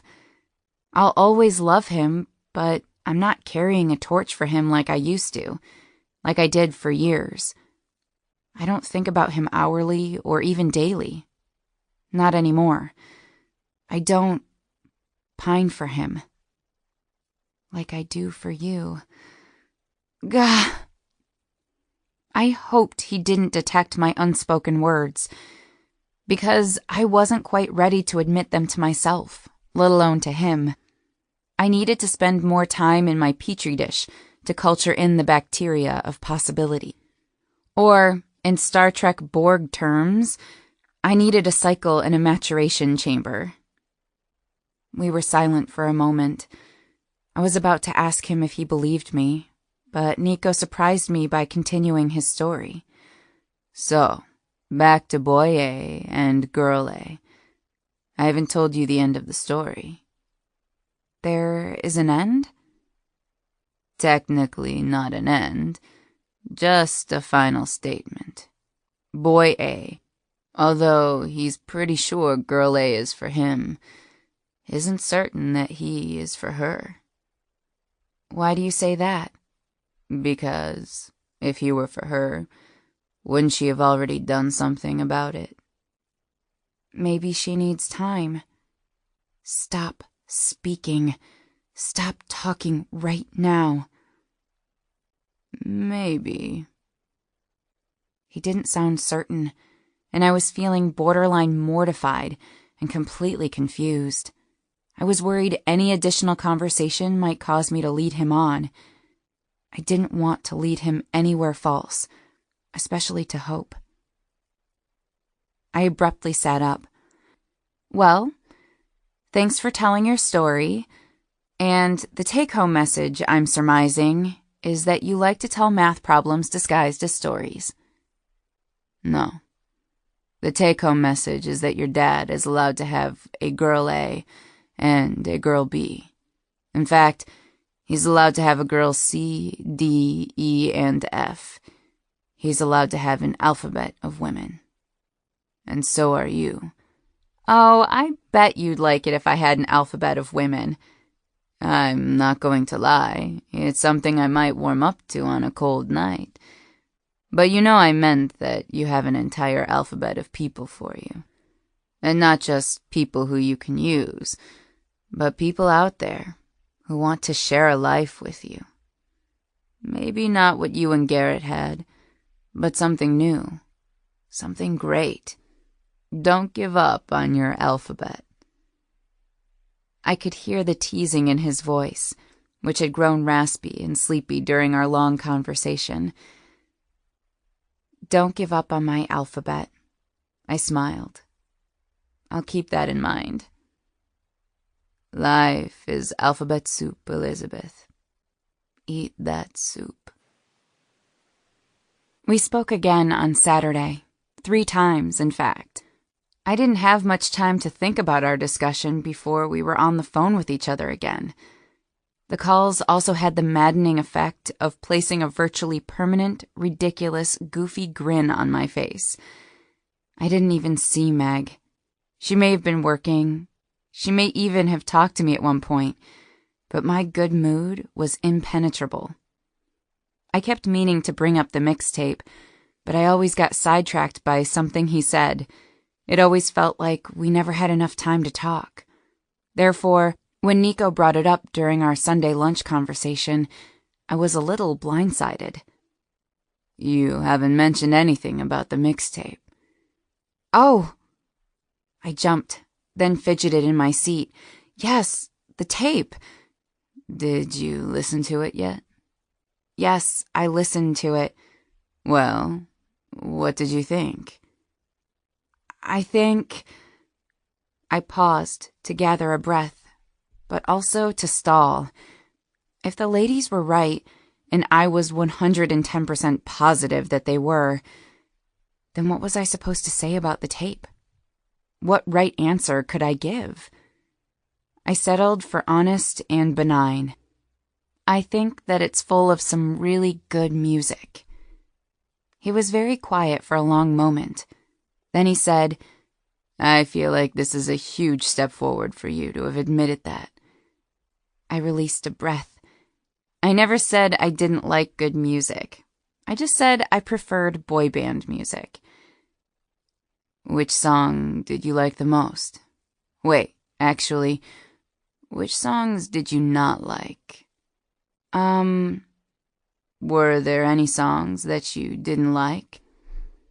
I don't know that I didn't like them so much as...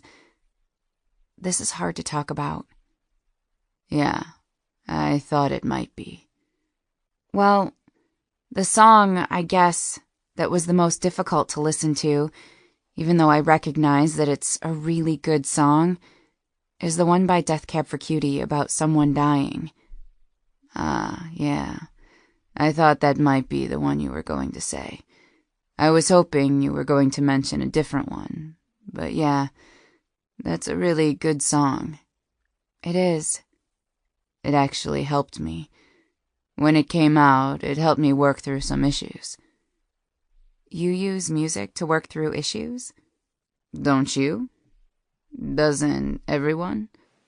Music helps us feel things that we're not ready to feel, or that maybe we're blind to. I decided to avoid the implications of his last statement in favor of the simple truth about me and music. No, I don't use music for that. Right, obviously, because nobody is using boy bands to work through issues unless it's about copping your first feel or dealing with morning wood.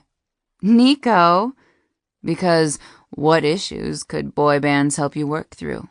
Lingering questions about how to remove a bra. Hey, when did the boy with a premature ejaculation problem arrive to the party? I'll give you a hint. He came too early. I barked a laugh, and I knew he was smiling as he continued. You listen to boy bands to avoid issues. He was right, of course. The fact that he knew me so well didn't at all surprise me, although it did make me uncomfortable.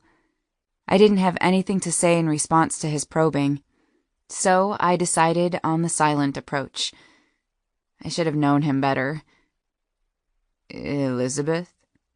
Yes? Are you being quiet because I'm right? I squirmed a little. Yes. Is there any possibility that over the course of this conversation, you will actually say the words, Nico, you are right? No, that's not going to happen. Even though I'm right? I'm always right. You don't see me going around ordering people to tell me so. Almost always right. His teasing rejoinder made me smile and melt a little. Fine, I'll admit that what you said was true. So, you're fine with saying, yes, Nico. And you're good with saying, that's true, Nico. But you are physically incapable of saying, Nico Manganiello, you are right. Is that correct? That is correct. God help me, I was giggling. First of all, you know I've never been able to pronounce your last name.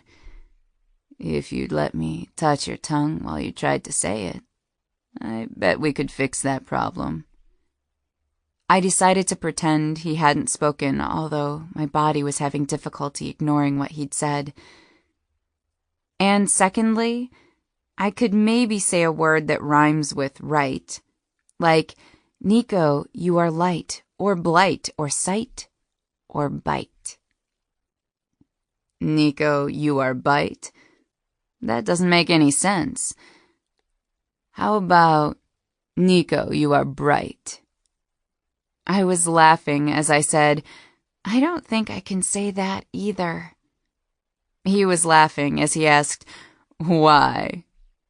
Because it's a compliment. So now you're incapable of complimenting me? I've complimented you. I told you that one time that you're funny. Why is it so hard for you to say nice things to me about me? Because I'm so used to saying mean things about you to you. I glanced around the doctor's lounge. No one seemed to be paying me any attention. Regardless, just in case, I lowered my voice. Call it 16 years of it being drilled in my head, by you, that you are the Romulan to my Vulcan. You and your Star Trek analogies. I'm trying to get used to this new, kinder, gentler, softer Nico. Softer? Well, smoother. Oh, my stars. Was that a compliment? Did you just call me smooth? Did you just say, oh, my stars? I laugh-snorted. I'm just shocked you complimented me. I'm going to write this day down so I can remember it. Dear diary, today I was complimented by Elizabeth Finney. I think she's starting to like me. When, oh, when will she let me feel her up? I laugh-snorted again. Very funny. That wasn't at all smooth, by the way. Just be happy I called you smooth, and not slick, or charismatic. I don't at all mind slick. We should spend more time discussing that. And you think I'm charismatic? I could almost see the devastating small smile that accompanied his question. Oh, please. You know you're charismatic. Your superhero name would be Captain Charismatic. Your superpower would be stupid exploding charisma. I mean, you walk into a room and people, everyone, can't keep their eyes off you. You don't think my TV show has something to do with that? The fact that they recognize me? No, it's you. If you put a paper bag over your head, people would still be looking at you. Before you were famous, when we were in school, it was the same way. You were always so visible, and I was always so invisible. I hadn't meant to say that about myself. It just came out, and honestly, it startled me. I swallowed a strange thickness in my throat. You were never invisible to me.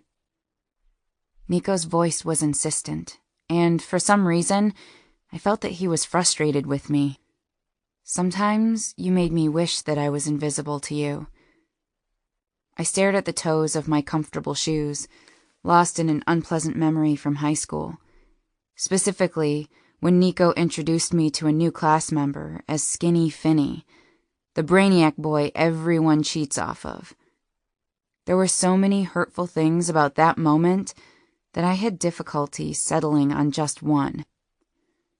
Well, wisely, he decided to sidestep my last comment. I can compliment you. Please don't. I sniffled, surprised to find my eyes tearing up a little. I blinked away the beginnings of unwelcome emotions. Why not? Because...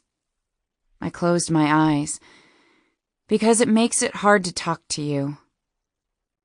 As incapable as you are of complimenting me, I'm physically incapable of not complimenting you and how amazingly smart you are. Nico.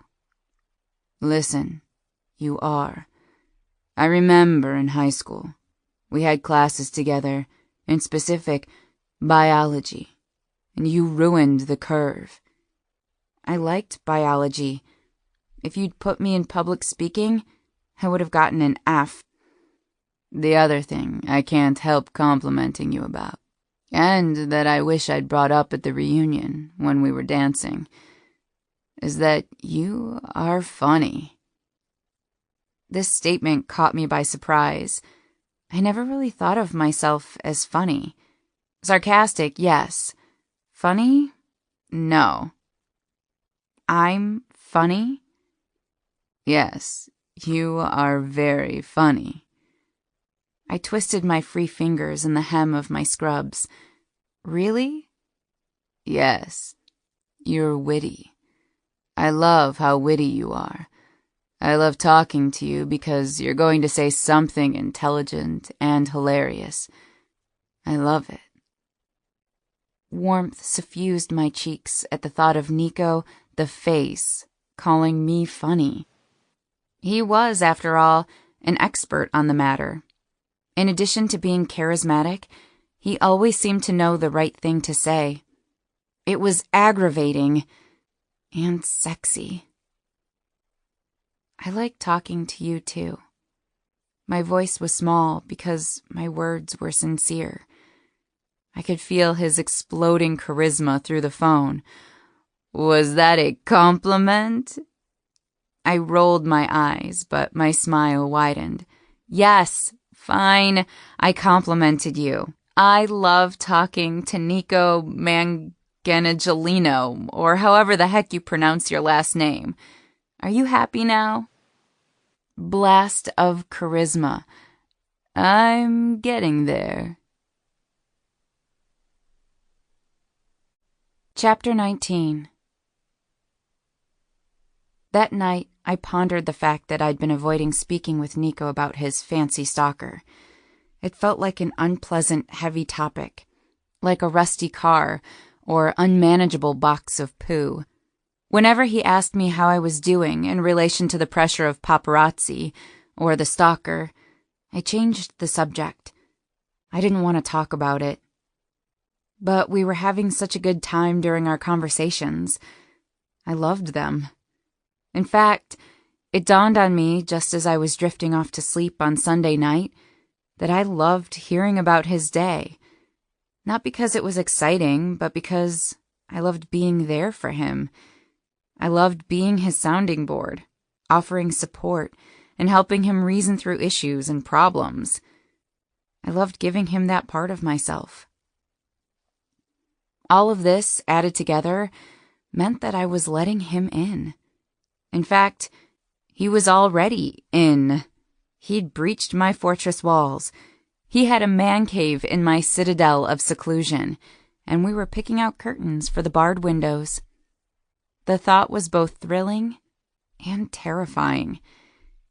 I needed to decide what to do, what to say to him when he returned. Instead, I rolled over in my bed, pulled the covers with me, and again ensconced myself in avoidance. I justified my avoidance by reminding myself that we were just friends. I didn't need to make any decisions because there were no decisions to make. I could just enjoy the conversations for what they were. Two friends talking on the phone.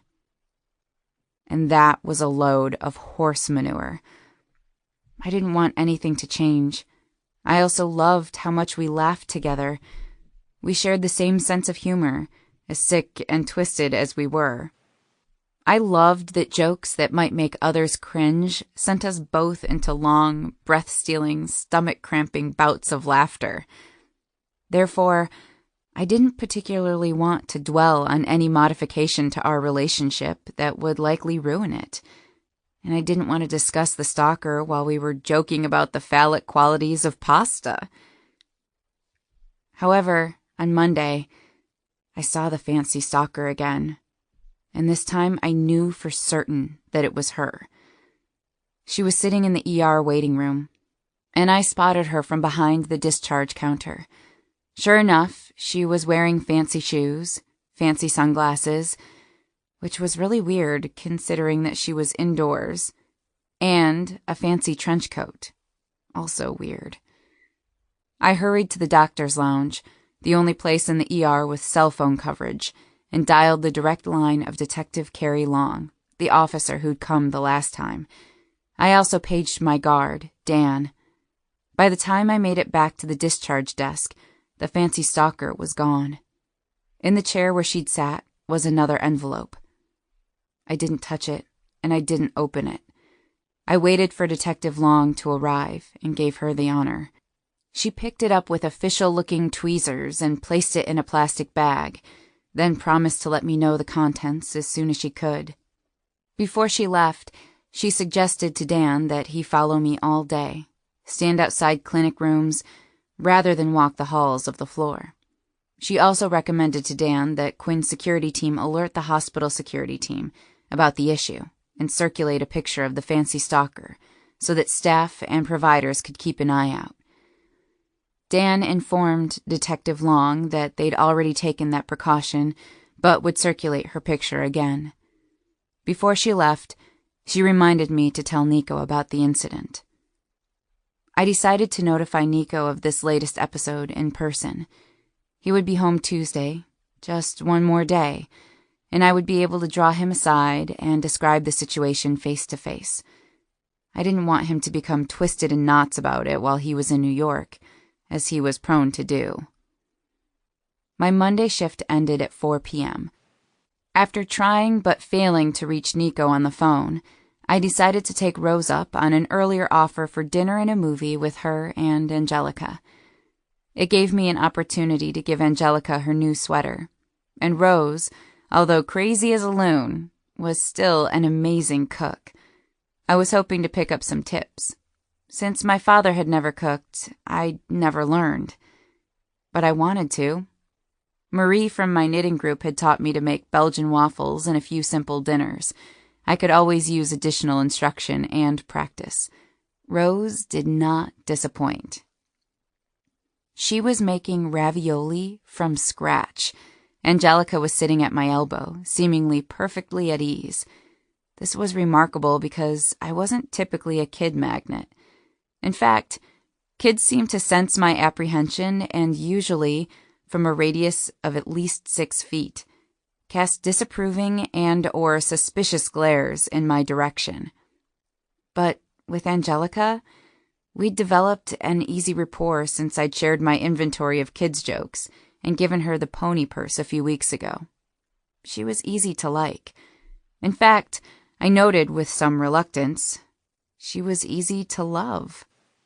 The fact that she adored the sweater I knit her didn't hurt matters either. "What is that?" Her little munchkin voice pointed to my poorly constructed square of pasta. "It's ravioli." "No, it's not." She shook her head, reached for a slice of pineapple, and popped it in her mouth. "Well, what does it look like to you?" "It looks like Pinkie Pie's alligator." Her mouth was full of pineapple and a little juice dribbled down her chin. Instead of gross, which is what it should have been, she pulled off effortless adorableness. Rose was making 2 kinds of ravioli. The first was your traditional wheat and egg pasta filled with ricotta cheese, plus other top-secret ingredients. The second was a wheat-free, egg-free, dairy-free dough filled with a rice cheese substitute and vegetables. Angelica's disease meant that every meal was full of substitutions and omissions. But pineapple was always on the menu. I blinked at her. My eyes moved back to the pasta. It did indeed look like the shape of an alligator. "You mean Pinkie Pie from My Little Pony?" She nodded, then wiped her hand on my shirt, as though it were the most natural thing in the world. This caused me to blink at her again. "Did you just wipe your hand on my shirt?" Angelica turned her wide, green eyes to mine, and then she laughed.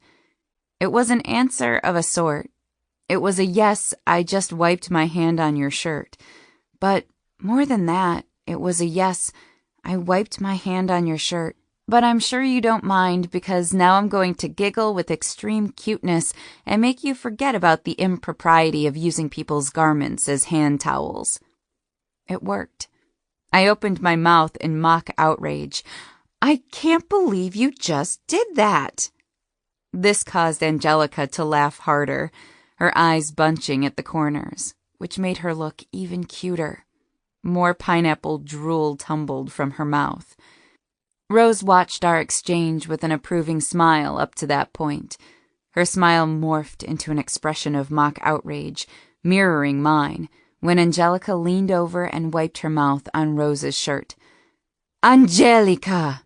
I could tell, and so could Angelica, that Rose's indignation was as bogus as mine.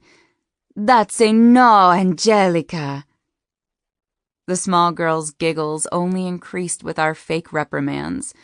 This game of human napkin continued for a while and ended with me pretending to use Angelica's hair to dab at the corners of my mouth. At this point, Rose sent her off to the bathroom to wash her hands and face. We both watched her go with a smile on our lips. But as soon as she was gone, I felt Rose's eyes shift to me. You know, that is a sign that she likes you. She's comfortable with you." I quickly glanced at Rose, then refocused my attention to the butchered ravioli I'd abandoned. I'm glad. I want her to be comfortable with me. "For the study? So she doesn't fear the visits?" I shook my head. Well, yes. I don't want her to fear the visits, but that's not the main reason, I guess. I frowned at the pasta, finally decided it was beyond repair, and tossed it in the trash. I cut out a new square and tried repeating the filling procedure. "Then why?" I responded, although I was somewhat distracted by my previous pasta fail as well as my current attempt, which was also shaping up to be a pasta fail. She's so easy to like. She's brave and sweet and smart. She's also illegal levels of cute. That smile of hers could melt metal. And she's important to...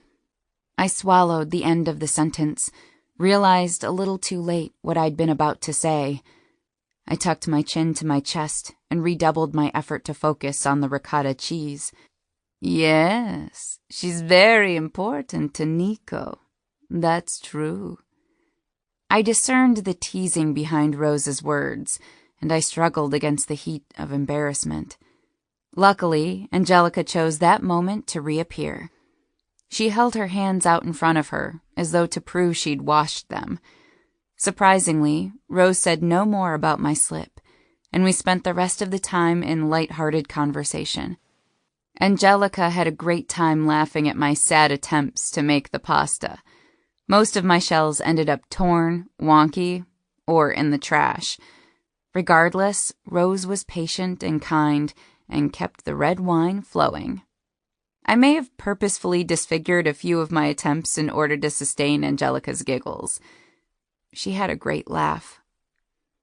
We were feeling pretty happy and loose by the time dinner ended. I cut myself off at 2 glasses around 5:30, conscious of Angelica's looming infusion at 10. After the treatment, I stayed for Monday movie night. Rose apparently allowed Angelica to stay up quite late if she'd had a good nap during the day. But halfway through the movie, Angelica's current favorite, The Secret of Kells, the distinct sound of someone messing with the lock of the front door made my stomach cramp in fear. I stiffened and stood, placed my finger on my lips to silence Rose, and shook my head. Nico wasn't due back until the next day, and the guards always announced themselves. I felt an immediate and fierce surge of protectiveness for both Angelica and Rose. "Call Quinn," I whispered to Rose. "Tell him there's someone trying to get in the apartment." After the envelope left at the hospital, I felt certain that the fancy stalker had found her way into the building. I didn't know how she'd managed to get past all the security, but I knew I wasn't going to let her into the apartment. There was no way in hell she would have an opportunity to hurt Angelica or Rose. I rushed into the kitchen and grabbed a cast-iron frying pan. As quietly as I could, I tiptoed to the front door and heard the bone-chilling sound of someone turning the lock. I tightened my grip on the pan and prepared to knock out the intruder. When the door swung open, I lifted the cast-iron and met the startled expression of Nico. Wide eyes, hand on chest, audible gasp. He took a step back into the hall. "Jesus, Elizabeth!" he breathed out, still gripping his chest. "You scared the shit out of me."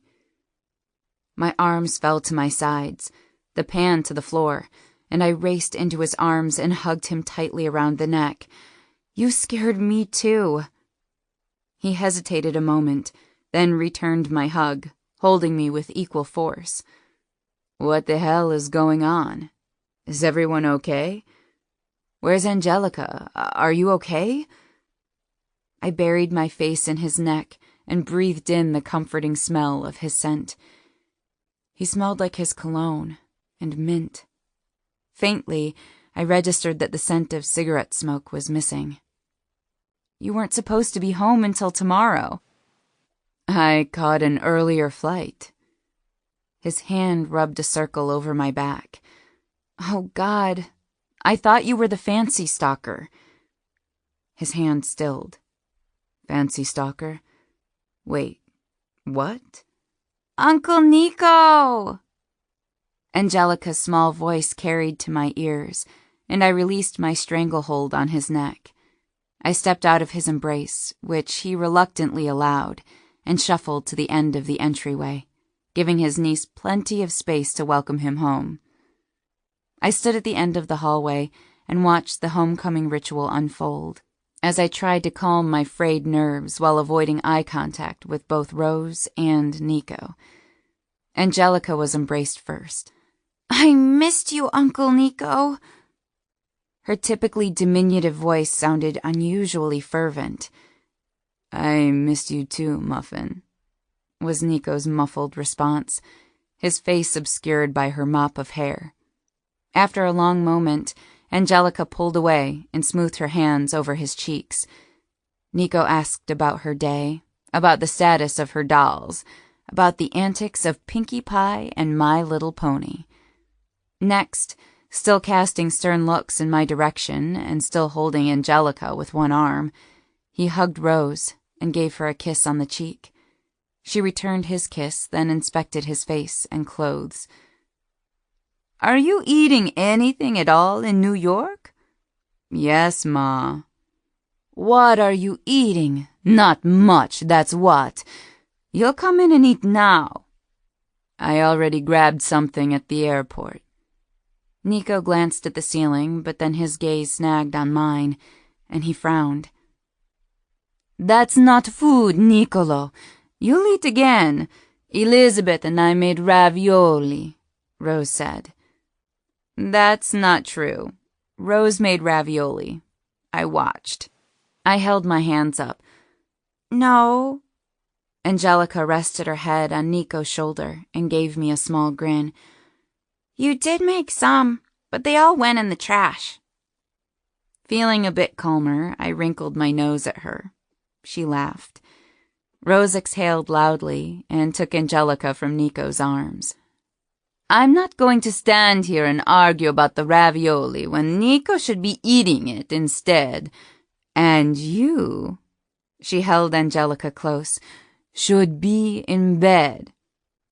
Rose turned and winked at me as she carried Angelica out of the entryway. Nico watched his mother and niece depart, then his eyes found and held mine. We stared at each other, as was our habit, and I realized how deeply I'd missed seeing him. He had re-entered my life a few weeks ago. We'd spoken on the phone every day for the last 5 days, and he'd only been gone a week. But I missed him. I clasped my hands in front of me, my fingers wound tightly together, to keep from blurting out the truth. "Hi, friend." His voice was both teasing and concerned. "Hola, amigo." "Do you want to tell me what happened?" I returned his interrogating stare with an ashamed, evasive, shifty-eyed, stalling shrug. "Sure, but first, you should probably get something to eat." "No, Elizabeth." His face was suddenly granite. "Did she come back? Did she approach you?" I was caught. She didn't approach me, but she did show up today. He cussed. His voice rose and he checked himself. He pulled his hands through his hair, mussed it to perfection. I placed my hands on his forearms to pull his attention and focus back to me. "Calm down. Just calm down. It was really nothing, okay?" Nico's eyes searched mine, his expression wavering between fury and worry. Mimicking the force of my earlier stranglehold, he abruptly pulled me into his arms. "I want to lock you up. I want to put you in a safe, and only I'll have the key." I felt his heart hammering against his chest. It was my turn to draw circles on his back, thread my fingers through his hair, and rub his neck. "Hey now. Everything is fine. Let me just tell you what happened, okay? It's not that bad. Elizabeth, you were about to knock me out with a frying pan. I saw the fear in your eyes. Don't tell me it's not that bad. I waited a beat, then said, "It's not that bad." He released a nervous laugh, and I smiled into his chest and pushed slightly against him so that I could see his eyes. "I'll tell you everything. Just come in and eat something first. Have some wine." He regarded me warily, but finally nodded his assent. He tucked me under his arm, and we walked to the dining room table. Rose had very efficiently set out a place for him piled high with ravioli, focaccia, and sautéed sunflower leaves. My mouth started to water, even though I was still full from my earlier pig out. We sat in silence for a while. Then I filled the quiet with mundane questions and comments about his day, my day, and Angelica's treatment. He drank 3 glasses of wine in rapid succession, his eyes growing more liquid with each glass. I waited until he seemed somewhat relaxed, which was not at all relaxed, but no longer on the verge of murdering someone. Then told him of today's strangeness. He listened, fingering the stem of his wineglass, twisting it between his thumb and forefinger. I noted that his jaw flexed and his temple ticked a few times. When I finished, I met his gaze.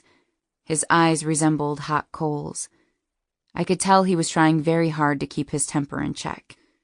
"This is so fuck..." His voice was lethally low. He caught himself before he could finish the word. "We have to find a way to keep her away from you."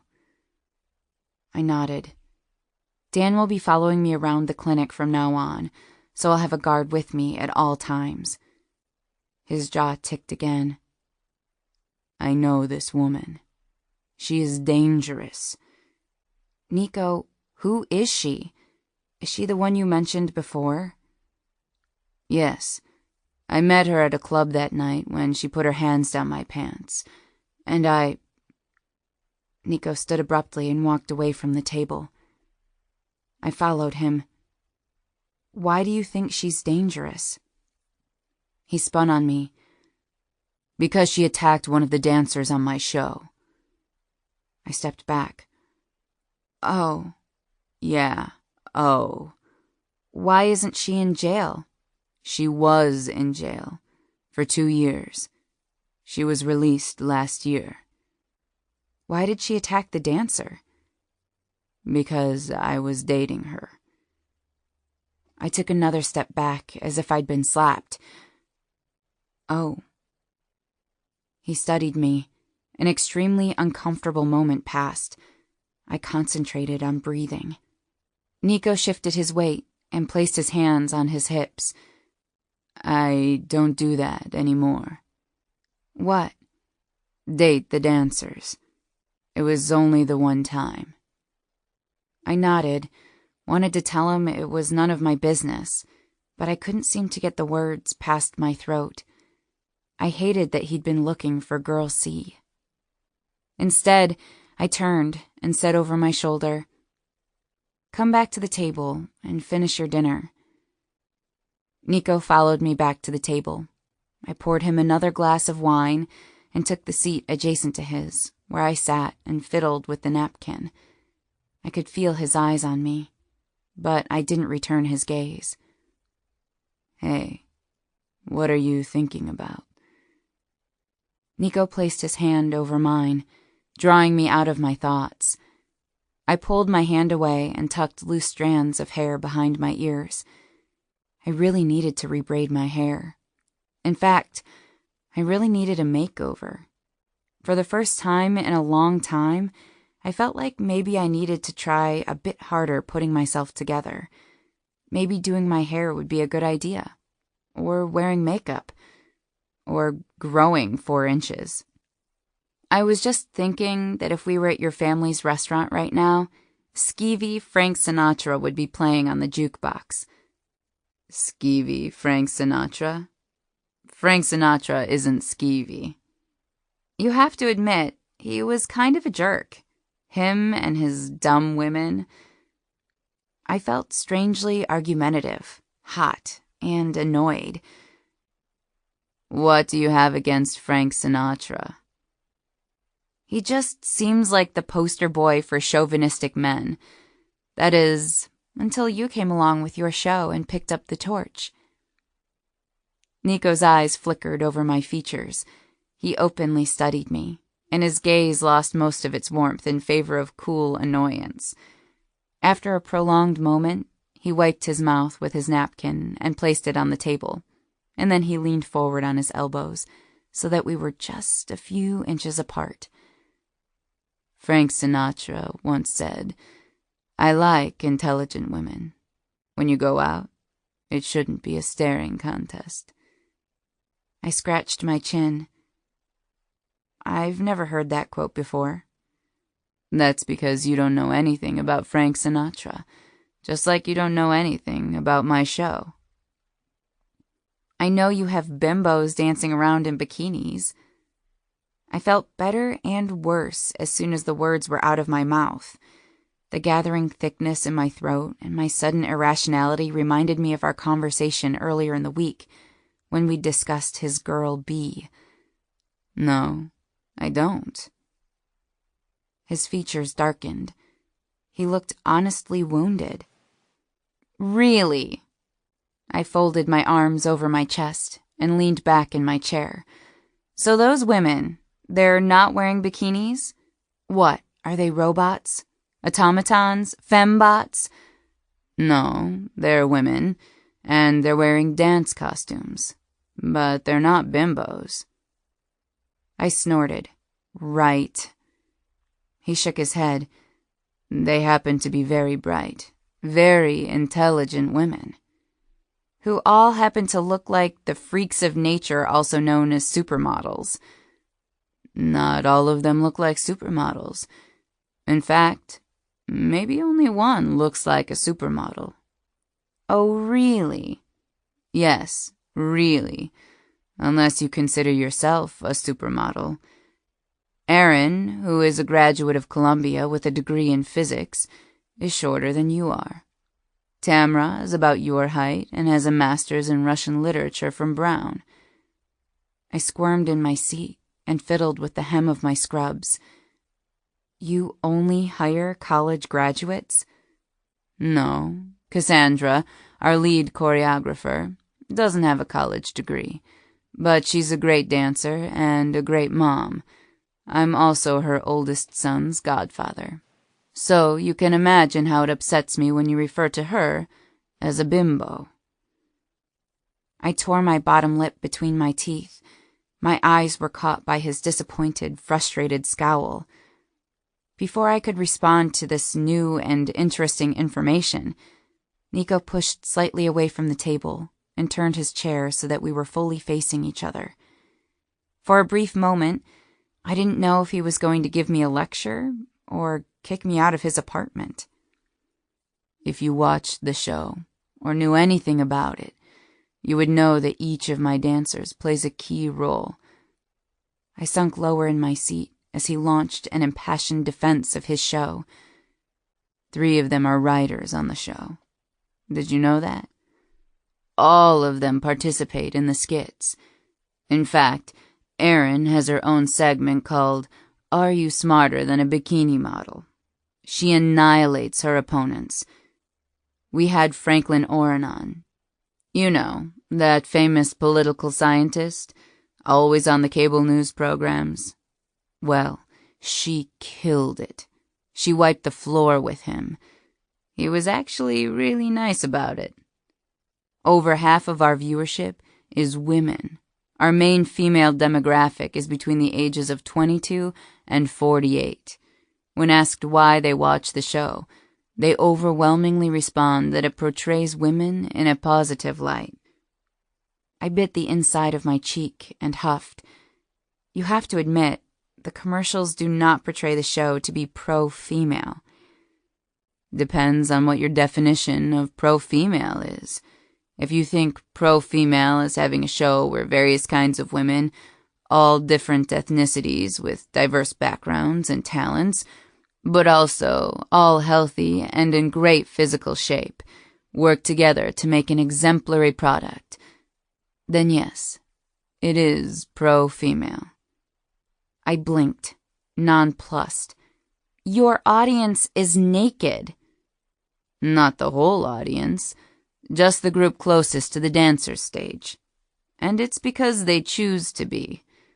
Come on! All the commercials show you wrestling, half naked, in tubs of Jell-O. They show your girls doing gymnastics. He shrugged, but his grimace betrayed his frustration. Gymnastics is an Olympic sport, but I admit, some of the commercials don't represent the show in the best light. I don't make the commercials, and I don't have control over the marketing team. They work directly for the network, and do what they need to do to bring in viewership. But you can't expect me to be okay with what I see on the commercials. That's a cop-out, Elizabeth. That's like rating or reviewing a book after reading the first 10 pages.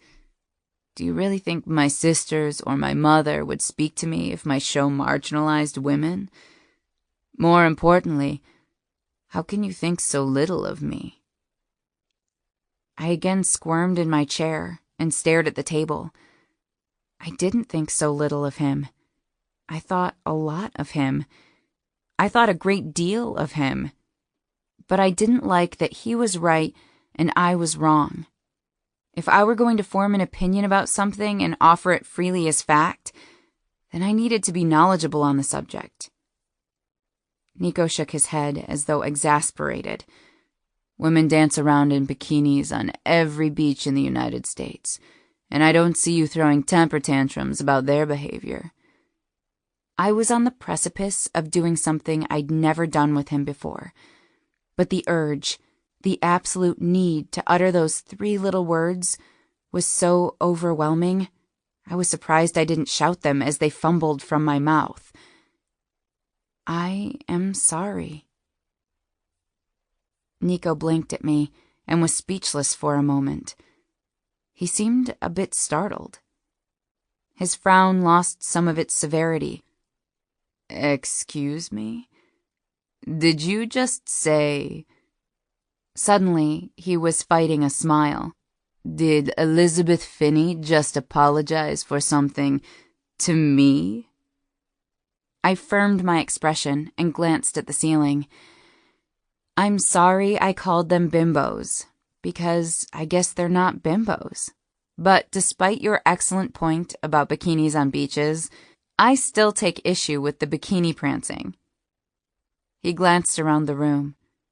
Did that just happen? Am I dreaming?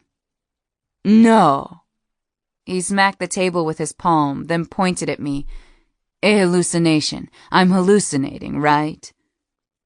I closed my eyes and completely lost the battle against my laughter.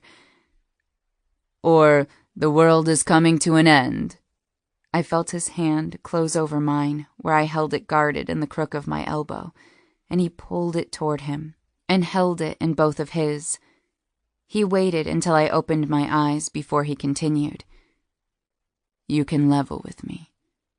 Is the world ending? Is the apocalypse upon us?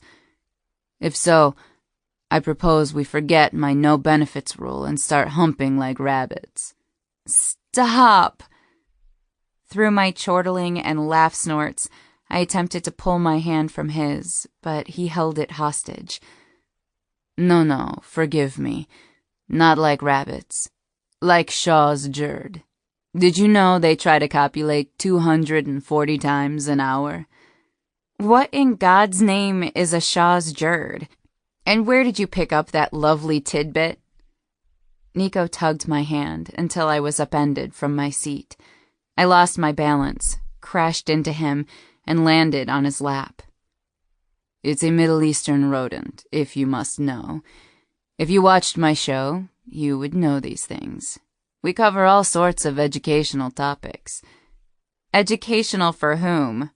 I tried to right myself, even as he tried to arrange my legs so that I was straddling him.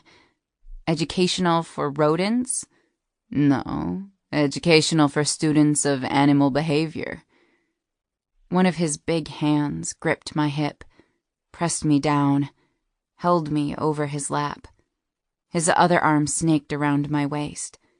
I tried to stand and succeeded only in pressing my boobs against his face. He nipped at my chest, and I pulled back, out of the reach of his mouth, but stopped my half-hearted struggle. Oh, animal behavior, huh? As was our habit, we stared at each other for an extremely tense moment, both breathing perhaps a bit too hard, given the briefness of the struggle. His hands relaxed, and he let one rest perilously close to my bottom. I could feel through my thin cotton scrubs that our short wrestling match had left him hot and bothered. His chin and mouth were about 2 inches from my chest, and he gazed at me with intent. Kissing intent.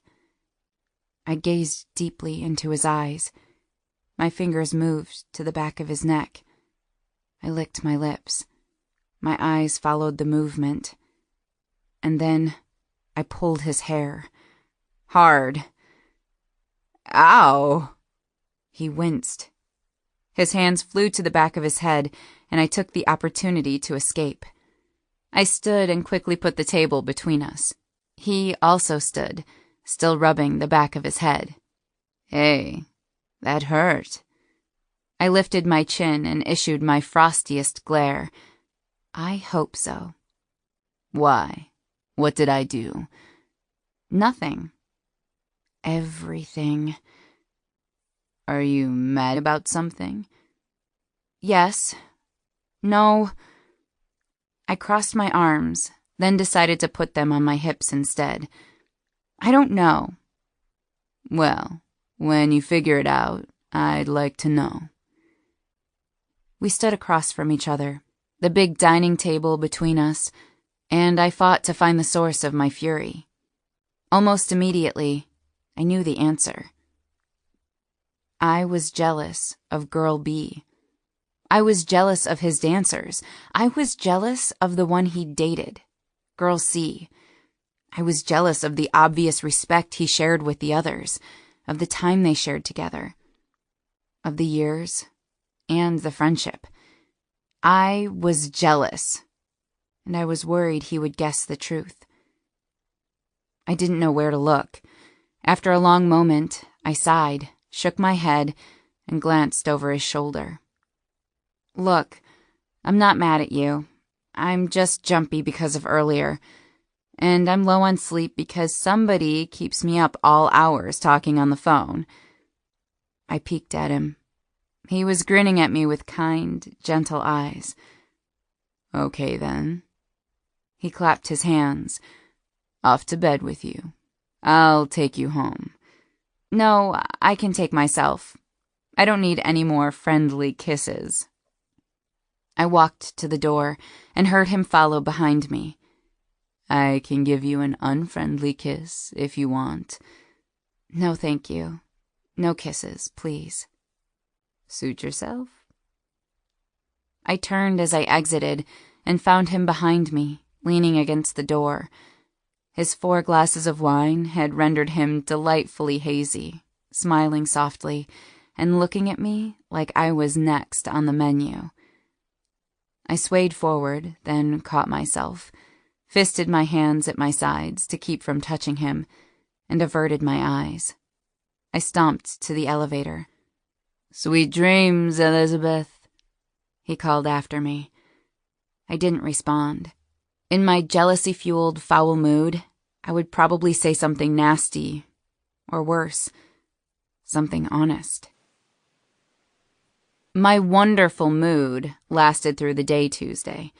I was suffused with raging jealousy, and the green-eyed monster grew bigger within me every time I thought about those prancing, bikini-clad dancers.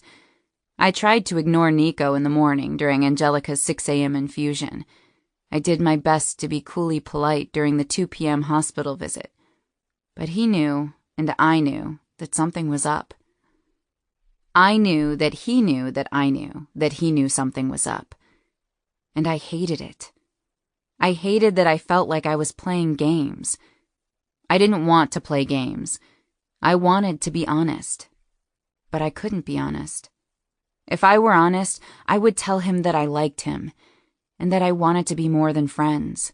I would tell him that I wanted exclusive, full-time, 24/7 benefits in a more than friends relationship. I would tell him that I thought about him night and day, and that thinking about him had become a second full-time job. I'd worked myself into an irritation tornado. Therefore, when a pissy Dr. Ken Miles decided to pitch a fit 1 hour before my shift was over, he was quite lucky I didn't stab him in the neck with a wooden tongue depressor. "Well?" he said bitchily, hovering at my shoulder. That's right, bitchily. I was charting in the ER alcove, halfway finished with a discharge summary. I glanced at him, rolled my eyes, and paused the recording. "What do you want, Dr. Ken Miles?" He huffed, then snorted. "Really? You're irritated with me?" I set the phone on the desk, mentally preparing myself for a lecture on my childish behavior or some such nonsense. What is it? What did I do now?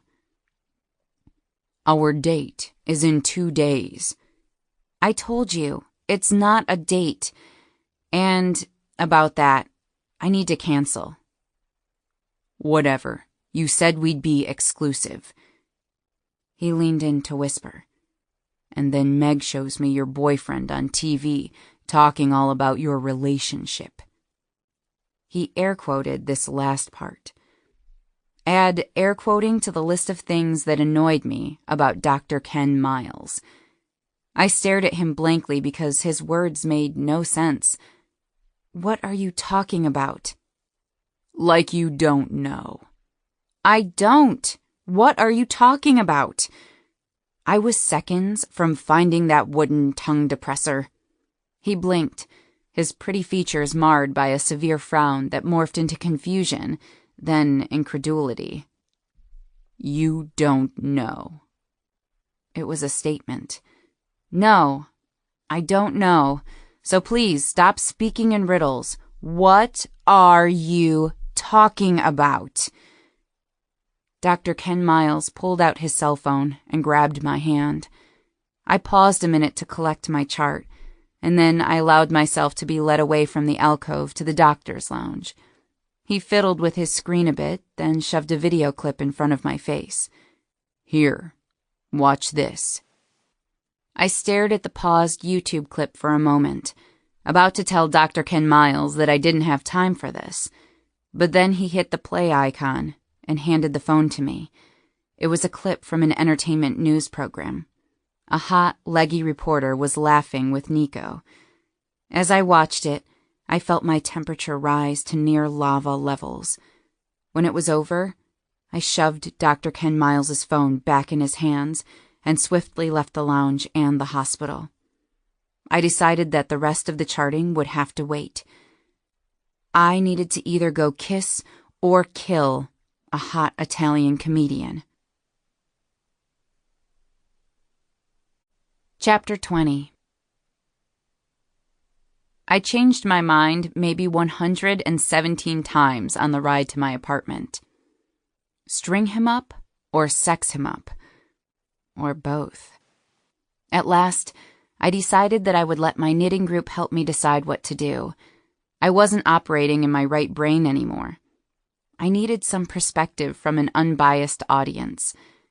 However, when I arrived home under the impression that I would find only my friends, my unbiased friends, knitting harmlessly and swapping a few raunchy stories, instead, I found Nico sitting among them, oozing charm.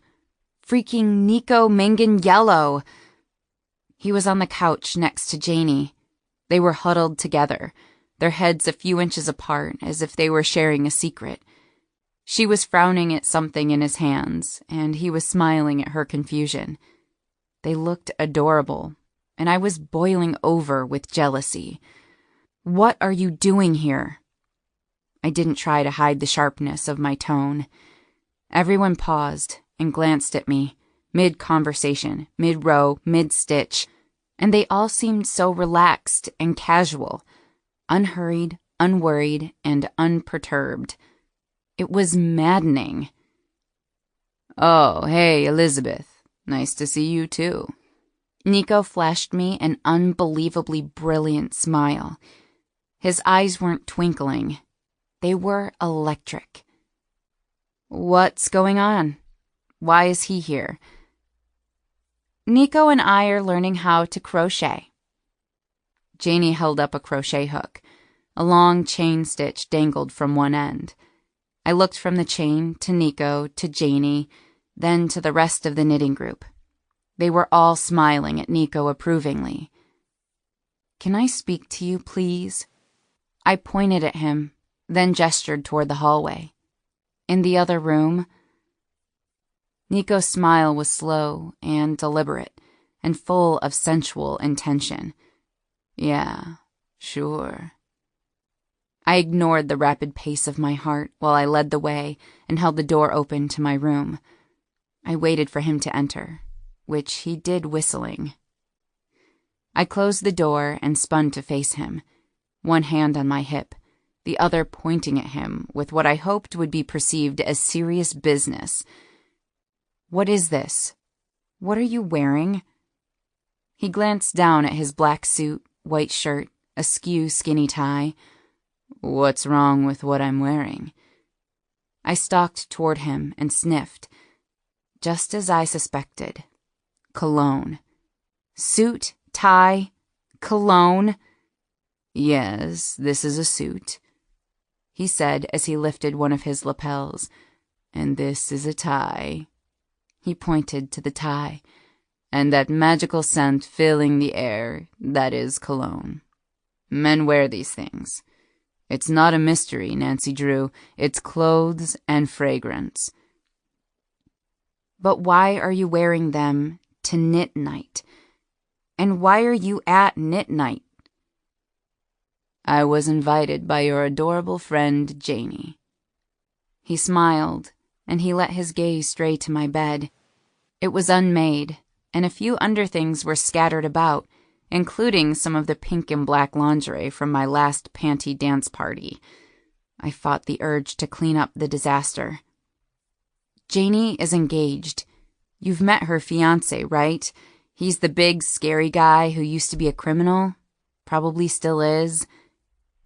"Hey." He held his hands up. "I'm not interested in Janie. Well, that's not true. I think every heterosexual guy with eyes and a working penis is interested in Janie. But I like Quinn, and I have no intention of stepping on his gorilla-sized toes." "Then why are you dressed like that? And why were you out there flirting with Janie?"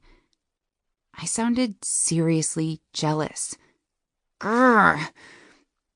Nico smoothed his tie and tugged at the wrists of his jacket. "I'm dressed like this because I'm taking your knitting group out to dinner tonight. You're invited too, if you want to come." "You are?" "Yes. If you looked around the room instead of jumping to, frankly, fascinating conclusions, you would have noticed that everyone is dressed for dinner. And I wasn't flirting with Janie. She and I are learning how to crochet." "Is that what the kids are calling it?" "Yes. I understand that there can be some animosity between knitters and crocheters, but I think if we all recognize our shared love for fiber and yarn, then we'll be able to get along just fine." "Fiona says that all the time. You just quoted Fiona." "Yes, I did. She is very wise." "Stop changing the subject. I'm upset with you." "Really?" He did a very good impression of pretending to look surprised. "Why? What did I do?" "I saw your little interview." "Oh, did you? Did you see that?" He appeared to be unconcerned. In fact, he appeared to be elated. "Yeah, I saw that." I waited for him to apologize or explain. When he just stood there looking at me, twinkle, twinkle, little star, my temper hit the roof. What did you think you were doing? What are you talking about? I was giving an interview. You insinuated that you and I had a relationship when we were teenagers. We did have a relationship. No, we didn't. Yeah, we kinda did. I glared at him. He glared at me. He had a point. We kinda did. Well, Okay, fine, we kinda did. But then you told the reporter that you and I are just friends. I used air quotes with as much sarcastic flourish as possible. He glared at me. We are just friends. But you didn't say it like we are just friends. You said it like, I'm going to tell you, Miss Sexy Reporter Lady, that we're just friends, but really there is more going on. And I'm not going to be honest with you about it. I'm just going to sit here and eye twinkle at you and say we're just friends, but we're not. He considered me for a moment, trying to suppress a grin. He bit his top lip, obviously to keep from laughing. I twinkled at the reporter. Yeah, you eye twinkled at the reporter. In fact, you are eye twinkling right now, and I would really appreciate it if you would cease and desist. He lost the fight against the smile and the laughter, and I couldn't help but join him as I neared the end of my tirade. I want you to cease and desist with the eye twinkling for the time being. A reluctant smile split my face. That would be fantastic. All right. He nodded solemnly and placed his hand over his heart. All right, I'll see what I can do. Nico sighed, suddenly becoming serious. But you do know that my eyes are insured by Lloyd's of London, right? Wait, what? Yeah. He nodded. The network insured them for $2 million. I studied him. Really? He nodded again, his face a picture of sincerity. Yes. Well, actually, not the eyes themselves, but the twinkle within them. My eyes narrowed. Behind his impressive poker face was a Mona Lisa smile. I hit him on the shoulder. Oh my God! I can't believe I almost fell for that. You are such a jerk. Nico burst out laughing again. You should have seen your face. I swatted him again as I echoed his laughter. Now his eyes were shining, radiant, resplendent, and irresistible. Listen, okay? I'll do my best. No more twinkle. He held his hands up. His eyes were still shining as bright as the North Star. He really was making no effort. Please. I shook my head in exasperation. Please do that. So, back to the real issue, which was, what did you think you were doing in that interview, talking about me at all?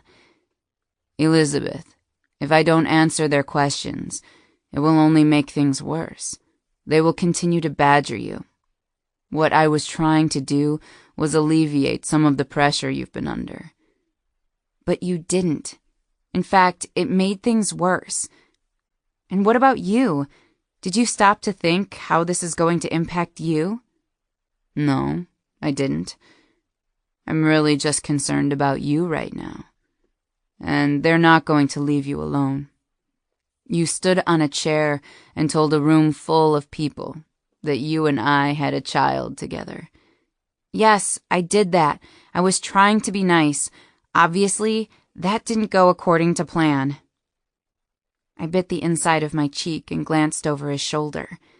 Nothing was going according to plan these days. Let me do something to make it up to you. You don't need to do anything to make it up to me. It's not your fault. It's my fault. In fact, I should be apologizing to you. But, at the very least, could you stop giving interviews in which you tell people that we're just friends in a way that makes it sound like we're really playing hide the salami? Could you do that for me? Nico tilted his head to the side, a small smile lighting his expression. I haven't heard that, hide the salami, since my dad was alive. You got that saying from my dad, didn't you? Yes, I got it from your dad. I think it's hilarious. I gave him a sideways glance. Your dad was really funny. Yeah, he was. Just like you. I tapped a finger against his shoulder, and we gave each other mirrored smiles. A staring contest ensued, the kind that began with smiles and good feelings, and then, over a period of several seconds, transitioned into the room becoming too hot and swarming with all sorts of good feelings. He wasn't smiling anymore, and neither was I. In fact, I was pretty sure I was frowning. Nico studied me and frowned at my frown, and then he turned and glanced around my room. He strolled over to the bed, picked up my discarded black and pink lace bra, and rubbed his thumb over the material. So, are you coming with us to dinner? I shrugged, though my attention was focused on where his fingers were slipping over the cup of the bra. I don't know. I'm pretty tired, and I need to be back at 10 for Angelica's treatment. He lifted the bra slightly. This is the one you were wearing during your panty dance party, right? I don't know. I guess so. That was a lie. I did know. Watching him finger the fabric was doing delicious things to me. He needed to stop. You can unhand my bra now. It is the same one. His eyes narrowed as they studied the slip of material. Where are the matching panties? My stomach tightened. Nico Manganiello should not be allowed to say panties. I don't know. What an absurd question. That was a lie. I did know. They were in the top drawer of my dresser. You should wear them. And this. Tonight. Huh. My attempt at nonchalance came out more like a breathless choke. How would you feel if I dictated your undergarments? He met my gaze directly, his expression and tone serious. I wouldn't object. Another staring match ensued. My heart quickened. I suddenly could not stand the fact that he was holding my bra, his thumb drawing circles over the center of the cup with a reverence that the material didn't deserve. I deserved that touch, and I was jealous of my underwear. I needed him to stop. Stop doing that. Put it down. I charged over to where he stood and reached for my brassiere. He held it above his head and to the side. His eyes watched me with a scorching intensity as I reached for the undergarment again, bumping against him as I clawed at his arm. I didn't realize at first, but he'd turned slightly and was backing me up. By the time I successfully reached and held the bra, he was emphatically filling every molecule of my personal space, and I was trapped, my back against the closet door. I was also breathing heavily. My chest touched his with every rise and fall. He was looking at my mouth and licking his lips. Slowly, drawing the full bottom one, the one I often thought of as juicy, between his teeth and sucking, biting it before releasing it. My eyelids felt heavy. In fact, I felt heavy all over, and I felt hot. I felt hot and heavy all over. He was so close, I could count the individual eyelashes that fanned against his cheek. Nico leaned forward, and I thought, just for a spare second, that he was going to kiss me.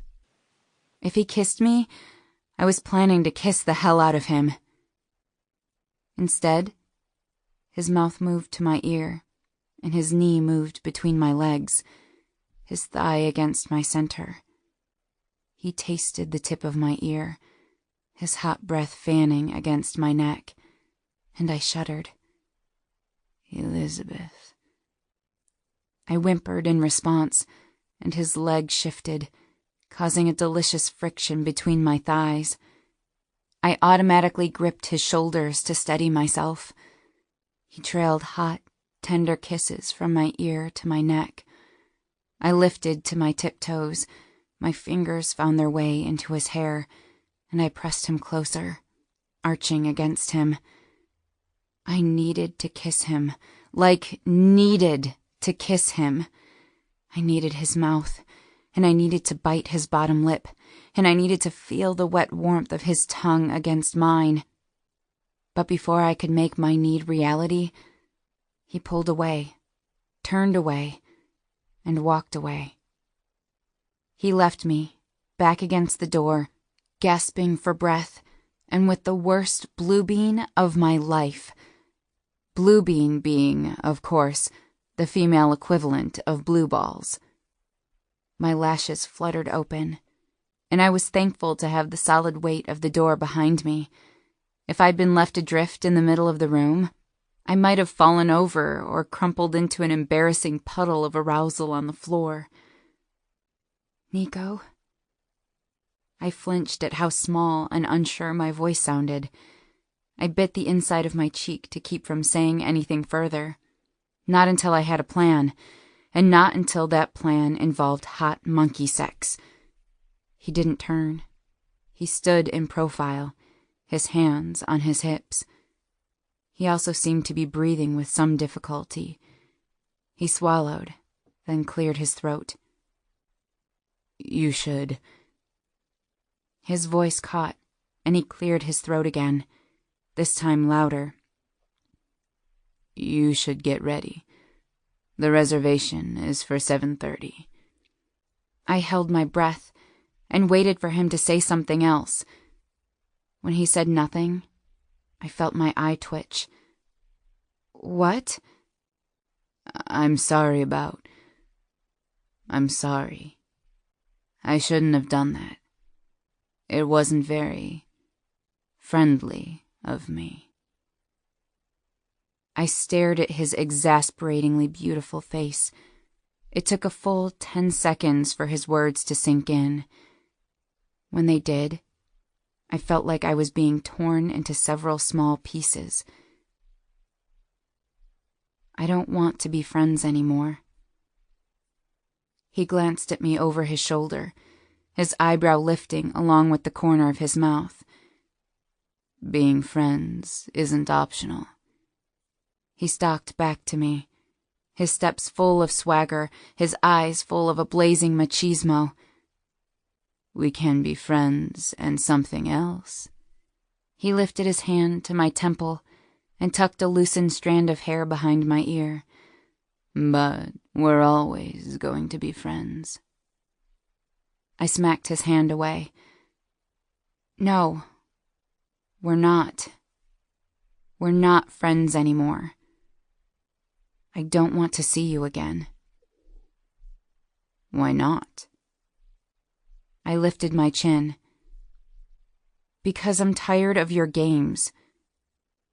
He had the audacity to look pleased with himself. Games? What games? That, right there, what just happened a second ago, and the pornographic shirtless apple fritter scene last Sunday, and the friend kiss, and the straddling last night. You're playing with me, and I don't like it. I'm not playing with you. Yes, you are. You know that I want you.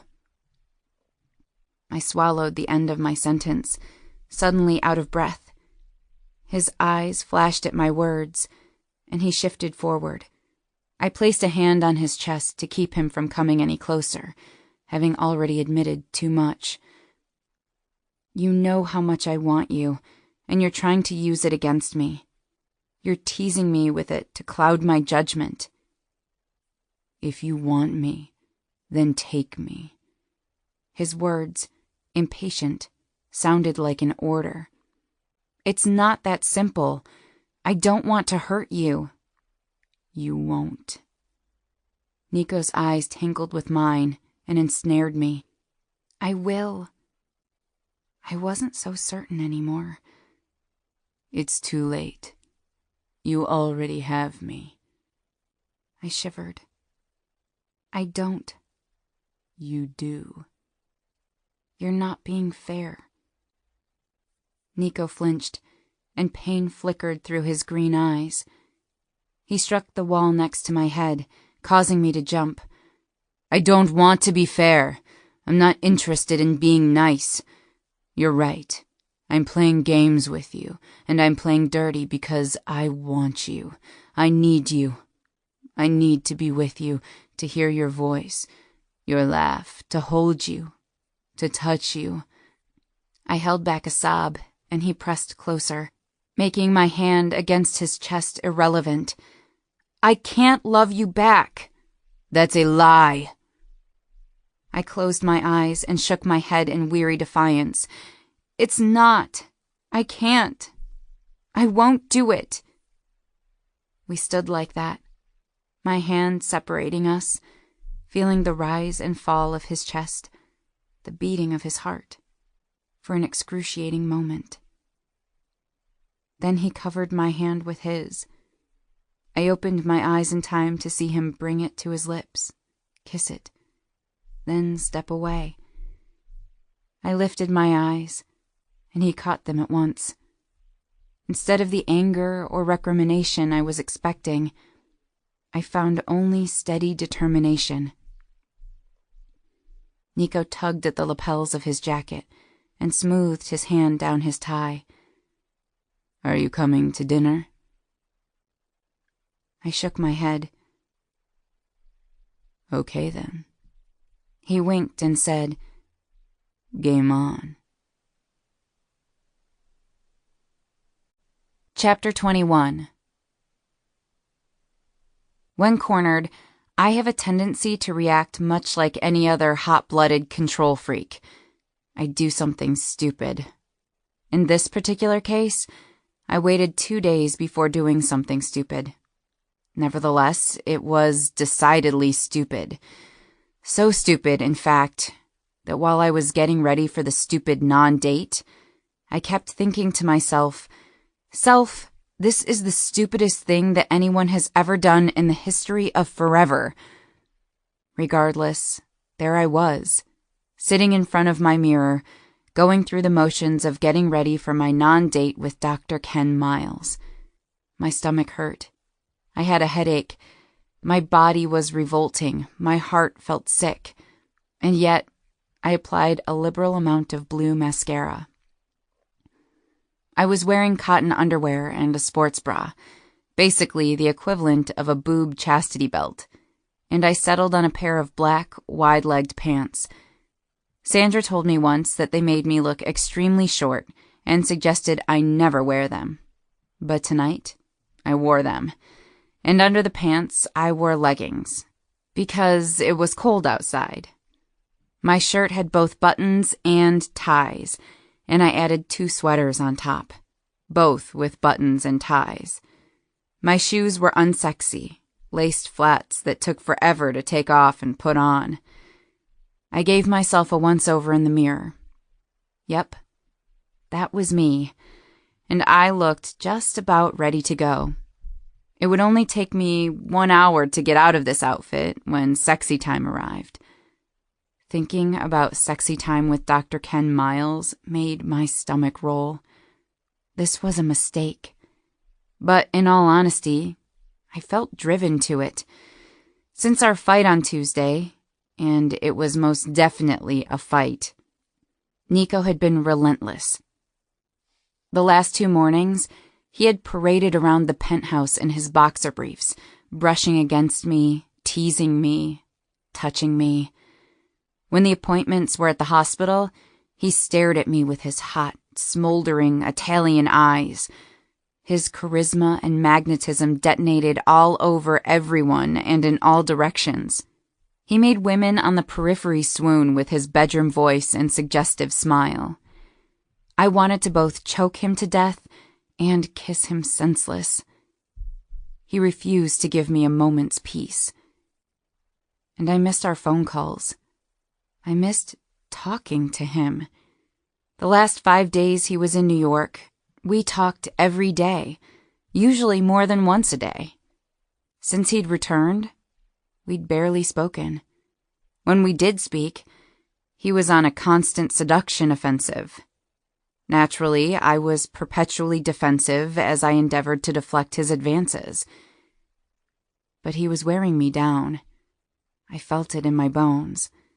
I was losing the will to do the right thing because I wasn't sure it was the right thing anymore. I wasn't sure whom I was protecting. I thought I was protecting him from big, bad Elizabeth Finney and her unreachable heart. But with each passing minute, I wondered if Rose had been right. Was I just trying to protect myself? I mulled this over as I waited for the knock on my door, when I would have to face my horrible, horrible mistake. Then, Dr. Ken Miles spoke. "You look so beautiful, Elizabeth." I glanced at Dr. Ken Miles from the corner of my eye. He was leering. I sighed. "Thanks. You also look very pretty." He laughed lightly. "I'm really, really looking forward to tonight." I might have thrown up a little in my mouth. What am I doing? He leaned close, invading my space. "And I brought some flavored condoms for us, for later." That was the moment it happened. That was the moment I knew with absolute certainty that I couldn't go through with it. I shuddered in revulsion, not at the flavored condoms, because, with Nico, that sounded like fun, but at the idea of seeing Dr. Ken Miles's wang in a condom, his pasty white wang. Gross. In fact, penises in general grossed me out in that moment. But one penis in particular still held my interest. And by interest, I meant flaming, hot, mad lust. I wanted to find Nico. I wanted to find him and maul him and attack his penis. I wanted to kiss him and touch him, but he still terrified me. I knew what I wanted, but I wasn't certain if wanting Nico was enough. I'd wanted him in the past and had allowed him to invade my heart, and then I'd left him. I hurt him. Neither of us had quite recovered. Regardless, whatever I ultimately decided, I first needed to extract myself from this horrible situation and send Dr. Ken Miles and his wang far, far away. Oh, God. I drew in a long breath, then sighed. "I can't do this, Dr. Ken Miles." What?" I shook my head and met his confused stare. "I can't do this." "Is this about dinner?" The elevator dinged, marking its arrival. "No, but I can't do that either. The thing is, I don't want to have sex with you." He blinked at me, and I couldn't help but notice that his pretty, pale blue eyes, vapid in their near colorlessness, didn't heat nor cool, and they certainly did not twinkle. His mouth fell open, a disbelieving sound rushing forth. He shifted a step closer, and I stood my ground. I lifted my chin to maintain eye contact so that he could read the seriousness of my expression. However, before Dr. Ken Miles could speak, the elevator doors opened and revealed a man. And that man was Nico Manganiello, and I wanted to die, right there, in my cotton underwear and uniboob bra. His eyes moved between me and Dr. Ken Miles, then back again. His expression morphed from slightly confused to stunned understanding, to drawing all the wrong conclusions in the span of 3 seconds. The hurt in his glare splintered me into 1,000 pieces. And I knew the precise moment that his heart split in two. I felt it because mine did too. I opened my mouth to speak, but then I saw Dr. Ken Miles smirking at Nico, my Nico, with the smuggest expression I'd ever seen on his prissy face. He placed his arm around my shoulders. I immediately recoiled, but the doors to the elevator were closing, and Nico was still looking at Dr. Ken Miles's smirky face. No. My single word was an involuntary whisper. Nico's eyes moved to mine, and without really thinking about it, I launched myself into the elevator just as the doors closed. I was in the elevator with Nico, and one of my pant legs was caught in the door. He moved himself to the corner of the large lift, effectively out of my tethered reach, and gave me his shoulder. His eyes were closed. His head rested against the red velvet wall, and he was laughing. It was a maniacal, unbalanced kind of laugh. I held my hands up and tried to reach him, to touch him. Nico, listen. Just listen to me for a minute. He still wouldn't look at me. You already told me. At least you tried to, but I wouldn't listen. Listen to me now. Oh, God. What's the point? He thumped his head once against the side of the lift, still not meeting my eyes. Nico, just... How long have you been with him? It's not like that. Never mind. I don't want to know. I don't want to know. Just... I need to get off this elevator.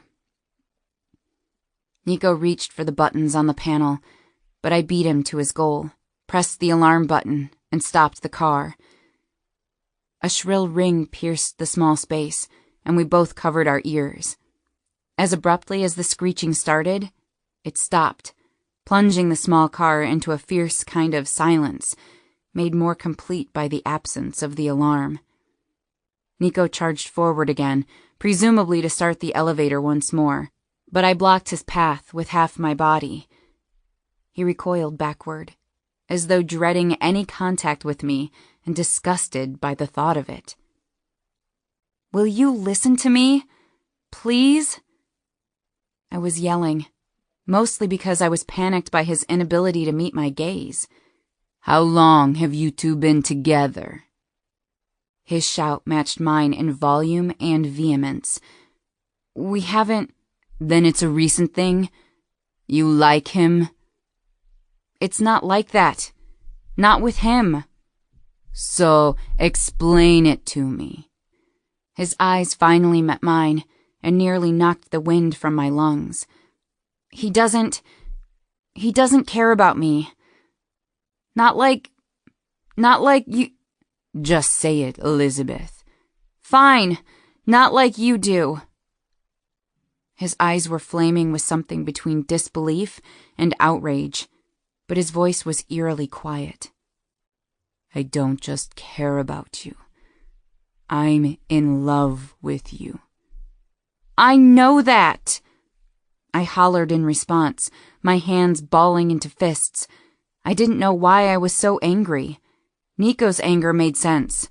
Mine did not. But I couldn't help it. I was angry, and damn it, I wanted to yell at him. So? His eyes widened mockingly. So, that's why. So, let me get this straight. That guy, Nico gestured to the elevator doors behind me, doesn't care about you. Then he pointed to his chest with both hands and said, I'm in love with you.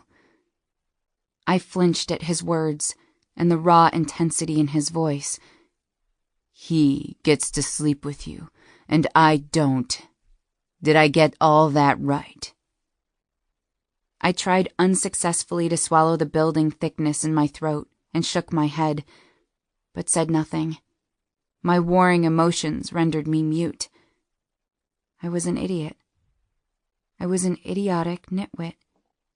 I'd convinced a small part of myself that the stirrings or feelings or whatever mojo voodoo was going on with Nico would magically become irrelevant if I could just get myself laid. It was a shred, a hope, a flicker of proof that I wasn't, in fact, already in love with Nico. It was a lie. I was in love with him. All attempts at avoiding it were too late. In retrospect, even though I put the brakes on the non-date early, actually stepping outside my door with Dr. Ken Miles was probably the dumbest thing I'd ever done. But Nico was making me crazy. He was playing mind games. I couldn't stop thinking about him. It was driving me to distraction. Now, standing in the small elevator, literally and figuratively unable to reach him, engaging in a yelling match, everything felt strangely clear. "Well?" The single word carried more rage than I thought possible. I unclenched my fists and flexed my fingers. I was surprised to find that my breathing had become labored and heavy. He turned away, lifted his hands, palms out, and shook his head. "I'm done. Do whatever. I don't care." "Hey!" I finally found my voice. "You're the one who wanted to be friends. You're the one— Turn around!" I pulled my leg from the door and ripped the bottom half of my pants. Finally able to close the distance between us, I pushed at him. It was just with my fingertips, but I immediately regretted it. He abruptly spun and backed me against the wall of the lift. I almost tripped over my laced flats. "You know what I felt at Garrett's funeral? I felt relief." He kept his tone light and conversational, despite the weight of the words and his aggressive body language. "Nico." His words sliced at me. I gripped the wall at my back. "No, you didn't." He ignored me and continued as though I hadn't spoken. "I felt relief. For Garrett. Because he wasn't in pain anymore. I saw it every day of that year, but he hid it from you. He thought it would make things easier." Nico chewed on his bottom lip, studying me. "You were in denial the whole time. At his funeral, you looked so shocked, like you couldn't believe he was dead." "You're right." "About which part?" His gaze was belligerent, almost feral. I was shocked. I took a deep breath. I wasn't expecting it. Nico nodded twice. "I grieved for Garrett the year before he died." He focused his gaze on the red velvet wall behind me. "I said goodbye to him a month before the funeral. And the hardest thing for me afterward—" Nico paused, then met my gaze, his voice softening.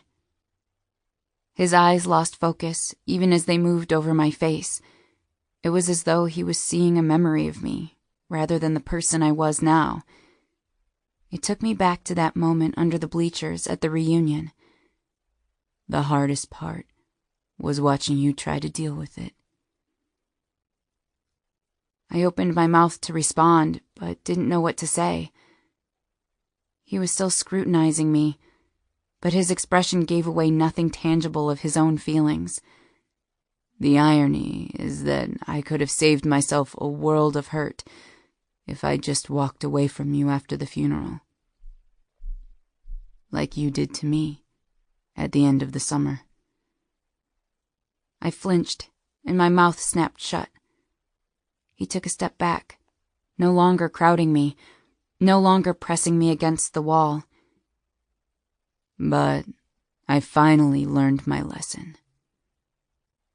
His eyes fell gradually away, and when he spoke next, he addressed his words to the panel of buttons. He released the emergency stop, and the elevator began to descend. Goodbye, Elizabeth. Goodbye? I stared at him and lost my balance a bit when the elevator jostled. Goodbye? He didn't respond. His eyes were affixed to the numbers counting down to the lobby. I rushed for the panel again and pressed the emergency button. The same shrill alarm started, and we both covered our ears. But this time, he released a string of expletives that I was fairly certain I could discern based on the movement of his mouth. What the hell? He growled at me when the alarm stopped, and then he tried to reach around me to release the button. I took the opportunity to grab the front of his jacket. No! You need to listen to me now. You've had your say. It's my turn. I pushed him against the wall, my hand still fisted in his jacket. You know what I felt at Garrett's funeral? I felt despair.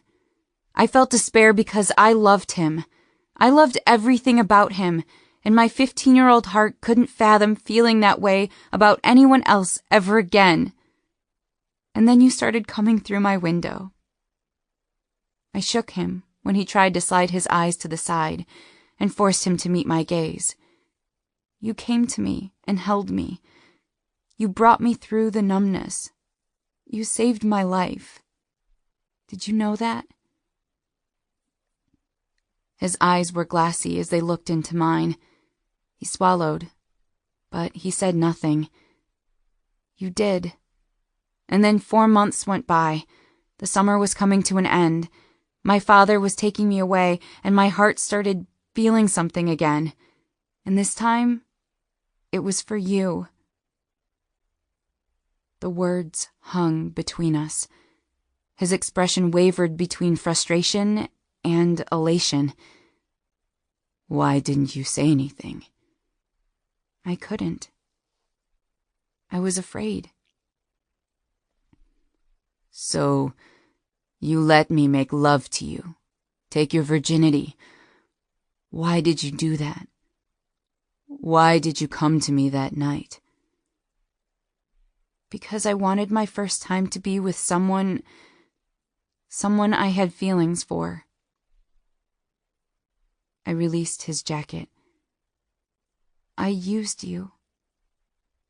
You didn't. I did. I made a decision. I didn't ask you. That night. I just knew what I wanted, and I didn't even give you a chance to... I'm so sorry.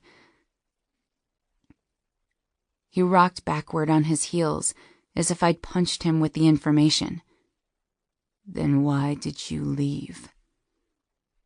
Because I didn't think you would ever return my feelings. Nico's mouth fell open, and he blinked, seemingly disoriented.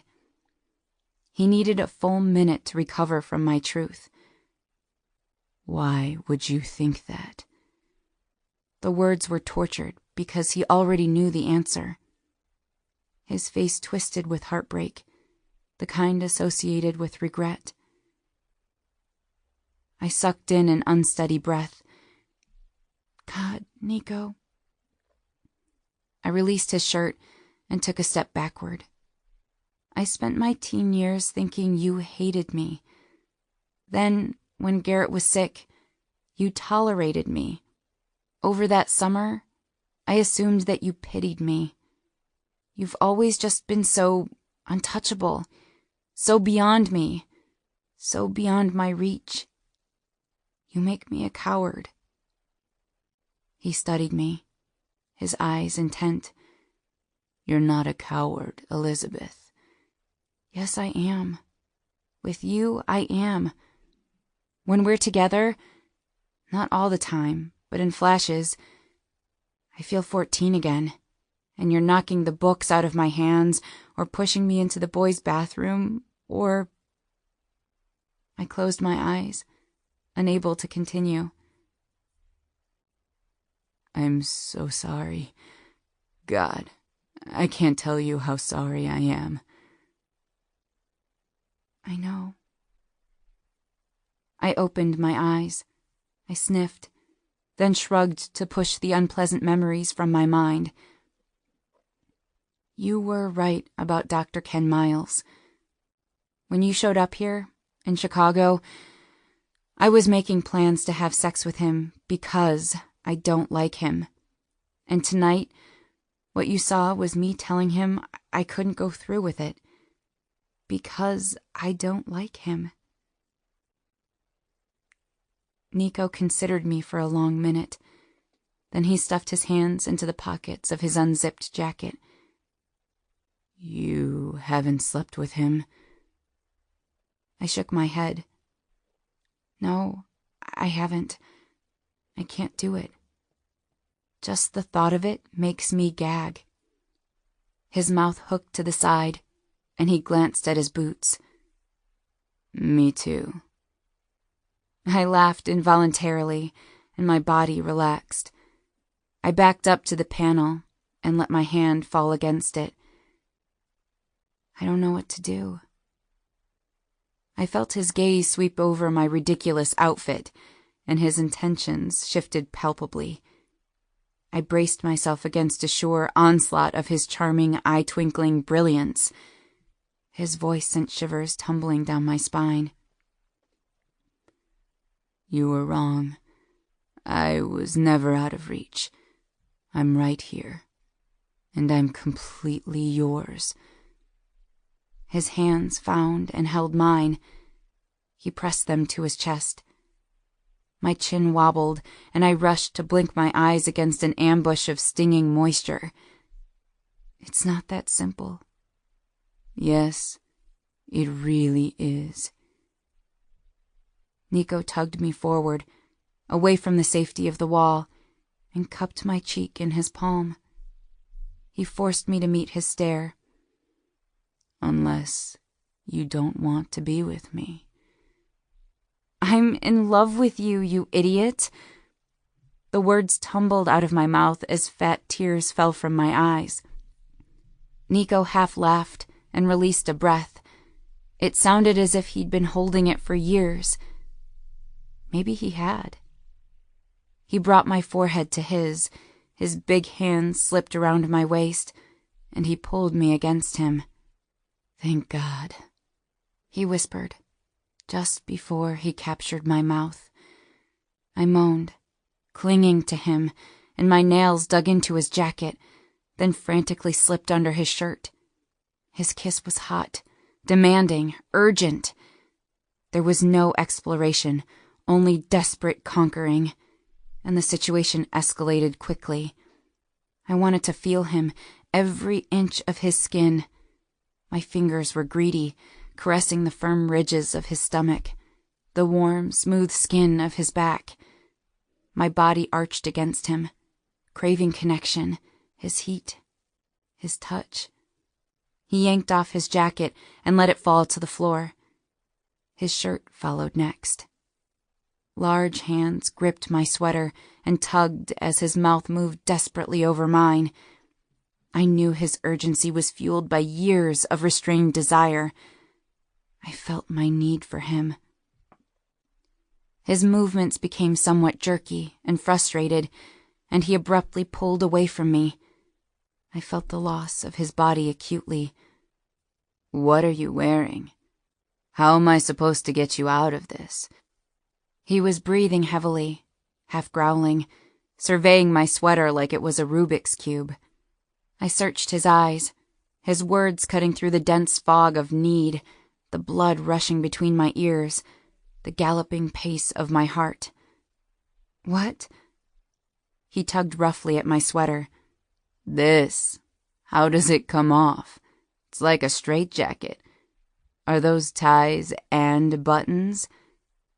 I groaned, closed my eyes, and pressed my head to the bare skin of his shoulder. I need to change my clothes. You don't need to change them. You just need to take them off. His hands attempted to reach under the 3 layers I was rocking, But it was no use. There was no way for him to access my skin. Giving up, he tried cupping me over my thick clothes, his face scrunched in an aggravated scowl. "How many layers are you wearing?" "A lot." I laughed, kissed his chest, and moved my hands to his pants. I enjoyed the way his stomach tightened in response to my light touch. I gripped his waistband and dipped my fingers into the elastic of his boxer briefs. He sucked in a breath. I couldn't stop feeling him. The hardness, the smooth softness of his olive skin. I wanted to bite every inch of him, then lick him from collarbone to Oh no, not fair. You can't touch me until I can touch you. His hands grabbed mine, and he stilled their downward trajectory. I tried to reinstate my assault, but he bowed away and caught my wrists. "Nico, let me touch you." "Elizabeth." He brought my hands behind my back and held me in place. "You take off your shirt first." "It's actually 3 shirts and a sports bra." "Well." He looked lost, forlorn. He breathed out, incredulous. Abruptly, as though suddenly struck by genius, he grinned, then reached into his back pocket. I only had a moment before I realized his intent when I eyeballed the large pocket knife in his hand. I stepped back and covered my chest. "What are you doing?" "I'm cutting your clothes off." He reached for the first tie and batted my hands away. "Hold still."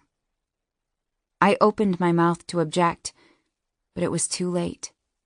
Nico, with a force that was as hurried as it was careful, dissected first my sweater, then my other sweater, then my shirt. In all, it took him maybe 15 seconds. His eyes burned brighter as each layer opened, and he wrestled it from my shoulders and dropped it to the floor. It was hot. I liked it. His hands pawed at me, and his mouth captured mine for quick kisses. When I was down to my sports bra, I moved as though to pull it off, but he stilled my movements, slipped his finger under the elastic, made a single cut, then tore it in 2. "Oh, Nico." Chapter 22. Closed door love scene. Nico's hands and mouth were greedy and unrelenting. I purposely overlooked the irrationality of making love in an elevator. In fact, I didn't care where we were. All I knew was that we were finally touching each other the way I'd needed and been starving for. I was blind to everything other than the fact that I needed him, his touch, his strength and caresses, his sweet words. As ludicrous as it was, my mind couldn't fathom waiting another moment, not even the 5 minutes or less it would take to get to my apartment. Nico seemed to feel the same urgency. At first, his movements were frantic, rough, focused, needy. He murmured words of desire and wanting, seemingly lost in us and in the moment. But then, gradually, as though sensing his power over me, he became teasing and maddeningly, adorably arrogant. Freaking Nico. I couldn't help but try to tease him in return, but his eyes and my name on his lips were my undoing. He looked lost, and in that moment, I was found. I waved my white flag of surrender almost immediately. I soothed him by reminding him that I loved him. I repeated the words over and over until they became a chant. I loved this man. I wanted all of him, everywhere, surrounding me always. I wanted to breathe him in and own him, possess him. I wanted to be everything to him as he had become to me. He drew out my moans and sighs. His hands explored the peaks and valleys of my body with a covetous command. And when we found each other, I was overwhelmed by our shared bliss as I gazed into his beautiful green eyes. I hoped he witnessed the love I saw in him reflected in me. I hoped he knew how momentous and real my feelings were. I hoped he knew that what we did was not lightly done. It was a pledge. It was a gift. And it was meant only for him. We made our way back to my place shortly after recovering from the dazed euphoria that accompanies great love-making. In complete honesty, I don't know if we would have ever left the elevator if given the choice. However, it started to move, and I yelped at the realization that all my clothes but my leggings were shredded, by his knife, and in tatters on the floor of the lift. In typical Nico fashion, he allowed me to panic for a few seconds before offering me his t-shirt. I pulled it on, along with my leggings, just in time. When the doors opened to the lobby, Nico pulled me against his chest and improvised a ludicrous story to the waiting mechanic. The man looked not at all impressed, never cracked a smile, and gave us both a knowing, annoyed once-over. Wordlessly, he sent us on our way. We stumbled into my apartment, laughing and kissing, and, at least I was, embarrassed. Unlike you, I'm not used to people seeing me without my clothes on. Nico shrugged out of his jacket, threw it over his shoulder as if he hated it, and kicked my door closed. He tugged at the t-shirt on my shoulders. I've never understood why people in the U.S. get so stirred up about nudity. Maybe because we value modesty. I swatted at his hands unsuccessfully. He, somewhat roughly, pulled the shirt off and threw it across the room, again, as if he hated it. But why hide such? His gaze devoured me, my bare shoulders, chest, stomach. He gripped the edge of my pants and used his leverage on the material to yank me forward against his chest. Perché nascondere una cosa così bella? And that's when it happened. In that moment, the world tilted, and I lost complete control of my female organs. Apparently, my vagina, uterus, and ovaries were Italian, and when spoken to in Italian by Nico Manganiello, no longer belonged to me. I had no idea what he'd said. Just the sound, coming from his mouth, no lie, was the sexiest thing ever of all time. I felt woozy and leaned against him, my lashes fluttering like butterfly wings. Elizabeth, are you okay? When I spoke, I noted that my voice sounded strangely hoarse. I didn't know you could speak Italian. Yeah, we all spoke it at home, and I learned formally a few years ago. Why would you do that? His eyes narrowed as they moved between mine. His big hand stilled on my waistband while his thumb rubbed little circles over my hips. Does it bother you? Oh, ti piace? I shuddered, gripped his shoulders, and let my eyes drift shut. Oh, God. He chuckled, then tisked. Mi fai impazzire. He whispered against my ear.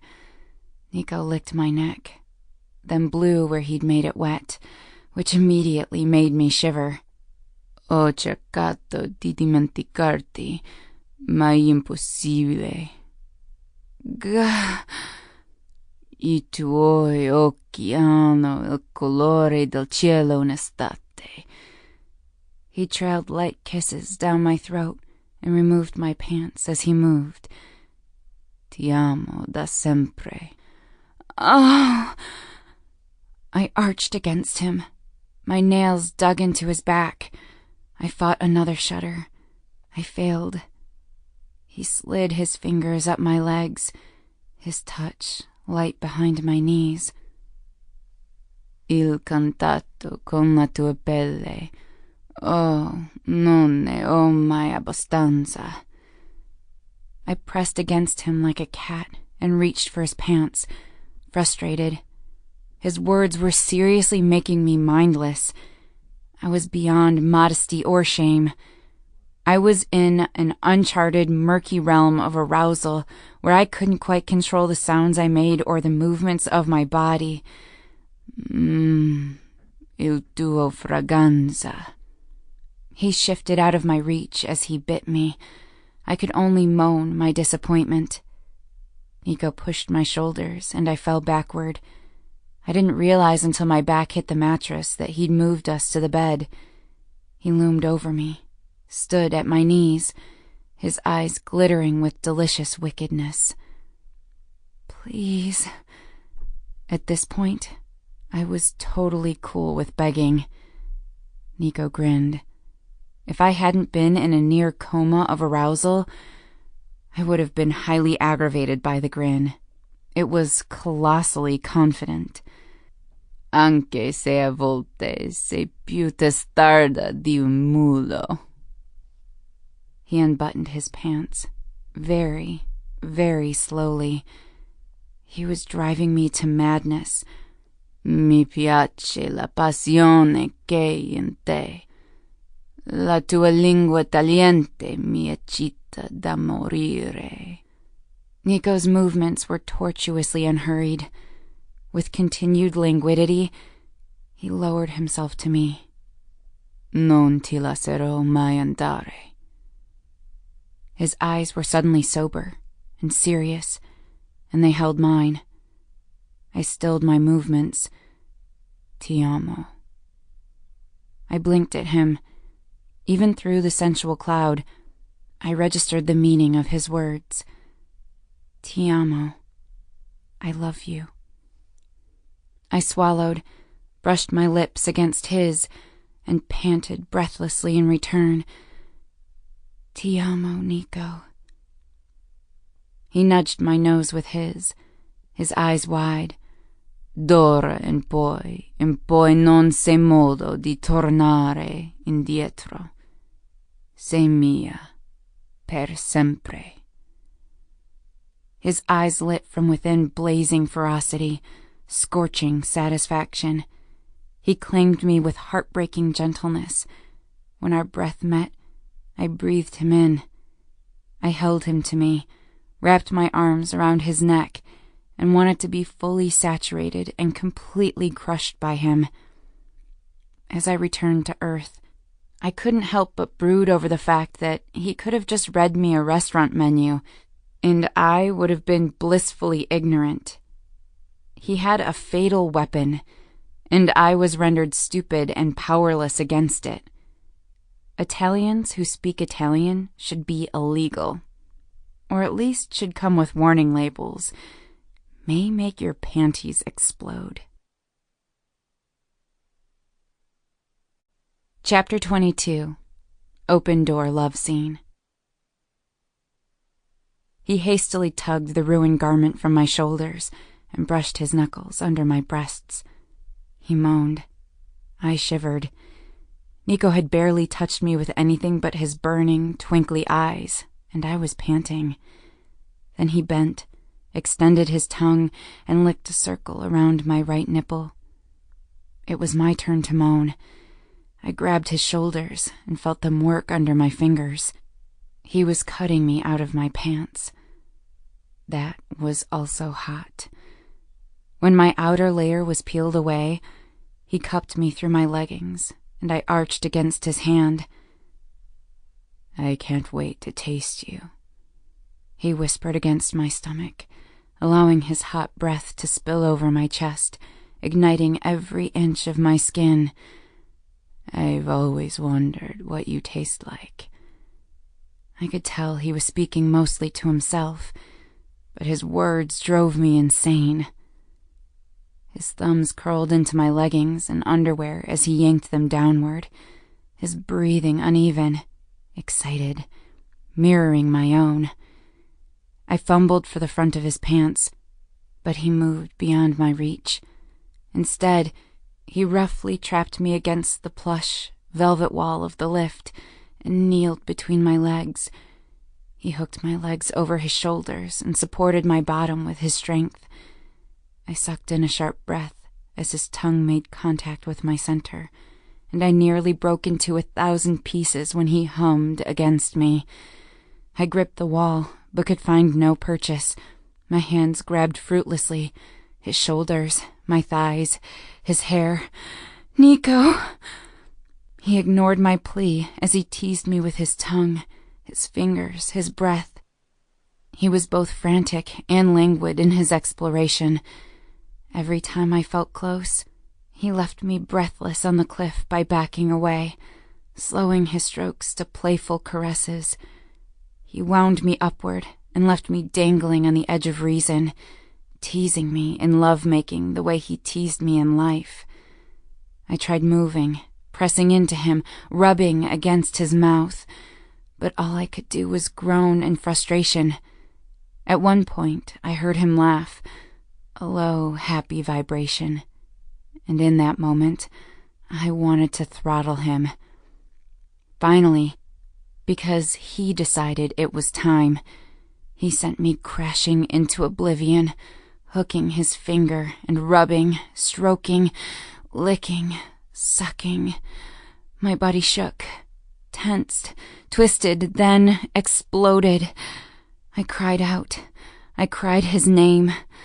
My legs gripped the sides of his face like a vice, and nonsensical words were wrung from me that sounded distant, feral, and utterly unrecognizable. Before I'd completely descended from the clouds, he steadied me with one hand and made quick work of his pants with the other as he stood. I was circling back to earth, and the sight of him, of his body against mine, his wet lips, his hooded eyes, made my insides tighten with an indescribably striking pain. But then I noticed his smile. The bastard was giving me the boldest, most brazen, self-satisfied grin I'd ever seen. He was obviously proud of himself. Freaking Nico. I reached for him, and he hissed, but then he pressed himself into my palm. His smile wavered. I arched an eyebrow and watched his face. He appeared uncertain, lost, hesitant even. I touched him, caressed him, teased him by sliding his hardness between my legs. He growled, then sucked in a sharp breath as I brought his fingers, which moments ago had been inside me, to my mouth and sucked, swirling my tongue between his index and middle fingers. My eyes were still half-lidded, hazy. Tremors shook my core, but I wasn't about to give him satisfaction without a little retaliation. I slid against him. His fingers flexed on my backside. God, I want you. I know I'm good, but I'm not God, Nico. A tortured chuckle shook his chest, and he pressed me against the wall with his body with intimidating strength. I enjoyed the delicious, sweet torture of his skin against mine and the friction of our mating. I bit the tip of his finger and scratched my nails down his side. He hissed, "Be nice." Nope. I squeezed him, my hand caught between us, my thumb rubbing circles around his tip. Elizabeth. My name was an appeal, a prayer. He looked like he was in pain. His pleading eyes melted my resolve. I slackened my grip and allowed him to lift me off my feet, which he did seemingly with complete ease, until I straddled him, my legs around his waist, my back against the lush fabric of the wall. Elizabeth. He said my name again, his eyes wide, searching. I love you so much. I know, Nico. I nodded once, caressed his cheek with my fingers. His forehead touched mine. I arched as he entered me, and we both gasped. I kissed him, hard. I loved this man. I wanted all of him, everywhere, inside me, surrounding me, always. I wanted to breathe him in, own him, and possess him utterly. I wanted to be everything to him, just as he was to me. We easily found our rhythm, and my legs gripped his waist. His hands explored the peaks and valleys of my body with a covetous command, his thumbs drawing circles against my tightened nipples. He bit me fiercely when my nails dug into his shoulders. Then he soothed the abused flesh with his tongue. Our position pushed my breasts forward, and he lavished them with hot, wet kisses. He drew out my moans and sighs. I knew I was close. I could feel the tightrope strain and pull, and I swore to God that I would beat him to death if he teased me now. My knees began to shake. I pulled his hair, forced his gaze to mine. I was overwhelmed by both happiness and sadness as I gazed into his beautiful green eyes. I lost myself to another crashing wave of sublime insanity, and in utter bliss, I cried out, "I love you!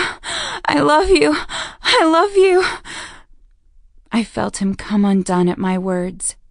His eyes closed, and his strong body held me against the wall until I could barely draw breath.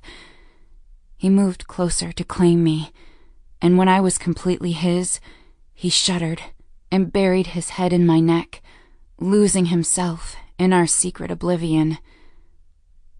I hoped he witnessed the love I saw in him reflected in me. I hoped he knew how momentous and real my feelings were. I hoped he knew that what we did was not lightly done. It was a pledge. It was a gift. And it was meant only for him. We made our way back to my place shortly after recovering from the day's euphoria that accompanies great lovemaking. In complete honesty, I don't know if we would have ever left the elevator if given the choice. However, it started to move, and I yelped at the realization that all my clothes but my leggings were shredded by his knife and in tatters on the floor of the lift. In typical Nico fashion, he allowed me to panic for a few seconds before offering me his t-shirt. I pulled it on, along with my leggings, just in time. When the doors opened to the lobby, Nico pulled me against his chest and improvised a ludicrous story to the waiting mechanic. The man looked not at all impressed, never cracked a smile, and gave us both a knowing, annoyed once-over. Wordlessly, he sent us on our way. We stumbled into my apartment, laughing and kissing, and, at least I was, embarrassed. Unlike you, I'm not used to people seeing me without my clothes on. Nico shrugged out of his jacket, threw it over his shoulder as if he hated it, and kicked my door closed. He tugged at the t-shirt on my shoulders. I've never understood why people in the U.S. get so stirred up about nudity. Maybe because we value modesty. I swatted at his hands unsuccessfully. He, somewhat roughly, pulled the shirt off and threw it across the room, again, as if he hated it. But why hide such? His gaze devoured me, my bare shoulders, chest, stomach. He gripped the edge of my pants and used his leverage on the material to yank me forward against his chest. Perché nascondere una cosa così bella? And that's when it happened. In that moment, the world tilted, and I lost complete control of my female organs.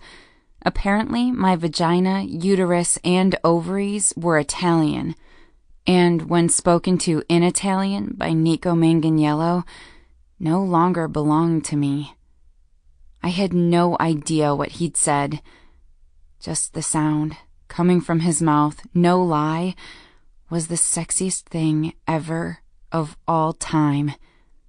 I felt woozy and leaned against him, my lashes fluttering like butterfly wings. Elizabeth, are you okay? When I spoke, I noted that my voice sounded strangely hoarse. I didn't know you could speak Italian. Yeah, we all spoke it at home, and I learned formally a few years ago. Why would you do that? His eyes narrowed, surveyed me. He hesitated, his big hand still on my waistband while his thumb rubbed little circles over my hips. Does it bother you? Oh, ti piace? I shuddered, gripped his shoulders, and let my eyes drift shut. Oh, God. He chuckled, then tisked. Mi fai impazzire. He whispered against my ear. Nico licked my neck, then blew where he'd made it wet, which immediately made me shiver. Ho cercato di dimenticarti. Mai impossibile. Gah! I tuoi occhi hanno il colore del cielo in estate. He trailed light kisses down my throat and removed my pants as he moved. Ti amo da sempre. Oh! I arched against him. My nails dug into his back. I fought another shudder.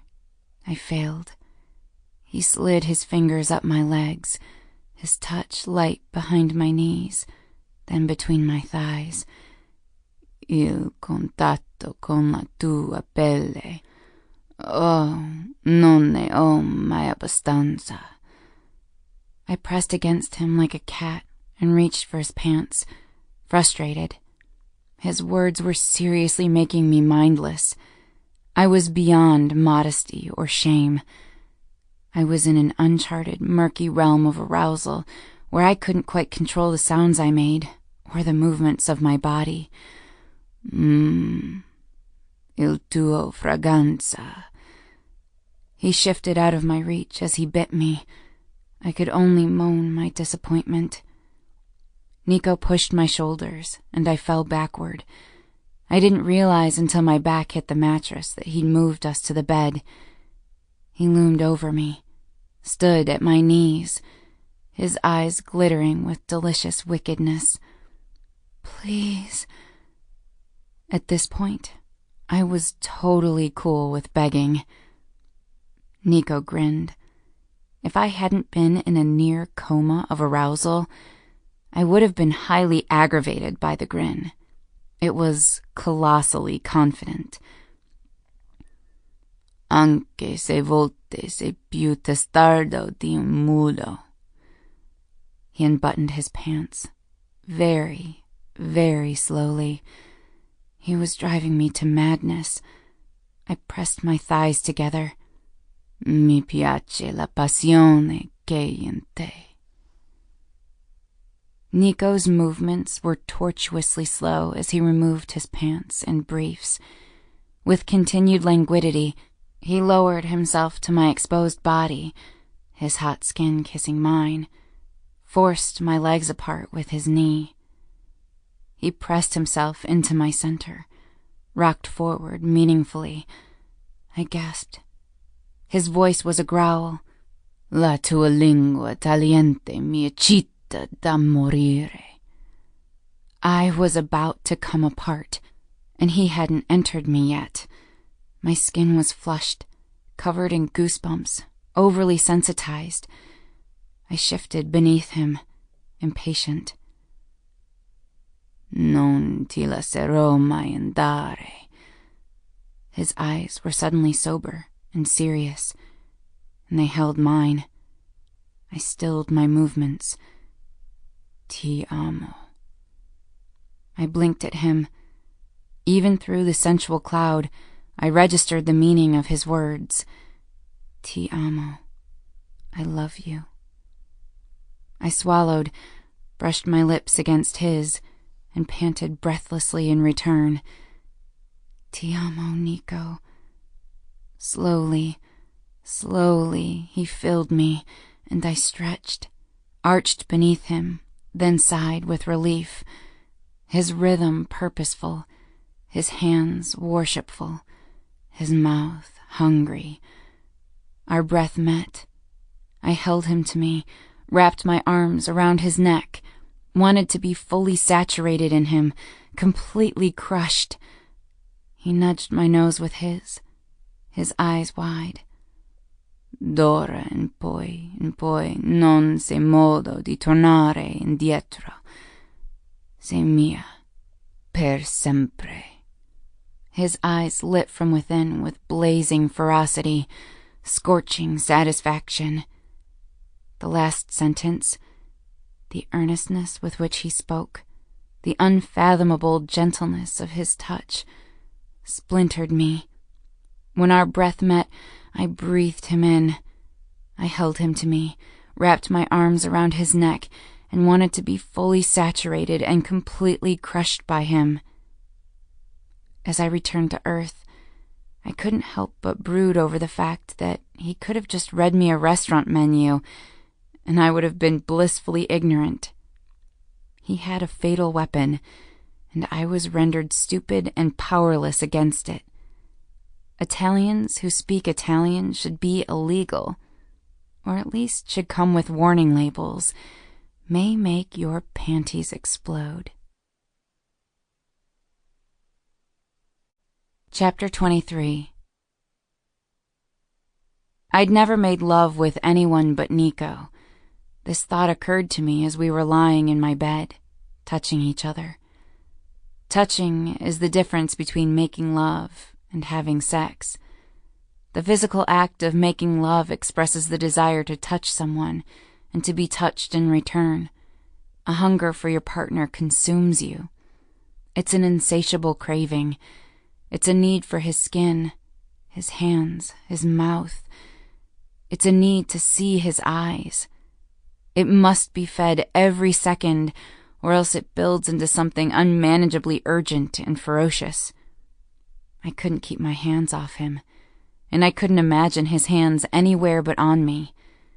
As we lay there as one, fitting our hands together and rearranging the furniture in our hearts, I felt fear. I knew he loved me, and I knew beyond a whisper of a doubt that I loved him. And I was afraid. When things are fantastic, it's hard not to expect that the worst is waiting to pounce on you from a dark corner. One of Nico's arms was wrapped around me possessively as I lay half-sprawled over his chest. He played with my hand, tracing my knuckles and the lines of my palm. I allowed him to explore as he wished, preoccupied with thoughts about his security guards and the knife he carried in his pocket. I wondered if he carried it for self-defense because he needed to.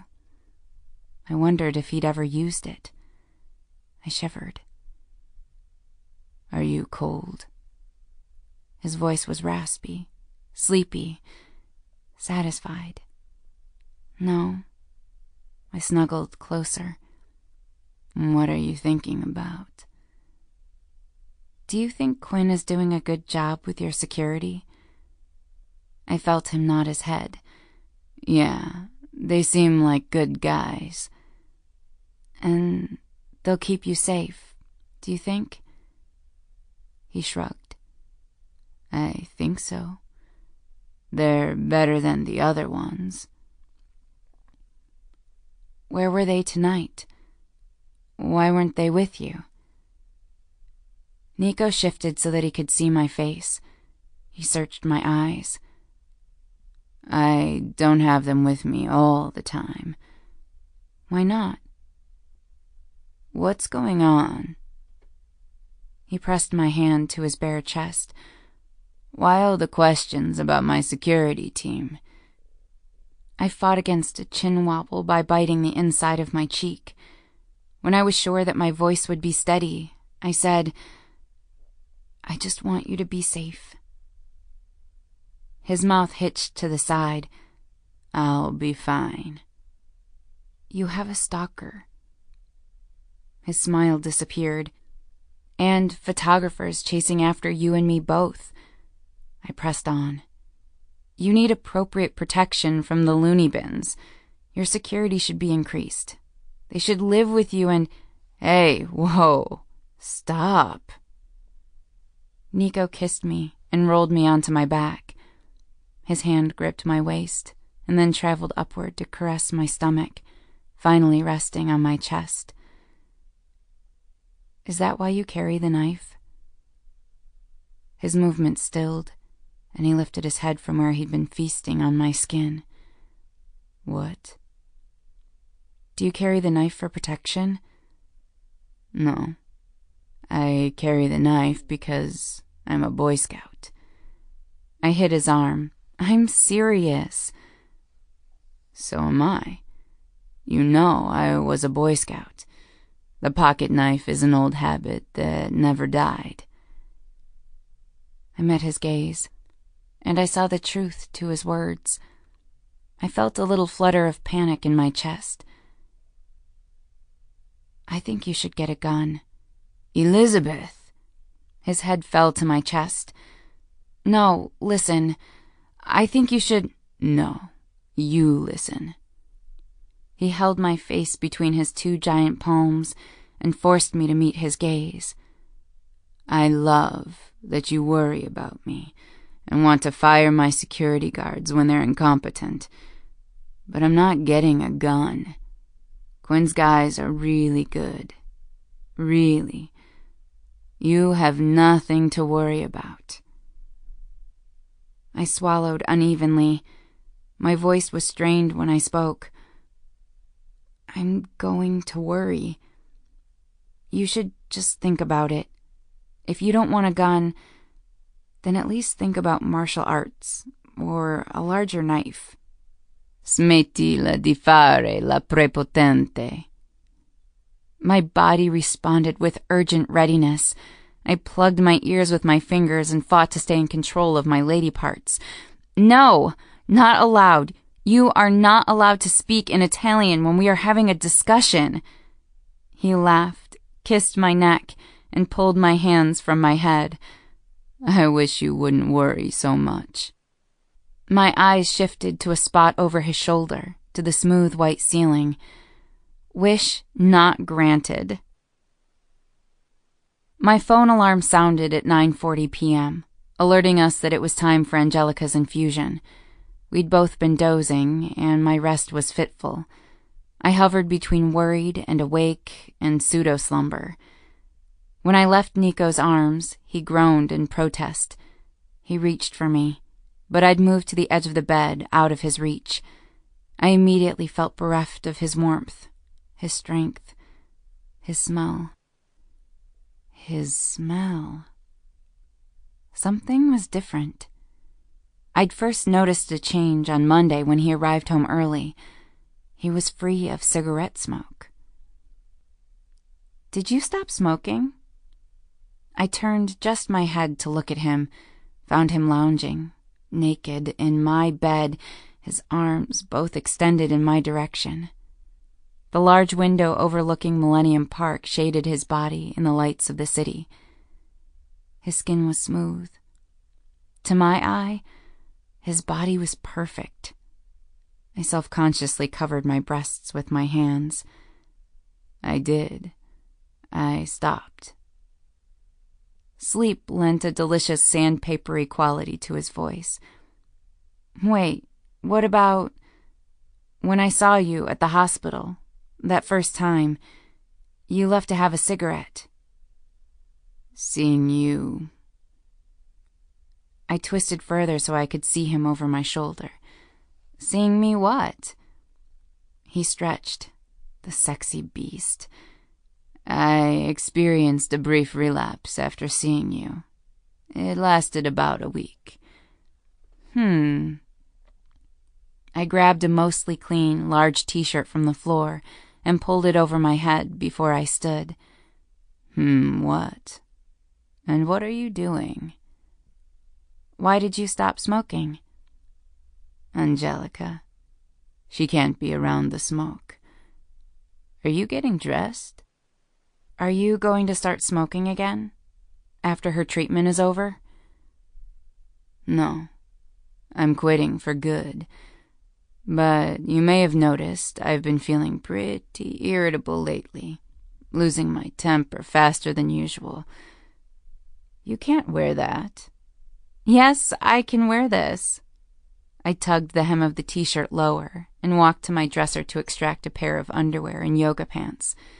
At the last minute, I decided to slip on the panty set I wore during my last panty party. He leaped out of the bed and whipped the t-shirt off my shoulders before I could turn around. Nico! I ineffectually covered my chest with my arms. Give me back my shirt! In my fragile state, you should do whatever I want. What? What fragile state? Quitting smoking. He threw the t-shirt over his shoulder, then gripped my waist with his large hands, his thumbs dancing over the skin on either side of my belly button. The pants are okay, I suppose, as long as they're temporary. You should wear a different shirt, though. You quit 6 months ago. And what is wrong with that shirt? Wear something that shows off your great body. Except for the reunion and that one time I walked in on you dancing around in your underwear, you're always wearing clothes that are too big. He stepped into my space and dipped his lips to my neck, then whispered just under my ear, I want to see you. You're such a guy. I wanted the words to sound annoyed, but instead they sounded breathless. I know, right? I could feel his smug smile against my skin. He licked my ear, causing my shoulders to bunch reflexively. Wear something tight that's easy for me to take off. Oh, Nico, you need to stop. His light touch trailed just under the band of my pants. I closed my eyes and slipped my arms around his neck and pressed him closer, chest to chest. I don't want to be late. He whisper-cussed against my shoulder.